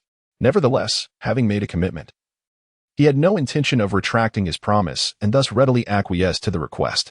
After all, his system's marketplace was replete with a myriad of treasures, aside from those related to the immortal mystic cavern, and it was reasonable to assume that the item capable of concealing the heavenly secrets, as mentioned, was indeed among them. The venerable sage, upon witnessing Qin Geng's remarkably decisive response, was instantly ablaze with fervent anticipation in his eyes. If, indeed, he could liberate himself from the threats posed by the heavenly Tao, not only would he evade the imminent crisis, but he could also ascend to the higher realms. This aspiration had been the pinnacle of his desires over the years. Regrettably, due to the intricacies of fate, he hesitated to push his boundaries, fearing that he might face dire consequences at the critical moment of ascension. Originally a core member of a formidable power and central state, which was itself a subordinate of the higher realms, his successful ascension would undoubtedly ensure his stability. It was with this consideration in mind that he proposed the treasure capable of concealing the heavenly secrets as his reward. For him at this juncture, such an artifact was of paramount importance. The Lord of Cold Darkness spoke softly, "What about my matter?" Upon hearing this, the Elder of Divine Words appeared somewhat embarrassed and inquired, "What exactly is the purpose of your journey?" The Lord of Cold Darkness, taken aback, responded, "You can't possibly have lost your abilities, can you? How could you not discern my intentions?" Given the peculiar nature of Qin Geng's identity, the Elder of Divine Words was shocked yet not entirely surprised that he could not see through it. However, the Lord of Cold Darkness had never managed to conceal his affairs from the Elder's keen perception. Thus, he posed the question. Noticing a flicker of anger in the Elder's expression, he hastily remedied the situation, saying, "It concerns my disciple, Chu Yang, who has inexplicably met his demise. If I were to discover who is responsible..." Yet before he could finish, and before the Elder could begin to speculate, Qin Geng interjected, "Ah, so it is you. I have always found your name somewhat familiar. I recall having dispatched someone named Chu Yang in Zile City, where the city lord mentioned that his master was an insufferable Lord of Cold Darkness. What a coincidence!" The Lord of Cold Darkness was instantly astonished by this revelation. Could it truly be that misfortune followed him so closely? Did everything linked to Qin Geng find its way to him? He forced a laugh and said, "My lord, you jest. How could my inept disciple warrant your involvement? He suspected that Qin Geng was merely toying with him, eager to witness his embarrassment. However, upon hearing this, the hint of amusement on Qin Geng's lips vanished in an instant, replaced by a stern expression. Are you implying that I am lying? The Lord of Cold Darkness felt a chill run down his spine at the rapid shift in the conversation. Could it be possible? But now was not the time to dwell on the truth. He quickly nodded and bowed in agreement. Whatever my lord says is undoubtedly true. It is I who is blind and dares to question your words. Witnessing this display, Qin Geng could not help but scoff. So it is as you say? Have you lost your wits entirely? Have you no basic analytical ability left? Indeed, it was Qin Geng who had taken the action. Yet seeing the elder's seemingly fractured demeanor compelled him to indulge in a moment of mischief, delighting in teasing the elder who often wielded power over the weak. Although the Lord of Cold Ming had discerned the intentions of his counterpart, he dared not voice his thoughts, instead continuing to flatter and ingratiate himself, saying, I am but a foolish old man. Whatever you say is true. Witnessing his old acquaintance bowing so low before Qin Geng filled the divine elder with a mix of astonishment and delight. The greater the strength and depth displayed by the other party, the higher his own chances of obtaining that coveted treasure became. As Qin Geng observed the demeanor of the others, he swiftly lost interest. Consequently, he summoned Yin Ran and Shui Han, who had been quietly following him, and set off to leisurely explore the mysterious Xianyu city, leaving the two elderly men behind. After all, his matters would not reach a resolution until the following day. Rendering any lingering here utterly meaningless, it was far more advantageous to indulge elsewhere. Watching Qin Geng depart, the Cold Ming heavenly sovereign let out a sigh of relief. Although he had been the subject of mockery, his primary concern was his safety. Matters of prestige held no significance for him at this moment. The elder of divine words pondered for a moment and remarked, what that young gentleman has stated is likely the truth. The Lord of Cold Abyss, appearing somewhat weary, responded, if it is indeed his words, then I must concede defeat. How do you know this? Did you deduce it? The elder of divine words, with a grave expression, shook his head and replied, not at all, quite the opposite. It is precisely because I am utterly unable to deduce your matter that I have arrived at this conclusion. Intrigued, the Lord of Cold Abyss inquired, what do you mean by that? He was no longer concerned about the manner of his disciple's demise, especially given the high probability that the perpetrator was Qin Geng. Setting aside all else, if it were indeed his doing, seeking vengeance would have to wait for another life, where perhaps an opportunity might arise. The memory of Qin Po's strike still lingered vividly in his mind, a haunting shadow that he could not escape. The elder of divine words continued, in the beginning, I nearly foresaw both your arrival and that of the other. Curiously, I was equally unaware of your intents. While it struck me as odd at the time, I did not dwell on it, for even my glimpses into the heavenly secrets are not infallible. However, upon your arrival before me, your purposes remained utterly opaque, a phenomenon I have not encountered in decades. Furthermore, the two of you exude an uncanny similarity, akin to a shroud of mist. Subsequently, when he claimed responsibility for your disciple's death, I took it as the truth. In other words, the one who truly blinded me was never you, but rather that individual. Do you truly know who he is? Upon hearing this analysis, the Lord of Cold Abyss suddenly understood. Indeed, since his intentions had been transparent to the elder of divine words on every occasion, save for this unforeseen circumstance, the only plausible explanation must be as such. If all that the elder has stated is true, it implies that during the time in Zile City, his two disciples had indeed deceived him. Had this revelation occurred earlier, he would have undoubtedly felt immense anger, perhaps even resorting to personally punishing the two. However, circumstances have since changed, and he now comprehends the rationale behind his disciples' choice. One must concede, it was a prudent decision. Had he been in their position, he might have acted similarly. Upon hearing the question posed by the other party, the venerable elder, who had traversed the vicissitudes of life, wore a helpless smile and replied, undoubtedly, it is a figure of great stature from the upper realms, and it is highly probable that they are deeply connected to those immortal sanctuaries. Upon reaching this point, the elder of divine words was not excessively taken aback. Although he felt a profound shock within, he was somewhat prepared for such revelations. In his estimation, anyone capable of completely evading his scrutiny was undoubtedly no ordinary individual. However, he had never anticipated that the other party would possess such formidable prowess. A core figure from the immortal sanctuaries? The elder mused helplessly. What business could such a prominent individual have in this realm of the earthly mysteries? To this, the Lord of Cold Desolation chuckled. I truly did not expect that there would be moments of uncertainty for you. Upon hearing these words, The Elder of Divine Words wore a look of resignation, unable to mount a defense. In truth, the reason he could not discern anything about Qin Geng was not solely due to the celestial silken robe he wore, but rather because of the system. Indeed, the greatest pillar of support for Qin Geng, the most extraordinary existence, was the system. This phenomenon could be aptly described as transcending the three realms and existing outside the five elements, utterly beyond the grasp of so-called celestial mechanics. Furthermore, as the chosen host of the divine wealth system, Qin Geng naturally enjoyed the protection afforded by the system. Matters of heavenly principles and karmic retribution were entirely ineffectual against him. This was the primary reason why the venerable Elder of Divine Words would find himself utterly at a loss whenever matters involving Qin Geng arose. Thus, he declared, "Very well. Since this issue cannot be resolved, I shall promptly attend to the task assigned to me. Should I truly acquire the treasure that conceals the celestial secrets, I would no longer need to hide away in fear. Without concern for the identity of the other party, my immediate goal is to swiftly resolve my own predicament. For only then can I truly embrace freedom henceforth. Therefore, let me dedicate myself to rectifying the present situation." At this moment, Qin Geng was leisurely wandering through Xianyu City with the two enchanting beauties, Yin Ran and Shui Han. Upon noticing his current activities, the city lord, Su Jin, who had long sought an excuse to evade him, suddenly conveyed a directive to the city guards. Remember, upon encountering this individual and his companions, regardless of their actions, pay them no mind, act as if you have not seen them. After issuing this command, he imprinted the images of Qin Geng and the two women in the minds of the guards. Although the guards found this quite perplexing, they dared not disobey the direct orders of their lord. One guard whispered, "When was the last time the city lord communicated with us?" Another replied, "At least 5 years ago. It's surprising that he finally speaks, and yet it's such a command."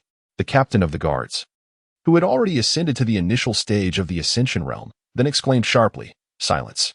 The lord had previously stated that one of his subordinates had executed the sect master of the Shinwei sect on the spot. You think the other party is unaware of what you say? If word gets out, you want to even know how you met your demise. Hearing the captain's admonition, the guards collectively gasped in shock. Their curiosity regarding the identity of the young man who was treated with such special consideration dissipated entirely at that moment, and they even fervently hoped to avoid any encounter with that formidable figure. After all, they valued their lives above all else. The reason they had come to serve as guards in Xianyu City was precisely due to its renowned reputation, stable order, and the ample opportunities for profit. Ordinarily, no one dared to stir trouble in such a place. Encountering such a formidable adversary, how can those who merely seek a more comfortable existence not feel trepidation? Who wishes to risk their life over baseless accusations? Thus, upon hearing the captain's words, the crowd resolutely made their decision to steer clear, regardless of the heinousness of the opponent's actions. As long as their own safety was assured, they would not interfere. Above all, ensuring one's own security remained paramount. On the other hand, Qin Geng remains oblivious to the fact that Su Jin would resort to such a strategy. Nevertheless, for him, it makes little difference. In his view, whether a conflict arises is entirely contingent upon the other party's discernment. This assertion may seem somewhat absolute, yet it is indeed the reality. As Yin Ran had anticipated, upon his arrival, Qin Geng proceeded to spin lavishly, expending countless yuan stones without so much as a blink. In this instance, he also took the opportunity to bring an abundance of treasures for Yin Ran and Shui Han, leaving them somewhat astonished. After all, on ordinary days, Qin Geng scarcely acknowledged these two and was rather averse to their idle chatter.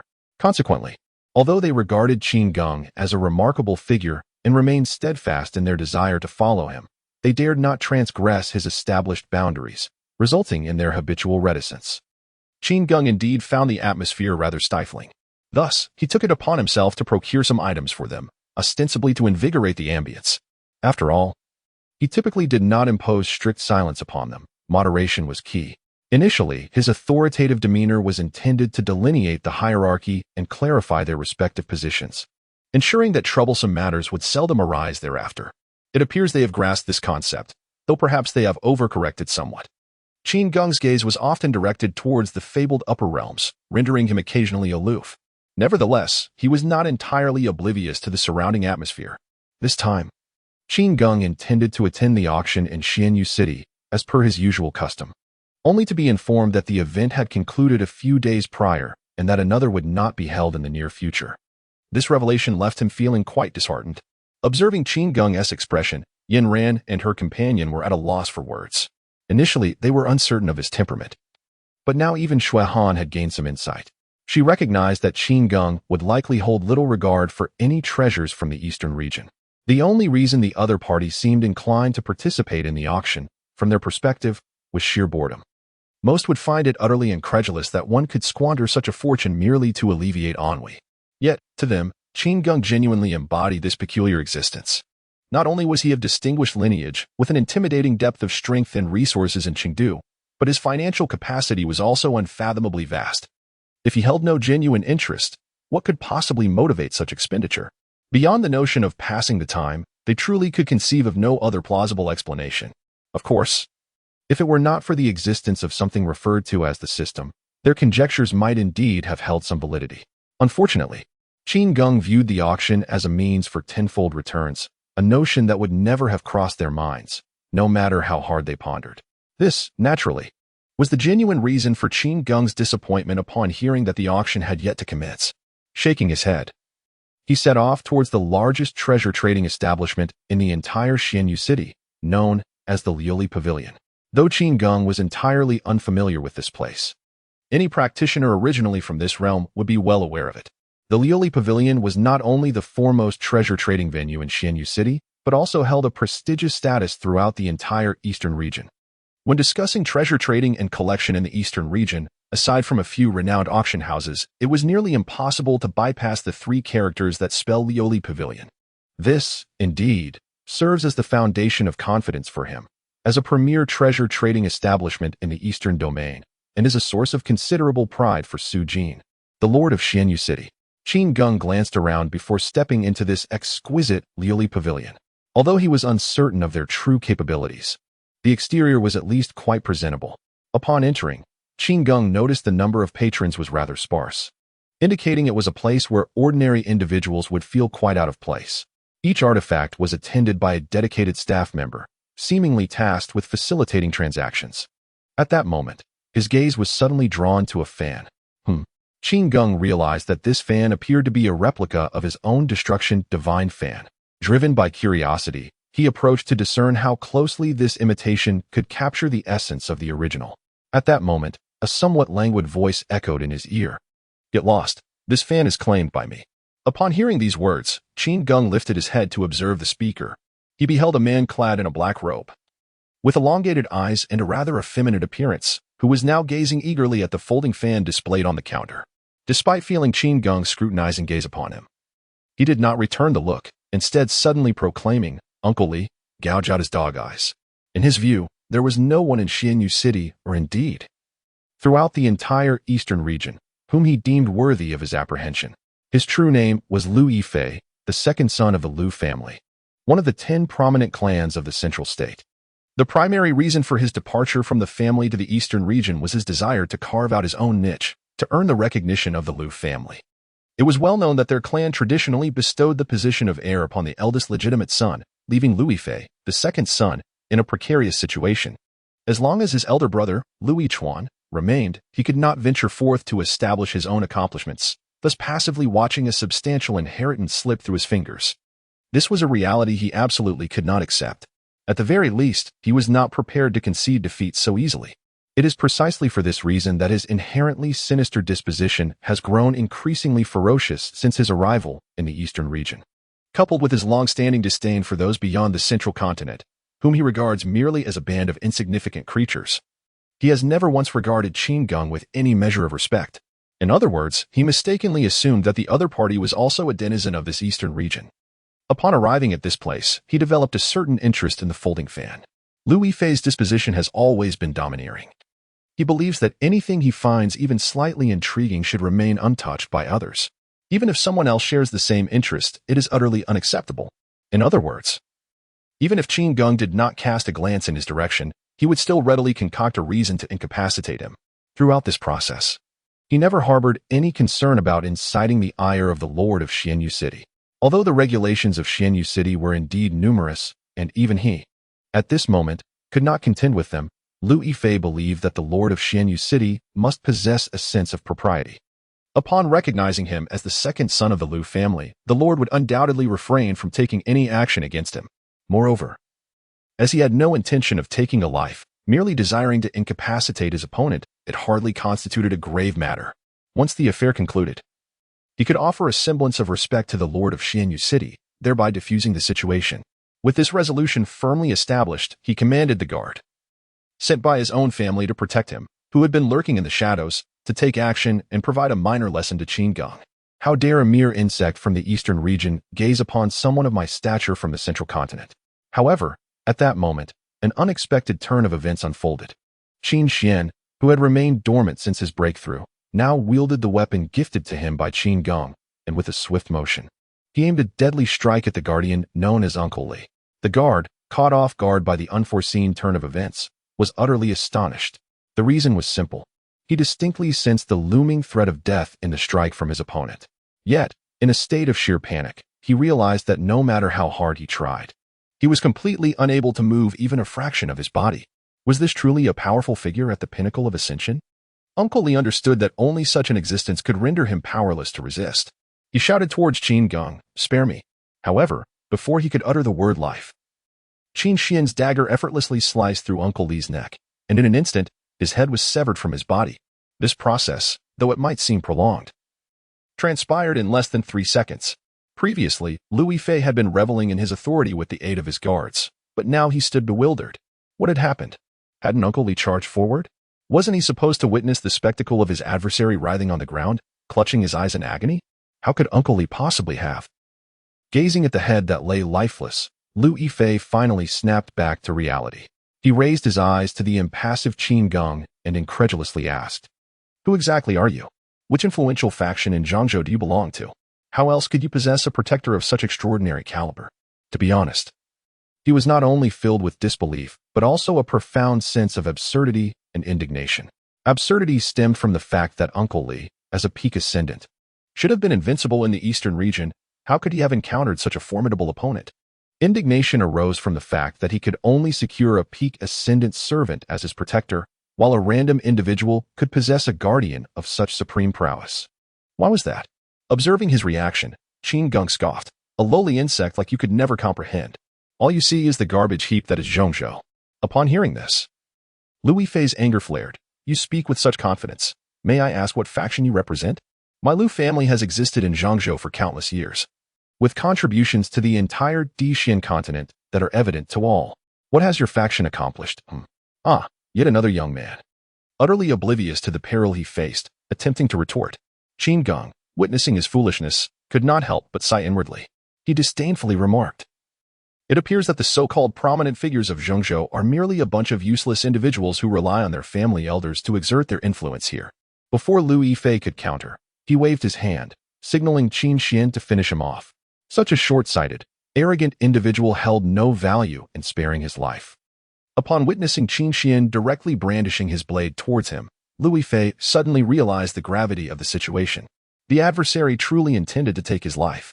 Although he had been taken aback when Uncle Li was slain, he had assumed that this act would suffice. Furthermore, having revealed his own identity, he believed that the other party would refrain from inflicting further harm upon him. Alas, this was merely the final thought coursing through his mind. In the next instant, his lifeless body was displayed beside that of Uncle Li. The deaths of these two individuals inevitably erupted into a profound turmoil in an instant. The person in charge of the Lioli Pavilion promptly emerged, directly summoning the city defense forces using a sound transmission jade talisman. This individual could hardly fathom that someone would dare to commit murder within their own territory. When the city defense forces arrived, brimming with indignation, they were taken aback to find none other than Qin Geng standing there. In the bewildered gaze of the person in charge, they retreated like a receding tide. The captain, leading the charge, even clasped his hands and addressed Qin Geng with deference, saying, "We apologize for the intrusion, my lord. Your happiness is what matters most." Their arrival, though swift, was eclipsed by an even swifter departure, scarcely sparing a glance at the lifeless bodies. Who had perished? Did it truly matter? To them, only one thing held significance: the current contentment of this esteemed gentleman. Witnessing their astonishingly rapid exit, the person in charge was left dumbfounded. What was happening? How could they? Fully aware of the importance of Liuli Pavilion, choose to disregard the unfolding events here? Was it possible that the identity of this young master outweighed the lives of a few deceased individuals? Beyond that, he could fathom no other explanation. Meanwhile, the captain of the city defense relayed this matter to the lord of the city, Su Jin. Upon hearing about the actions of the adversary and the reactions of his subordinates, Su Jin was filled with praise. Very well. Indeed, this matter should be disregarded entirely. If someone is foolish enough to provoke trouble, let them learn from this in their next life. As for who it was, it matters not. It is of little consequence if a prominent figure from Zhongzhou were to perish. Now, return to your duties. Su Jin was convinced that his subordinates had handled the situation with utmost propriety. He saw no issues at all. As for the identity of the deceased, to him, they were merely a few unfortunate souls lacking foresight. However, on this occasion, he was indeed mistaken. Setting aside other considerations, the identity of second young master Lu was enough to spell trouble for him. Meanwhile, in Zhongzhou, the Lu family, one of the 10 great families, had consistently experienced steady development and held a notable prestige. Moreover, the 10 prominent families have always stood together in both fortune and adversity. Apart from internal struggles for power and resources within their own clans, they remain remarkably united overall. The families frequently strengthen their bonds through strategic marriages. However, at this moment, the Lu family has been struck by a grievous misfortune. The second son of the Lu family, Lui Fei, who had ventured out into the world, has tragically perished. Just moments ago, even his soul tablet shattered. How could they possibly endure such a calamity? At this time, a large gathering has assembled in the grand hall of the Lu family, their expressions uniformly grim. Beside the somber-faced man seated in the central position, who is none other than the current head of the Lu family, Luli, a woman weeps quietly. Luli casts his gaze over the many family members before him, ultimately fixing his eyes on Lui Fei's elder brother, Lu Yichuan. In a grave tone, Luli inquires, Yichuan, whom do you suspect orchestrated your brother's demise? Lu Yichuan's countenance reflects his turmoil as he responds, in my opinion. It must surely be those wretched sects from the north scheming in the shadows. The thought of his brother's death fills him with a complex array of emotions. Though he and his younger brother Lui Fei have never seen eye to eye, he has never contemplated causing him harm. He now grapples with how to appropriately process this tragedy. Naturally, in front of their parents and the family, he must present a visage of profound sorrow and indignation. Yet he finds himself puzzled. How could anyone locate his brother and strike with such lethal precision, slaying both him and Uncle Li who accompanied him? What kind of monstrous individual could achieve such a feat? At the very least, he cannot comprehend it now, only suspecting that it is the work of enemies lurking in the shadows of the 10 great families. To him, it seems implausible that most outsiders could even reach his brother. Those capable should certainly be wary of the fearsome reputation of the 10 families. It defies logic that his life could be extinguished. Luli, upon hearing this, offers no outward reaction, instead turning to gently comfort his weeping wife. At length, he solemnly states, in any case, we can only uncover the truth by venturing to the eastern domain. Furthermore, this matter must be reported to the other 9 families. If they could send a contingent to accompany us to the eastern domain, that would indeed be most advantageous. I believe they will have no valid reason to refuse. Recently, rumors have circulated that fissures have begun to appear within the 10 families, rendering the once unbreakable alliance a mere farce. Thus, Luli's actions are also motivated by considerations for the future of the alliance. As the head of the family, he must think long-term, even if it means weighing the life of his own son against the greater good. Upon hearing his directive, Lu Yichuan readily volunteers to undertake the task. At this moment, Lu Li rose to his feet and proclaimed, "Rest assured, esteemed members, I, as the head of the family, shall undoubtedly uncover the truth behind this matter, ensuring that those who dare to harm the scions of the Lu family pay a heavy price, even if the culprits are indeed affiliated with those sects. Retribution must be served." Upon hearing his words, the family members, who were either enraged or somewhat anxious, gradually regained their composure. After all, we are disciples of the 10 prominent families of Zhongzhou. As long as we unite, how many adversaries could possibly instill fear in us? On the other side, Qin Geng remained oblivious to the fact that a multitude of Ascendant Realm experts were soon to arrive in search of his discomfort. In truth, even if he were aware of this impending situation, he would merely scoff at it. Setting aside other considerations, he knew that once he summoned the Golden Cloud Guard, it would be more than sufficient to leave his adversaries in a state of utter disarray. Regrettably, they were yet unaware that their actions could be aptly described as delivering their heads from 1,000 miles away. At that moment, The city lord Su Jin suddenly appeared before him, bowing respectfully as he spoke. "My lord, it seems that the esteemed divine words elder has some insights regarding the item you seek." Upon hearing this, Qin Geng promptly disregarded the city lord, striding purposefully towards the city lord's mansion. Observing the complete disregard from the other party, Su Jin felt not anger, but rather a sense of relief. Engaging with such a formidable figure indeed instilled a sense of unease with each passing second. Furthermore, the fact that the esteemed divine words elder was willing to make an appearance to meet him only intensified Su Jin's resolve to do everything in his power to please this formidable individual. Hoping to remain unnoticed himself, he did not even dare to aspire for any benefits from this encounter, only wishing for the swift departure of this esteemed presence. Upon arriving at the Lord's mansion, Qin Geng discovered, to his astonishment, that the venerable elder of divine words bore traces of blood at the corners of his mouth. As for the cold and enigmatic heavenly monarch, he had long since vanished without a trace. The elder, with a bitter smile, remarked, "My humble attainments have caused you to witness my folly." Qin Geng shook his head and inquired, "I have heard that you possess some news?" The elder nodded in affirmation, saying, "Indeed, young master. Through my humble observations, the celestial spirit fruit you seek should be located at the northernmost reaches of the northern frontier, specifically the extreme charge plains." Extreme charge plains? Upon hearing the elder's words, Qin Geng remained silent, yet Yen Rant's brows furrowed in concern. Noticing her expression, the elder discerned her thoughts. With a sense of resignation, he continued, "I sincerely apologize, young master. Although outsiders may exalt me to the heavens, I still possess my limitations. With my abilities, I could ascertain no more than this information. The remainder will depend on your own endeavors." At this juncture, the elder, who was reputed to be omniscient, exhibited a clear sense of embarrassment. Qin Geng, however, did not express any dissatisfaction. Although the scope of the search had widened, it was better than having no direction at all. At the very least, he had a path to pursue. In truth, the elder often lived up to his esteemed title. It was merely unfortunate that the item Qin Geng sought was exceedingly rare. The celestial spirit fruit was a treasure of which there were but a few scattered across the entire Diyuan continent. Moreover, observing the situation regarding the celestial spirit fruit, the elder has already formed some conjectures. The extreme surge plane, perhaps unknown to the average person, is well known to the elder, who has traversed the entirety of the continent. This place has always been a domain of the demon race. The celestial spirit fruit has likely long been regarded as their own possession, although the precise location remains unknown.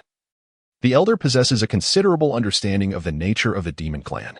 In essence, they are rather single-minded, valuing strength above all else. Upon contemplating this, the elder inadvertently cast a glance at Qin Geng, who remained expressionless in response to his words. Given the young man's background, it seemed the demon clan posed no significant challenge.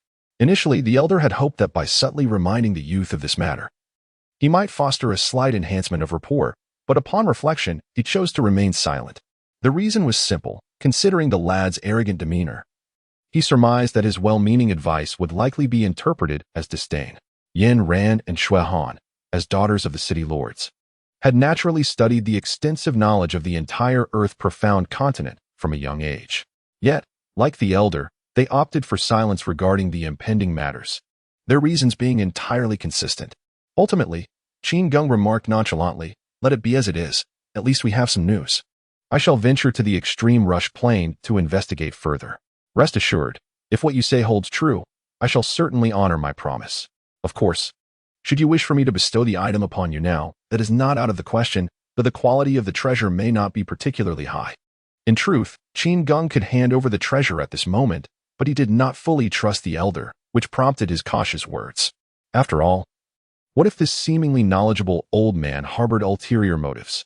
Although he was confident in his ability to unmask any deceit, he recognized that reaching that point would ultimately be a waste of time. The reaction of the elder of divine words to this statement was not entirely unexpected for Qin Geng. Initially, a flicker of mild disappointment crossed the elder's gaze. However, after a moment of contemplation, he clenched his teeth and ultimately acquiesced to Qin Geng's assertion. Having weathered the vicissitudes of life, the elder naturally understood the rationale behind the decision, and thus bore no grievances. The elder of divine words proclaimed, "Then I shall await your triumphant return, young master." Upon hearing this, Qin Geng merely nodded before swiftly departing with the two women. His departure, however, brought a sigh of relief to the anxious city lord, Su Jin. Fortunately, this malevolent overlord had left without causing any significant turmoil. Otherwise, the responsibilities of the city lord would have become overwhelming. Naturally, his current thoughts were focused on the impending arrival of the 10 prominent families of Zhongzhou.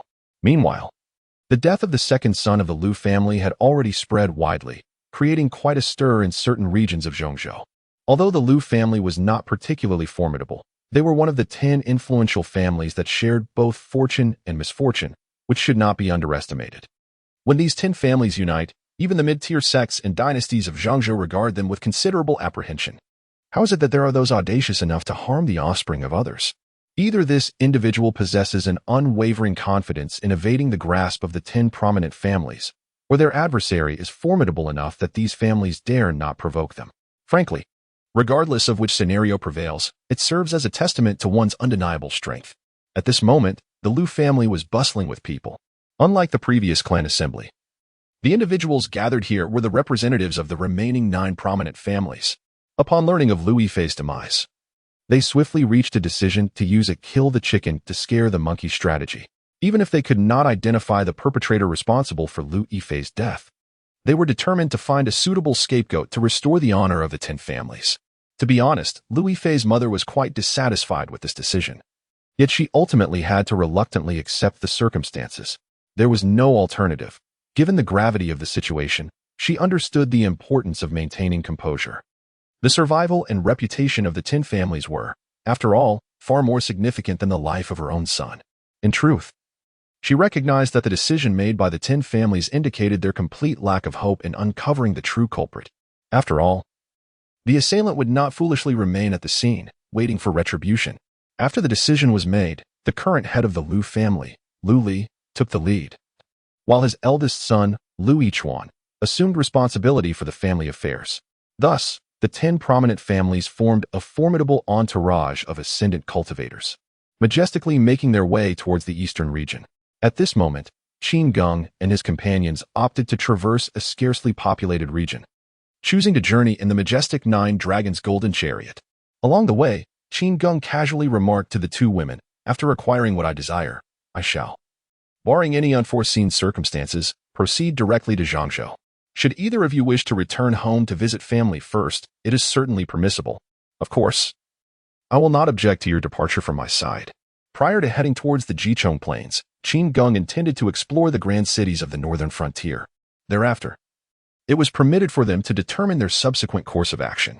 Yan Ran shook her head and declared, "This young lady wishes only to follow the young master." After a moment of hesitation, Xuehan spoke softly, "My lord, might I visit the western regions to see my mother before we journey to Zhongzhou? She has not returned for many years due to discord with my father." Qin Geng replied nonchalantly, "As you wish. However," he added, "if you intend to accompany me, we cannot afford to delay any longer." Upon hearing Qin Geng's consent, Xuehan was overwhelmed with gratitude. To be honest, given the vast distance between her parents in the eastern and western domains, she had not anticipated that Qin Geng would undertake such a journey on her behalf. Although the other party's words were rather cold and unyielding, they ultimately acquiesced, did they not? It is only now that Xuehan has begun to genuinely feel a modicum of gratitude towards Qin Geng. To be candid, at the outset, her feelings towards Qin Geng were predominantly rooted in fear. Even her respect was overshadowed by a sense of trepidation. After all, he exhibited an exceedingly domineering disposition and was known for his unwavering decisiveness, displaying a marked disdain for any form of criticism regarding his decisions. Consequently, she held little hope for this matter. On the side of Qin Geng, considerations of compensation came into play. Although this journey has allowed them to acquire quite a few treasures, it is essential that they take the time to revisit those people or matters that still linger in their hearts before embarking on a new life together. Qin Geng is not so devoid of compassion as to deny them a final meeting with their families. He had previously even mentioned granting them a chance to return to their former lives, solely to prevent any regrets that might arise in the future, though the likelihood of such regrets is nearly non-existent. After all, even the mere glimpse of Qin Geng's formidable prowess is enough to astonish all who witness it. Who would not wish to follow such a remarkable figure? To be candid, there are those who, upon meeting Qin Geng, might find it entirely acceptable never to reunite with their friends and family again. For them, the pursuit of ascendance in their cultivation is the true path, the romantic ties of youth seem nothing more than a trivial jest. At present, Qin Geng's assertion merely stems from a desire to discern whether they might possess differing viewpoints. Should such perspectives arise, he would not mind escorting them along the way to fulfill a personal aspiration. Qin Geng inquired of Yin Ran, who stood beside him, if there were any significant cities nearby. The elder Xinyan had assured him with unwavering confidence before his departure that, despite his inability to pinpoint the exact location, the celestial spirit fruit would undoubtedly remain within the confines of the extreme surge plane for at least several centuries. Upon receiving this information, Qin Geng ultimately resolved to explore the cities near the northern frontier during his journey. However, to his surprise, Yin Ran shook her head and responded, "My lord, you may be unaware that although the northern frontier lies within the realm of the earthly profound continent, it is predominantly inhabited by a variety of demon practitioners. Many of them retain a lifestyle and cultural habits reminiscent of uncivilized barbarism, resulting in a near absence of proper cities. The only place where one might truly encounter cities is likely the extreme surge plane itself." Upon hearing this, Qin Geng immediately lost interest in indulging in commerce in that area. After all, how could a group of beings solely versed in combat comprehend the intricacies of trade? Even if they did, based on Yin Ran's description, the quality of goods would likely be far from satisfactory. This line of thought left him feeling somewhat disheartened. The million-level critical strike reward had already been activated, yet he remained uncertain of when he might trigger the 10 million level. This was the primary motivation behind his desire to locate a city in this vicinity. If he could achieve a 10 million level critical strike reward, not only would he obtain an unknown bounty, but his system's marketplace would also unlock access to more advanced treasures. However, if his expenditure capacity fell short, would all of this not be mere fantasy?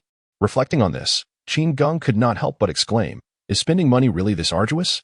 Ultimately, he decided to head straight for the extreme surge plane, eager to witness what capabilities these demon practitioners possessed.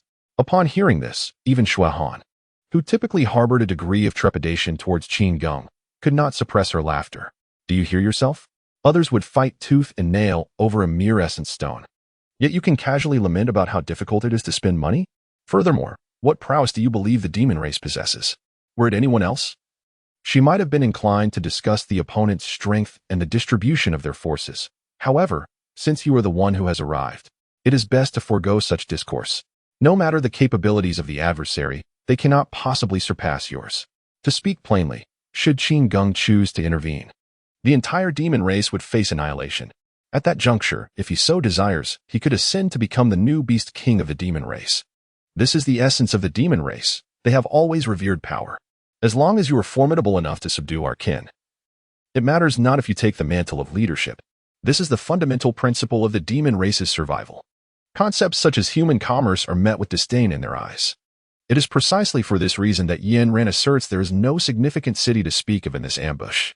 Moreover, to speak candidly, even if there were, it is likely that the other party would merely be a slightly larger settlement, and one cannot truly expect them to possess any trading hubs. To suggest the existence of an auction house would be far-fetched. They might not even have a standard treasure exchange shop. Ultimately, Qin Geng had no choice but to hasten his journey to the extreme surge prairie. He inquired, "Does anyone know where the boundaries of this so-called extreme surge prairie begin?"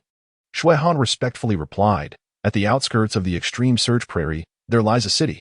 Once you arrive, my lord, you will surely see it." Upon hearing this, Qin Geng felt it was time to stow away the nine-dragon golden chariot. It would be rather inappropriate if this group of demon clans were to be terrified.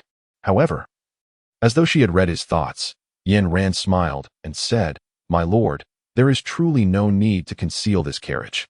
Should these demon clans behold your nine-dragon golden chariot, they would likely prostrate themselves in reverence." Qin Geng, upon hearing this, coldly retorted, "Do I require the worship of this detestable rabble? What are their martial prowess? Do they possess the qualifications to instill fear through this steed?" Realizing her slip of the tongue, Yin Ran immediately refrained from any further imprudent remarks.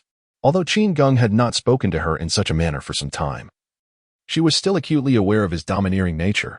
Meanwhile, numerous powerful beings who had ascended had already reached the fringes of the eastern domain. Lu Li gritted his teeth and exclaimed, "If we venture deeper into this eastern domain, we shall arrive at the very spot where my son met his demise." As the head of his family, Lu Li had never displayed excessive sorrow in front of outsiders. However, as he approached the location of Lu Yifei's tragedy, A surge of grief and indignation as a father erupted within him. Upon hearing his words, the others nodded in agreement, stating, based on the direction, "It must be Xianyu City. I am keen to see what explanation the Lord of Xianyu City can provide." Simultaneously, Qin Geng had escorted the two women to the border town of Heilun City, located on the edge of the extreme surge plain. As he walked through the streets, he felt an unusual sensation. It was evident that the many demon clans in this area indeed conformed to the descriptions given by Yin Ran and Shui Han. Not only did they glorify violence, often resulting in a series of brawls erupting in the streets, leading to bloodshed and even fatalities on the spot, but many of the demon clans, despite having the ability to assume human form, still chose to retain certain distinguishing features of their demonic heritage to assert their identity. When an individual or a creature succumbs to the strife and conflict within the confines of this city, a contingent of the demon guard will swiftly arrive from a distant locale, demanding recompense from the responsible demon for the act of taking life, akin to a fine imposed for disturbing the peace. Should the transgressing demon tribe be unable to avert disaster through financial means, the guards would swiftly enact justice, executing the recently triumphant demon without hesitation. These customs, Qin Geng must concede, starkly contrast with those of the human realm's grand cities. Here, the rules are evidently less stringent. As long as one achieves a result satisfactory to the majority, no one will scrutinize past actions.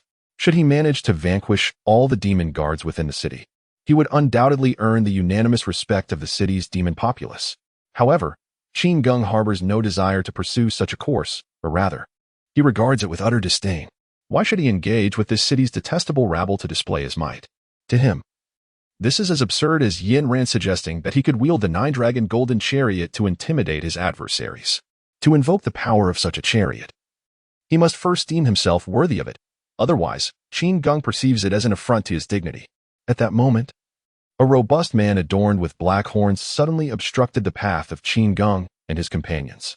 He first cast his gaze upon the two extraordinarily beautiful women behind Qin Geng, excitedly licking his lips. Then, addressing Qin Geng, he commanded, "You, boy, quickly retrieve all your valuable possessions and kneel," calling out Grandfather Neo 3 times. "If you do so, I shall spare you. As for these two lovely ladies, I shall take them with me for some enjoyment." As he spoke, he couldn't help but lecherously appraise Yin Ran and Shui Han once more. Truly stunning. It had been ages since I beheld such enchanting women. Regarding the handsome young man beside them, he deemed him insignificant, merely a newcomer oblivious to the local customs. Just by observing how he remained frozen in place after hearing his words was enough to elicit laughter. This fool. Could it be that he has been so frightened he has lost his wits? Growing impatient, he directly swung a hand towards Qin Geng. However, before his hand could make contact with Qin Geng's body, a figure cloaked in black suddenly appeared from nowhere and swiftly sliced through the neck of the horned brute. This transformation of the bold demon was but a trivial existence in the Soul Sea realm, incapable of withstanding such an assault, and before he could even react, he had already met a gruesome end. On his face lingered an air of impatience and a menacing expression. Yet, within the gradually dimming depths of his eyes, a trace of astonishment remained, revealing the final thought of his life. The one who acted, of course, was Qin Xian. Qin Geng remarked with a faint smile. "It truly is a challenge for you. To deal with such lowly scum requires your intervention." In truth, even if Qin Xian refrained from taking action, he could effortlessly subdue the opponent on the spot by harnessing the Imperial Dragon energy. Upon hearing this, Qin Xian clasped his hands and declared, "It is my mission to protect the young master." Gazing upon the demon's corpse, now restored to its true form, Qin Geng contemptuously remarked, "You wretched creature. You do not even possess the qualifications to serve as a steed." His words instantly ignited the fury of the surrounding demons, yet they dared not act rashly. After all, Qin Xian's speed in combat was astonishing. They would likely meet their demise should they engage him. Although the demon race generally valued strength and displayed a carefree demeanor, they remained acutely sensitive to certain matters. The most straightforward and direct of these is the indignity of serving as a mount for others. This is an affront that many practitioners among the demon race detest. To them, those who would willingly serve as mounts for the human race are unworthy of being considered their kin, a disgrace to their lineage. It is easy to imagine the seething anger that arose when Qin Geng declared that they were unfit even for that role. However, there was no need for them to take action. Merely contemplating the impending events brought smiles to the faces of many demon practitioners. Such arrogance would surely not be overlooked by the city guards. As expected, A squadron of demon guards soon arrived, led by a captain whose countenance was grim. He glared at Qin Geng and inquired, "Are you of the human race? Did you dare utter that our kin are unworthy even to serve as mounts? Very well. According to the rules, you shall pay a fine of fivefold.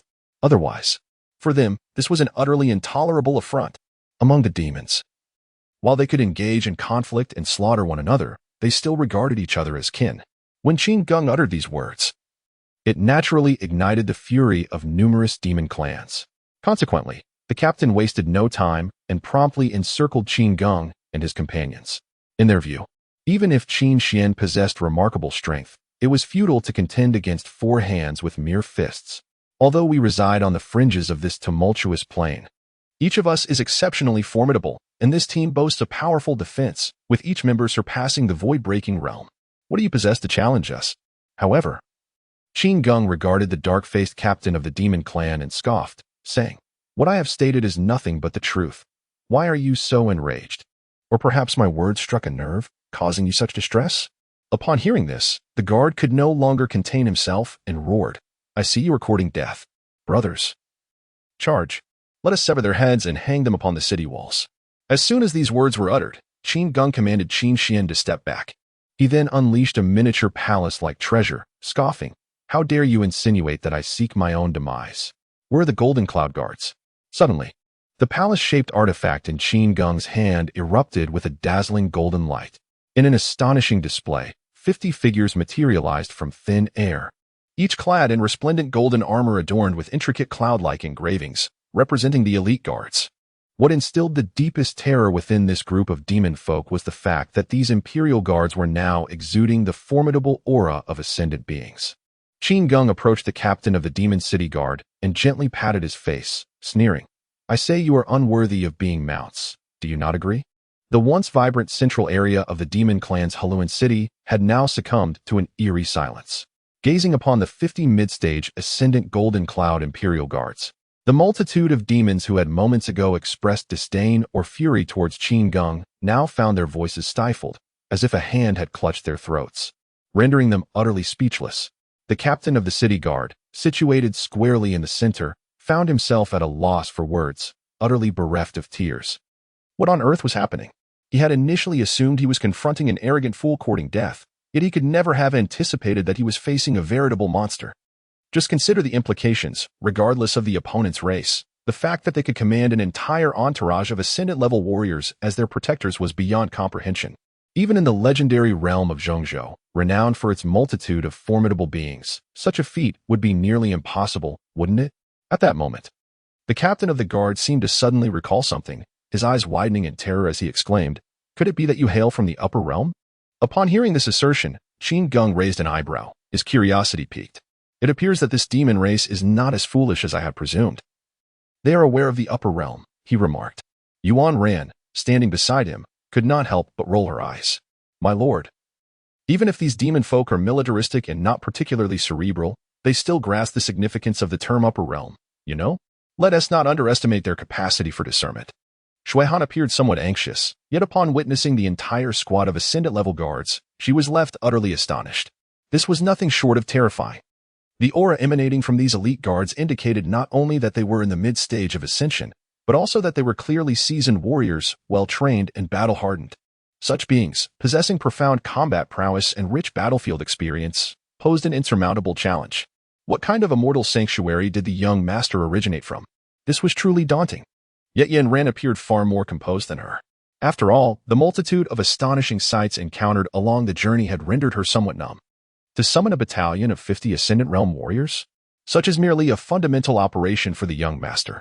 Even if another 50 were to arrive, I would still be able to withstand it. Moreover, it was precisely because she was aware of Qin Geng's formidable strength that she felt no concern for her safety when the demon tribe initially came to provoke them. Setting aside whether Qin Geng had the desire to protect the two of them, he would at the very least not permit anyone to challenge his authority. The likelihood of surviving after daring to speak to the young master in such a manner was virtually non-existent. This, indeed, is the reason why she remains utterly indifferent to the provocations directed at her by the other party. At this moment, the captain of the demon race's guard felt as if his heart were being torn asunder. Indeed, the demon race relishes challenges, however. It is evident that they prefer to engage in combat with adversaries of comparable stature. This circle of ascended beings cannot be deemed a challenge. It is merely a massacre. The other onlookers from the demon clan had begun to stealthily shift their feet, eager to make an early escape. Qin Geng continued addressing the captain of the demon clan, stating, "In my eyes, you are hardly worthy to serve as mounts. Do you still believe I was mistaken in my assertion?" Upon hearing this, the previously furious demon cultivators shook their heads vigorously, akin to bobbing rattles. It was absurd. Someone of such formidable strength would certainly not regard them as suitable steeds. Truth be told, this group of demon cultivators felt little resentment at being dismissed by a being of such caliber. Were it a lesser entity mocking them, they would have been indignant. Such is the world of demons, a realm that venerates the supremacy of strength. The same principle applies to human cultivators, however. The powerful among humanity tend to place greater emphasis on appearances, ensuring they maintain a semblance of dignity even in defeat. In contrast, human affairs often seem to be cloaked with a veil of modesty. Observing their reactions, Qin Geng boldly inquired, "Where in the Jichong Plain lies the most prosperous area?" Given the vast expanse of the Jichong Plain, Qin Geng recognized the necessity of engaging with other powerful demons to gradually unveil the enigma surrounding the celestial spirit fruit. Upon hearing this question, the captain of the demon guard dared not delay, promptly responding, "My lord, if you continue northward in a straight line from here, you should soon arrive at our clan's grandest city, Haiyuan City." Regardless of the circumstances, he aimed to answer the query truthfully. If this could expedite the departure of this formidable being, he would be immensely grateful. Upon receiving this news, Qin Geng did not delay any further and chose to hasten his journey. However, just before his departure, he suddenly waved his hand and commanded Qin Xian to incapacitate the previously boisterous captain of the demon race's guard. Stripped of his cultivation, the captain could no longer maintain his human form, reverting instead to his true identity as a black tiger, unable to utter a word. Only despair emanated from his eyes. And for him, such an outcome felt far more disheartening than a swift death.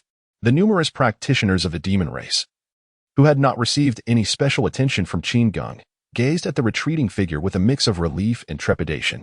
Even after the individual had vanished without a trace, the demon clan remained utterly silent, as if fearful that he might return.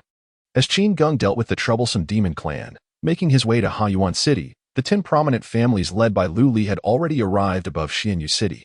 Observing the city, which remained vibrant and lively, Lu Li's gaze glimmered with cold intensity.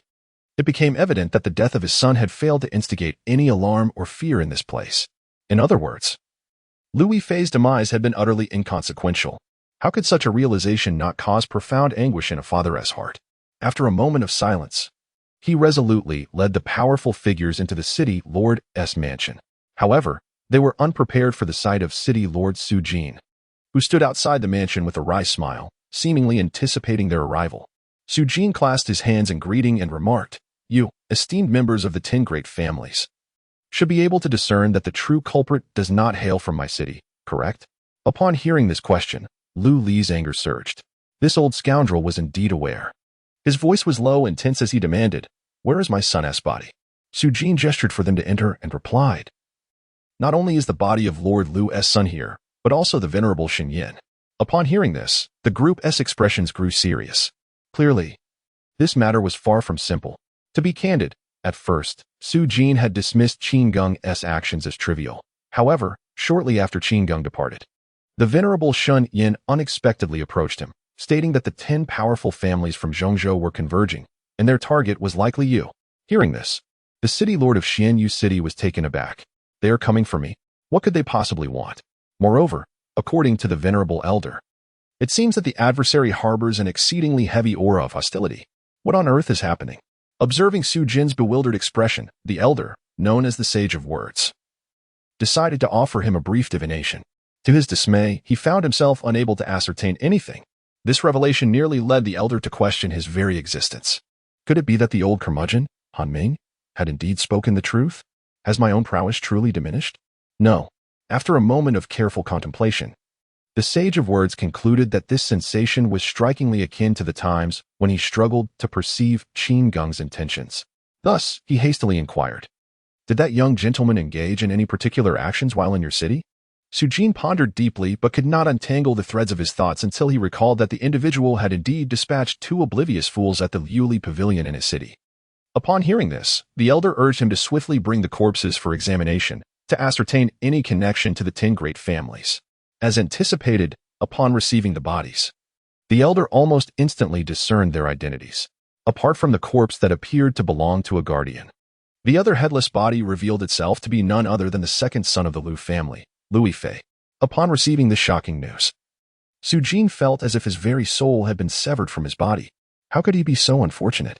It was one thing for Qin Geng to cause chaos in his city, but he had been relieved that the man did not wreak havoc in Xianyu City, having merely eliminated 2 fools who had unwittingly stumbled into his path.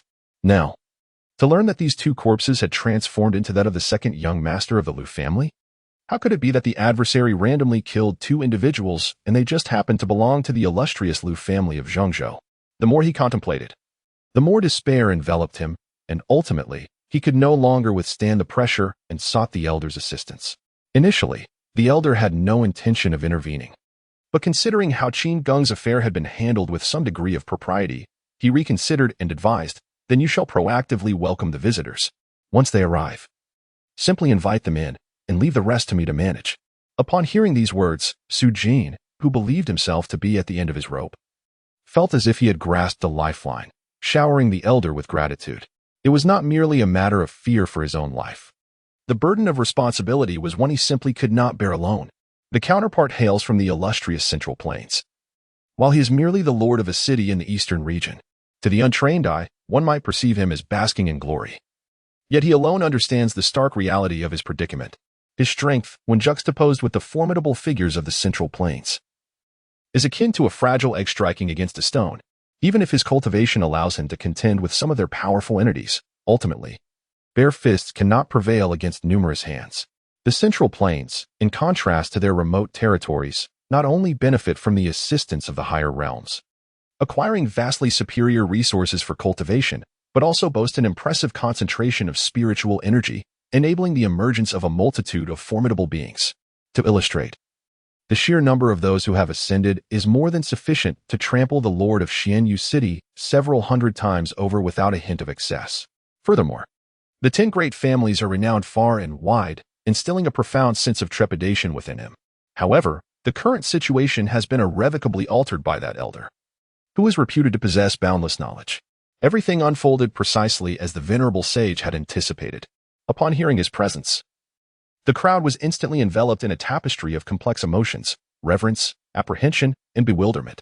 Upon their recognition of the venerable elder hailing from the Central Plains, the once formidable figures, who had commanded respect in that realm, immediately adopted a posture of utmost reverence, exclaiming, "Elder Yun," while these outsiders were only familiar with him as the elder of divine words. It was only the more distinguished individuals from the Central Plains who understood that the essence of this elder was indeed that of clouds. The elder merely offered a gentle nod, expressing, "You have traveled quite a distance. Your efforts are commendable." The old man was well aware of the purpose behind their visit, and he had already deduced the identity of the perpetrator, along with his approximate whereabouts.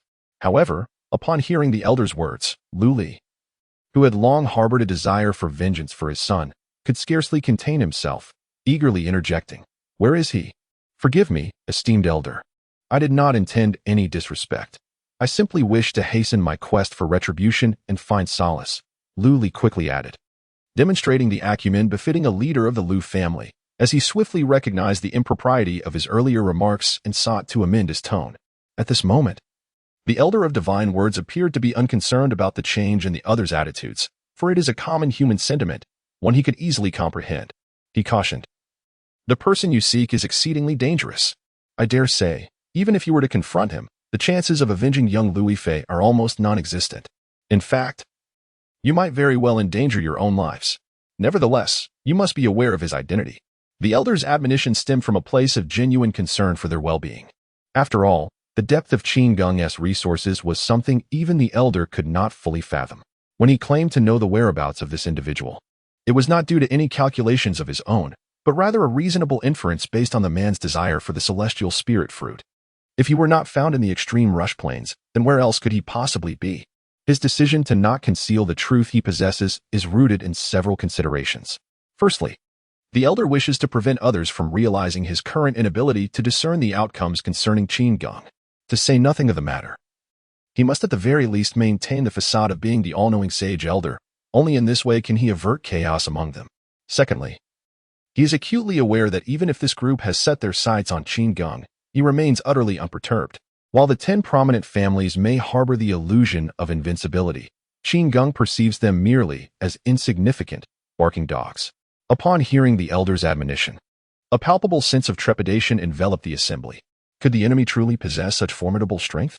Nevertheless, the patriarchs of the 10 great families ultimately concurred that this was indeed an opportune moment to showcase their unity. Thus, Luli resolutely inquired, "Where is he?" The elder of divine words, witnessing this, could only sigh inwardly, lamenting the futility of reasoning with a stubborn fool.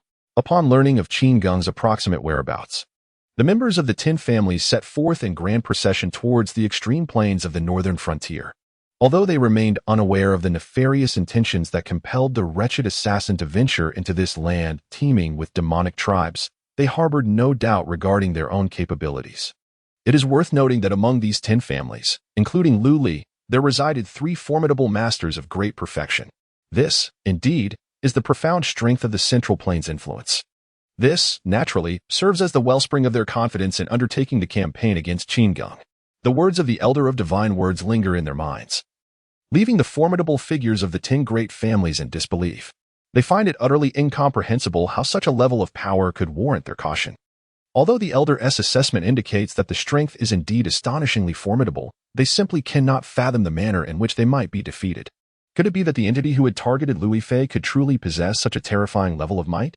On the other side, the Lord of Xuanyu City was expressing profound gratitude to the Elder of Divine Words.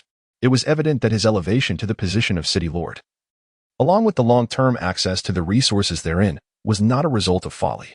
He understood that should the 10 prominent families from Central State fail to uncover clues regarding the true culprits behind Lui Fei's demise, there existed a significant possibility that they would abduct him and execute him publicly under the pretext of avenging their kin. This, indeed, epitomized the true nature of these powerful clans. While the loss of a talent from their lineage might incite their wrath, ultimately, they would prioritize the interests of their own families. To say the least, they would never allow themselves to lose face. Should circumstances escalate to such a dire extent, he would inevitably become a scapegoat. Fortunately, the Elder of Divine Words happened to be in Xuanyu City. Otherwise, he would be embroiled in a serious predicament. After all, despite Lui Fei's considerable talents, he was, at present, merely a deceased individual, and the 10 families would certainly contemplate future developments. Upon hearing Su Jin's expressions of gratitude, the elder merely smiled lightly and remarked, "Do not concern yourself. Soon, it will be they who will be troubled about their own survival." Hearing this, Su Jin was somewhat uncertain but felt compelled to agree, especially given the elder's esteemed status and the fact that he had saved his life. Thus, he earnestly concurred, "Indeed, Elder, that malevolent star is truly." The elder chuckled and replied, "Malevolent star may be an exaggeration, as long as you do not provoke him. You will encounter no issues." Gazing towards the direction where the formidable members of the 10 families had departed, the elder couldn't help but feel a sense of melancholy. He feared that some individuals might lack the foresight. Not to mention, the very fact that Qin Geng had completely evaded his detection affirmed that this individual was undoubtedly extraordinary. It was highly probable that he was a visitor from the upper realms, or perhaps even a being from the immortal sacred land. However, the Elder of Divine Words lacked the divine sight possessed by Yuan Cheng'an. Had he witnessed the royal aura emanating from Qin Geng, his appraisal would have undoubtedly soared to unprecedented heights. Nevertheless, even so, in the eyes of this venerable elder, who had witnessed the rise and fall of the entire continent, the 10 families intent on provoking Qin Geng were merely courting death. He sighed, "You are utterly oblivious to the immense power he wields. Frankly, even I cannot fathom the astonishing trump cards he may still possess. What are they hoping to achieve by confronting him? Is it not akin to seeking death?"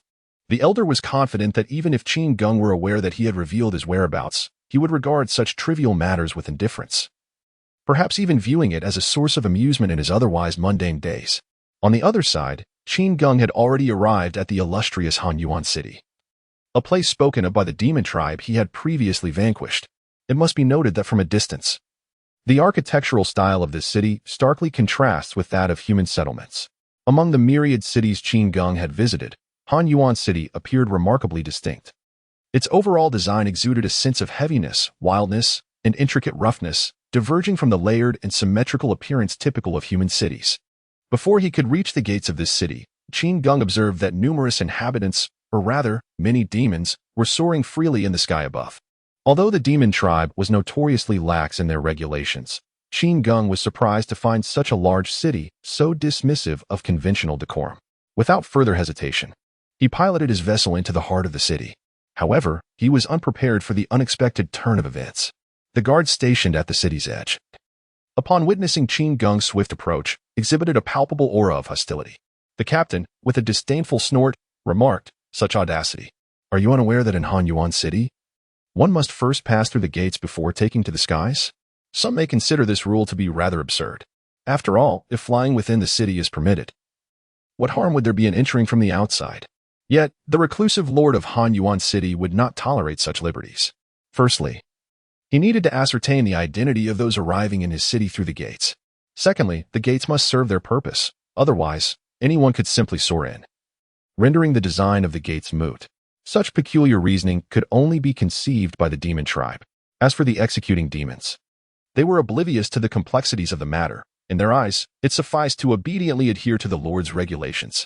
The notion of might makes right was far more pronounced among demons than among humans. Consequently, the demons who spotted Qin Geng wasted no time and pursued him without hesitation.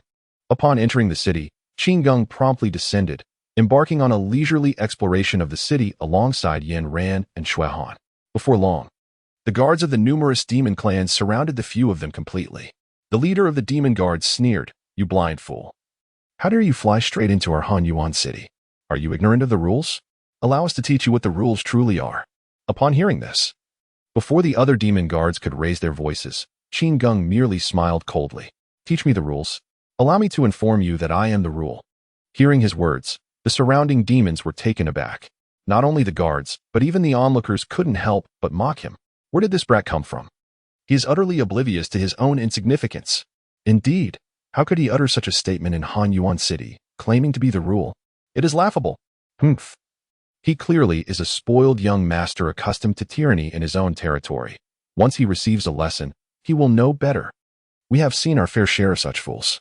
Many other demons nodded in agreement, finding his words quite reasonable. Over the years, countless individuals have disregarded the rules.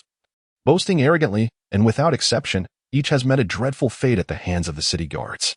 There was even a demon powerhouse with genuine strength who came to wreak havoc, only to be personally dealt with by the city lord, who executed him on the spot. This is the inevitable outcome of defying the city lord's rules in Han Yuan City. At the very least, having lived in and around Han Yuan City for so many years, they had never witnessed any unexpected incidents. This is why they regarded Qin Geng with derision and disappointment. In their eyes, he merely needed to pay a sum to navigate the crisis. However, his audacious proclamation had escalated the situation to an entirely new level. In simpler terms, it was a matter of life or death. The practitioners of the demon clans unanimously believed that if this young master was not stripped of his cultivation today or directly executed on the spot, this matter would likely never come to a conclusion. As expected, the guards surrounding Qin Geng and his companions were momentarily taken aback by his words, only to burst into raucous laughter shortly thereafter. Who is this person to be so audacious? The captain of the guard, who led the group, sneered. You think you are the law? Open your eyes wide and behold, this is the grand city of Haiyuan, the paramount stronghold of the extreme rush plains. Our city lord is the embodiment of law and order here. He is the very essence of Haiyuan. To them, the only standard in Haiyuan is the decree of the city lord, each command and every utterance. And as for Qin Geng, what are you even worth? However, Qin Geng remained unfazed by this tirade, his demeanor cold as he retorted, "It is your insignificance and narrow-mindedness that blinds you. The city lord is your sky? That is only because I have yet to arrive. Had I been here sooner, Haiyuan would have already undergone a transformation." Upon hearing these words, even the guards who had been laughing heartily moments before now wore expressions of grim intensity. What is this? A blatant affront? If such insolence had been uttered once, the guards of the demon clan might have merely laughed it off, delivering a stern warning afterward. Yet now, their murderous intent toward Qin Geng was palpable. The captain, who had previously displayed disdainful amusement, now spoke with a chilling tone. "Since you seek death so fervently, I shall grant your wish." In his eyes, Qin Geng was nothing more than a reckless fool, unaware of the peril that lay ahead. In any other place, he might have been able to gauge the consequences. But here in Hanyuan, the captain intended to use his head as a cautionary tale for the foul and disgraceful beings that came from all corners. Without further ado, he gestured fiercely towards Qin Geng and his companions, declaring, "Kill without mercy." With that, he lunged directly at the three who stood there, stunned and motionless. The onlookers nearby witnessed this scene and couldn't help but shake their heads in dismay. Ultimately, it was a case of self-destruction. One could only hope for better judgment in the next life. Alas, it was merely a path of self-inflicted demise, hardly deserving of sympathy. Indeed, such individuals seem to court their own end, yet it is regrettable for the two beautiful women beside him. This young man truly has no chance of redemption. Some expressed disdain, while others sighed, but none believed that Qin Geng and his companions could escape their grim fate. After all, this was the illustrious Hanyuan city, established by that esteemed figure as the city lord, who would dare to act recklessly here and stir up trouble. However, just as the numerous demon guards surged forward and the observing demon cultivators deemed Qin Geng and the two women beside him as doomed, suddenly, two figures, one black and one white, erupted from behind him, launching a fierce assault against the encroaching horde of demons. Who else could it be but Qin Xian and Qin Pa? The guards, who had initially believed that Qin Geng was paralyzed with fear, stood frozen in place, utterly unaware of the sudden emergence of the two formidable figures. They were taken aback, and in their frantic state, attempted to defend against the onslaught. However, despite their self-proclaimed status as the guardians of the first city of the demon race, they were still situated within the northern frontier, where their average strength could hardly measure up to that of these two transcendently powerful beings at the pinnacle of ascension. In a mere heartbeat, the numerous demon guards, who had once boasted their might and had sentenced Qin Geng to death, found themselves decimated, leaving only their commanding officer standing amidst the chaos. The abrupt turn of events left not only the demon guard captain, but also the onlookers, utterly bewildered. What was happening? Was it not expected that this arrogant youth would be swiftly torn apart by the multitude of demon experts?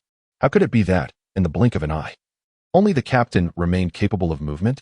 Those who had previously scoffed at Qin Geng now regarded him with an overwhelming sense of dread. Who was he, to possess the audacity and capability to execute such feats? The guard captain, finally regaining his composure, surveyed the lifeless bodies of his comrades. The frigid expressions of Qin Xian and Qin Pa, and the calm demeanor of Qin Geng, who appeared unfazed by the unfolding events as if it were all anticipated. He realized with startling clarity that he had been blind today, unwittingly encountering an extraordinarily terrifying presence. He had assumed that the individual before him was merely another fool, akin to those he usually dealt with, never imagining that the true fool was himself. However, the captain understood that his survival hinged entirely on the fact that the other party had chosen not to deliver a fatal blow. He resolved not to squander this opportunity. He must plead for mercy. Without hesitation, he knelt and fervently bowed his head, beseeching, "I am blind to your greatness. I have offended you. I implore you to spare my life." Given that he had been left alive, he believed there was hope. Yet, before he could finish his thoughts, Qin Pa swiftly unsheathed his blade and, with decisive precision, severed the captain's head. Qin Geng cast a cold smile into the void before him, remarking, "If you enjoy the spectacle so much, why not step forth to rescue this waste?" As these words escaped his lips, the air before him rippled, revealing an elderly man, his visage marked by age yet shadowed by a fleeting gloom. However, he soon smiled and proclaimed, "I am the lord of this Hanyuan city, Yuan Sheng. I wonder if the young friend would be interested in accompanying me to the lord's estate for a discussion?" In truth, as Qin Geng confronted the group of guards in the city, the elder who had taken on the name Yuan Sheng, the lord of the city, was secretly observing the situation. Despite Qin Geng's words and actions being rather arrogant, this formidable demon sensed intuitively that the other party might indeed possess the capability to follow through on their threats. Logically, having made such a judgment, he should have intervened personally to resolve the matter, thereby avoiding unnecessary losses. However, Yuan Sheng had never entertained such thoughts. Perhaps this reflects the inherent differences in mindset between the practitioners of the human race and those of the demon race. Yuan Sheng was curious to see how far the other could go within such a circle of encirclement. Moreover, even if those individuals were his subordinates, Yuan Sheng had never cared for their lives or safety. Even when he sensed danger himself, he would not utter a word of warning. Their demise was of no concern to him. In his eyes, if one lacked the foresight to avoid peril, then their death was not to be lamented. As for the notion that the loss of subordinates would tarnish his reputation, absurd. Aside from this exceedingly arrogant young master before him, who would dare to cast aspersions on his decisions in this matter? There was indeed a fool in the past who had openly mocked the death of his subordinates. What had he done then? Ah, yes, he had first apprehended the murderer and executed him on the spot, subsequently capturing the mocker and subjecting him to 5 days and nights of torment before finally granting him the mercy of ending his suffering at his own pleading. Since that incident, no practitioner in this region has ever dared to question any of his decisions as the city lord. To him, reputation was earned through intimidation and the establishment of authority, not through the death of a few inconsequential wretches that warranted a fight for survival. This, indeed, was the foundation of Yuanxing's existence. The myriad of present erupted into a fervor at the moment they beheld Yuanxing himself. However, this fervor was tinged with an indescribable sense of panic, a stark contrast to what humankind would perceive as mere excitement. The timid among them retreated in haste, while a few reckless souls remained, unafraid of the consequences, to voice their opinions. Is that truly the lord of the city? It appears he has been here all along. But why does he not intervene? Intervene? You must be new here. Once the lord of the city deems you worthless, no matter your past contributions, he will simply watch you perish. Yet, it seems that the lord of the city has not made an appearance for decades, hasn't he? Are you still here chattering away? Be careful, lest you find yourself unaware of how you met your end. Qin Geng paid little heed to the cacophony of voices, nor did he concern himself with the thoughts of the aged individuals before him. Had it not been for Qin Po's sudden revelation that someone was lurking in the shadows to observe the battle, Qin Geng would have been oblivious to the presence of this ancient figure. He was no fool, with a slight deduction. He surmised that it must indeed be the lord of the city watching from this vantage point. Qin Geng remarked coldly, "The lord of the city is devoid of sentiment, watching as so many of his subordinates perish without so much as a flicker of concern." Upon hearing this barb from Qin Geng, Yuanxing felt a flicker of displeasure. However, the overwhelming strength and danger posed by Qin Xian and Qin Po left him feeling powerless. The moment this great demon witnessed the two in action, he was struck with astonishment. As the sole pinnacle of the northern frontier, he could readily discern the prowess of his adversaries. It was precisely this insight that left him astounded. He could tell that both Qin Xian and Qin Po were significantly younger than himself. What did this signify? Even if he could contend against them both, their potential far surpassed his own. The individual, Qin Geng, who was safeguarded between the two, was indeed remarkable. Without delving into other matters, the ceremonial robe he donned possessed the extraordinary ability to obscure even his own perception of the opponent's cultivation level. How could one not exercise caution in such circumstances? When he was discovered and subsequently ridiculed, he indeed felt a twinge of anger. However, this was merely a reflection of his inherently somber disposition. In an instant, he regained awareness of his actions and resolutely compelled himself to adjust his emotions to a state of radiant positivity, setting aside other considerations.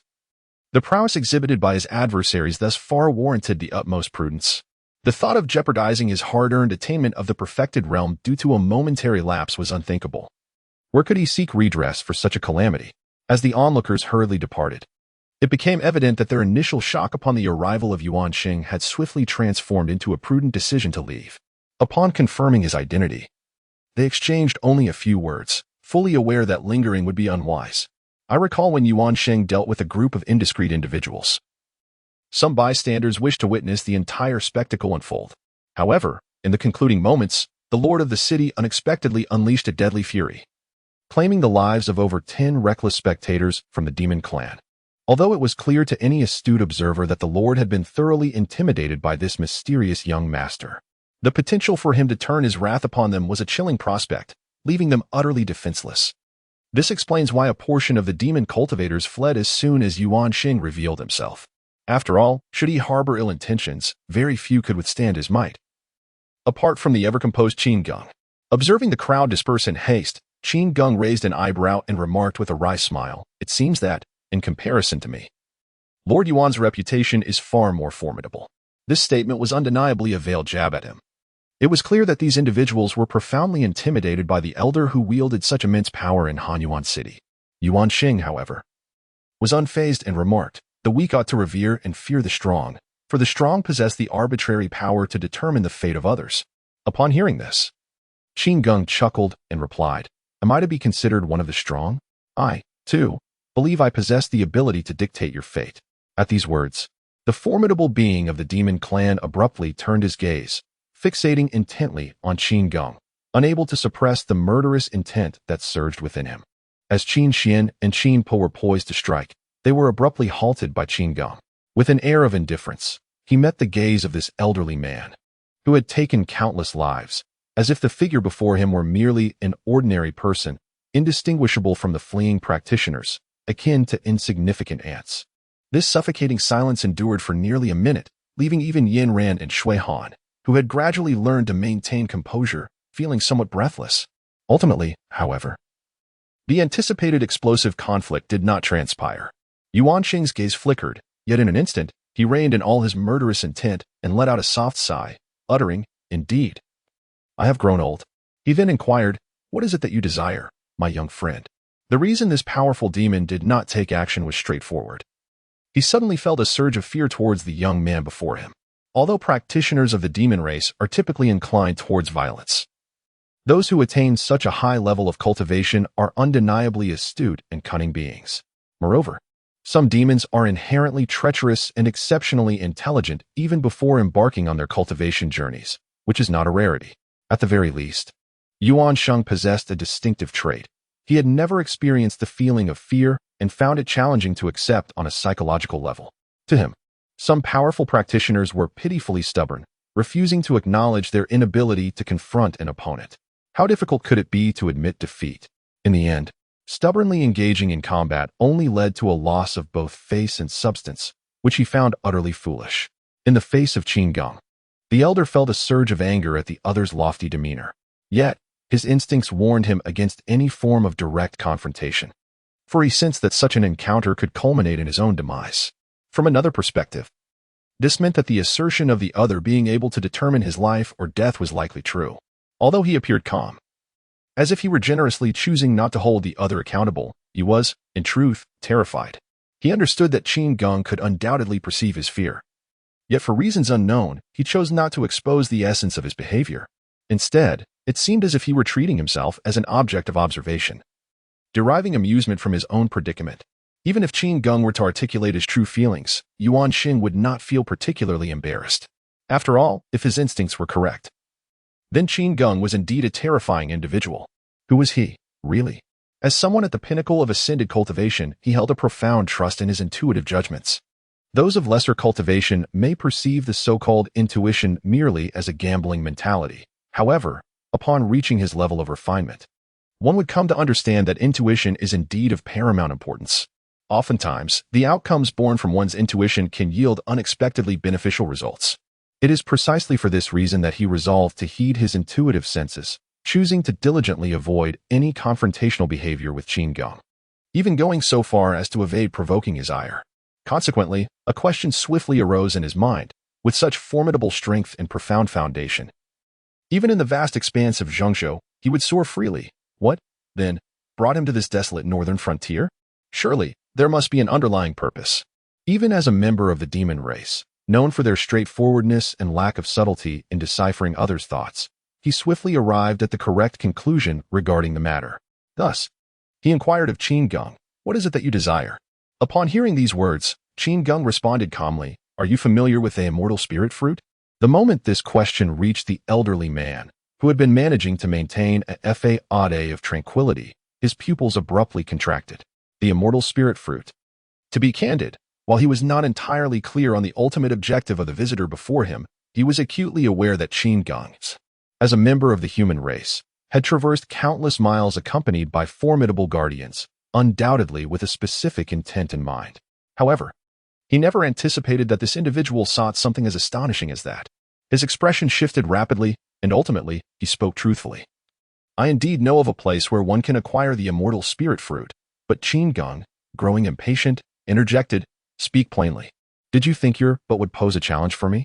Noticing the other party had begun to lose patience, he was compelled to hasten his words. "However, the immortal spirit fruit has likely already been claimed by the Beast King, and even I, the Beast King." Upon hearing this title, Qin Geng found it rather intriguing. He remarked coolly, "Are you not an invincible great perfection expert? How could you possibly fear a mere Beast King?" The elder felt a mix of irritation and helplessness at the mockery in his words. It was evident to even a fool that the other party had no reason to provoke him without cause. He replied honestly, "The Beast King. revered as the leader of the demon race, is undoubtedly immensely powerful. Even I am no match for him. You must know. The Great Perfection Realm is divided into 3 minor tiers, each representing our comprehension of the power of the rules, with each level vastly different from the last.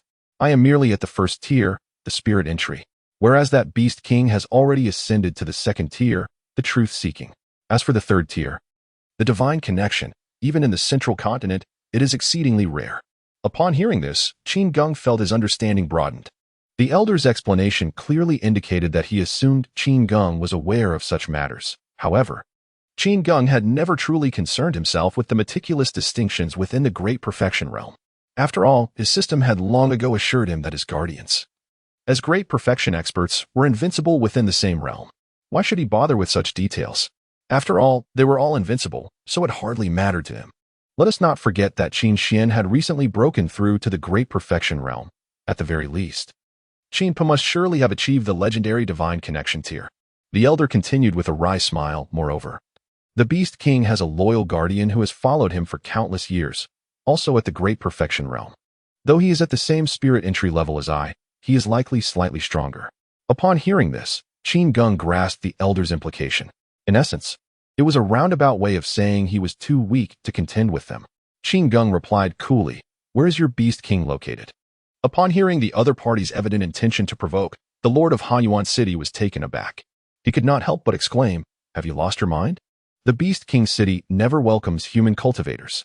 You must understand, although the Beast King would not outright execute human cultivators who venture into his territory, the treatment they receive is utterly deplorable."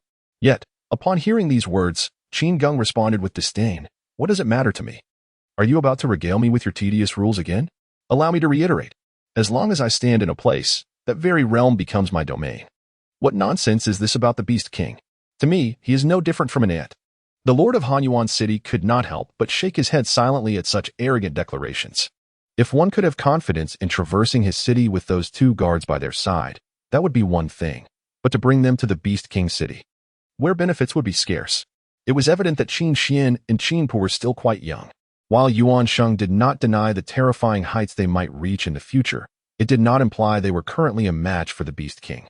Yuan Sheng pondered that given their youth, no matter how extraordinary they were, it was improbable they could have transcended to the second realm of great perfection. To barely qualify for the spirit realm was already a miracle, rendering them true geniuses. Yet, to provoke the majesty of the Beast King with their current strength? Was this not a fool's errand? In his view, Qin Geng was simply overreaching. Believing he could act with impunity within his city and assuming the same would hold in the Beast King's domain? Such arrogance was indeed excessive. However, Yuan Sheng felt no obligation to continue offering admonitions. The mere fact that this young man repeatedly provoked, mocked, and even threatened him had already irked him greatly. What was it but sheer fortune that allowed him to be born into a powerful family and organization? Leveraging the might of 2 fully ascended cultivators to act imperiously in his city was something he had tolerated for far too long. Initially, he had been astonished by the other's arrogance and felt compelled to voice his thoughts, but now it seemed an opportune moment had arrived. Since the young man was so confident, Yuan Sheng resolved to say no more. Once they were delivered to the Beast King's city, it would surely mark their demise. Moreover, if he persisted in expressing dissenting opinions, it was likely that he would be the one to suffer first. Thus, he forced a smile and said, "Young master, you truly are formidable. Allow this old man to lead the way. I shall escort you to the Beast King City." In truth, the Beast King City is not particularly distant from this location. It merely resides at the northernmost edge of the vast extreme surge plain. Yuan Sheng has already devised his cunning plan in his mind. Although he intends to escort the 2 individuals there, his motives are far from benevolent. Firstly, it is to lead them to their demise. Secondly, he is eager to witness how Qin Geng meets his end, thus allowing him to vent the pent-up frustration he has endured today. Once you truly confront the formidable power of the Beast King, I wonder how you will maintain your arrogance. To his delight, Qin Geng was completely oblivious to his sinister thoughts and immediately nodded, saying, "You lead the way. And make sure to showcase your abilities." Upon hearing this, Yuan Sheng outwardly agreed without hesitation, adopting a notably humble demeanor. In his heart, he could not help but scoff. "Fool," he thought, "once we reach the Beast King City, I shall teach you the true meaning of death." His strategy was now exceedingly straightforward. Recognizing his inability to conquer these two fully realized ascendant guardians, his course of action became clear. He would incessantly flatter them, inflating their confidence to an unsustainable level. By the time they arrived at the Beast King city, they would be utterly unaware of their impending doom. As the saying goes, to bring about one's downfall, one must first drive them to madness. This was the path he had chosen to tread. However, his intentions had become glaringly apparent to everyone except Qin Geng. Yet, no one dared to caution him. Qin Xian and Qin Pa, being Qin Geng's most loyal guardians, remained silent, always obedient to their orders without uttering a word. However, Yanran and Xuehan believed that a formidable figure like Qin Geng would surely be aware of such a rudimentary scheme. Presumably, he had already devised a strategy to counter it. Yet, they were unaware that Qin Geng had not even contemplated the notion that someone might wish to eliminate him. In truth, under different circumstances, he would have been able to discern the plot. However, as the possessor of the godly wealth system, surrounded by an abundance of hidden advantages, how could he possibly stumble in such a trivial setting? To him, the Beast King held no more significance than a common fowl. As for dealing with it, that was even more ludicrous. What merit was there in addressing such trash? As the saying goes, one force can break myriad laws in the face of absolute strength. What relevance do these schemes hold? Of course, this was Qin Geng's usual line of thought. His swift agreement stemmed merely from his surprise that the opponent would resort to such petty tactics. Ultimately, buoyed by Yuan Sheng's enthusiastic invitation, Qin Geng and his companions embarked on their journey to the Beast King city. Meanwhile, the members of the 10 prominent families entered the southernmost part of the extreme plain in a grand procession, gazing upon the vast expanse of desolation before them. Many formidable individuals from the central state displayed a profound disdain in their eyes. The head of the Bai family scoffed. This northern frontier is truly a remote and impoverished land. Upon hearing this, the other lords nodded in unison. Having resided for many years in the most prosperous and influential region of the Central Plains, these individuals inherently carried a sense of superiority over the other 4 domains. Luli calmly remarked, "We are well aware of the strengths of the 4 domains. Our immediate priority is to uncover the culprit responsible for my son's death. Does anyone have any thoughts on this matter?" At this moment, the head of the Wei family casually interjected, "If I recall correctly, a city lies further to the north, known as Hanyuan City. Perhaps we should visit the city lord there and inquire further?" The head of the Wang family furrowed his brow and remarked, "I have heard that the lord of Hanyuan City is also a formidable figure of great perfection. Moreover, as a member of the demon race, his temperament is likely to be rather vicious. What if he refuses to cooperate?" Luli, however, sneered and replied, "Refuse to cooperate? With all 10 of our great families mobilized, what audacity would he have to defy us? What does it matter if he is a strong practitioner of great perfection? Our 10 families boast 3 of such prowess. I truly do not comprehend your concerns." Upon hearing this, the crowd found his reasoning quite persuasive. After all, they were the powerful of Zhengzhou. What significance did it hold if the opposing side was a highly skilled demon? Was it not akin to a chaotic flurry of punches overwhelming a master? Resolute in his decision, Luli waved his hand and declared, "Let us hasten to Hanyuan City at full speed. Should he dare to resist or refuse to cooperate?" At this juncture, a murderous glint ignited in Lu Li's eyes. He stated coldly, "Then let there be no mercy. Let them comprehend the dire consequences of defying the 10 great families." Although Yuan Sheng was entirely unaware of the affairs concerning the 10 families, he found himself in a rather unfortunate predicament. With Qin Geng threatening his very life and the 10 families poised to come here to seek justice, he had little choice. After entrusting his city to a trusted subordinate, he swiftly accompanied Qin Geng and others to the Beast King city. However, Qin Geng suddenly recalled something and inquired with interest, "Is my identity as a human not welcomed in the Beast King city?" Although Qin Geng was indifferent to the attitude of these demons towards him, he noted that the city under the Beast King's rule appeared distinct from the others, which intrigued him somewhat. The lord of Hanyuan City presumed that Qin Geng had suddenly become timid in the face of impending danger, causing him to feel an immediate sense of urgency. He hastily exclaimed, "Fear not, young master. Lord Beast King harbors a somewhat naive prejudice against human cultivators due to certain personal experiences from years past. However, as long as you accompany me, there should be no issues whatsoever. At the very least, no impudent individuals will dare to trouble you." If Qin Geng were to falter because of such matters, would not his entire scheme be rendered futile? Moreover, it is true that I have not uttered a single lie. The Beast King was once captured by humans and enslaved for an extended period. Miraculously, he broke free from his shackles, successfully escaping the clutches of the human cultivators, and gradually ascended to the esteemed position of the Beast King of the northern frontier, as acknowledged by numerous Demon Clan cultivators. While the Demon Clan does possess considerable influence in the central continent, none can compare to her, who is revered and idolized by so many within the demon community.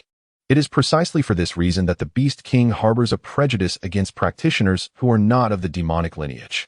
Although she is acutely aware that such thoughts and behaviors are utterly unjustifiable, she regrettably finds herself unable to suppress her innate hostility towards the human race.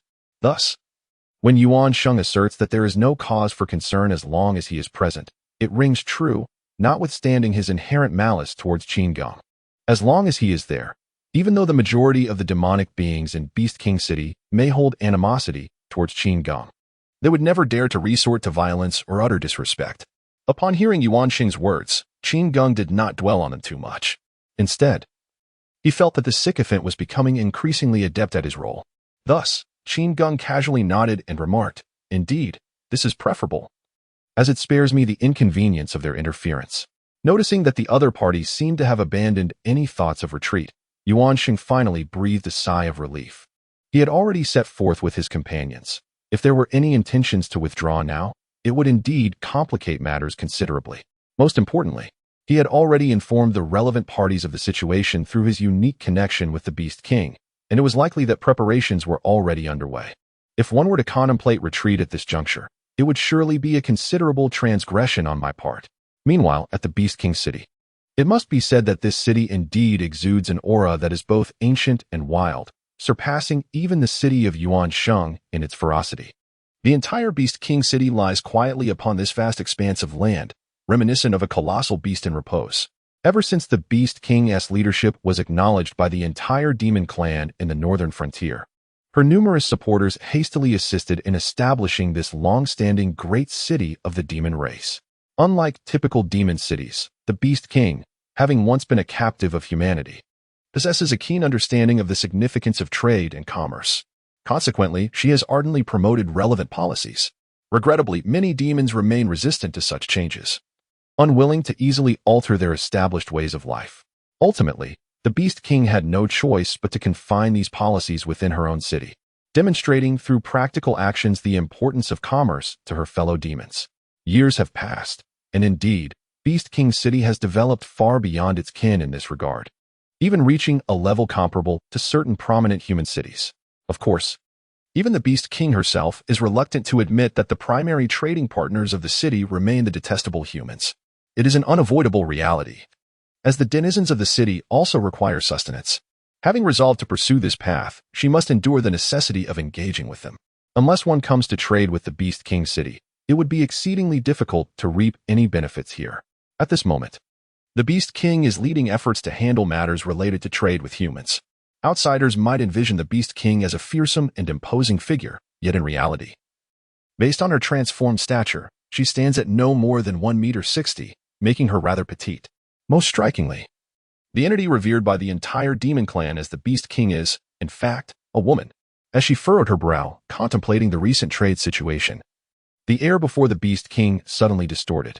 A towering figure, exceeding 2.5 meters in height, and moving with the imposing presence of a mountain, materialized before her. The man knelt on one knee and proclaimed, "My master." The Beast King paused her work, turning to him with a resigned expression and replied, "Kuang Lan. How many times must I say it? There is no need to call me master. If you have something to say, simply speak your mind." However, the formidable man shook his head, stating, "You rescued me from that hellish realm, and thus I shall forever regard you as my sovereign." Witnessing his steadfast nature akin to unyielding stone, the Beast King felt a wave of exasperation but chose not to pursue the matter further. Kuang Lan continued his report. "Just now, the Lord of Hanyuan City, Yuan Sheng, used a secret method of the demon race to convey that several exceptionally powerful human factions are causing turmoil in his territory, and he finds himself unable to cope. He has managed to stabilize the situation by luring them to Beast King City with, requesting that you intervene alongside him to subdue them. It is said that he has 2 fully ascended allies by his side, both of whom are likely in the spirit realm." Upon hearing this, the Beast King's previously bemused expression darkened, transforming into one of icy resolve. As if cloaked in a layer of frost, she snorted, How dare these mere spirit realm beings wreak havoc upon my demon kin? While I may not hold Yuan Sheng in high regard, as he still recognizes my authority as king, he remains a part of our kind. Huanglan, prepare accordingly, and ensure the city's grand formation is ready, should their strength exceed our expectations. At this, a fierce glint filled her eyes, and she declared, show no mercy. The following morning, Yuan Sheng arrived at the legendary Beast King city with Qin Geng and others. Gazing upon the city, which exuded a terrifying grandeur, Yan Ran and Shui Han could not help but marvel. It is often said that the demon race consists of uncivilized brutes, yet in terms of aesthetics, this is rather impressive, isn't it? Observing that Yan Ran and her companion appeared captivated by the city, Yuan Sheng mused. This city was constructed according to the aesthetic sensibilities of the esteemed Beast King. It has become a remarkable sight for our demon race. While Yuan Sheng feigned admiration, he secretly reveled in his own delight. I have finally entered a domain where I can assert my voice. It was precisely for this reason that he felt at ease to engage in conversation with the two women. After all, this might well be his final opportunity to converse with them. With this thought, his heart swelled with pride. In my city, you may revel in your power, but now you shall ultimately pay the price. Upon hearing his sudden interjection, the two young women exchanged peculiar glances, their expressions tinged with intrigue. They had not anticipated that this individual, who exhibited a distinctly aloof demeanor towards everyone except Qin Geng, would take the initiative to engage them in conversation. Could it be that he believed his scheme had reached fruition and was now eager to flaunt his prowess? This thought elicited a simultaneous sense of disdain within them. They were taken aback that such a formidable being, a grand demon at the pinnacle of ascension, could display such juvenile behavior. Did he truly presume that his subtle maneuvers, easily discernible even to a child, would escape the notice of the young master? The reality was that the young master simply did not regard him with any seriousness. It is worth noting, however, that their assessment was only partially accurate. While Qin Geng indeed did not consider this individual of any consequence, he remained oblivious to the latter's underlying intentions, which was also a fact. Noticing that the other party merely gazed at him with a peculiar expression, remaining utterly silent, caused a wave of unease to wash over the seasoned demon who had thought he had everything under control. What could this mean? Could it be that my scheme has been uncovered all along? At that moment, Qin Geng calmly stated, take me to your so-called Beast King. Initially, Yuan Sheng had harbored concerns that something might have gone awry, but upon hearing these words, he felt an immediate sense of elation and promptly instructed his men to open the city gates. Glancing back at Yan Ran and her companion, he noticed that their attention had returned to the city before them, which brought him a sigh of relief. If they were to perceive his intentions, it would spell disaster. Reflecting on this, he couldn't help but let out a sigh. Perhaps this is what is meant by the phrase a thief's guilty conscience. The reason Yan Ran and her companion regarded him with such scrutiny was undoubtedly due to their astonishment that a formidable figure of such great completeness would willingly engage in conversation with them. As he observed Qin Geng entering the fabled Beast King city completely unguarded, Yuan Sheng felt an immense weight lift from his heart. Fortunately, the other party had noticed nothing amiss. I used to fear you, but now this is the very stronghold of my demon clan in the entire northern frontier. What do you possess to contend with us? The mere thought of this filled him with increasing pride. Watching Qin Geng, who seemed intent on marching towards the Beast King in a reckless manner, Yuan Sheng remarked, no need to rush, follow me. His tone and demeanor had begun to reveal an unmistakable arrogance. Upon witnessing the sudden change in the demeanor of the great demon, Qin Geng initially felt a flicker of doubt, but soon discerned the underlying rationale. This old fellow is rather self-assured. Does he believe that now, having arrived in his master's lair, I am powerless against him? Qin Geng replied coolly, do you think this young master is now incapable of dealing with you? In response, Yuan Sheng chuckled and feigned humility, I dare not presume. Since this old man is guiding you here, I must show due respect. Yet his words belied his true thoughts. Observing Qin Geng's calm demeanor, Yuan Sheng could not suppress a cold sneer within. Still attempting to appear unruffled, are we? Had I encountered such an affront before entering the city, I might have felt a twinge of fear. But now that you have entered the foremost city of my Beast King's domain, how could I possibly be intimidated? The reason for maintaining a facade of respect was twofold. First, to mock him subtly. Second, to avoid provoking him overtly, lest he retaliate prematurely. Regardless, I have achieved my objective, and it is nearly time to settle accounts with him. Upon hearing the other party's response, Qin Geng remained unfazed and merely stated, first, allow me to meet your esteemed Beast King. Even a man as obtuse as he could not fail to notice the shift in attitude and the subtle hostility directed towards him. However, he was indifferent to it all.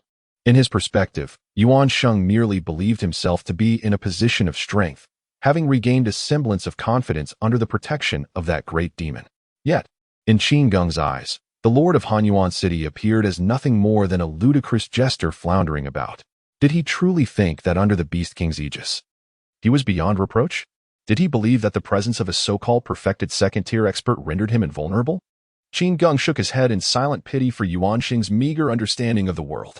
How lamentable it was to consider oneself a perfected ascendant yet remain oblivious to such possibilities, viewing others as mere fools. How juvenile. Nonetheless, he felt no urgency to rectify the situation. Once he encountered the Beast King, the current predicament would inevitably unfold and be resolved in due course. Qin Geng's reluctance to deal with him now stemmed from a rather straightforward rationale. Firstly, he held no interest in such childish insects, and had no desire to delve into their trivial thoughts. Secondly, it seemed evident that this old rogue, in his arrogance, had likely already informed the Beast King of his presence here. In that case, matters would simplify considerably. If the Beast King also harbored animosity towards him, it would be convenient to eliminate both the old man before him and the Beast King in one fell swoop, thus sparing himself the hassle of repeatedly dealing with these oblivious rascals. At that moment, the once bustling and noisy street suddenly fell into a serene silence. The demon cultivators in front of Qin Geng instinctively parted ways, as if to honor the arrival of someone significant.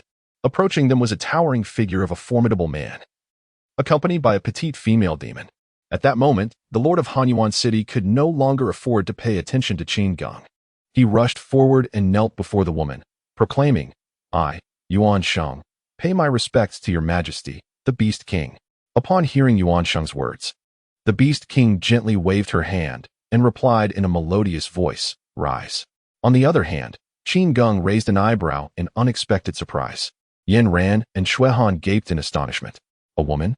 Due to the ingrained stereotypes surrounding the demon race, coupled with Yuan Sheng's relentless praise of his leader's formidable nature, it was only natural for everyone to subconsciously assume that the king of the demon tribe must resemble a muscular and brawny man. Before them stood a robust man. Yet his demeanor was one of utmost deference, clearly placing the petite woman at the forefront.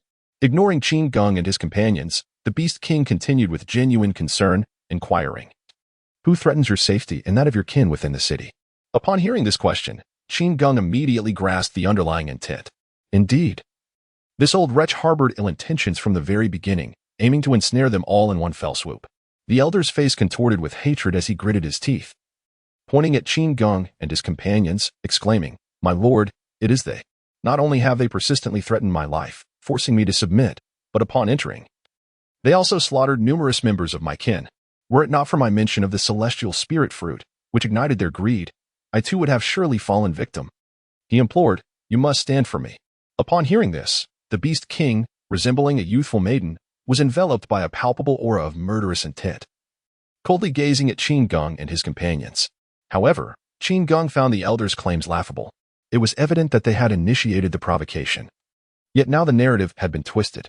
This elder, Source Ascension, deliberately focused on the outcome while neglecting the process, clearly attempting to mislead the Beast King into taking action against them to vent his grievances. Nonetheless, despite fully comprehending the elder's scheme, Qin Geng felt no desire to clarify the situation. Firstly, as a member of the human race, his words would undoubtedly carry less weight than those of the formidable creature. Secondly, he found it beneath him to explain anything. It was absurd. They were merely insignificant beings. Even if misconceptions clouded their judgment, what did it matter? Could their misunderstandings transform into a force for vengeance against him? Truly, it was both laughable and tragic. Yet, observing the Beast King before him, Qin Geng discerned one crucial fact. She was primarily concerned for her kin under the oppression of humans, not a malevolent fiend, merely misled by Source Ascension's words. Therefore, before the furious Beast King could levy accusations, Qin Geng calmly addressed his companion, Qin Pe, saying, "Remember to leave one alive. Firstly, they have not yet reached the point of deserving death. Secondly, I still wish to procure the celestial spirit fruit." Upon hearing these words, the Beast King momentarily retracted his murderous aura and instead broke into a charming smile. This smile was so enchanting that even Yen Ran and her companion were momentarily taken aback. It must be said, It was indeed exquisite.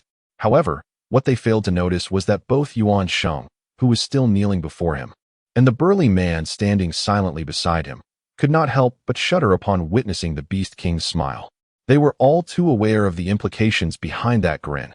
It appeared as though he had been amused by childish banter, yet in reality, it signified that the individual in question was already as good as dead. Moreover, the manner of their demise would undoubtedly be harrowing, culminating in desperate pleas for the Beast King to end their suffering. Upon realizing this, Yuan Sheng felt a surge of excitement within. Excellent, simply splendid. Since the master had resolved to torment this audacious scoundrel to death, it perfectly aligned with the fulfillment of his own long-held desire. At this moment, the Beast King chuckled. What a bold tone you possess. I wonder, when you wish to spare my life, will you also ensure that I remain whole? Upon hearing this, Qin Geng offered no response, as if he had not perceived the threat at all. Instead, he turned to Yin Ran and casually remarked, it appears there are still places here conducive to trade. It seems the demon clan of the northern frontier is not entirely composed of ignorant fools. Yin Ran quickly grasped the situation and began to engage in conversation with the Beast King, maintaining an air of nonchalance. She understood that Qin Geng was entirely indifferent to the Beast King's words. Since her master had made his stance so clear, she knew she must not display any signs of fear, lest she diminish his standing. Upon witnessing Yin Ran's reaction, Qin Geng felt a sense of satisfaction within. It appears that my decision to bring her along was not in vain. She has indeed proven to be of some utility. At the very least, she has managed to remain composed in the face of adversity, adopting the same indifferent attitude towards this swarm of insignificant beings as I do. On the other side, observing the two engage in casual conversation, the Beast King and the known as Quang Lan, both were on the verge of exploding with fury. Setting aside the question of whether they possessed such strength, their blatant disregard for others was infuriating. It was no wonder that even that old curmudgeon, Yuan Sheng, could no longer tolerate it. Quang Lan, typically reserved and taciturn, now unmistakably struggled to contain his murderous intent, as evident in his piercing gaze. The multitude of observing demon clans, realizing the dire turn of events, immediately scattered in all directions. They were not fools. They quickly discerned the extraordinary nature of Qin Geng and his companions. Witnessing that they had provoked the most esteemed and formidable presence in the entire Beast King city, they understood that remaining would likely result in them being caught in the ensuing chaos. After all, if two ascended beings were to continue their confrontation, even the mere aftershocks of their battle could prove fatal to those of lesser cultivation. Observing the eager demeanor of his opponents, Qin Geng was inexplicably reminded of the first time he was recognized by the celestial silk robe he wore. Indeed, the demon clans were, as they were known to be, narrow-minded and lacking foresight. At this thought, Qin Geng cast a gaze of pity upon them, shaking his head repeatedly. Seeing this sudden display of condescension, the burly man beside the Beast King could no longer contain himself. He rose and stepped forward. Upon realizing the source of his shifting movements, he instantaneously elevated his own aura to its zenith. Gazing at Qin Geng, he coldly declared, "The humiliation you have inflicted upon me shall now be repaid 100-fold." In his eyes, the current Qin Geng was utterly indistinguishable from a corpse. Yet, the tumultuous tide remained utterly silent, charging forth with unwavering determination. Observing the two who had already surged ahead, the Beast King felt no trepidation. For they were both at the pinnacle of ascension, and with her watchful gaze upon them, what could possibly go amiss? However, before this thought could fully take shape, two resounding thuds echoed through the air. The two formidable demon entities, who had only a moment ago exuded an air of invincibility, were now sent reeling backward. This unforeseen turn of events caused the Beast King's previously unwavering confidence to wane, her pupils constricting in disbelief. It transpired with astonishing speed. What had just occurred? The most distressing realization was that she could not even discern the unfolding drama. In her view, both Quang Lan and Yuan Sheng had charged directly at Qin Geng, seemingly poised to engage. Yet, in the blink of an eye, two individuals had inexplicably materialized before them, swiftly reversing the fortunes of her two strongest champions. Hastily, she turned to assess the injuries of Quang Lan and Yuan Sheng.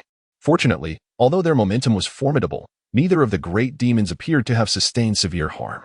Quang Lan silently rose, a profound weight evident upon his countenance.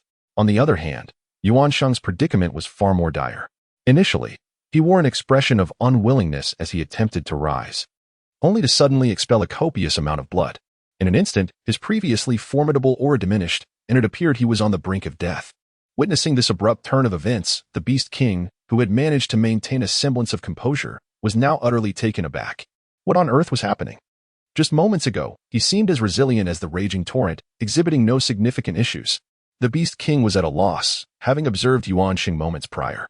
Although Yuan Sheng, much like the loyal and enduring Quan Lan, had been struck and sent reeling, the Beast King had assumed these were mere superficial injuries. Yet, in less than 5 seconds after forming this judgment, Yuan Sheng was rendered utterly incapacitated. The most terrifying aspect was not only the loss of his cultivation, but also the evident severity of his injuries, which were unmistakably life-threatening. Despite Yuan Sheng's formidable vitality, it seemed improbable that he could endure even 10 more breaths. At this moment, Yuan Sheng was engulfed not only by disbelief but also by an overwhelming sense of anguish and remorse. He could not comprehend how his adversary possessed such terrifying power. The previous strike had imparted a singular, harrowing realization in his final moments. The opponent's cultivation was likely on par with that of the Beast King himself. Blood gushed from his mouth, and although he yearned to call for the Beast King's aid, words failed him. Ultimately, he lay on the ground, his face contorted in regret, as he succumbed to the void of life. Witnessing the swift demise of a formidable demon clan member left both the Beast King and the repelled Quan Lan in a state of shock and fury. This loss transcended the mere absence of a fellow warrior. The Beast King now understood that even if he activated the city as protective array, he might not stand a chance against Qin, the one who had effortlessly dispatched Yuan Sheng. What did this signify? It was a clear indication that the opponent was a transcendent being, a master of the divine realm, standing at the pinnacle of perfection. Having analyzed the situation to this extent, the Beast King felt no sorrow over the loss of his kin. Instead, he regarded Yuan Sheng as utterly deserving of his fate. How could one be so incompetent as to misjudge the strength of an opponent, thereby inviting such calamity upon both himself and the entire demon race of Beijiang? Observing the two with inscrutable expressions, Qin Geng spoke with an air of nonchalance. Let me clarify my terms. I have come solely to retrieve the immortal spirit fruit. The rest of your affairs hold no interest for me. Had I deemed you worthy of death earlier, your fate would have mirrored that of Yuan Sheng, who foolishly attempted to outsmart me. I shall grant you one more chance. Surrender the immortal spirit fruit, or face death. As he spoke, an astonishing aura erupted from Qin Geng, a force so tyrannical it seemed poised to pierce the heavens. Witnessing this scene, the two formidable demons simultaneously exhibited expressions of astonishment. In unison, they exclaimed, "The Imperial Dragon Chi." As members of the demon clan, they were all too familiar with this phenomenon to speak of its origins. The Imperial Dragon Chi derived from the most exalted entity within their kind, the true dragon essence of the five-clawed golden dragon. However, based on their understanding, it was presumed that this ancient true dragon had long since vanished from the realm of the earthly profound continent. What did this imply? Not only was it highly probable that their opponent was an exceptional figure from the upper realm, but it was also quite likely that this individual possessed a true dragon as a guardian. What manner of being could command a true dragon as a protector? They swiftly reached a conclusion: a reincarnated emperor. Although they were not as well informed as the human race, the Beast King was nonetheless quite aware of these ancient and widely circulated matters. Such a personage possessed a status and depth of influence that the demonic tribes of the northern frontier could not afford to offend. Qin Geng coldly remarked, "I do not have the luxury of time. Have you made your decision?" His words, akin to a death knell, caused even the self-proclaimed invincible presence of the Beast King within this realm to tremble slightly. She swiftly altered her previously assertive demeanor, adopting a respectful countenance as she said, "Please wait, esteemed sir. We shall retrieve the celestial spirit fruit immediately." Before she could finish her sentence, the Beast King and her companion, Quan Lan, abruptly lifted their heads, gazing toward a specific direction in the heavens. After a moment of hesitation, she cautiously inquired, "Might I ask, are the newly arrived human cultivators your acquaintances?" The reason for her inquiry stemmed from her sensing an overwhelming aura approaching the Beast King city in unison. If these individuals were indeed friends of the esteemed sir, the Beast King felt it might be manageable. However, if they were not, it could pose significant trouble. Regardless of the precise cultivation levels of these individuals, the sheer number alone was something she and Quan Lan could not contend with. Meanwhile, in the skies not far from the Beast King city, a formidable assembly of ascendant beings was majestically surging towards this location. The man at the forefront was none other than Lu Li from the 10 Great Families. He spoke coldly, "Since the true culprit responsible for my son's demise is likely lurking within this city, we must not let this fiend escape." He must be eliminated here and now. On the other hand, the head of the Li family expressed some concern, saying, I can empathize with your feelings, old Lu. Yet the Beast King city is ultimately a territory favored by that esteemed individual from the central continent. Upon hearing this, a profound apprehension flickered in Lu Li's gaze. After a moment of hesitation, he suggested, let us apply some pressure and compel them to surrender the individuals in question. I am eager to see how long this scoundrel can evade us. The representatives of the 10 great families nodded in agreement with Lu Li's decision. Although the influence of the demon clan in the northern frontier was indeed looked down upon by these formidable figures from the central continent, it was undeniable that they had powerful backing. Thus, they could not afford to act too recklessly. Particularly, this expedition of the 10 great families was so grand that it had become common knowledge among the major powers of the entire central continent. If any unforeseen incident were to occur in the Beast King city at this juncture, it would be all too clear that they were the ones responsible. The formidable entity from the demon clan in the Central Plains instilled a profound sense of dread even among his own kind. Upon hearing the Beast King's inquiry, Qin Geng furrowed his brow and retorted, do you imply that I, a noble scion, am consorting with mere ants? Qin Geng, eager to procure the celestial spirit fruit, was not particularly patient at this moment. Moreover, the lingering aura of imperial dragon energy enveloping him rendered him an intimidating figure in the eyes of the Beast King and his companion, akin to a fearsome demon lord. Faced with such overwhelming power, the usually decisive king of the demon race appeared momentarily subdued, choosing his words carefully before hastily departing to retrieve the celestial spirit fruit.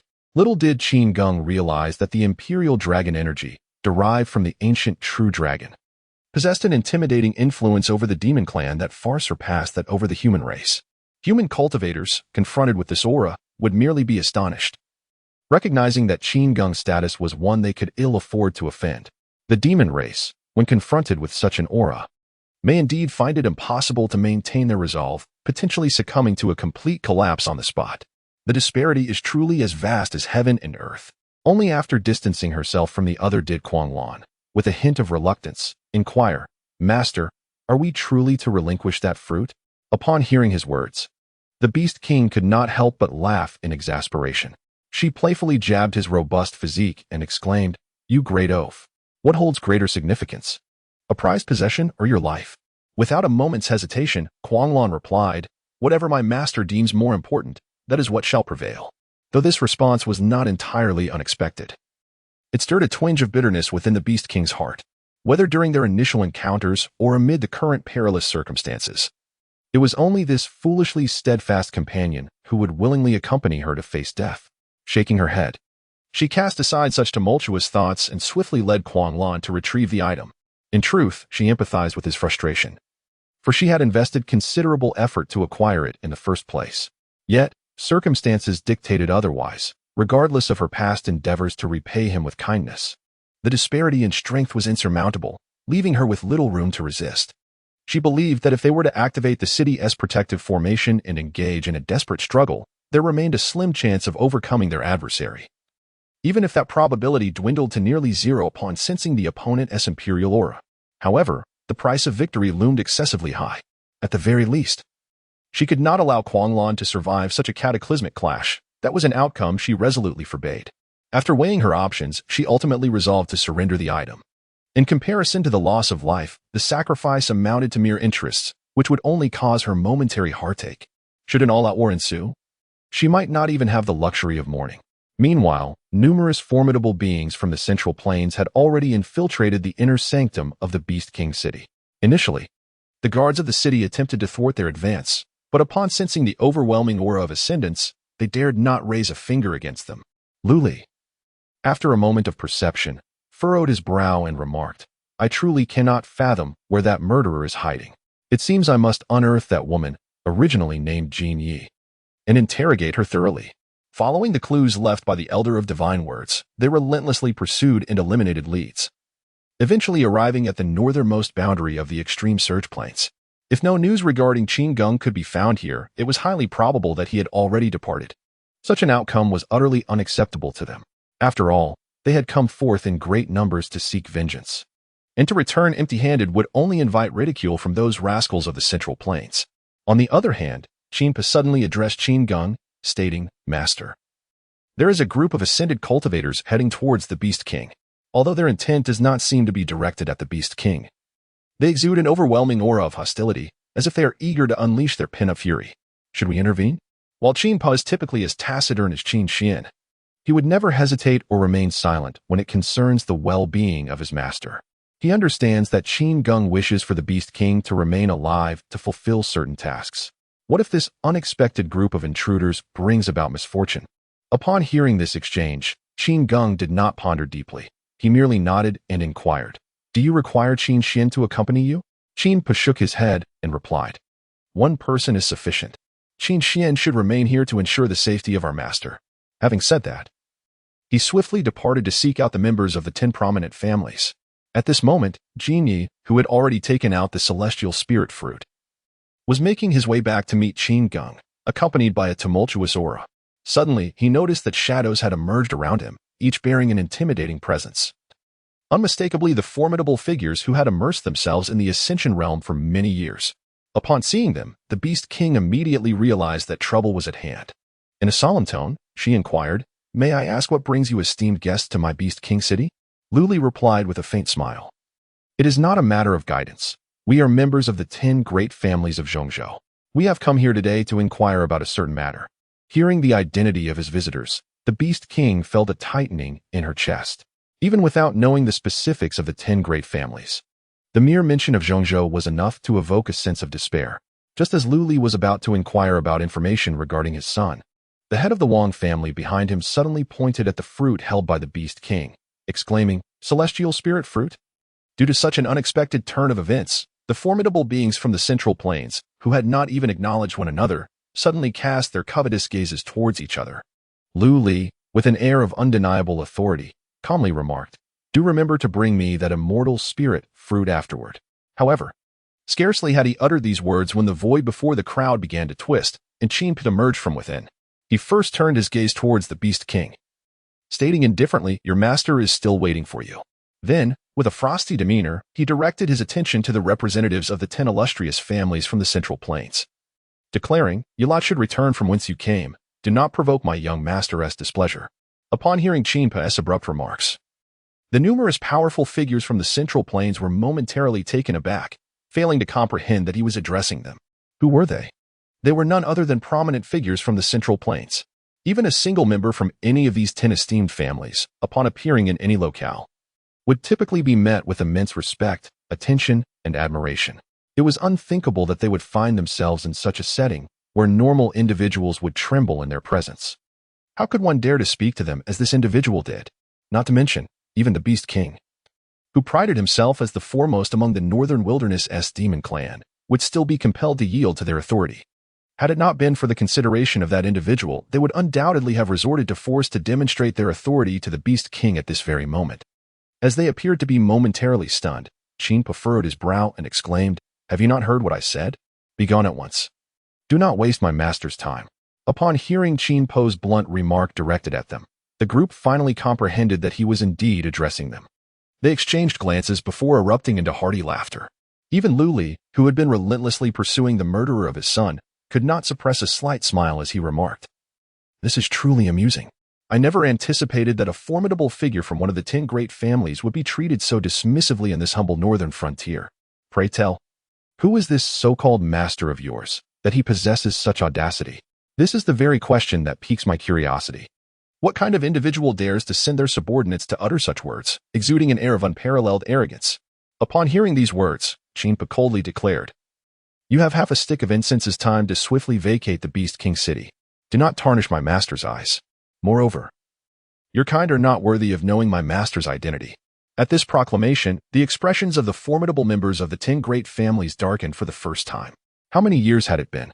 How many years had passed without anyone daring to speak to the 10 great families in such a manner? While there were indeed individuals in Zhongzhou capable of such audacity, they typically maintained a respectful distance from one another. Thus, it had been many years since they had heard anyone venture to make such a disparaging remark about their esteemed selves. Even the ancient figures of Zhongzhou would never so readily demean them as ants. Such a statement was an egregious affront. Lu Li coldly remarked, "What an audacious stance! How dare you so boldly define the existence of my 10 great families as mere ants? I find myself increasingly curious about this so-called master of yours. Before Lu Li could finish his thought, a sudden realization flickered in his mind. According to the guidance he had received along his journey, the perpetrator responsible for the death of his son was likely lurking somewhere within this very Beast King city. Before him stood an unfamiliar human cultivator, whose connection to the enigmatic young master was yet to be unraveled. As Lu Li pieced together the fragments of information at his disposal, a notion began to crystallize within his mind. Could it be that the scoundrel whom Qin Geng referred to as young master was indeed the true perpetrator behind the demise of Lu Fei? The more Lu Li contemplated, the more he felt the likelihood of this scenario was exceedingly high. It was no mere coincidence that Qin Geng appeared just as he chanced upon the celestial spirit fruit. Nor was it mere happenstance that a so-called young master emerged in Beast King City while he was investigating the murder of his second son, Lu Fei, and his guardian. Regardless of how one scrutinized the situation, it seemed overwhelmingly fortuitous. At this moment, the other family heads also evidently grasped the underlying relationship, and their gazes turned toward each other with palpable hostility. Lu Li could no longer afford to concern himself with the matter of the celestial spirit fruit. He addressed Qin Geng solemnly, inquiring whether they had, in Xianyu City, taken the lives of two individuals. However, Qin Geng remained impervious to Lu Li's question, coldly retorting, "If you do not leave at once, do not blame me for my lack of courtesy." As a top-tier guardian wholly devoted to Qin Geng, Qin Geng regarded all others as inconsequential, his demeanor towards them devoid of any semblance of respect. The reason he found himself engaging in idle discourse with this group was solely due to their interference with his master's actions. Beyond this, he would not entertain even the slightest interaction with them, nor would he be swayed by their inquiries or threats. Who are you to me? My sole purpose, as Qin Geng, is to fulfill my master's commands. Even if faced with the heavenly emperor from the upper realm, Qin Geng would remain unfazed. The Beast King, who had been momentarily stunned, finally regained composure and hurriedly led Guanglan back to the location of Qin Geng. Previously taciturn, Qin Geng now spoke, revealing a perspective that was quite enlightening. Not only was this master exceedingly arrogant, but it appeared that this subordinate was equally audacious. How could he dare to send her to negotiate with the 10 great families? Yet, it was evident that she had underestimated Qin Geng's vision. Negotiation? If Qin Geng were to grasp her thoughts, he would undoubtedly be amused by the absurdity of it all. Who possesses the qualification to negotiate? Even with the coveted immortal spirit fruit firmly in the Beast King's grasp, Qin Geng merely instructed her to choose between surrendering the item or facing death. How much less could the 10 great families, who had failed to grasp his vulnerabilities, hope to achieve? Sending Qin Geng to investigate was never intended as a precursor to negotiation. It was simply a matter of either retreating promptly or awaiting her fate at the hands of Qin Geng. And this, indeed, is the true sentiment that resides in his heart. On the other side, Lu Li and his companions, witnessing Qin Geng's audacious demeanor, were immediately consumed by a fire of indignation. Not only that, but they were now almost entirely convinced that he was indeed the perpetrator responsible for the death of Lu Fei. In their eyes, Qin Geng's arrogance stemmed not only from his inherent hubris but perhaps also from a sense of guilt. It was highly conceivable that he was aware of his misdeeds, thus adopting a nonchalant facade to feign ignorance. Consequently, Lu Li resolved not to waste another moment with Qin Geng. With a decisive wave of his hand, he commanded, "Let us move together and subdue this insufferable brute, then we shall confront the scoundrel who took my son's life." However, at that moment, an unforeseen twist occurred. Just as they intended to charge forward and seize Qin Geng, he suddenly vanished from their sight, leaving no trace behind. Suddenly, a chilling scream pierced the air from behind them. The crowd instinctively turned to behold a scene that left them utterly astounded. There, suspended in midair, was the head of the Wang family, hanging on the brink of consciousness, resembling a lifeless dog in the grip of Qin Geng. This unforeseen turn of events caused the remaining formidable members of the 9 great families to involuntarily narrow their eyes in disbelief. What had transpired? How could they not even discern the method of their opponent's strike? This was inconceivable. It was understood that, although they had not fully grasped Qin Geng's precise realm, they had assumed he was merely at the pinnacle of the ascension stage, roughly commensurate with the strength of most family heads among the 10 great families. With such a judgment, it indicated that, even if they were to overwhelm by sheer numbers, this confrontation should have been nothing more than a farce. At present, it appears that for Qin Geng, this is a true farce. Others might be slightly better off, but it is the 3 formidable beings of the ascension realm, including Lu Li, from this grand family who are most profoundly astonished. Not to mention the clan leaders whose abilities are slightly inferior to theirs. Even the 3 most powerful heads of families were utterly unable to discern their opponent's moves. What does this signify? It can only imply that the opponent's minor realm is far superior to that of the others. Lu Li even harbors doubts that the adversary might be an extraordinarily terrifying figure who has already ascended to the realm of divine powers. How is this possible? In this realm of earthly mystique, aside from a few individuals, there should be no other powerful beings in the divine realm. Moreover, the opponent appears so youthful. Could it be at this moment? A possibility suddenly dawned on Lu Li, connecting it to Qin Po's earlier disdainful demeanor towards himself and others. Could it be that the person hails from the upper realm? Perhaps to safeguard the so-called young master he mentioned. They suppressed their own cultivation and descended to this earthly mystique realm. Once this thought emerged, no matter how hard Lu Li tried, it lingered in his mind. Indeed, only this explanation could make sense of the opponent's attitude and could elucidate why they possess such formidable strength. However, the conclusions he could draw were not within the grasp of all. The head of the Li family, standing by, was one such individual. In this state of extreme terror, he clearly displayed a facade of bravado, exclaiming, "You, who exactly are you? I warn you, be mindful of your actions. We are members of the 10 great families." This unexpected turn of events caused the Li family head to falter, as he was acutely aware that his strength was slightly inferior to that of the Wang family head. Faced with the seemingly demonic Qin Po, he was understandably filled with dread, driven by instinct and a sense of superiority stemming from Zhangzhou. He resorted to threatening the opponent with his own status. Upon hearing his words, even Lu Li, consumed by the desire for vengeance, couldn't help but mentally curse fool. The opponent was clearly asserting dominance through martial prowess, and yet he insists on invoking backgrounds and allies. Was that not a path to self-destruction? Furthermore, if Lu Li's current speculation held any truth, then the adversary might indeed be a figure from the upper realm. Background? Allies? To those from the upper realm. Such notions would surely seem ludicrous. As expected, after the Li family head issued his threats, Qin Po did not relent. Instead, with a mere twist of his wrist, he snapped the neck of the Wang family head on the spot. With a mere crack, the patriarch of the Wang family, who just a moment ago reveled in the superiority of his strength and status, has now utterly lost all signs of life. One of the prominent figures among the 10 great families has completely fallen in this remote northern frontier. Even Lu Li could not have anticipated the opponent's decisive ruthlessness in delivering the fatal blow. At that moment, it was evident that Qin Po had completely lost his patience for dialogue and showed no intention of relenting. He unsheathed a short blade of considerable quality, advancing rather than retreating, charging towards the remaining survivors of the 10 prominent families.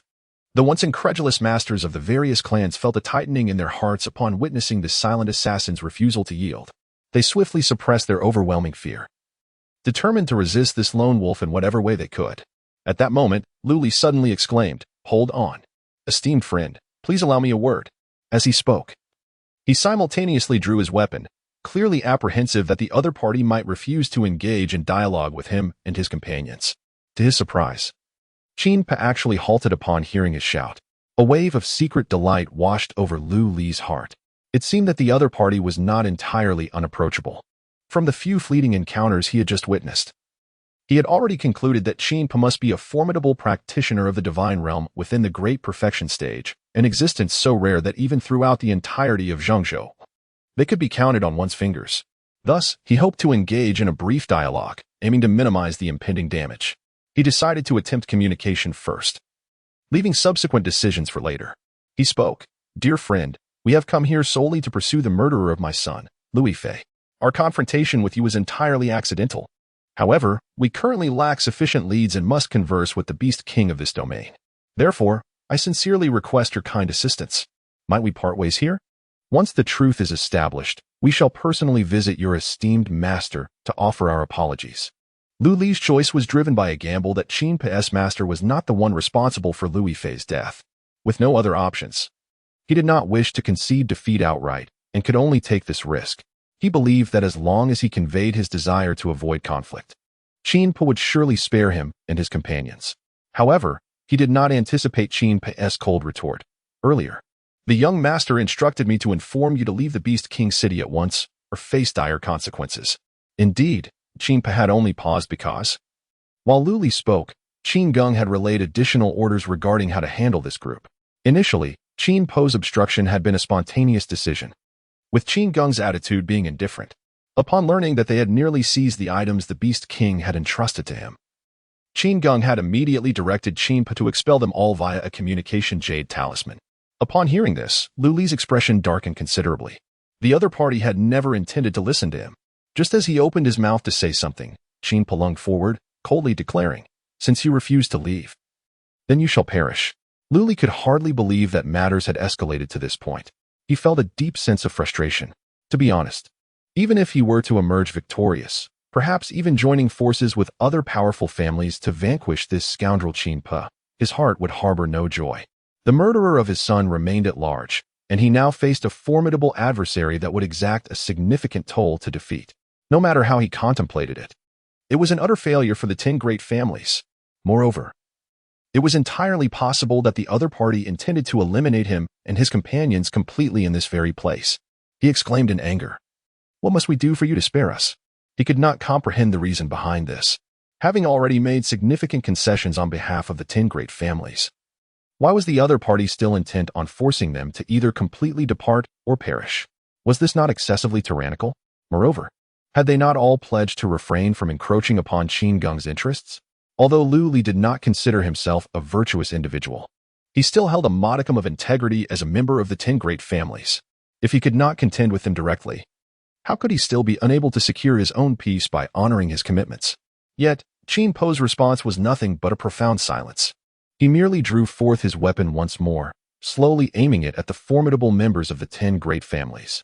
The implication was unmistakable. Witnessing the arrogance of his adversary, who would not even deign to speak further, ignited a surge of frustration within Lu Li. Yet, what could he possibly say? The other party not only possessed overwhelming strength, but also displayed a complete disregard for reason. How could such beings exist? He had conveniently forgotten how he and his companions had once commanded the beast King Ming Jinya with such disdain. On the other side, Qin Po's thoughts were remarkably straightforward. One might even say that he harbored no thoughts at all. His actions were merely the execution of his master Qin Geng's orders. Since Qin Geng had presented these individuals with only 2 choices, he would certainly not presume to offer a third option. Given that Qin Geng demanded they either leave alive or remain dead, his course of action was clear. Observing their apparent reluctance to depart from this place, Qin Pa deduced that they were, in fact, seeking death.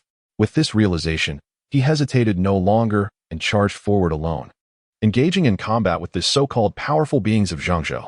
On the other side, Qin Geng had successfully acquired the celestial spirit fruit he desired, and he felt a profound sense of satisfaction. Setting aside other matters, his celestial mystical realm was finally poised to soar to new heights. The mere thought of a future where the realm birthed nothing but mere mortals was utterly unacceptable to him. What purpose would his acquisition of this realm serve then? He turned to the Beast King and inquired, "Are there any establishments in your city where one can make purchases?" Upon hearing this question, the Beast King, somewhat abashed, replied, "I sincerely apologize, my lord. While I am determined to develop Beast King's city to the stature of a great city akin to that of the human race, we do indeed engage in exchanges and trade with humans. Regrettably, most of my kin regard these so-called goods with disdain. Even those rare treasures of heaven and earth are perceived as possessions only for the strong." Though his words remained uncompleted, even the dullest of minds could grasp that Beast King's city had not cultivated extensive trade. Perhaps there were some rudimentary transactions, but the Beast King likely judged that Qin Geng would not deign to acknowledge them, hence he refrained from elaborating. Qin Geng was entirely indifferent to the specific reasons behind this, only feeling a tinge of regret that he could not lavishly spend his wealth. He murmured, "It seems that to expend millions of elemental stones, I must venture to the central continent and seek my fortune there, not to mention the underdeveloped northern frontier. Even the southern and eastern regions could only accommodate expenditures up to the level of hundreds of thousands at best. Should others discover that Qin Geng was merely contemplating the expenditure of a mere 100,000 elemental stones, they would likely scoff at him in disbelief. 100,000? And merely that? Is that not rather excessive?" Suddenly, Qin Geng recalled something and promptly used his transmission jade talisman to inquire of Qin Pa, "Have you not yet completed the task? My dealings here have concluded. Why have you not returned? Is it possible that you cannot even manage those trifling matters?" Upon hearing this, Qin Pa promptly replied, "I sincerely apologize, my lord. The adversaries managed to form a battle formation, which has taken a bit more time than anticipated. There remains one who can still draw breath. Would you like to meet him?" Feeling somewhat ashamed of his efficiency, Qin Pa inadvertently addressed him as my lord. In truth, he had not erred in his statement.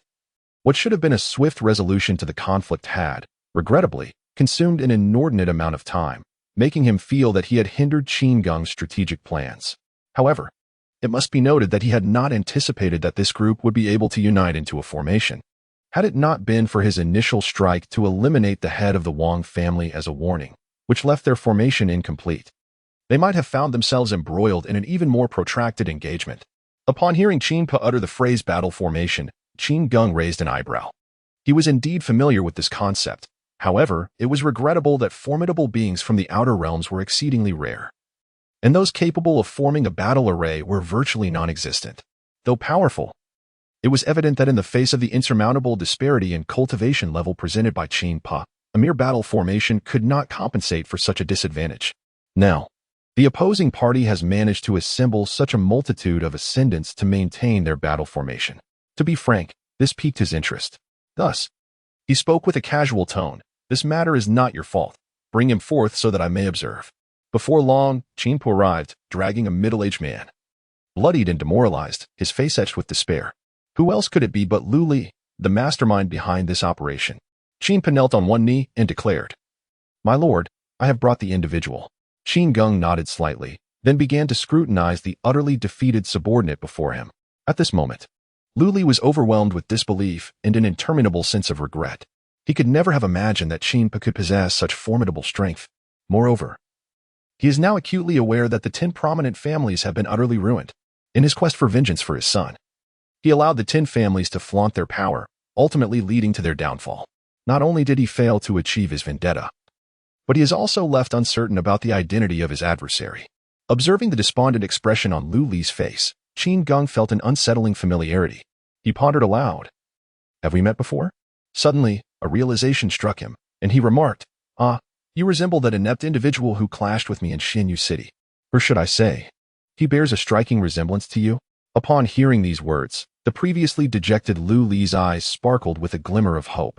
He understood that the individual in question must be referring to his son, Lu Yifei.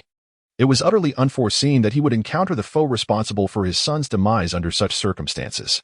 Alas, he found himself devoid of any capacity to seek revenge. The mere thought of confronting Qin Geng was beyond him. Even a subordinate of Qin Geng could annihilate their assembled forces with ease. This realization made it painfully clear that he and his opponent were not even on the same plane of existence. Nonetheless, regardless of the circumstances, it was his son who had perished. Thus, with a hoarse voice, he implored, Why? Why did you strike down my son in Xinyu City? In that moment, he had completely abandoned any concern for his own life. Having already been effectively erased from existence, he preferred to voice his anguish candidly. Upon hearing these words, Qin Geng initially furrowed his brows, then remarked, So, that blind fool truly is your son. I merely thought you bore a striking resemblance, never imagining it to be the case. Thus, you have come here seeking vengeance, I presume? Such tedium.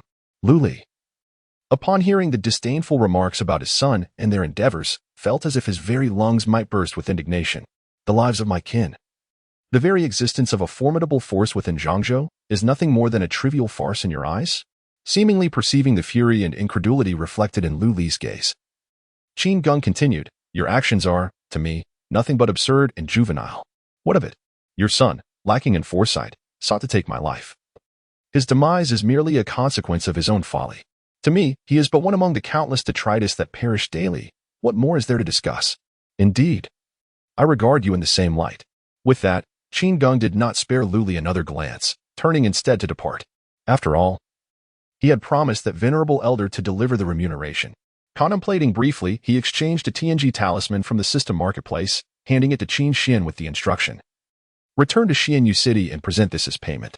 The system marketplace is remarkably comprehensive, offering what is considered a rare treasure in the outside world, redeemable for a mere 70,000 points. Imagine, this item eludes even the adept diviner, who must actively engage in business to glimpse a glimmer of hope. Upon receiving the celestial token, Qin Xin promptly accepted his fate and departed. Observing Qin Geng, who had effectively pronounced his own death sentence, Lu Li's heart was shrouded in sorrow. He could not help but recall the sage's counsel offered before his departure. With a heavy sigh, he lamented, Indeed, this is my destiny. Lu Li, my 10 illustrious clans are destined to meet their demise here. Upon hearing these words, Qin Geng let out a cold laugh and remarked, Is it truly meant to be this way? This outcome is merely a reflection of your own folly. Do not attribute every misfortune to so-called fate. With that, he gestured to Qin Pa, indicating that he was preparing to depart from the Beast King city. Naturally, Lu Li, like the other heads of families, became yet another victim beneath Qin Po's blade. Witnessing this scene, the Beast King, Jin Yi, was truly filled with trepidation. At this moment, she had completely lost the confidence she had felt upon first encountering him. She understood all too well. His assertion that she and her companions were merely a swarm of ants was simply a reflection of his perspective on the reality of the situation. This was indeed his genuine sentiment. After much contemplation, she suddenly realized that perhaps she should consider following him after all. Although she felt a profound reluctance to part with the Beast King city, it seemed that only by aligning herself with him could she carve out a new realm and embrace a radiant future that was rightfully hers. No, that cannot be. I was initially forced to become a wretched subordinate of the human race. How could I possibly submit here, seeking refuge under another's protection, especially that of a human being? Moreover, if I were to proceed in this manner, what would that esteemed elder from the Central Plains think of me? Yet, the imperial dragon aura emanating from the other party, if not hostile towards me, could indeed facilitate my cultivation with remarkable efficiency. Suddenly, Qin Geng unexpectedly turned his head and spoke. You should accompany me. This attitude was quite unprecedented. It is worth noting that although he usually chose whom to take based solely on his personal interests, his tone was typically one of command. At present, his words indeed resemble a piece of advice. Upon hearing these words, the Beast King, already in a state of profound inner turmoil, found himself even more deeply shaken. What could this possibly mean? Surely, he could not harbor such thoughts towards me. At this moment, Qin Geng was entirely unaware that the Beast King had begun to engage in a form of self-interpretation. It is important to recognize that when an individual becomes preoccupied with a particular thought, it marks the inception of self-reflection. The reason he had articulated such a notion was that he had suddenly recalled the group of inept fools that Qin Pa had dispatched here. To him, they were indeed nothing but refuse, yet he was acutely aware that their demise would inevitably trigger a seismic reaction. In due course, it was highly likely that numerous perilous tasks would descend upon this Beast King city. Should such a scenario unfold, the Beast King's self-proclaimed tranquil existence would undoubtedly come to an end.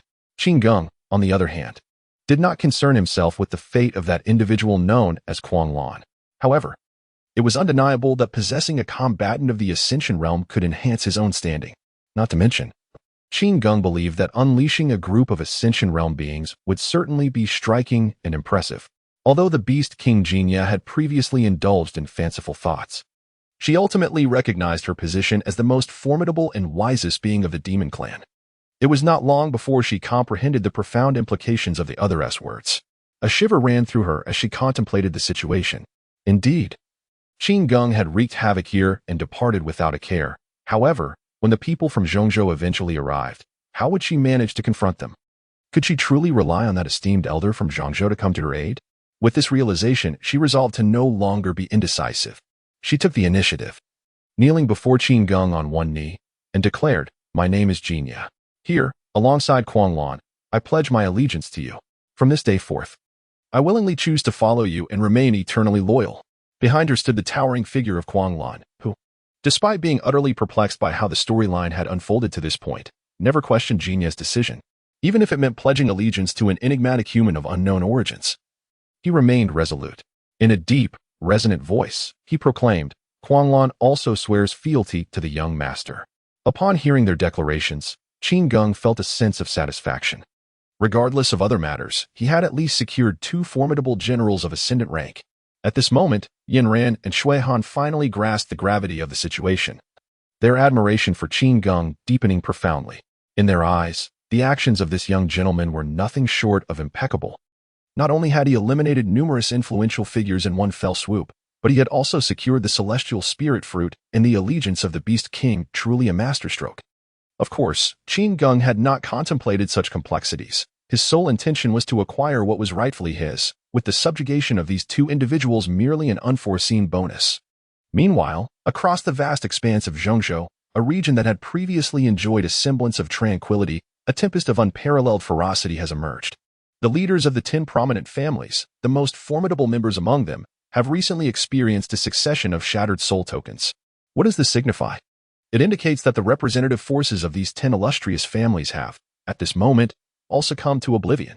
How could this be possible? Who possesses the might to achieve such a feat? This revelation is undeniably captivating. For the formidable beings of Zhengzhou are acutely aware that only those who have attained the pinnacle of ascension, the third level of the transcendent realm, can annihilate their adversaries.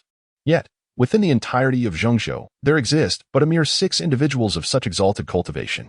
The various factions within Zhengzhou are now left in astonishment. Once the 10 families unite to form their indomitable battle array, even I would find myself compelled to engage in a strategic retreat. It is utterly unfathomable that in their pursuit of the so-called culprit, they have ultimately sacrificed their own lives. Who could possibly be behind this? Elders and disciples of the Blood Demon sect, heed the call. We must swiftly proceed to the stronghold of the 10 families in Zhengzhou and seize their resources to bolster our sect's power. Different entities hold divergent views on this matter. Some believe they should devise a means to safeguard themselves, diligently seeking to uncover the identity of the formidable being who has obliterated the 10 families without provoking them. Others assert that given the gravity of the situation, it is imperative to swiftly consult with an esteemed elder of the transcendent realm.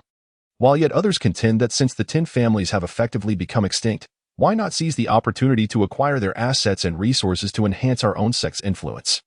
The existence that clings to the final thought is indeed the most abundant. It must be said that even Qin Geng did not anticipate this. Before this group of individuals could arrive in Zhengzhou to conduct their investigation, they had already commenced a battle over interests within their own territory. Such is the nature of cultivators. When their power is formidable, others regard them with boundless admiration. Now, the living forces of the 10 great families have been utterly annihilated. Their very existence has become exceedingly diminished, and one could even assert that they ought to have been completely eradicated. The principle of the survival of the fittest stands as the singular, unyielding tenet within the realm of cultivation. Meanwhile, Qin Geng, having organized his belongings, set forth directly to the western regions, accompanied by 2 newly recruited formidable beings from the demon clan. The Beast King, Jin Yi, discreetly entrusted her heartfelt aspirations to a reliable compatriot from her kind before resolutely following Qin Geng. She perceived this as a rare and unparalleled opportunity in her lifetime. To speak of nothing else, the faint yet palpable aura of imperial dragon energy emanating from Qin Geng would undoubtedly expedite her own cultivation progress at an astonishing rate. She believed that Qin Geng must be a significant figure from the upper realm. Thus, she felt compelled to exert every effort in her cultivation, aspiring to elevate her abilities to the extent that she could accompany him to the upper realm. She understood that, despite her personal aversion towards the human race, as a prominent entity from the upper realm, he would surely harbor no prejudices against her identity. Rather, it could be said that Qin Geng regarded anyone from the lower realm as little more than mere insects. Moreover, it is not only she who is aware. Even the wooden figure, Quanglan, has come to understand the reason behind its master's allegiance to Qin Geng.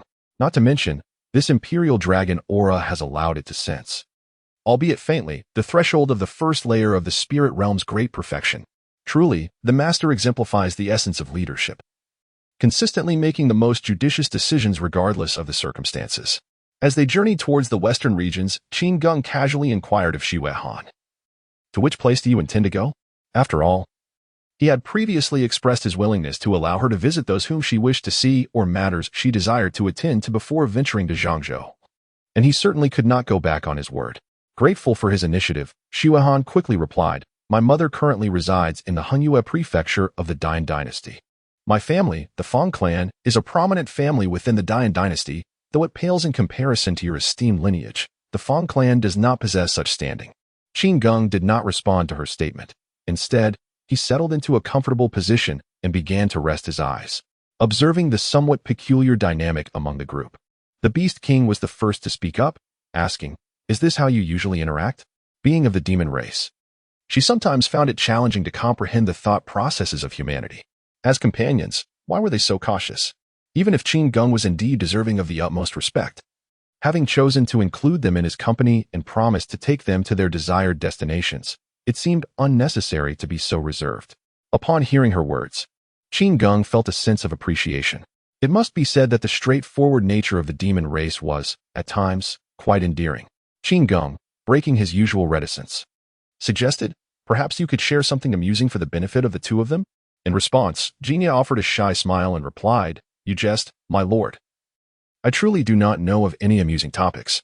On the other side, Yin Ran and Shui Han were taken aback. Was the young master merely jesting with them? This was an utterly unimaginable scenario for them. Normally, Qin Geng was rather reticent, often choosing silence over conversation, even in their presence. How is it that one finds oneself jesting with the leader of the demon clan? What on earth has transpired? They are acutely aware that, even if fortune has favored them by bringing them to such a distant realm at the whim of Qin Geng in his eyes, they are likely no more significant than the ants that scurry by. If one were to insist, perhaps they could be considered familiar ants? In the present circumstances, could it be that our young master actually has a penchant for this? Upon contemplating this, the two cast each other a glance, their expressions undeniably peculiar. Truly, our young master is always so remarkably unique. Qin Geng, of course, remained oblivious to the label these two fanciful women had affixed to him. Even if he were to discover it, he would likely regard it with indifference. After all, he has always followed his own path, unconcerned with the opinions of others. Subsequently, they naturally chose to journey to the western regions, where Shui Han's mother resided. Meanwhile, it appeared that Beast King City was engulfed in a state of disarray. An increasing number of formidable beings of unknown origin arrived in this emblematic city of the northern demon tribes. While they refrained from wanton destruction, their probing presence incited waves of panic among the populace. No one could ascertain the cause of this upheaval. Ever since Qin Geng and his companions had arrived, it became evident that Beast King City was becoming increasingly abnormal. Some demon tribes had even begun to pack their belongings, preparing to depart. With no recourse, the weaker factions were unwilling to risk their lives in this precarious situation. As the various factions stirred with fervor in this place, a sudden dimness enveloped the upper expanse of Beast King City. From within the shroud emerged an elder, barefoot and resplendent, adorned with crackling lightning. The twin horns adorning his head prominently revealed his identity as a member of the demon clan. Upon encountering the formidable presence of the elder, many who had previously sought to gather intelligence and concoct schemes were instantly struck with fear and hastily retreated. The elder's gaze, sharp and penetrating, scanned the city now rife with signs of chaos, and he couldn't help but furrow his brow. Where is Xiaoya? The Xiaoya he referred to was none other than the Beast King, Jinya. For someone to arrive at such a critical moment and exhibit genuine concern for Jinya, especially to instill dread in those typically fearless ascendant beings, could only be attributed to the unparalleled demon from Zhangzhou. He had always harbored high hopes for Jinya's potential and indomitable spirit. Thus, he had candidly assured her of his commitment to safeguard her well-being. It is precisely because these individuals are acutely aware of the esteemed position this Beast King holds in the elder's heart that they dare not lay a finger on Jinyi. Yet, astonishingly, she has vanished. What on earth could transpire? Could it be that she, in fear of attracting trouble, chose to abandon the city and flee? No. Such a notion fleetingly crossed the elder's mind only to be swiftly dismissed. He understood that Jinyi was far from being a cowardly descendant. Although her departure could indeed alleviate the crisis enveloping the entire Beast King city and safeguard her kin, the elder remained steadfast in his belief that she would not leave in such a manner. What, then, could be the reason for her disappearance? Might she have been abducted? No matter how he pondered, the only conclusion he could arrive at was that her vanishing could stem from such a dire circumstance. Who could have dared to commit such an act? The audacity. The very thought of this possibility ignited a fierce glint of murderous intent in the eyes of this man, widely regarded as a lunatic throughout the Central Plains. You dare to threaten those under my protection? Have you grown weary of life? Without further hesitation, he strode into the city lord's mansion, determined to seek clarity from those currently in charge. The creature, now assuming the position of Beast King, was utterly terrified upon encountering this formidable being. The elder inquired directly, "Where has Jinye gone? Who has abducted her?" Upon hearing this, the newly appointed leader of the demon clan was momentarily taken aback. After a brief hesitation, he replied, "Your Excellency, she must have chosen to follow a powerful individual, accompanying Brother Quanglan." This revelation left the elder in a state of confusion. Following someone? What nonsense are you speaking? Jinye had previously rejected even my presence as a transcendent being. How could she possibly choose to follow anyone? In the entirety of the earthly profound continent, he was already considered a paragon of strength, and being of the same demon race, was there truly anyone unworthy of trust? The elder pressed further. Impossible. Can you guarantee that every word you speak is true? Should you dare to play tricks here, beware of your own life. Upon hearing this, the demon was genuinely frightened. He quickly asserted, "Everything I say is true." The former Beast King indeed mentioned her intention to pursue a higher goal with an extraordinary power. From now on, this beast city will be entrusted to my care. I am but a novice and would never dare to deceive before you." Upon hearing these words, this powerful being, capable of commanding the winds and rains across the earthly profound continent, began to regain his composure. It was indeed plausible. A mere novice like him would not dare to scheme against someone of his stature. Thus, could it be that what he said was indeed accurate? What sort of extraordinary power could possibly be more deserving of her loyalty than his own transcendent existence? With this thought, the elder, who had always regarded Jinya as his own junior, felt an unprecedented twinge of jealousy. Taking a deep breath, he inquired calmly, "Do you know where they are headed now?" The demon shook his head repeatedly. "I sincerely apologize, esteemed senior, but the Beast King did not mention where they would go. However, it seems they are ultimately bound for Zhongzhou. That was the impression I gathered." Upon hearing this, the elder's expression wavered, and he eventually sighed. "That wretched girl. Despite my promises of numerous treasures, she refused to accompany me, and now she has been whisked away by an outsider? Yet, I must admit, it is precisely this aspect of her that I cherish. Well then, since it is so, I shall wait for her arrival in Zhongzhou. Of course, I must also ascertain whether this individual is worthy of her loyalty. If they are, then all will be well. However, should I deem them unworthy, then they may find their life at stake." With that, the elder transformed into a streak of light, swiftly vanishing into the horizon. At this moment, Qin Geng finally led his companions to the only region in the outer domains they had yet to explore, the Western Desert, observing the boundless expanse of arid land. Starkly contrasting with the snow-covered plains of the northern frontier, Qin Geng felt a tinge of unreality. The Western Desert, often referred to as the realm of extremes, is said to give rise to formidable powers and larger-than-life figures, embodying either the benevolent savior, full of compassion, or the ruthless fiend, devoid of mercy. Although the history that shaped such dichotomies remains elusive to him, it certainly piqued Qin Geng's interest. He was curious to witness how these mere mortals oscillated between virtue and vice. Of course, his curiosity was not born out of concern for others. Rather, it stemmed from his own recent lack of amusement, seeking a diversion. For him, the moments of true contentment were few and far between, primarily found in the act of spending money or deriving unique pleasure from the antics of these insignificant beings.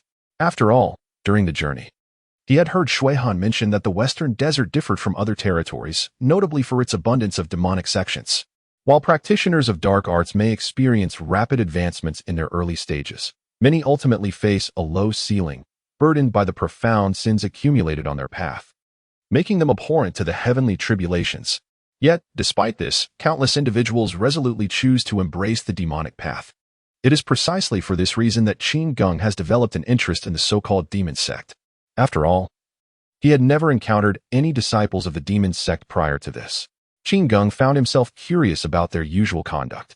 However, in comparison, the prospect of utilizing the tenfold rebate card to generate profit captivated Qin Geng even more. As they ventured deeper into the western regions, they soon traversed the vast expanse of the desolate desert and arrived at a place inhabited by people. Shuihan, filled with excitement, exclaimed, "Beyond the two mountains ahead lies the state we seek." However, witnessing her hesitance, Jinya, intrigued, inquired, "What troubles you? Your reluctance suggests a sentiment akin to homesickness, does it not?" Jinya failed to grasp the true essence of Shuihan's current emotions. Thus, she interpreted Shuihan's uncertainty merely as a reflection of her nostalgia for her homeland. Shuihan shook her head, responding, "No, it is not solely that, Sister Jinya. While your observation holds some truth, we are approaching a sect notorious throughout the western regions, the Shadow Kill sect. Although I should feel secure in the company of you and our esteemed master, I cannot shake my apprehension." Earlier on, Jinya, considering herself an equal among Shuihan and the others as followers of Qin Geng, decided to foster a sense of camaraderie by allowing them to address her as sister. Naturally, Qin Geng had little interest in engaging with such trivialities. Upon hearing these words, Jinya likely began to grasp the underlying meaning. It seemed she harbored a psychological shadow regarding the sect they were about to encounter. She could empathize with this sentiment, much like how she, despite having attained her current level of cultivation, still felt considerable animosity toward the majority of human cultivators. This shared understanding appeared to be a common thread. Thus, she offered words of comfort. There is no need for fear. While it is true that they may seem formidable by conventional standards, in reality, they are nothing to be concerned about. Not to mention, Even if it were merely a matter of you, dear Jinya, I could easily handle them myself. After all, the crux of the matter lay in Qin Geng's overwhelming strength. He was indeed an anomaly. In truth, she could easily contend with the vast majority of those who were deemed powerful. Upon reflection, Xue Han recognized the validity of this reasoning, which eased her anxiety considerably. As long as they could traverse the Shadowkill sect, it would not be long before they reached the Dian dynasty. The expanse of Hingyue state was indeed quite vast, populated with numerous sects and dynasties. Although the Dian dynasty may not be the most powerful entity, it certainly held its own. The Fang family, to which her mother belongs, stands as the most prestigious and powerful lineage in the entire dynasty. The profound discord between Xue Han's mother, Fang Ruoling, and her father, Xue Tianhe, ultimately culminated in their bitter separation. Furthermore, the vast distance between them has perpetually thwarted Xue Han's longing to meet her mother, leaving them to maintain a correspondence through letters over the years. This interaction ceased once she began her journey around the world under the guidance of Qin Geng. Not only does she yearn for her mother, but she also wishes to convey her well-being to her. Even though her father, Xue Tianhe, has already inquired about her mother on her behalf, it does not alleviate her longing. As her thoughts became increasingly disordered, a sudden and profound transformation occurred before her eyes. The sky appeared to darken ominously, and an ethereal aura of death pervaded the atmosphere. Xue Han's expression tightened as she declared, "We have arrived." Naturally, her statement referred to their arrival at the eerie and sinister Shadow Fiend sect, rather than the Earth Flame dynasty. Observing the dramatically altered surroundings, a result of the relentless practice of certain techniques, Qin Geng found the situation rather intriguing. He casually inquired, "Qin Po, are you familiar with this technique?" In response, Qin Po respectfully replied, "Young master, this is a form of lowly evil art.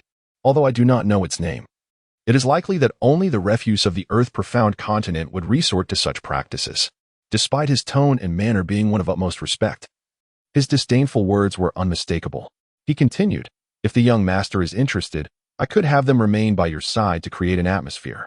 Hearing Qin Po utter such sentiments, even Qin Geng felt a sense of exasperation. At this point, even the most oblivious individual could discern that the other party's capabilities, both in strength and intellect, seemed to be on a continuous ascent, likely due to their prolonged stay in this world.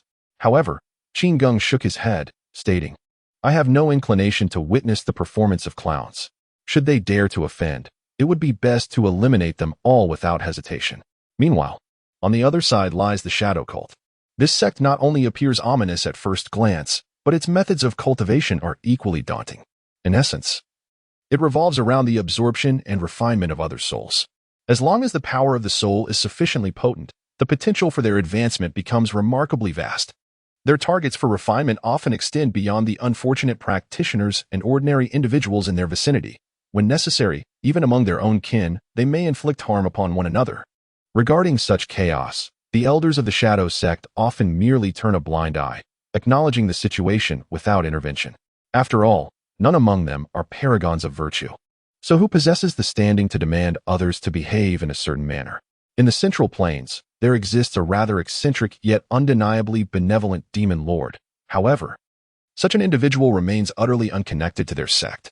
At this moment, the master of the Shadow Slaughter sect was in the main hall, ruthlessly refining the soul of a disobedient disciple. He paid no heed to the anguished wails emanating from his victim.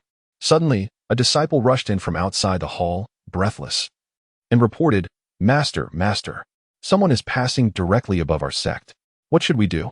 Upon hearing this, Su Quan, who was still in the process of absorbing the disciple's soul, was momentarily struck by a dark glimmer in his eyes. He rose to his feet and summoned several elders who could accompany him, and together they strode forth with purpose. In any sect, one should be aware that flying directly above is strictly forbidden. This was especially true for our sect of demonic practitioners. Although Su Quan had no knowledge of the intruder's identity, he deemed such behavior a blatant disregard for life. Perhaps it was an outsider unaware of the sect's formidable reputation. But what did that matter to him? As he reached the entrance of the grand hall, he suddenly recalled the disciple who had delivered the news. He slowly turned around and said, "Did you come solely to inform me of this matter?" Upon hearing this, the disciple of the Shadow Slaughter sect anticipated a reward. However, before he could revel in his thoughts, Su Quan continued, "You have disrupted my good mood, so you shall perish."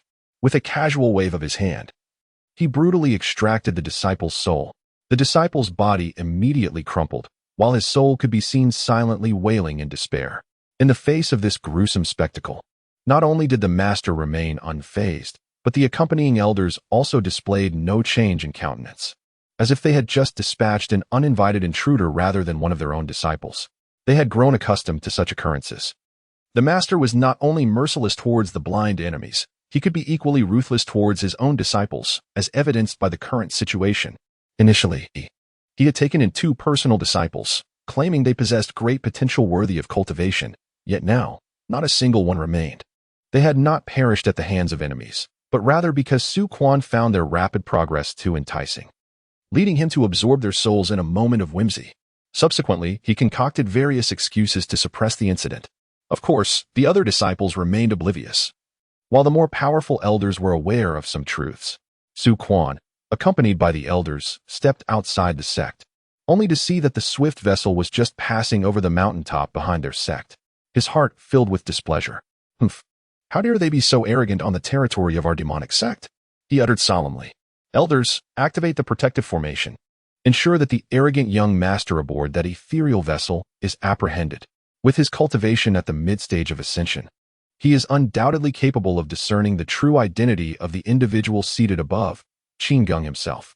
Upon witnessing the youthful and haughty demeanor of his counterpart, he instantly concluded that this lad must believe himself to be of noble birth, presuming that even actions taken against him would elicit no repercussions. Once our sect captures you, I shall make it a point to enlighten you on the ways of demonic cultivation." Shui Quan harbored a profound disdain for such pampered young masters. In his view, these individuals, despite their illustrious backgrounds and powerful connections, are utterly incapable of achieving anything through their own efforts, rendering them a subject of scorn and derision. With the issuance of his command, the protective formation was fully activated. The occupants of the divine vessel were poised to depart from this location, and even Qin Geng had initially believed that the opposition might not attach much significance to the matter. Just as everyone shared this sentiment, a blood-red barrier suddenly materialized before them.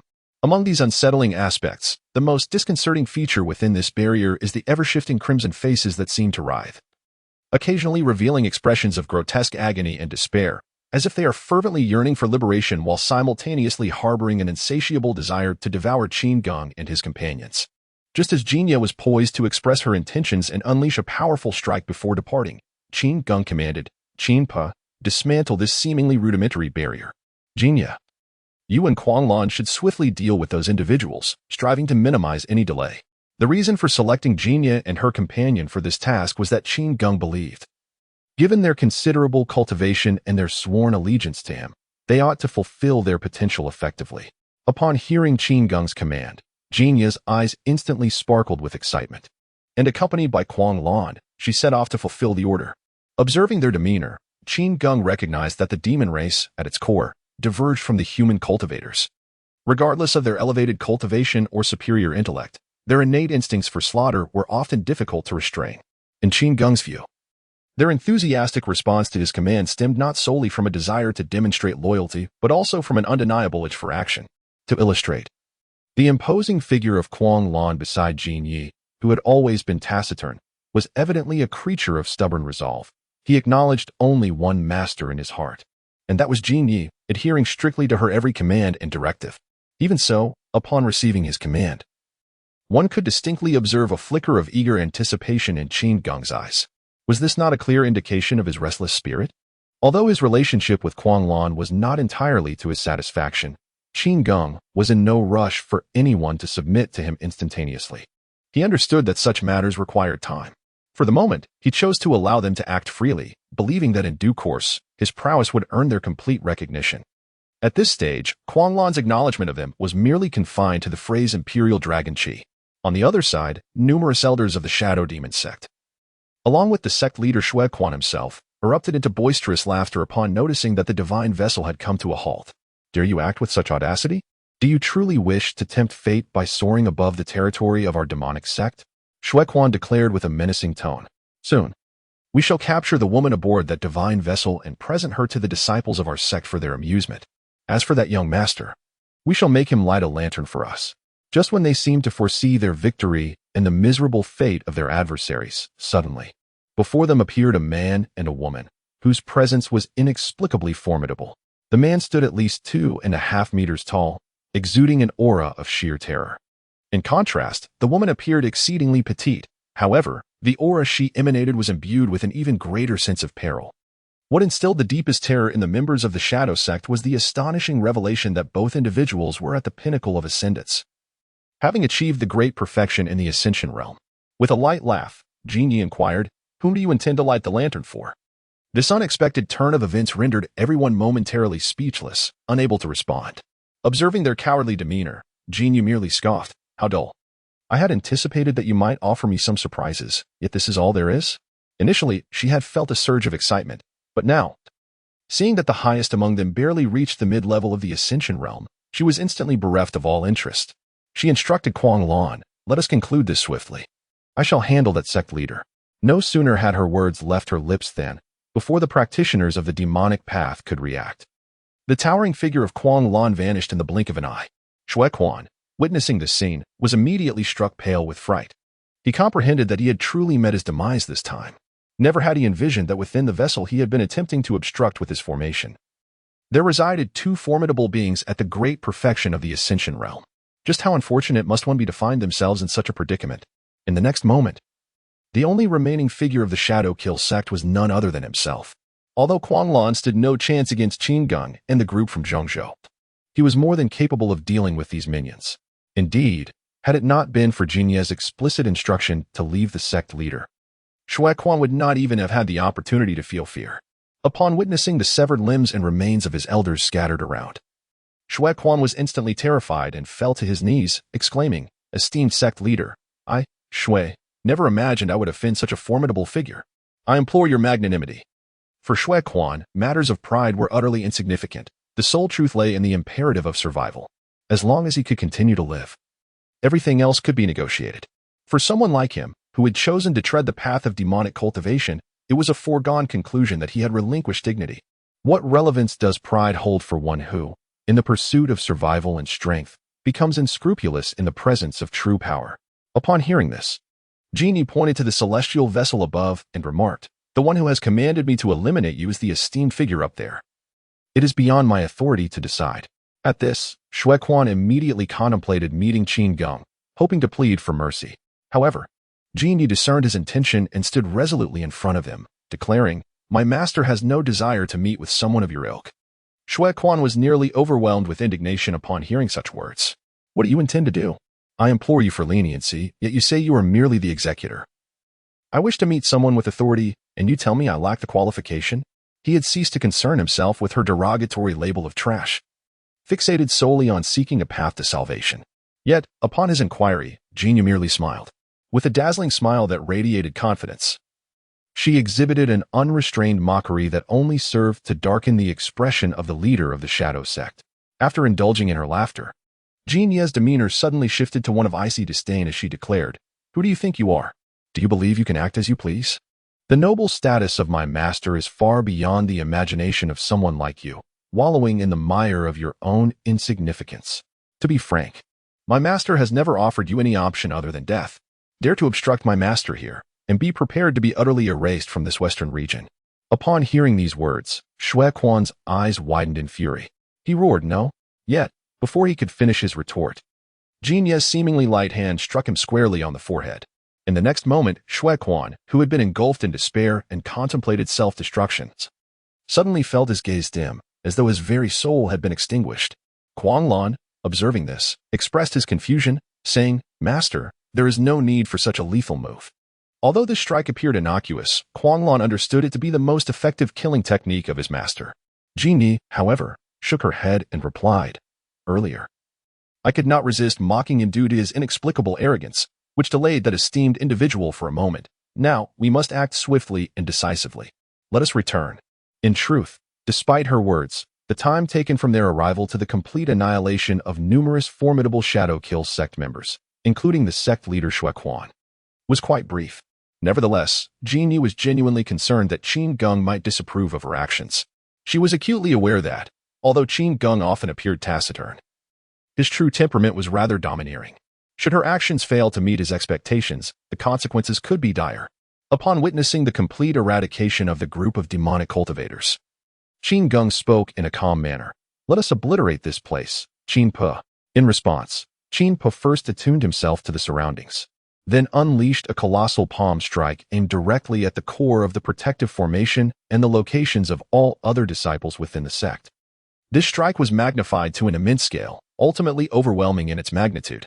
At that moment, the disciples of the demonic sect, including several surviving elders, were unable to mount any resistance and were utterly obliterated. The entire grand formation was annihilated, and the sect's edifices were mercilessly reduced to rubble by Qin Pui. Without so much as a moment's hesitation, Qin Geng departed, leading his companions away. Upon witnessing this scene, Xuehan naturally let out a sigh of relief. After all, the demon sect had committed numerous atrocities over the years, and she harbored a genuine hope that Qin Geng would take the initiative to obliterate them completely, thereby averting any future threats to her mother's family, the Fang clan. However, she was also aware that if the adversaries possessed any discernment, Qin Geng would likely be disinclined to engage with them at all.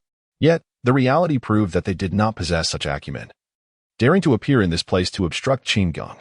Thus, their fate was inevitably sealed at that moment. Typically, Qin Geng would not issue such commands to Qin Pe or to Qin Xian, who was currently absent. Nevertheless, considering that the opposition consisted of notoriously ruthless and merciless demonic cultivators, Qin Geng contemplated that it might be best for these individuals to meet their demise. Initially, he had wished to ascertain the true nature of his adversaries. However, upon their encounter, he was met with this dismal reality. Before long, they finally arrived at the borders of the fiery Qing dynasty.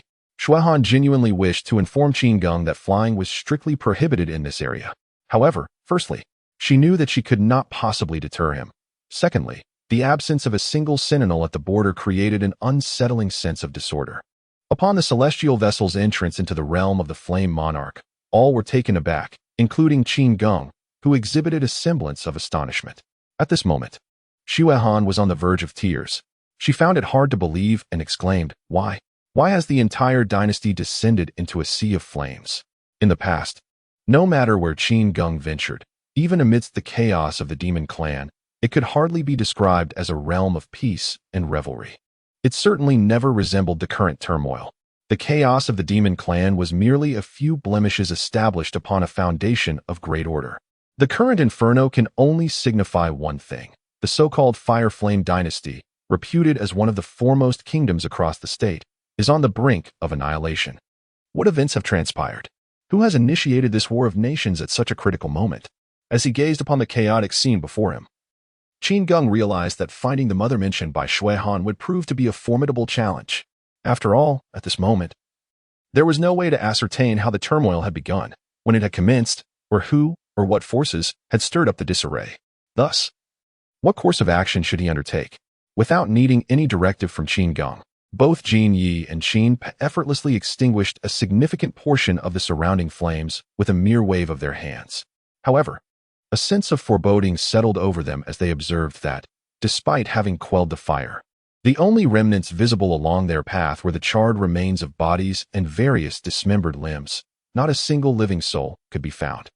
Qin Geng gazed at the tearful Xuehan, his voice gentle yet resolute. "Where would you like to go first?" After all, it was ultimately her decision to make. Given the tragic scene before her, Qin Geng felt inclined to grant her a measure of leeway in this moment. Upon hearing Qin Geng's inquiry, Yin Ran compelled herself to regain her composure, taking a deep breath before responding. "Then let us first visit the ancestral residence of the Fang family in the east." "Thank you, young master." After all, Xuehan was not a part of the Diyan dynasty. She harbored no emotional ties to the sovereign of this land and was indifferent to whether his majesty was alive or not. Her primary concern lay with the well-being of her mother, Fang Ruoling, and the safety of the Fang family. To be precise, her affection was solely directed towards her mother. For, not only had she never encountered the entirety of the Diyan dynasty, but she had also not met the Fang family, leaving her with no emotional foundation. Moreover, during their correspondence, her mother occasionally lamented the shortcomings of the Fang family, which led Yin Ran to form a rather mediocre impression of them. Upon arriving at the ancestral home of the Fang family, despite the trepidation that accompanied them, they were met not with the anticipated inferno, but rather with the surprising sight of intact structures. This unexpected revelation filled Xuehan with immense joy. Although the reasons behind this phenomenon eluded her, it most likely indicated that her family was safe and sound. Regrettably, despite the Fong family possessing nothing at this moment, there were no clues as to their whereabouts.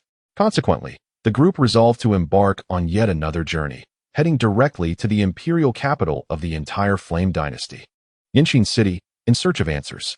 On their journey to the imperial city, the group encountered a soldier on the brink of death. His attire unmistakably revealed him to be a soldier of the fiery Yin dynasty.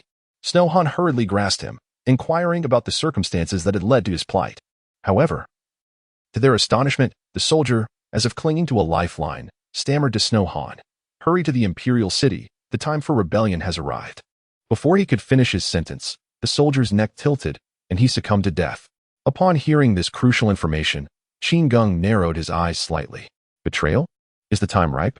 Could it be that this war is, in fact, a civil strife? At this moment, Jin Yi remarked that although his words were far from complete, one could at least discern the term betrayal. Upon hearing these words, even the usually taciturn Quanglong spoke in a somber tone. It appears that apart from the innocents, the only individuals adorned in this singular military attire are those soldiers. If not for the guise, the likelihood of internal strife remains significantly high.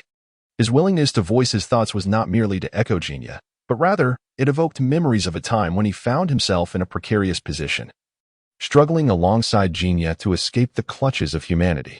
In those early days, driven by the instinct for survival and the desire for freedom, they had employed various similar tactics: subterfuge, disguise, and assassination, leaving no stone unturned. Although Quanglong possessed a robust physique and a reticent demeanor, his thoughts were, in truth, remarkably astute. Indeed, it is safe to assert that anyone who has ascended to the pinnacle of the ascended realm, achieving consummate mastery, cannot possibly be a fool devoid of understanding. Upon hearing the analyses of the two individuals, Qin Geng's thoughts were further validated.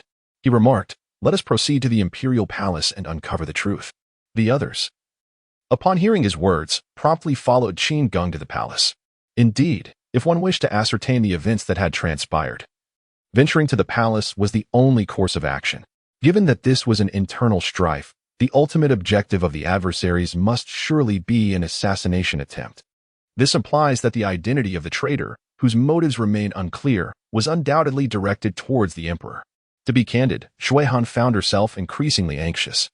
Her concerns had now transcended the safety of the Fong family and her mother.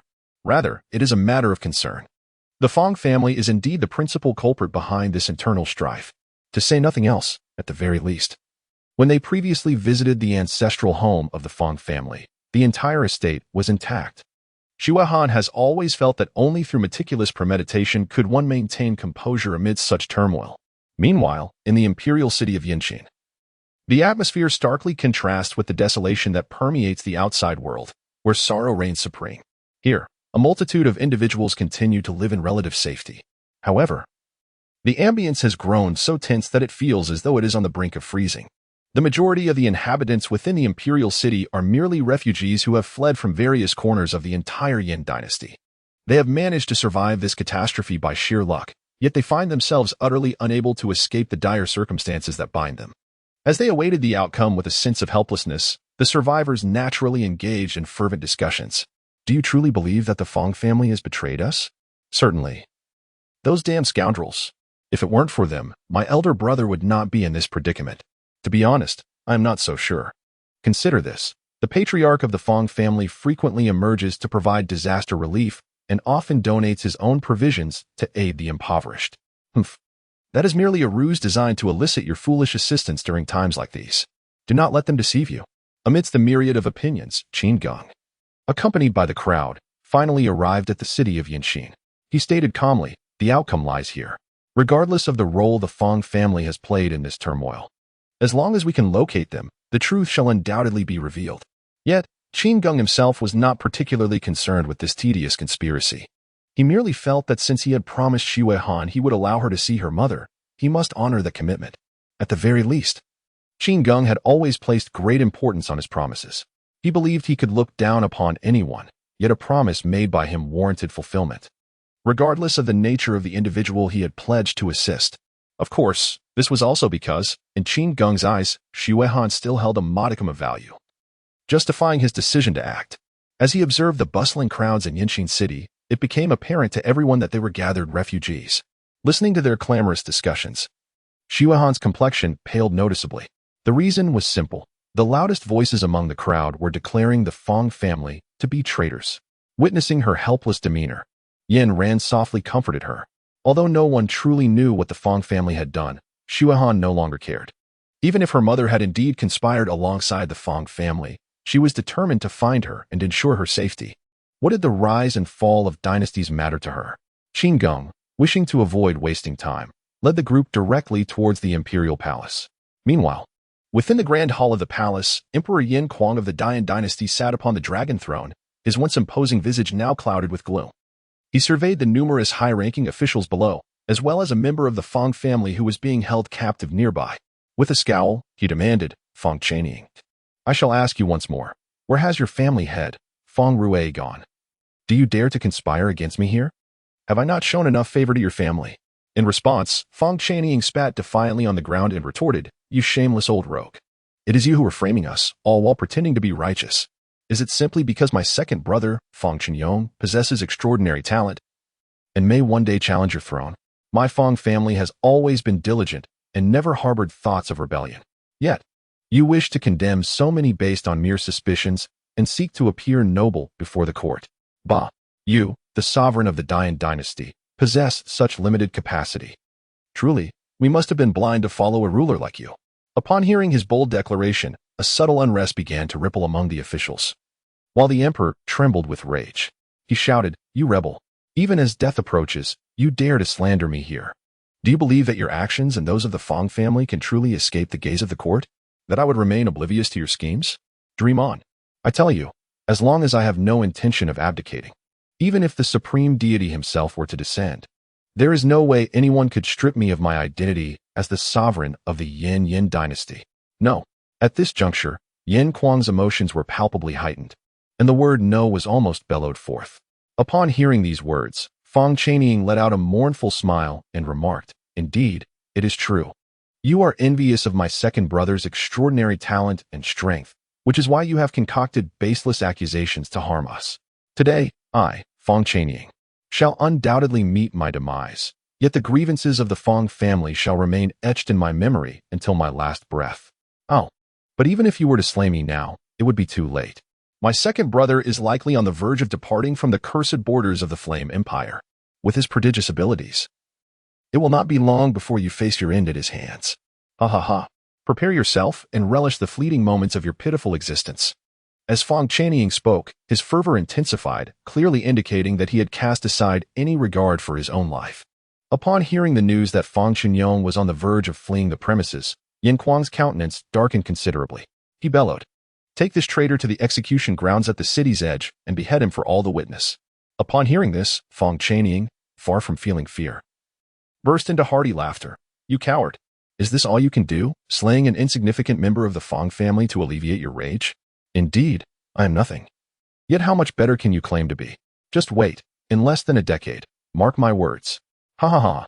Yin Kuang, no longer willing to endure another word from Fong Qianying, commanded his men to swiftly escort him out for public execution.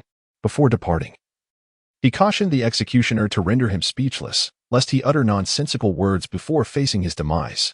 As he gazed at the still babbling Fong Qianying, Yin Kuang felt a surge of anger, yet a flicker of curiosity tugged at his heart. Could it be that this fellow truly had no part in the upheaval, and thus remained ignorant of the actions taken by the Fong family? Just as Fong Qianying was about to be taken away, a number of figures suddenly appeared in the hall. The one leading them, clad in a flowing white garment, effortlessly waved his hand, sending the two individuals who were restraining Fong Qianying hurtling backwards. Witnessing this unexpected turn of events, Yin Kuang's pupils constricted. Could this be the external aid from the Fong family? Moreover, it appears that each one of them is a master of unparalleled skill. He immediately bellowed, "Intruders are upon us. Quickly, assemble the defenses." However, before he could finish his words, he realized that the numerous ministers who had yet to react were all rendered unconscious, with not a single one able to respond or resist the assailants. He couldn't help but be taken aback. What on earth is happening? How could the Fong family possibly enlist such formidable warriors? Yet, he failed to notice that Fong Qianying beside him wore an equally bewildered expression. What is going on? Who are these people? Could it be that the Fong family truly plotted a rebellion, of which I am unaware? Though the events unfolding before him appeared utterly surreal, Yin Quan was acutely aware that this was the absurd reality. Initially taken aback, he soon emitted a scoff and returned to his dragon chair, stating, "I never imagined that the Fong family could summon such formidable warriors. I truly fail to comprehend. If you possess such trump cards, why resort to schemes? In any case, I lack the strength to resist, so feel free to claim this prize. But do not expect me to acknowledge that the Fong family has triumphed. Absolutely not." Upon hearing these words, Fong Chaniying was left even more bewildered. At this moment, the man standing at the center of the arena spoke coldly. "I have no interest in your affairs. I merely seek to find someone. If you fail to recognize the gravity of the situation, I would not hesitate to sever that useless head of yours as well." The individuals who had entered the grand hall were none other than those led by Qin Geng. Following the direction indicated by the few refugees, they rushed in just in time to witness Fong Chaniying on the verge of being dragged out for execution. Upon hearing his frantic cries, they quickly discerned his identity as a scion of the Fong family. It was then that Qin Geng instructed Qin Pe to rescue him with expedience. The current situation was quite clear. A full confrontation was underway between the Fong family and this emperor. Thus, inquiring about the whereabouts of Fong Chaniying and his family became paramount, necessitating his survival. Upon hearing the words of his counterpart, Yin Quan was momentarily taken aback. Wasn't this an ace up the sleeve arranged by the Fong family? He had assumed that the swift rescue of Fong Chaniying and the instantaneous incapacitation of numerous ministers without taking their lives was a tactic employed by the Fong family to eliminate him and subsequently utilize this cadre to govern the entire Yin dynasty. Yet, they claimed they were merely searching for someone? If that were the case, why incapacitate everyone except himself? Nevertheless, since it was evident that their intentions were not directed at him, he felt no need to adopt such a defiant stance. After all, if there remained a possibility of survival, who would willingly embrace death? His earlier bravado stemmed from the belief that these individuals were undoubtedly allies of the Fong family, prompting him to confront the situation with a sense of fatalism. He paused for a moment and inquired, "Whom are you seeking?" However, Qin Geng did not respond. Instead, he turned his gaze towards the anxious Shui Han standing behind him. She instantly grasped her master's intent. Thus, she stepped forward and asked both Fong Chaniying and Emperor Yin Quan, "Is my mother, Fong Ruoling, well? Where is she now?" Upon hearing her question, both men were momentarily stunned. Fong Chaniying, somewhat astonished, exclaimed, "You are the niece of my third aunt?" Upon hearing that the individual sought was a member of the Fong family, Yin Quan's demeanor grew considerably colder. He scoffed disdainfully, declaring, "How am I to know the whereabouts of these rebels? If they still draw breath, I sincerely wish for their immediate demise." At his words, Shui Han's expression darkened significantly. She retorted angrily, "I have no interest in the trivial matters of your dynasty. I merely wish to see my mother." In response to her proclamation, Yin Quan coldly replied, "In that case, I bid you farewell. Do not squander the time needed to locate your mother. Should you delay, she may very well become a corpse." Before Shui Han could retort, the emperor was abruptly seized from his position and forcefully thrown to the ground. Upon closer inspection, the assailant was none other than Qin Pe. Qin Geng approached the rather displeased Yin Quan and coldly remarked, "Listen carefully. Only I have the authority to judge my subordinates. What are you but a worthless entity? Furthermore, whether your so-called dynasty remains under your control is of no concern to me. However, should you fail to heed your manner of speaking, I assure you, I shall render you incapacitated first. By the way, do not refer to yourself as I in my presence. What are you to presume such a title? Do you think you are worthy?" Upon hearing these words, those present were unsurprised, for each understood the true nature of Qin Geng. At this moment, Shui Han was particularly moved. Regardless of the circumstances, such words brought her a sense of relief deep within her heart. The individual left behind, Fa Na Fong Chaniying, gazed at Qin Geng with astonishment, utterly bewildered by the enigmatic figure before her and how the daughter of her third aunt could possibly be linked to such a prominent personage. At that moment, the recently chastened Yin Quan truly dared not be reckless any longer. He never anticipated that his impulsive words concerning the Fong family would provoke such treatment from this imposing figure before him. Moreover, the most crucial aspect is that he has become accustomed to being the emperor above the masses. Consequently, he has yet to properly adjust his position in response to the arrival of these individuals. Of course, Qin Geng is acutely aware of this, which is precisely why he has summoned Qin Pe to personally educate this self-important emperor. It matters not that he is a sovereign in a foreign land. Even the so-called ancient dynasties from the Central Plains hold no significance in his eyes. What does it matter if your status appears exalted in the face of absolute strength? It is far wiser to recognize one's circumstances sooner rather than later. After a moment of fluctuating emotions, Yin Kuang silently rose from the ground, no longer daring to speak recklessly. Observing his newfound restraint, Qin Geng continued with an air of indifference, "Answer the question I posed earlier." Upon hearing this, Yin Kuang replied sullenly, "I genuinely do not know their whereabouts. To be frank, had I been aware of their location at that moment, I would not be here interrogating Fang Qianying now." Upon hearing this, Shui Han reflected and found it to be reasonable. The current situation is quite evident. Although it remains unclear who is lying, it is undeniable that the opposing party is in direct conflict with the Fang family. Had Yin Kuang possessed knowledge of the Fang family's precise location, he would have undoubtedly dispatched someone to pursue them immediately. Thus, Shui Han shifted her gaze to the other, Fang Qianying.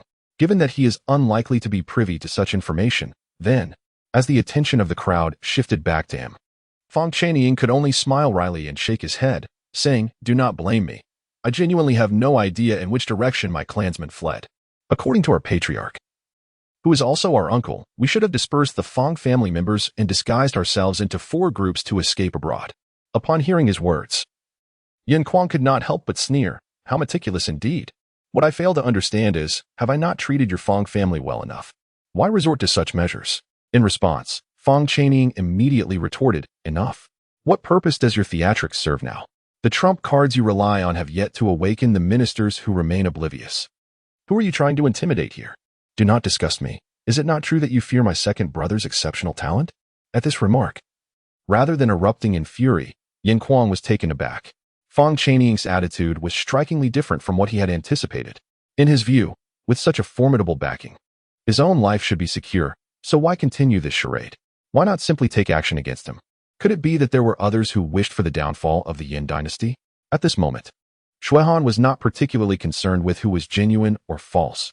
Her primary focus lay solely on the whereabouts of her mother. For her, the only priority was to locate her mother, Fang Ruoling. Everything else paled in significance.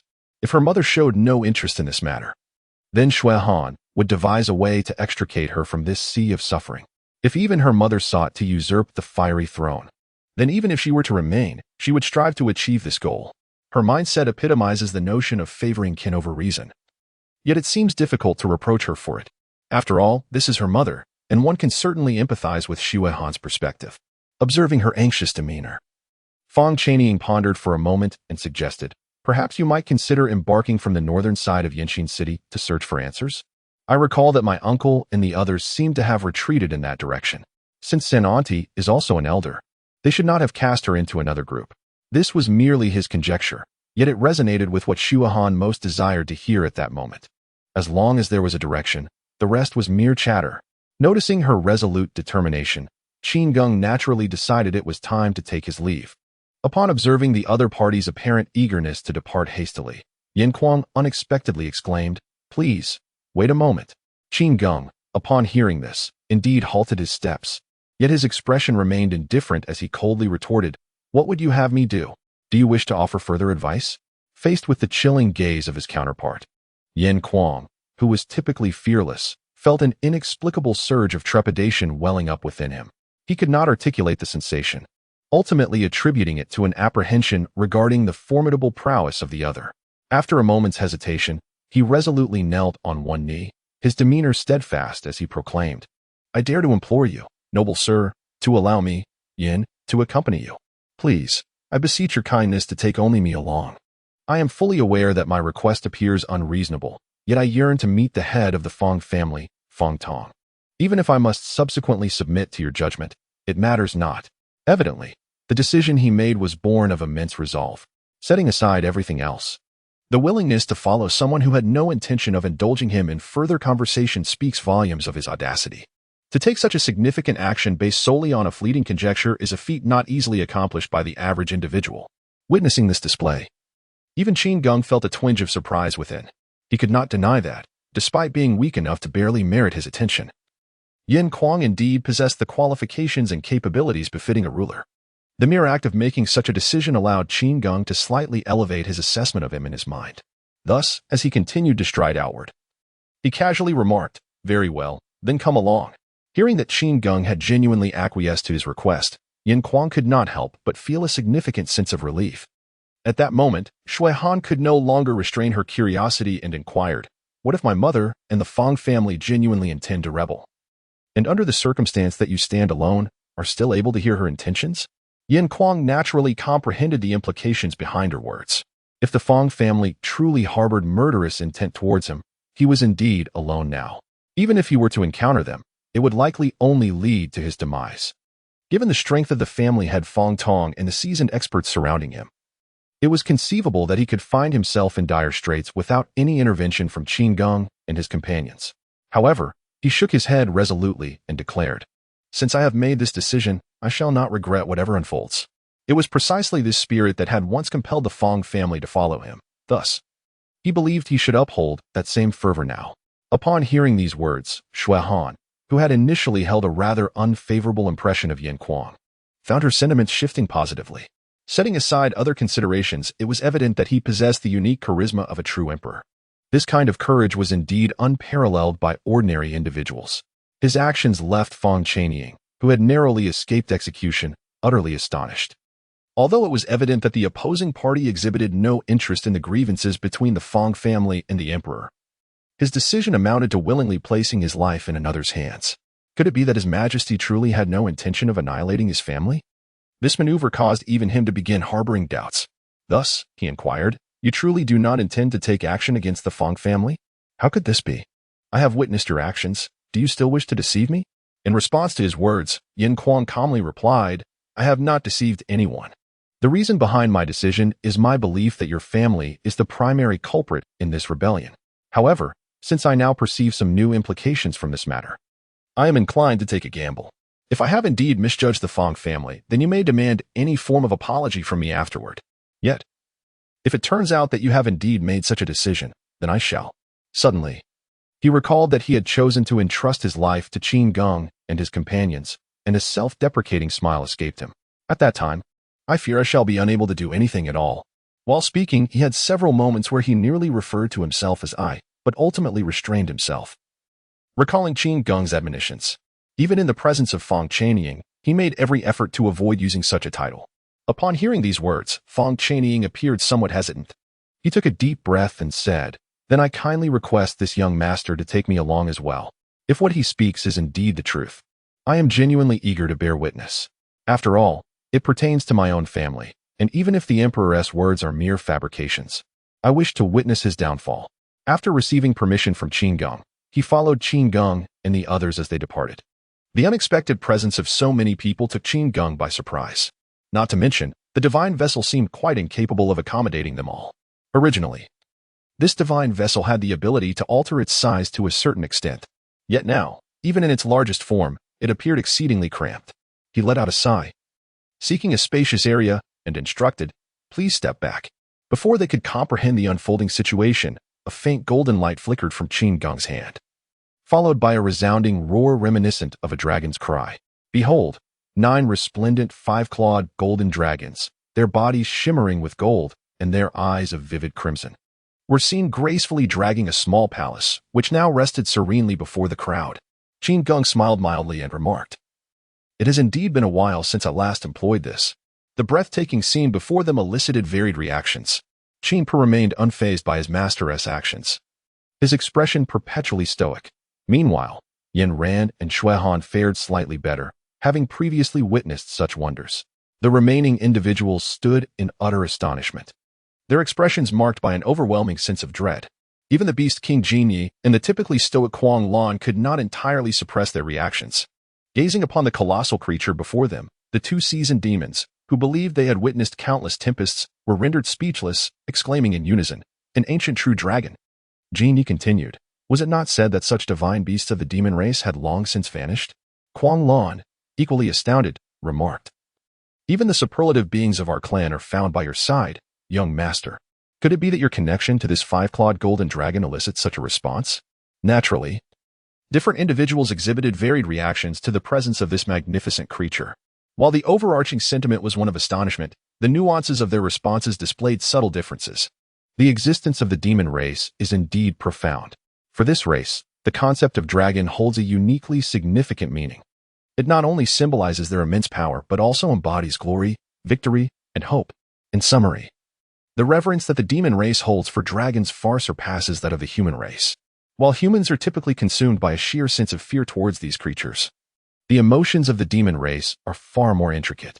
Qin Geng was unaware of these sentiments, and even if he were, he would not exhibit particular interest.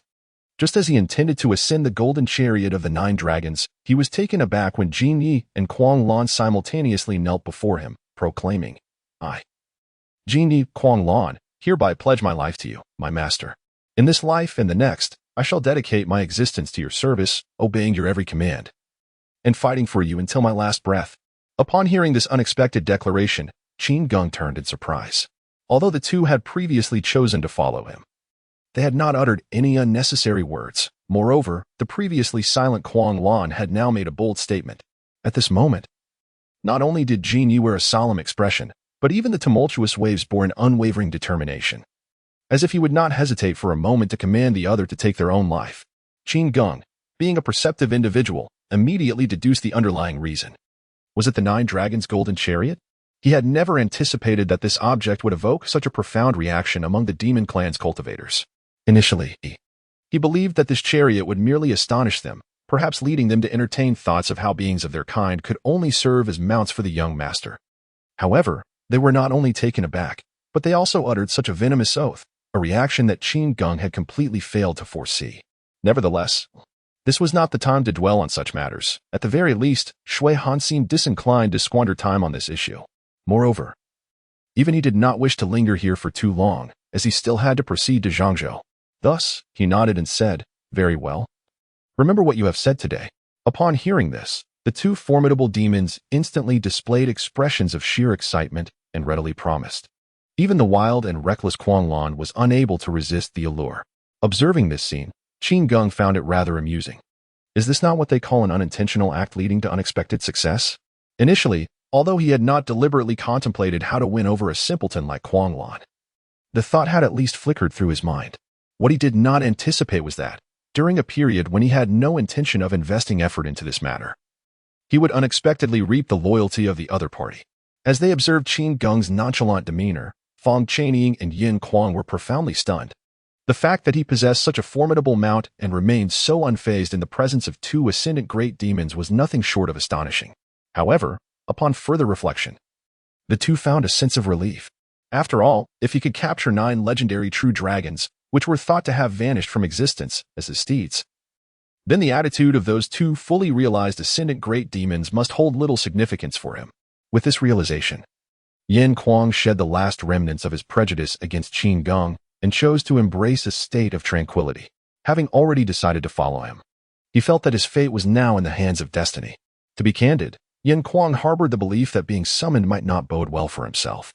Setting aside other considerations, his very life, in the eyes of others, was likely regarded as nothing more than a trivial existence, perhaps even unworthy of acknowledgement. Should Qin Geng become privy to such sentiments, he would likely concur, perhaps even remarking that the other party possessed a sense of self-awareness. As Qin Geng ascended the magnificent 9-dragon golden chariot, the crowd naturally followed suit. The colossal palanquin, formed by 9 true dragons, soared into the sky, majestically making its way northward. Meanwhile, in the city of Xianyu, Qin Xian, who had been assigned to deliver items to the venerable elder Xinyan, had just completed his task and was preparing to return to Qin Geng's side. At this moment, he was only aware that his counterpart had journeyed to the western regions. However, the exact location remained elusive. The communication talisman had exceeded the range necessary for contact, compelling him to spend some time in search of his master. When the venerable elder Xinyan realized that Qin Geng had no intention of returning to see him, he unmistakably felt a tinge of disappointment. Yet, he found himself at a loss for words, compelled to force a smile as he bid farewell to Qin Xian. Nevertheless, despite this, the elder was quite exhilarated at that moment. This particular venture was fortunate enough to have been initiated by his own volition. Otherwise, he would have had no inkling of how long he would need to evade the gaze of the heavens. Although it was true that when he eventually sought to break through the barriers of the lower realm to ascend, he would have to activate his celestial talisman. At least he felt secure in the present. During this period, he had indeed heard of the downfall of the 10 great families, yet he felt little sympathy for them. After all, They were unwilling to heed their own counsel. Their demise was merely a consequence of their own folly. Not long after Qin Xian's departure, the space here suddenly twisted, and an elder exuding a primal aura emerged. Upon recognizing the identity of the newcomer, even the sage of divine words was taken aback. The newcomer inquired, "Who was that young man who just left? Why do I sense a trace of karma?" Upon realizing the identity of the visitor, the sage of divine words retorted, "What brings you here, you old demon?" It was evident from this exchange that the being referred to as Old Demon was the formidable entity from the central continent who had long coveted Jin Yi. The sage of divine words was indeed perplexed. The reason for his confusion stemmed solely from the fact that the other party had consistently disparaged his chosen path of cultivation. Thus, the friction between them had been considerable over the years. However, as both parties advanced in their respective realms, opportunities for their encounters had become increasingly rare. Suddenly, the individual appeared before him, leaving him in a state of bewilderment. Could it be that this old coot, once again out of sheer boredom, had come to seek trouble with him? It was not surprising that he harbored such thoughts, for similar incidents had indeed transpired on multiple occasions in the past. This eccentric old man, merely out of his own ennui, had inexplicably engaged him in a few skirmishes. Fortunately, his unique abilities allowed him to perceive the opponent's moves to a certain extent, thus sparing him from defeat. Now, he once again found himself in the presence of the enigmatic elder Xinyan, who naturally harbored suspicions that this individual sought to provoke him. However, to his astonishment, upon hearing his inquiry, this typically fearless old man displayed an unprecedented hint of embarrassment. The venerable demon, who had traversed the vast expanse of the dark, profound continent for countless years, felt his cheeks flush as he awkwardly cleared his throat and stated, I have come to inquire about the whereabouts of that girl, Jinya. Unexpectedly, I encountered the young lad with whom you had just parted, and sensed a faint trace of karmic resonance emanating from him. Though exceedingly subtle, I am certain I did not misinterpret it." Upon hearing this, Elder Xinyan was momentarily taken aback before bursting into hearty laughter. The ancient demon, incensed, retorted, "What is so amusing?" To which Elder Xinyan replied, "Who would have thought that the mighty demon Huangqi would one day seek my assistance?"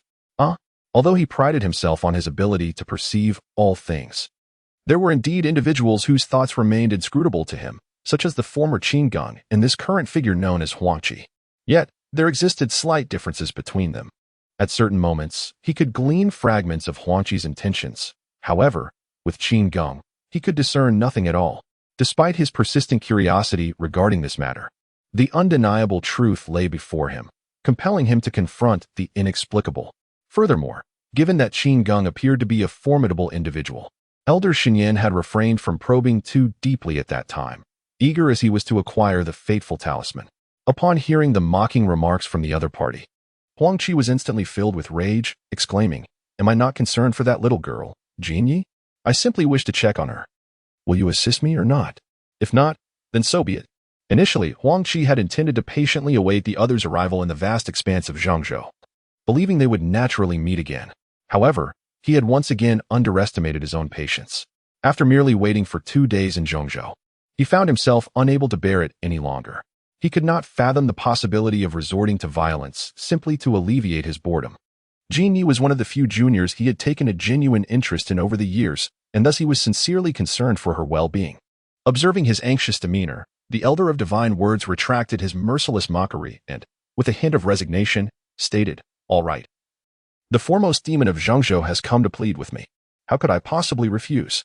Hearing this, Huangqi's eyes widened in disbelief, yet the other party remained unresponsive, closing his eyes to begin assisting instead. The Elder of Divine Words mused to himself, "This old fellow is still in such a state of anxiety. What could possibly be the matter with just one junior? Wait, why can't I sense him at all? Could it be that he... No, that's not right. He is still alive. I can barely sense a hint of him." As the elder's expression fluctuated, Huangqi could no longer contain himself, inquiring, "What on earth is wrong with you, old man? Have you perhaps suffered a decline in your powers?" In response, the elder slowly opened his eyes, offering a wry smile as he replied, "He is still alive.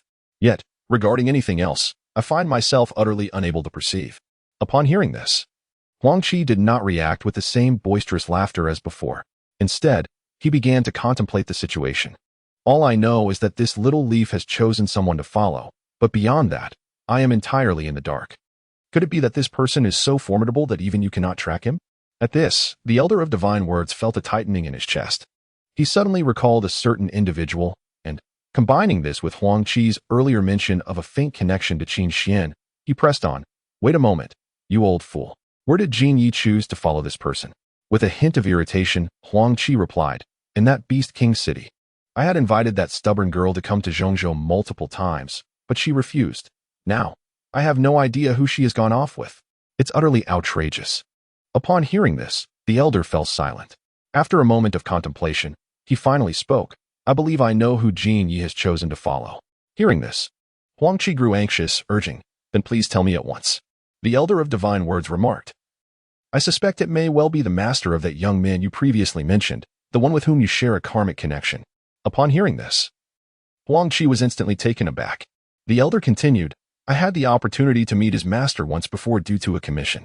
I must admit with some embarrassment that all my abilities were rendered utterly ineffective in his presence. When you requested that I seek out Jin Yi, I experienced a similar sensation. Moreover, considering that when we parted ways, he was headed towards the northern frontier, I believe you are indeed searching for that individual. Upon hearing this, Huang Qi found the elder's words to be exceedingly profound. Therefore, he inquired, where should I go to find him? To this query, the Elder of Divine Words rolled his eyes and retorted, is your mind solely occupied with combat? Simply pursue that young man ahead. At this, the typically formidable demon felt a wave of embarrassment wash over him. Without further ado, he set off in pursuit of the recently departed Qin Xian. Meanwhile, on the outskirts of the Inferno Kingdom, a procession of travelers cloaked in black approached the border's checkpoint.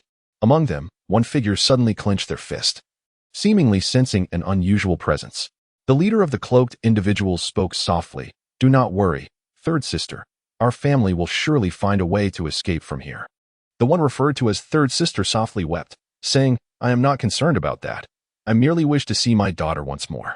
Upon hearing her words, the man who sought to comfort her fell silent for a moment before responding. Rest assured, since Xuahan is the daughter of the Lord of Qishao City, she must be faring well. Although I have heard she is now with others, as long as you are alive, you shall surely meet again. The two conversing were none other than Fong Tong, the head of the Fong family, and Fong Ruoling, Xuahan's mother, who is also Fong Tong's third sister. With this reassurance, Fong Ruoling felt a flicker of hope and replied, indeed, at least little Han is no longer with that deranged Shui Tianhe. We shall certainly reunite. Hearing his sister's assessment of Shui Tianhe, Fong Tong could only manage a resigned smile, unable to voice any objections. After all, it had been her own choice back then, and she could not cast judgment now. Moreover, they were confronted with an even more daunting predicament. Fong Tong sighed, it is perplexing how things have deteriorated to this state. Could it be that Qin Yang's immense potential incited jealousy or fear? Even now, Fong Tong could not comprehend why the emperor would suddenly turn against the Fong family.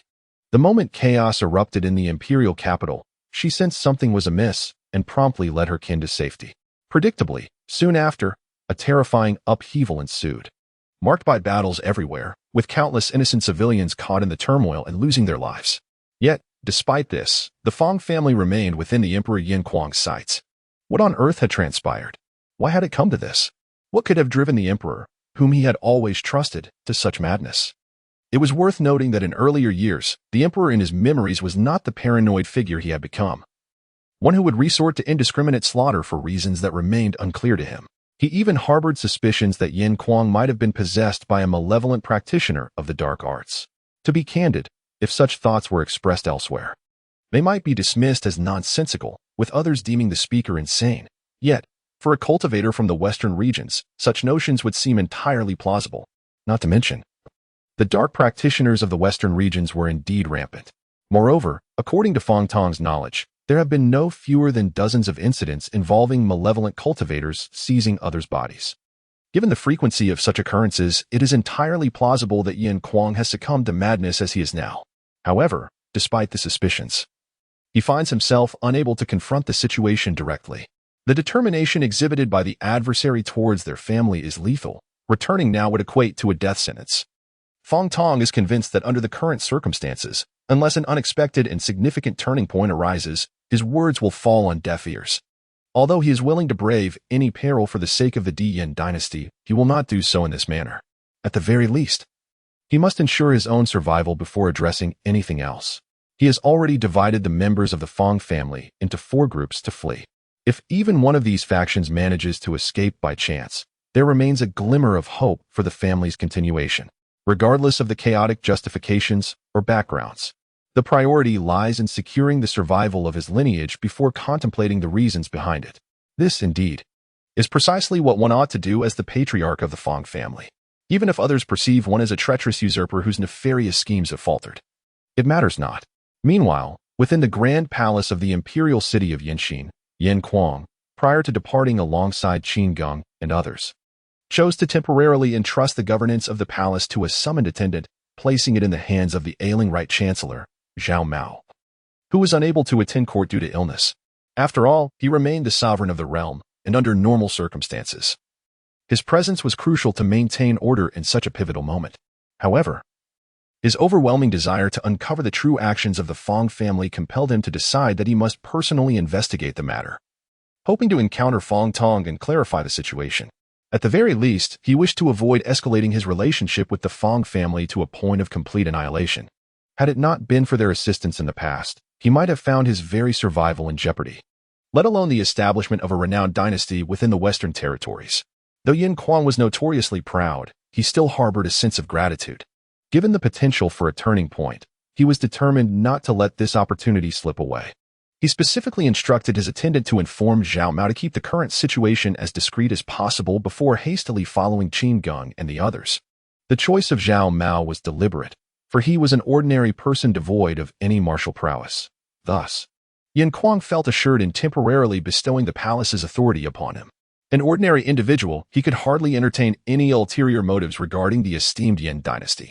While the sudden announcement of his illness surprised Yin Kuang, he chose not to delve deeply into it, as the current circumstances did not afford him the luxury of such contemplation. After all, it was entirely normal for an ordinary person to fall ill from time to time. Not long after their departure, the self-proclaimed ill Right Chancellor Zhao Mao stood in the grand hall of the imperial palace, his countenance dark and foreboding. This demeanor was hardly indicative of someone ailing.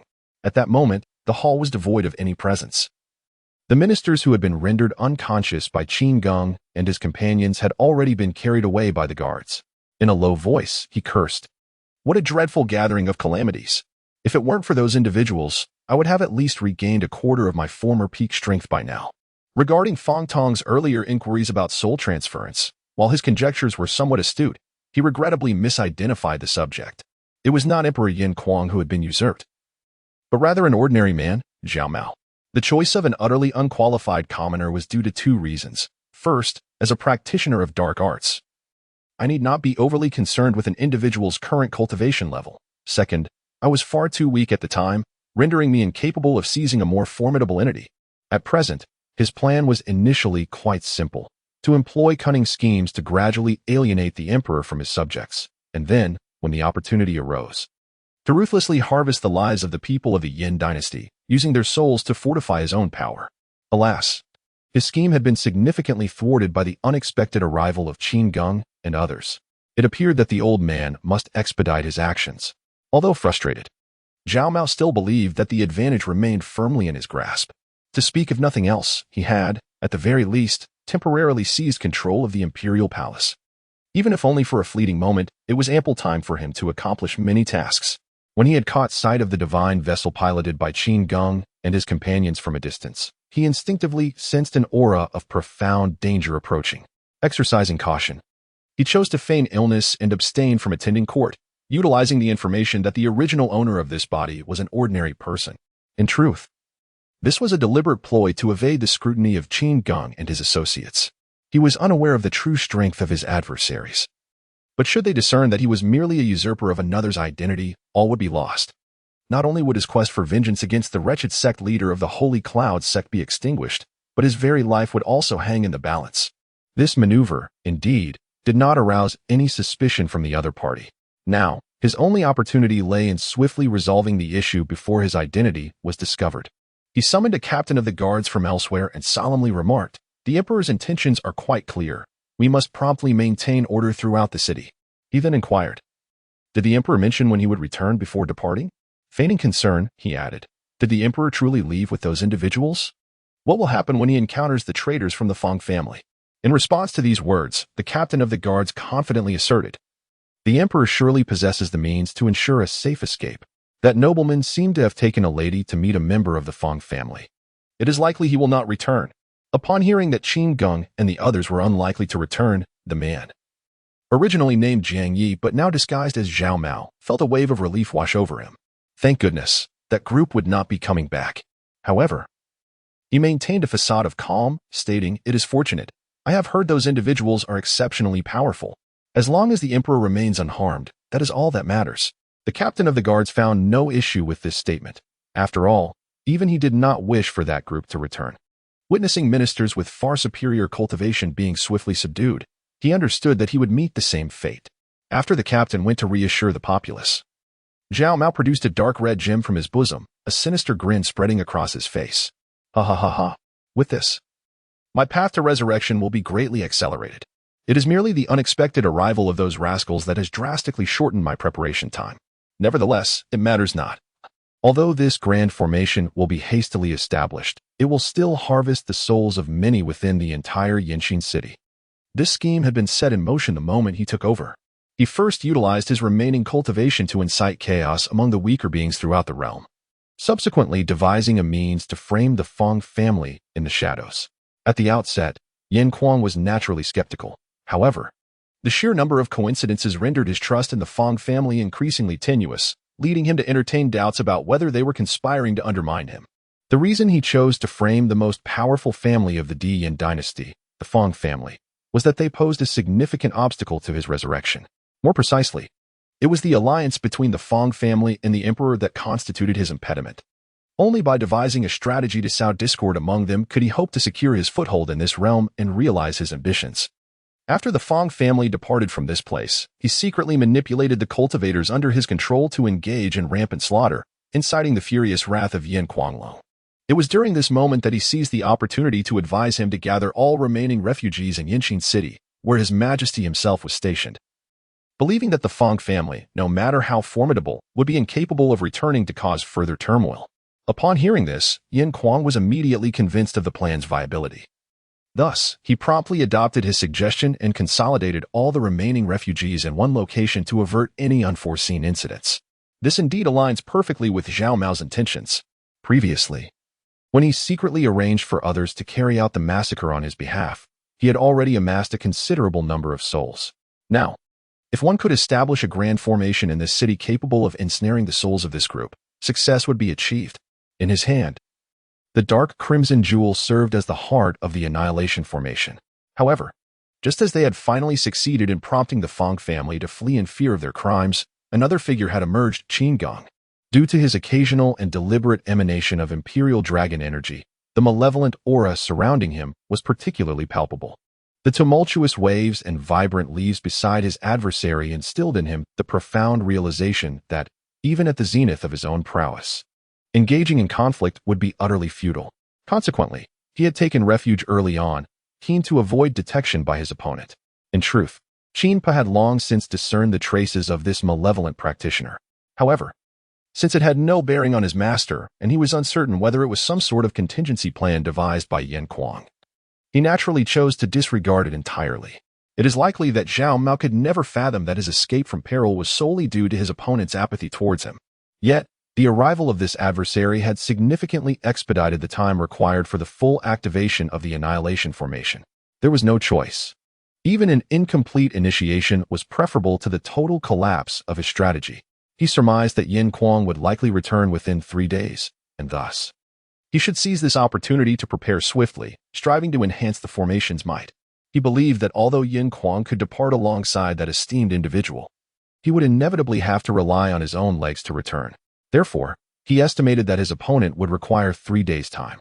Meanwhile, Qin Geng and his companions successfully intercepted Fong Tong, the head of the Fong family, and his entourage as they were about to depart from the northern stronghold of the Yin dynasty. Upon encountering Yin Kuang, Fong Tong's expression changed drastically, as he feared that Yin Kuang had come to take his life.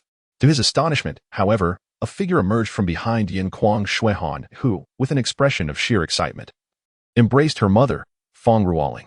This unexpected turn of events left the members of the Fong family utterly bewildered. After a moment of silence, Yin Kuang gravely inquired. Fong Tong, tell me the truth. Was this matter orchestrated by you? Hearing such a question from Yin Kuang, Fong Tong furrowed his brow and retorted. Might I ask your majesty why you would slaughter those defenseless commoners? Is this truly the monarch I, Fong Tong, have chosen to follow? Upon hearing these words, Yin Kuang was initially taken aback, but his expression swiftly transformed into one of fury. He bellowed, I have been deceived. I must return post-haste. Ever since his interaction with Fong Chaneying in the imperial capital, he had sensed that something was amiss. If he were to articulate it, he would say that he felt as though he were being manipulated like a puppet.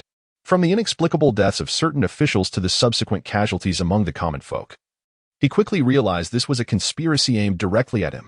Yet, under whose guidance had he ultimately directed his ire towards the Fong family? After much contemplation, only one name surfaced in his mind, the Right Chancellor Zhao Mao.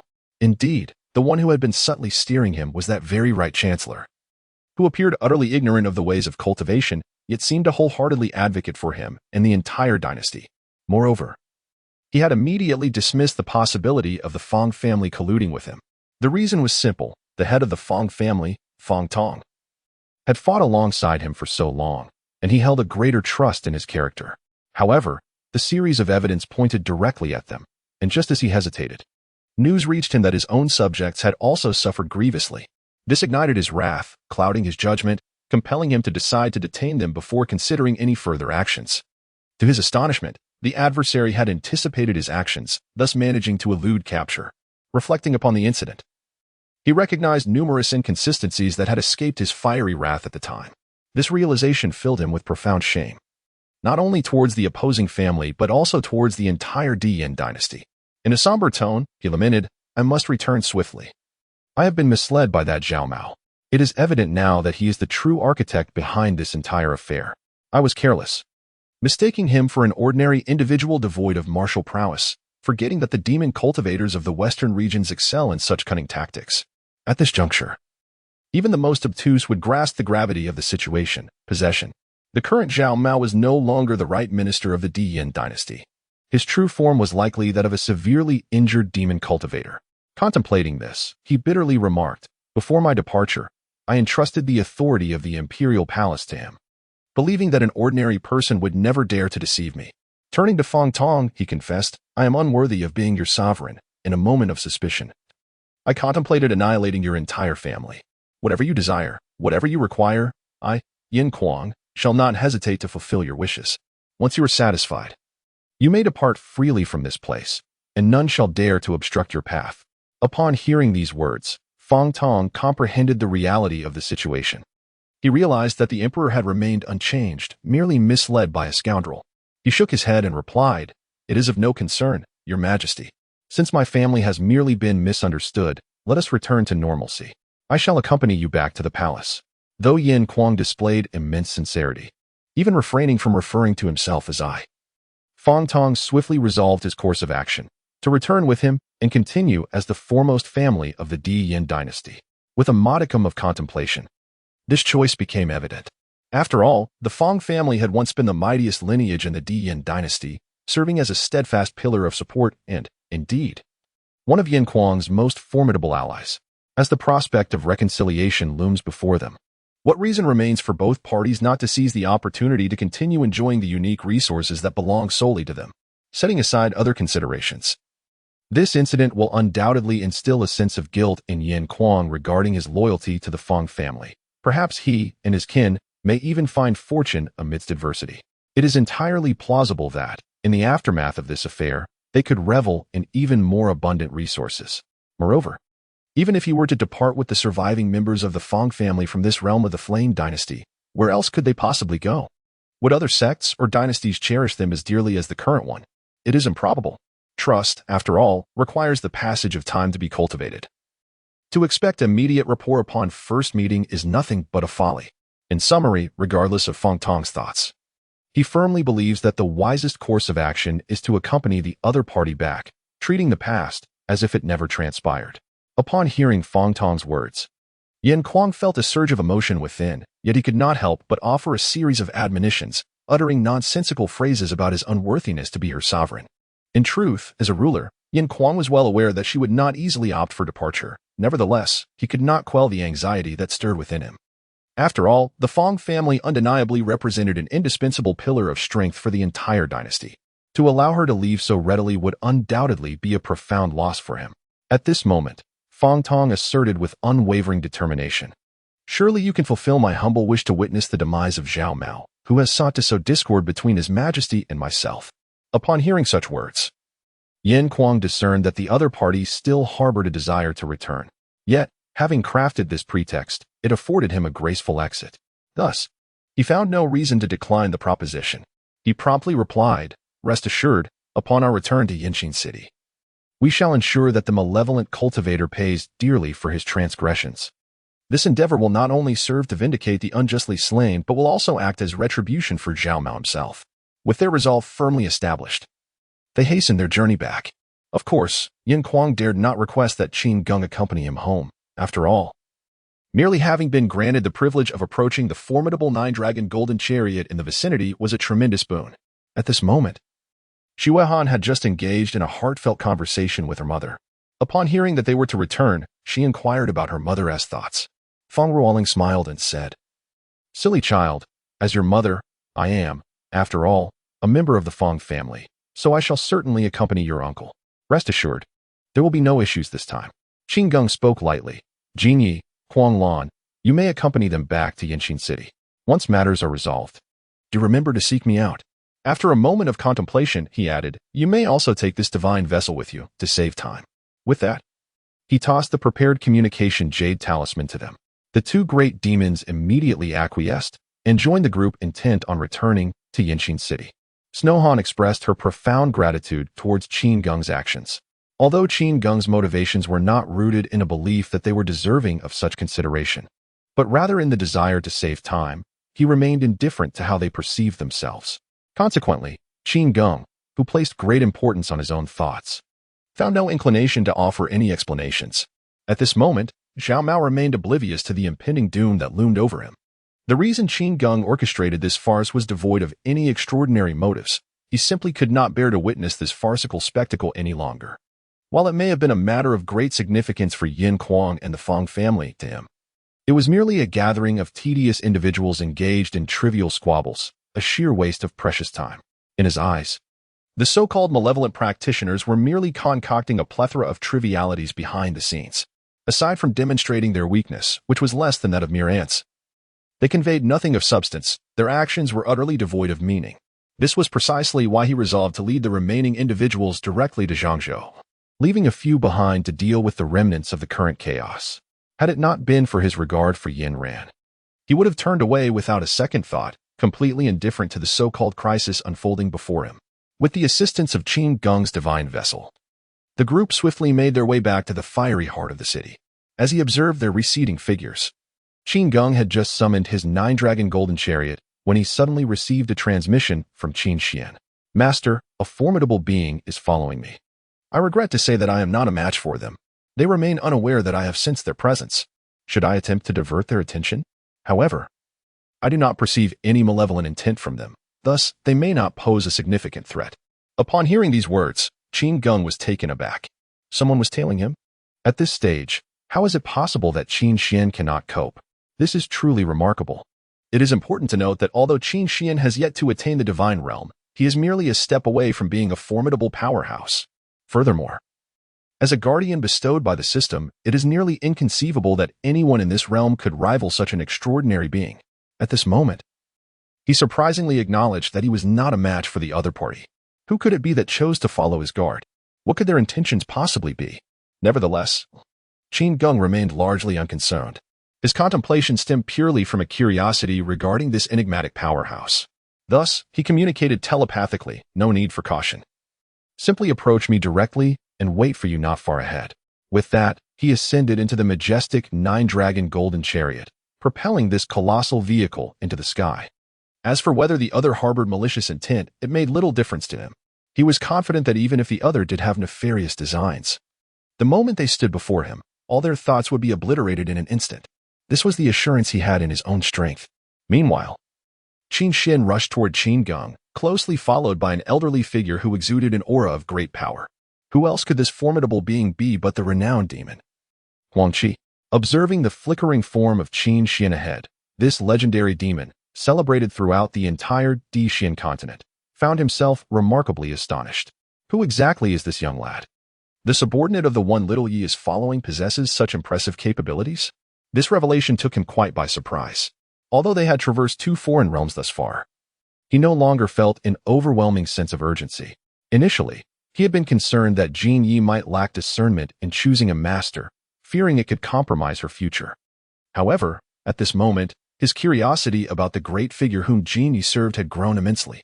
After all, if one of the subordinates could attain such a level as Qin Xian, he undoubtedly need not worry about the strength of the other party.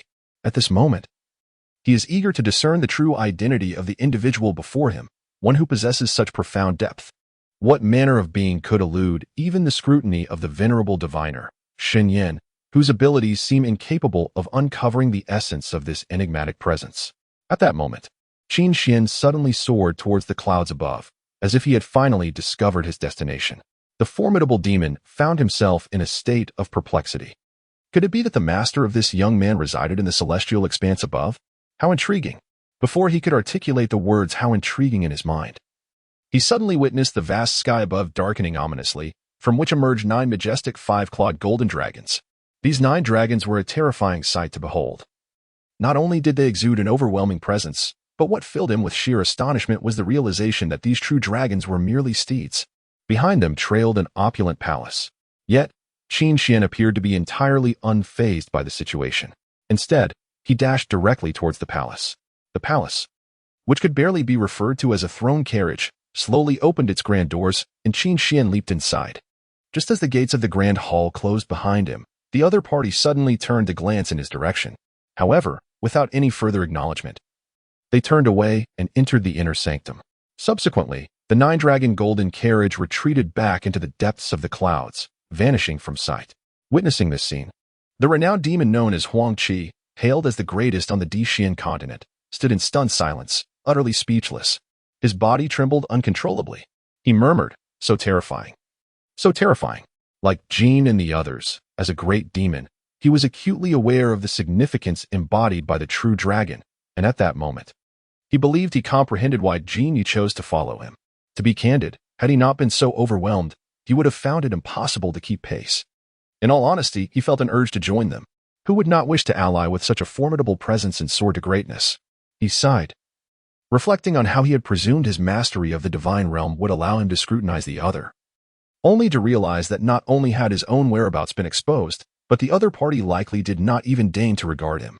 It was difficult for him to fathom why such an entity, one that even he could not bring himself to fear, would remain in this lower realm. In his view, the other must surely be a significant figure from the upper realm. If they chose to linger in the lower realm, he believed it could only be for one reason: they were evading both overt and covert threats from the upper realm. Even with such a terrifyingly profound background, the other could not guarantee their safety in the upper realms, which spoke volumes about the dreadfulness of that domain. However, Qin Geng did not dwell on such matters. His decision to use the 9-dragon golden carriage to greet Qin Xian was merely a matter of convenience. As for the reaction of the powerful being trailing him, he was indifferent. After all, the sentiment could be distilled into a single phrase: if you possess the capability, come and try. Meanwhile, Jin Yi personally piloted the divine vessel. Having returned to the outskirts of Yanqing City, as they navigated this craft, they observed from a distance that something seemed to flicker ominously with a dark red glow around the city. Were it not for their vantage point or insufficient cultivation, they might have been entirely unaware of the peculiar phenomena before them. Yin Quan's expression darkened as he remarked, "It is indeed an evil path's killing formation." The term killing formation generally refers to certain arrays utilized by practitioners of dark magic, regardless of their specific functions. They share a commonality: the harvesting of souls from those ensnared within. Upon witnessing this formation, Fong Tong solemnly stated, "This method undeniably belongs to a malevolent cultivator." The array had yet to be activated, seemingly still gathering energy. Yin Quang scoffed. "That Zhao Mao surely did not anticipate our swift return to Yanqing City. He must have estimated a rough time frame and is now channeling energy into the formation. By the time we return, Yanqing City will have been transformed into a dead city under his harvest, and he will undoubtedly have fled." At this point, Yin Quang gritted his teeth in anger. Setting aside other matters, his utmost disdain in life was directed towards these dark cultivators. although he did not consider himself a paragon of virtue. He had always held a deep-seated contempt for such cultivation methods. At this moment, how dare this group of scoundrels set their sights upon him? Truly, they must be weary of life. If he were at the peak of his powers, perhaps Yin Kuang would need to exercise some caution. However, the shoddy array they have constructed reveals their lack of finesse and insufficient energy. This indicates that they not only lack the materials to establish a complete formation, but also fall short in possessing the requisite pinnacle cultivation. Given this, he is resolute in his intent to vanquish the malevolence today. Meanwhile, the individual named Jiang Yi, known as Zhao Mao, felt an unsettling sensation within his heart. Despite the fact that his plans had been meticulously established, an inexplicable restlessness gnawed at him. This feeling of agitation, while perhaps not uncommon for the average person, would typically be acknowledged in the moment and soon forgotten, yet it lingered with an unsettling persistence. For the practitioner, this signifies a deeper implication. Generally speaking, if one feels a sense of agitation, it is highly probable that certain imminent events may unfold, bringing forth unforeseen circumstances that one would rather not witness. In other words, it suggests a potential misfortune ahead. Yet, how could this be possible? After much contemplation, he resolutely decided, if this feeling of unease does not dissipate within 3 time intervals, then it would be prudent to depart swiftly. Though he felt an intense reluctance, Jiang Yi understood the weight of the situation. As a practitioner, he inherently placed trust in his intuition. Since his instincts indicated that the current circumstances were dire, he would not stubbornly linger, prioritizing his own safety above all else.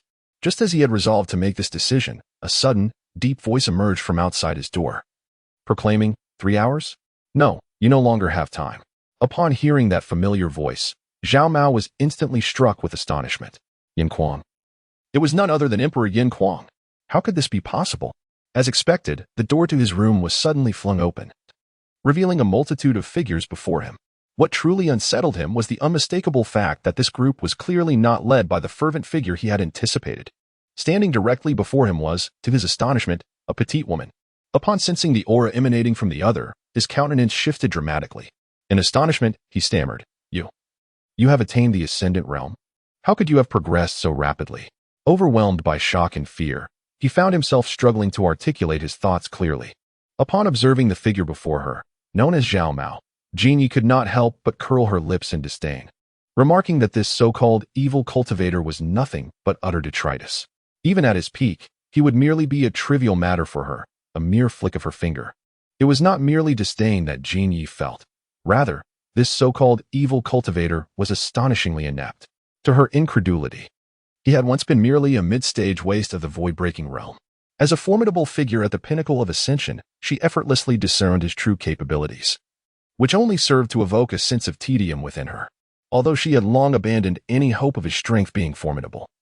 This was undeniably a level of weakness that was rather laughable. Upon hearing her words, the man known as Jiang Yi, the evil cultivator, disregarded his dignity entirely. He knelt before her, crawling to her feet, repeatedly bowing his head in supplication, imploring, I beg your pardon, my lord. I was momentarily bewitched and had no intention of causing you distress. I humbly request that you spare me, considering I have yet to commit any egregious act. His words were devoid of shame, as if the officials and common folk he had covertly harmed were entirely inconsequential to him. He recognized the gravity of the situation. It was evident that Jiang Yi was the most formidable among them. Thus, he believed that if he could secure her mercy, the remaining individuals would be rendered powerless in her presence. Upon hearing these words, Yin Kuang could not help but let out a cold laugh. How absurd. If such a thing were to be overlooked, would I still be fit to reign as emperor?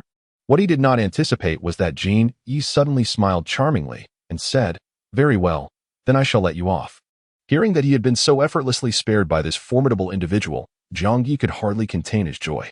He repeatedly bowed in gratitude, exclaiming, Jiang Yi will forever remember the great kindness and virtue of the esteemed senior. I assure you, I shall never again cause you displeasure in your presence. Upon hearing this, Yin Kuang and the others immediately grew anxious. If they were to let this calamity go unchecked, who could predict how events would unfold thereafter? Moreover, even if one could quell the present turmoil, how would one explain it to the 100? Yet, they did not anticipate that at this moment. Jiang Yi would first nod and assert with an air of certainty, Of course, I believe you can no longer provoke my displeasure. She then smiled and added, I have stated that I forgive you, but I never claimed that they would forgive you as well. You are aware that we are all equal. How could I possibly dictate the will of others? Upon hearing these words, Jiang Yi, who had been in a state of euphoria just a moment ago, was now rendered utterly speechless, frozen in place. Yet, Yin Kuang and his companions instantly revealed knowing smiles. Upon witnessing their unabashed murderous intent, Jiang Yi exclaimed in alarm, I am the second elder of the blood cult sect. You all. Observing the grim fate that awaited him, Jin Yu coldly remarked, to kill you personally? Do you truly believe yourself worthy of my hand? Not only was his newly acquired body lost, but even his soul was utterly obliterated under the relentless assault of Yin Kuang and Fang Tong. Although he once surpassed these two in his prime, his current state of profound weakness rendered him utterly incapable of contending with them. However, the mention of the blood cult sect by his adversary stirred a flicker of concern in Shui Han. Sensing her unease, Fang Tong was the first to smile and reassured her, Child, there is no need for worry. The blood cult sect is indeed a formidable demonic sect in this vicinity. Your apprehension stems solely from your unfamiliarity with them. Allow me to clarify, they hold no regard for human life, not even for their own kin. His desperate claims were merely the ravings of a cornered rat. Consider this, if he could secure the protection of his sect, why would he venture into my Yin dynasty to usurp another's body? He could simply return to his sect instead. Upon hearing this analysis, Shui Han's expression transformed, revealing a sense of relief. Her primary concern had been the possibility of retaliation that could endanger her mother, Fang Ruoling. Despite their awareness of her anxiety, neither Yin Kuang, Fang Tong, nor even Fang Ruoling deemed it a significant matter. As practitioners in the Western regions, they were acutely aware of the nature of demonic sects and their existence. They understood that even as part of such a sect, one must rely on their own strength, and conflicts among fellow disciples were commonplace, a reality well known to all cultivators in the Western regions. Thus, to them, the title of second elder of the blood cult sect was nothing more than a farcical jest. Meanwhile, within the blood cult sect, an elder responsible for guarding the numerous soul tablets of the elders suddenly witnessed the shattering of the soul tablet belonging to the second elder. Unlike those who were frantic at the sight of the sect's pillars collapsing, this elder wore a sinister grin. He cackled malevolently, What a pity. I wonder where this Jiang Yi has met his demise. The account of that conspiracy to seize the Blood Eye Stone from me remains unsettled. Were it not for my duties, I would have relished the opportunity to personally conclude your wretched life. Alas, you are dead now. Yet I must inform the sect master to avoid any accusations of negligence on my part. With that, he rose slowly and made his way, unhurriedly, to the location of the sect master. The unfolding of these events was entirely within the expectations of Yin Kuang and the members of the Fang clan. Those who cultivate demonic arts are not only ruthless in disposition, but often possess a reclusive and selfish nature, exhibiting a complete disregard for the lives of others, even among their own sect members. The internal strife leaves no room for reasonable resolution, let alone the luxury of seeking vengeance against one's own peers. In other words, practitioners of demonic cultivation have never been concerned with their own reputation. Their sole focus lies in acquiring as many benefits as possible. In a conventional sect, the murder of an elder would be viewed as a profound disgrace, prompting a grand return to reclaim their honor, much like the Shinwei sect, which found itself in dire straits. The demon sect has never been concerned with such matters. Should they hear of a member of a rival sect meeting their demise in the outside world, they would merely mock the incident. Conversely, if a sect of demonic practitioners were to make a grand display of vengeance over the death of an individual, it would undoubtedly indicate that they had not truly changed their nature, but rather recognized the potential benefits of such an action. Although the Dayan dynasty occupies a considerable expanse of territory, it pales in comparison to the blood cult sect, rendering it insignificant in terms of desirability. Furthermore, given the immense distance separating the blood cult sect from this location, it is improbable that they would undertake a lengthy journey merely to exact revenge for this matter. As she beheld the soul of the malevolent cultivator, Jiang Yi, dissipate into the ether, Jin Yu remarked with a calm demeanor, We must return. We cannot keep our master waiting. With that, she strode purposefully towards the exit, leaving a trail of tumult in her wake. Observing her indifference, Yin Kuang understood all too well that she regarded him and his companions with little regard. Yet, he dared not voice any objections, and instead, he respectfully clasped his hands in tribute, declaring, The grace of my Lord shall remain etched in my memory until my dying breath. Yet, Genie departed without even glancing back. As a powerful being who had attained the pinnacle of the Ascension realm, She deemed it unnecessary to engage in equal discourse with just anyone, for in her heart, many did not possess the requisite qualifications. Moreover, considering her past circumstances, she naturally harbored little fondness for the practitioners of the human race. The matters at hand were merely tasks assigned by her master. With the completion of Qin Geng's instructions, she felt no inclination to linger here for even a moment longer. Observing the demeanor of the other party, Shui Han realized that she could no longer afford to waste time in this place. After exchanging a few heartfelt words with her mother, she swiftly followed the other person to depart. Although this encounter was steeped in drama, it ultimately served to fulfill her purpose. As for her daughter's ambition to pursue loftier goals, Feng Ruoling naturally offered her unwavering support, even subtly suggesting that Shui Han should take a more proactive approach towards Qin Geng. Upon hearing her mother's words, Shui Han felt a rush of crimson to her cheeks, yet she found herself at a loss for a rebuttal. After all, having chosen to follow him, it would seem hypocritical to now deem her mother's advice excessive. Meanwhile, Qin Geng sat within the resplendent Nine Dragons' golden chariot, soaring through the depths of the clouds towards the central continent. As he reveled in his clever maneuver of concealing the whereabouts of the 9 dragons beneath the clouds, an unexpected presence emerged in the grand hall. Qin Pu appeared before him, kneeling respectfully on one knee before Qin Geng, who occupied the esteemed seat. "Young master," he began, "we are but a short distance from reaching the central state." However, he hesitated, prompting a frown from Qin Geng. "What troubles you?" he inquired. Qin Pu replied, "It seems that the central state is encircled by a barrier that only permits exit from within. Unless we find the breach, the entrance, we have no choice but to breach it ourselves." Upon hearing this, Qin Geng raised an eyebrow. "So it is to say, the central state is governed by a cadre of ancient beings, and those who wish to enter must adhere to their rules? That simplifies matters." With that, Qin Geng gradually closed his eyes and commanded the 9 dragons' golden chariot to charge directly into the barrier of the central state. Lately, the central state had been rife with turmoil. The upheaval of the 10 great families was still unfolding. Now, under the astonished gaze of the powerful from all over the central state, 9 authentic dragons emerged, drawing a resplendent chariot, more accurately, a diminutive palace, straight into the barrier that had safeguarded the central state for countless years, shattering it into fragments. As the 9 fully ascended dragons collided with the barrier, the entire central state trembled as if the very earth were quaking. The multitude of formidable figures within were utterly astounded, rendered speechless by the spectacle before them. What is this? A true dragon? By the heavens, am I truly witnessing a genuine dragon? How can this be possible? In the current era of the earthly mystic continent, how could such a mythical creature exist, let alone 9 of them appearing simultaneously? Could this be the harbinger foretold by our venerable ancestor? There was no need for frantic dissemination of the news, for any soul in the central plains with sight unclouded could behold this miraculous phenomenon with their own eyes. In response to this astonishing scene, various factions naturally exhibited differing reactions. It was utterly unexpected to encounter such a phenomenon in this location. It appears that our Yuling sect must indeed exercise caution. The entire Destin continent is rife with upheaval, and even my demonic sect, under the command of the demon sovereign, ought to remain vigilant. I had foreseen that a significant transformation would inevitably occur here, yet I never anticipated it would arrive so swiftly. Alas, the identity of the individual atop the golden chariot remained shrouded in mystery. Bring forth a messenger. Quickly inform the higher realms that 9 true dragons are circling above. Such monumental news must reach them immediately.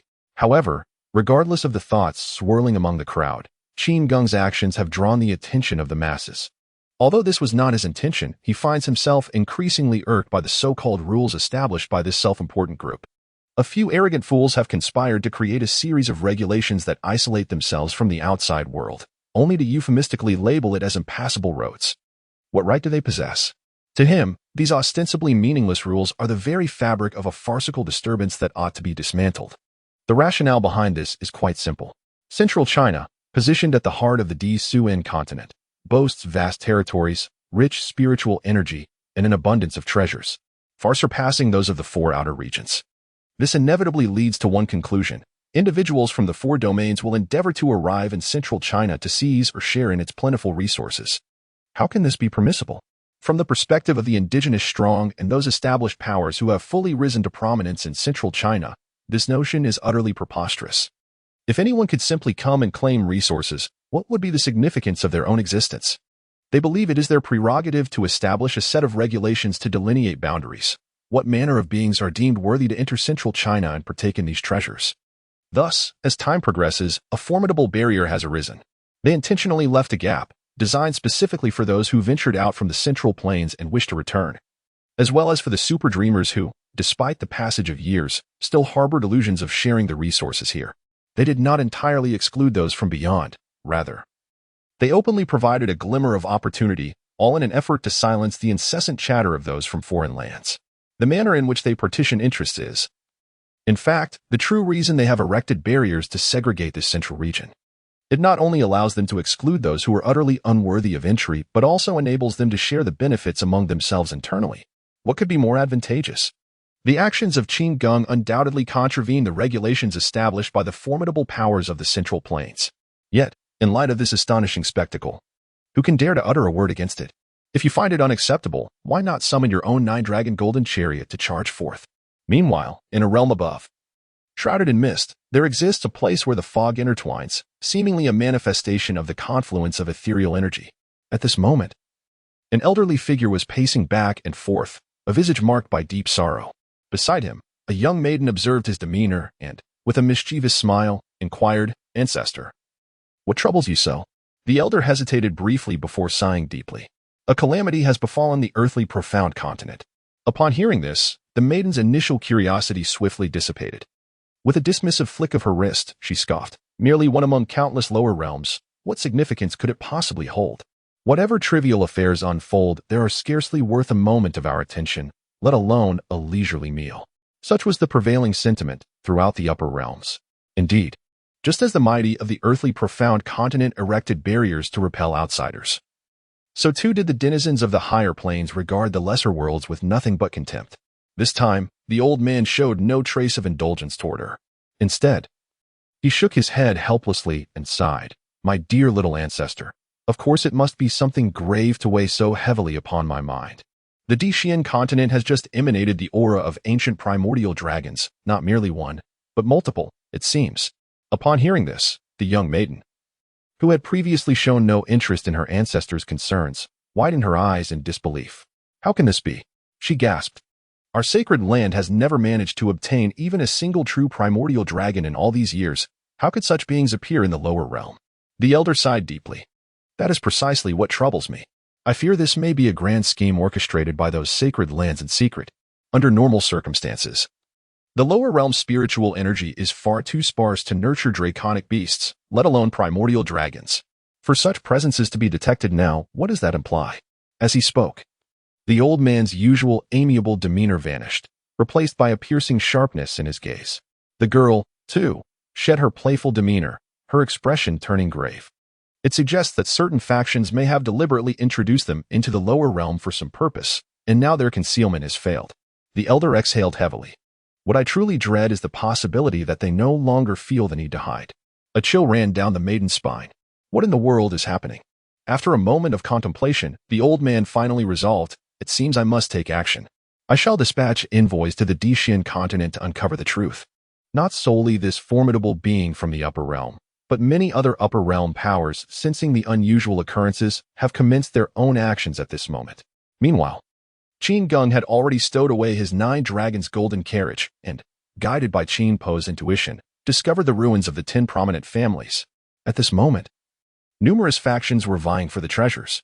One of the guards, tasked with maintaining order, stepped forward and barked, "Who are you? How dare you disrupt this place?" Upon hearing this, Qin Geng replied with nonchalance, "And what are you to shout at me?" The reason for his presence here was quite simple. After arriving in the central continent, he found himself at a loss regarding his next course of action. He merely wished to observe the forces associated with those short-sighted individuals from before. As a being at the pinnacle of ascension, Qin Po immediately sensed the presence of others whose auras resonated closely with that of the previous group. Yet, this sentiment was not born out of curiosity, but rather sheer boredom. Although the central continent was vast, to him it merely represented another venue for financial expenditure. The thought of tasks requiring expenditures at the level of tens of millions of stones left Qin Geng feeling somewhat overwhelmed. Setting aside the matter of finances, it was evident that none of the other 4 territories provided him with opportunities of such magnitude. Qin Geng possessed a tenfold rebate card, a testament to his generosity, however. The sheer abundance of trivialities rendered him feeling unworthy of spending, to say nothing of it. Most of the items sold at auctions in the outer realms were nothing but rubbish, leaving him feeling that they were hardly worth his time. At this moment, the guard, who had just been scolded, was infuriated by Qin Geng's words. He was about to retort angrily when he noticed the subtle air of authority surrounding Qin Geng, causing him to hesitate. After all, if the other party truly belonged to a powerful faction, a mere guard like himself could not afford to offend such an individual.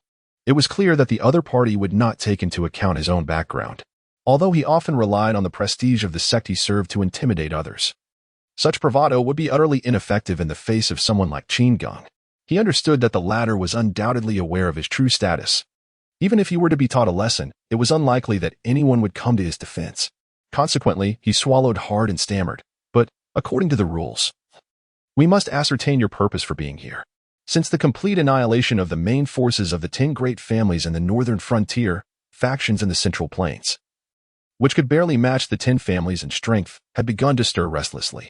Initially engaged in mutual conflict, they eventually reached an agreement, allowing various factions to take what they desired while striving to ensure that others would not interfere during this process.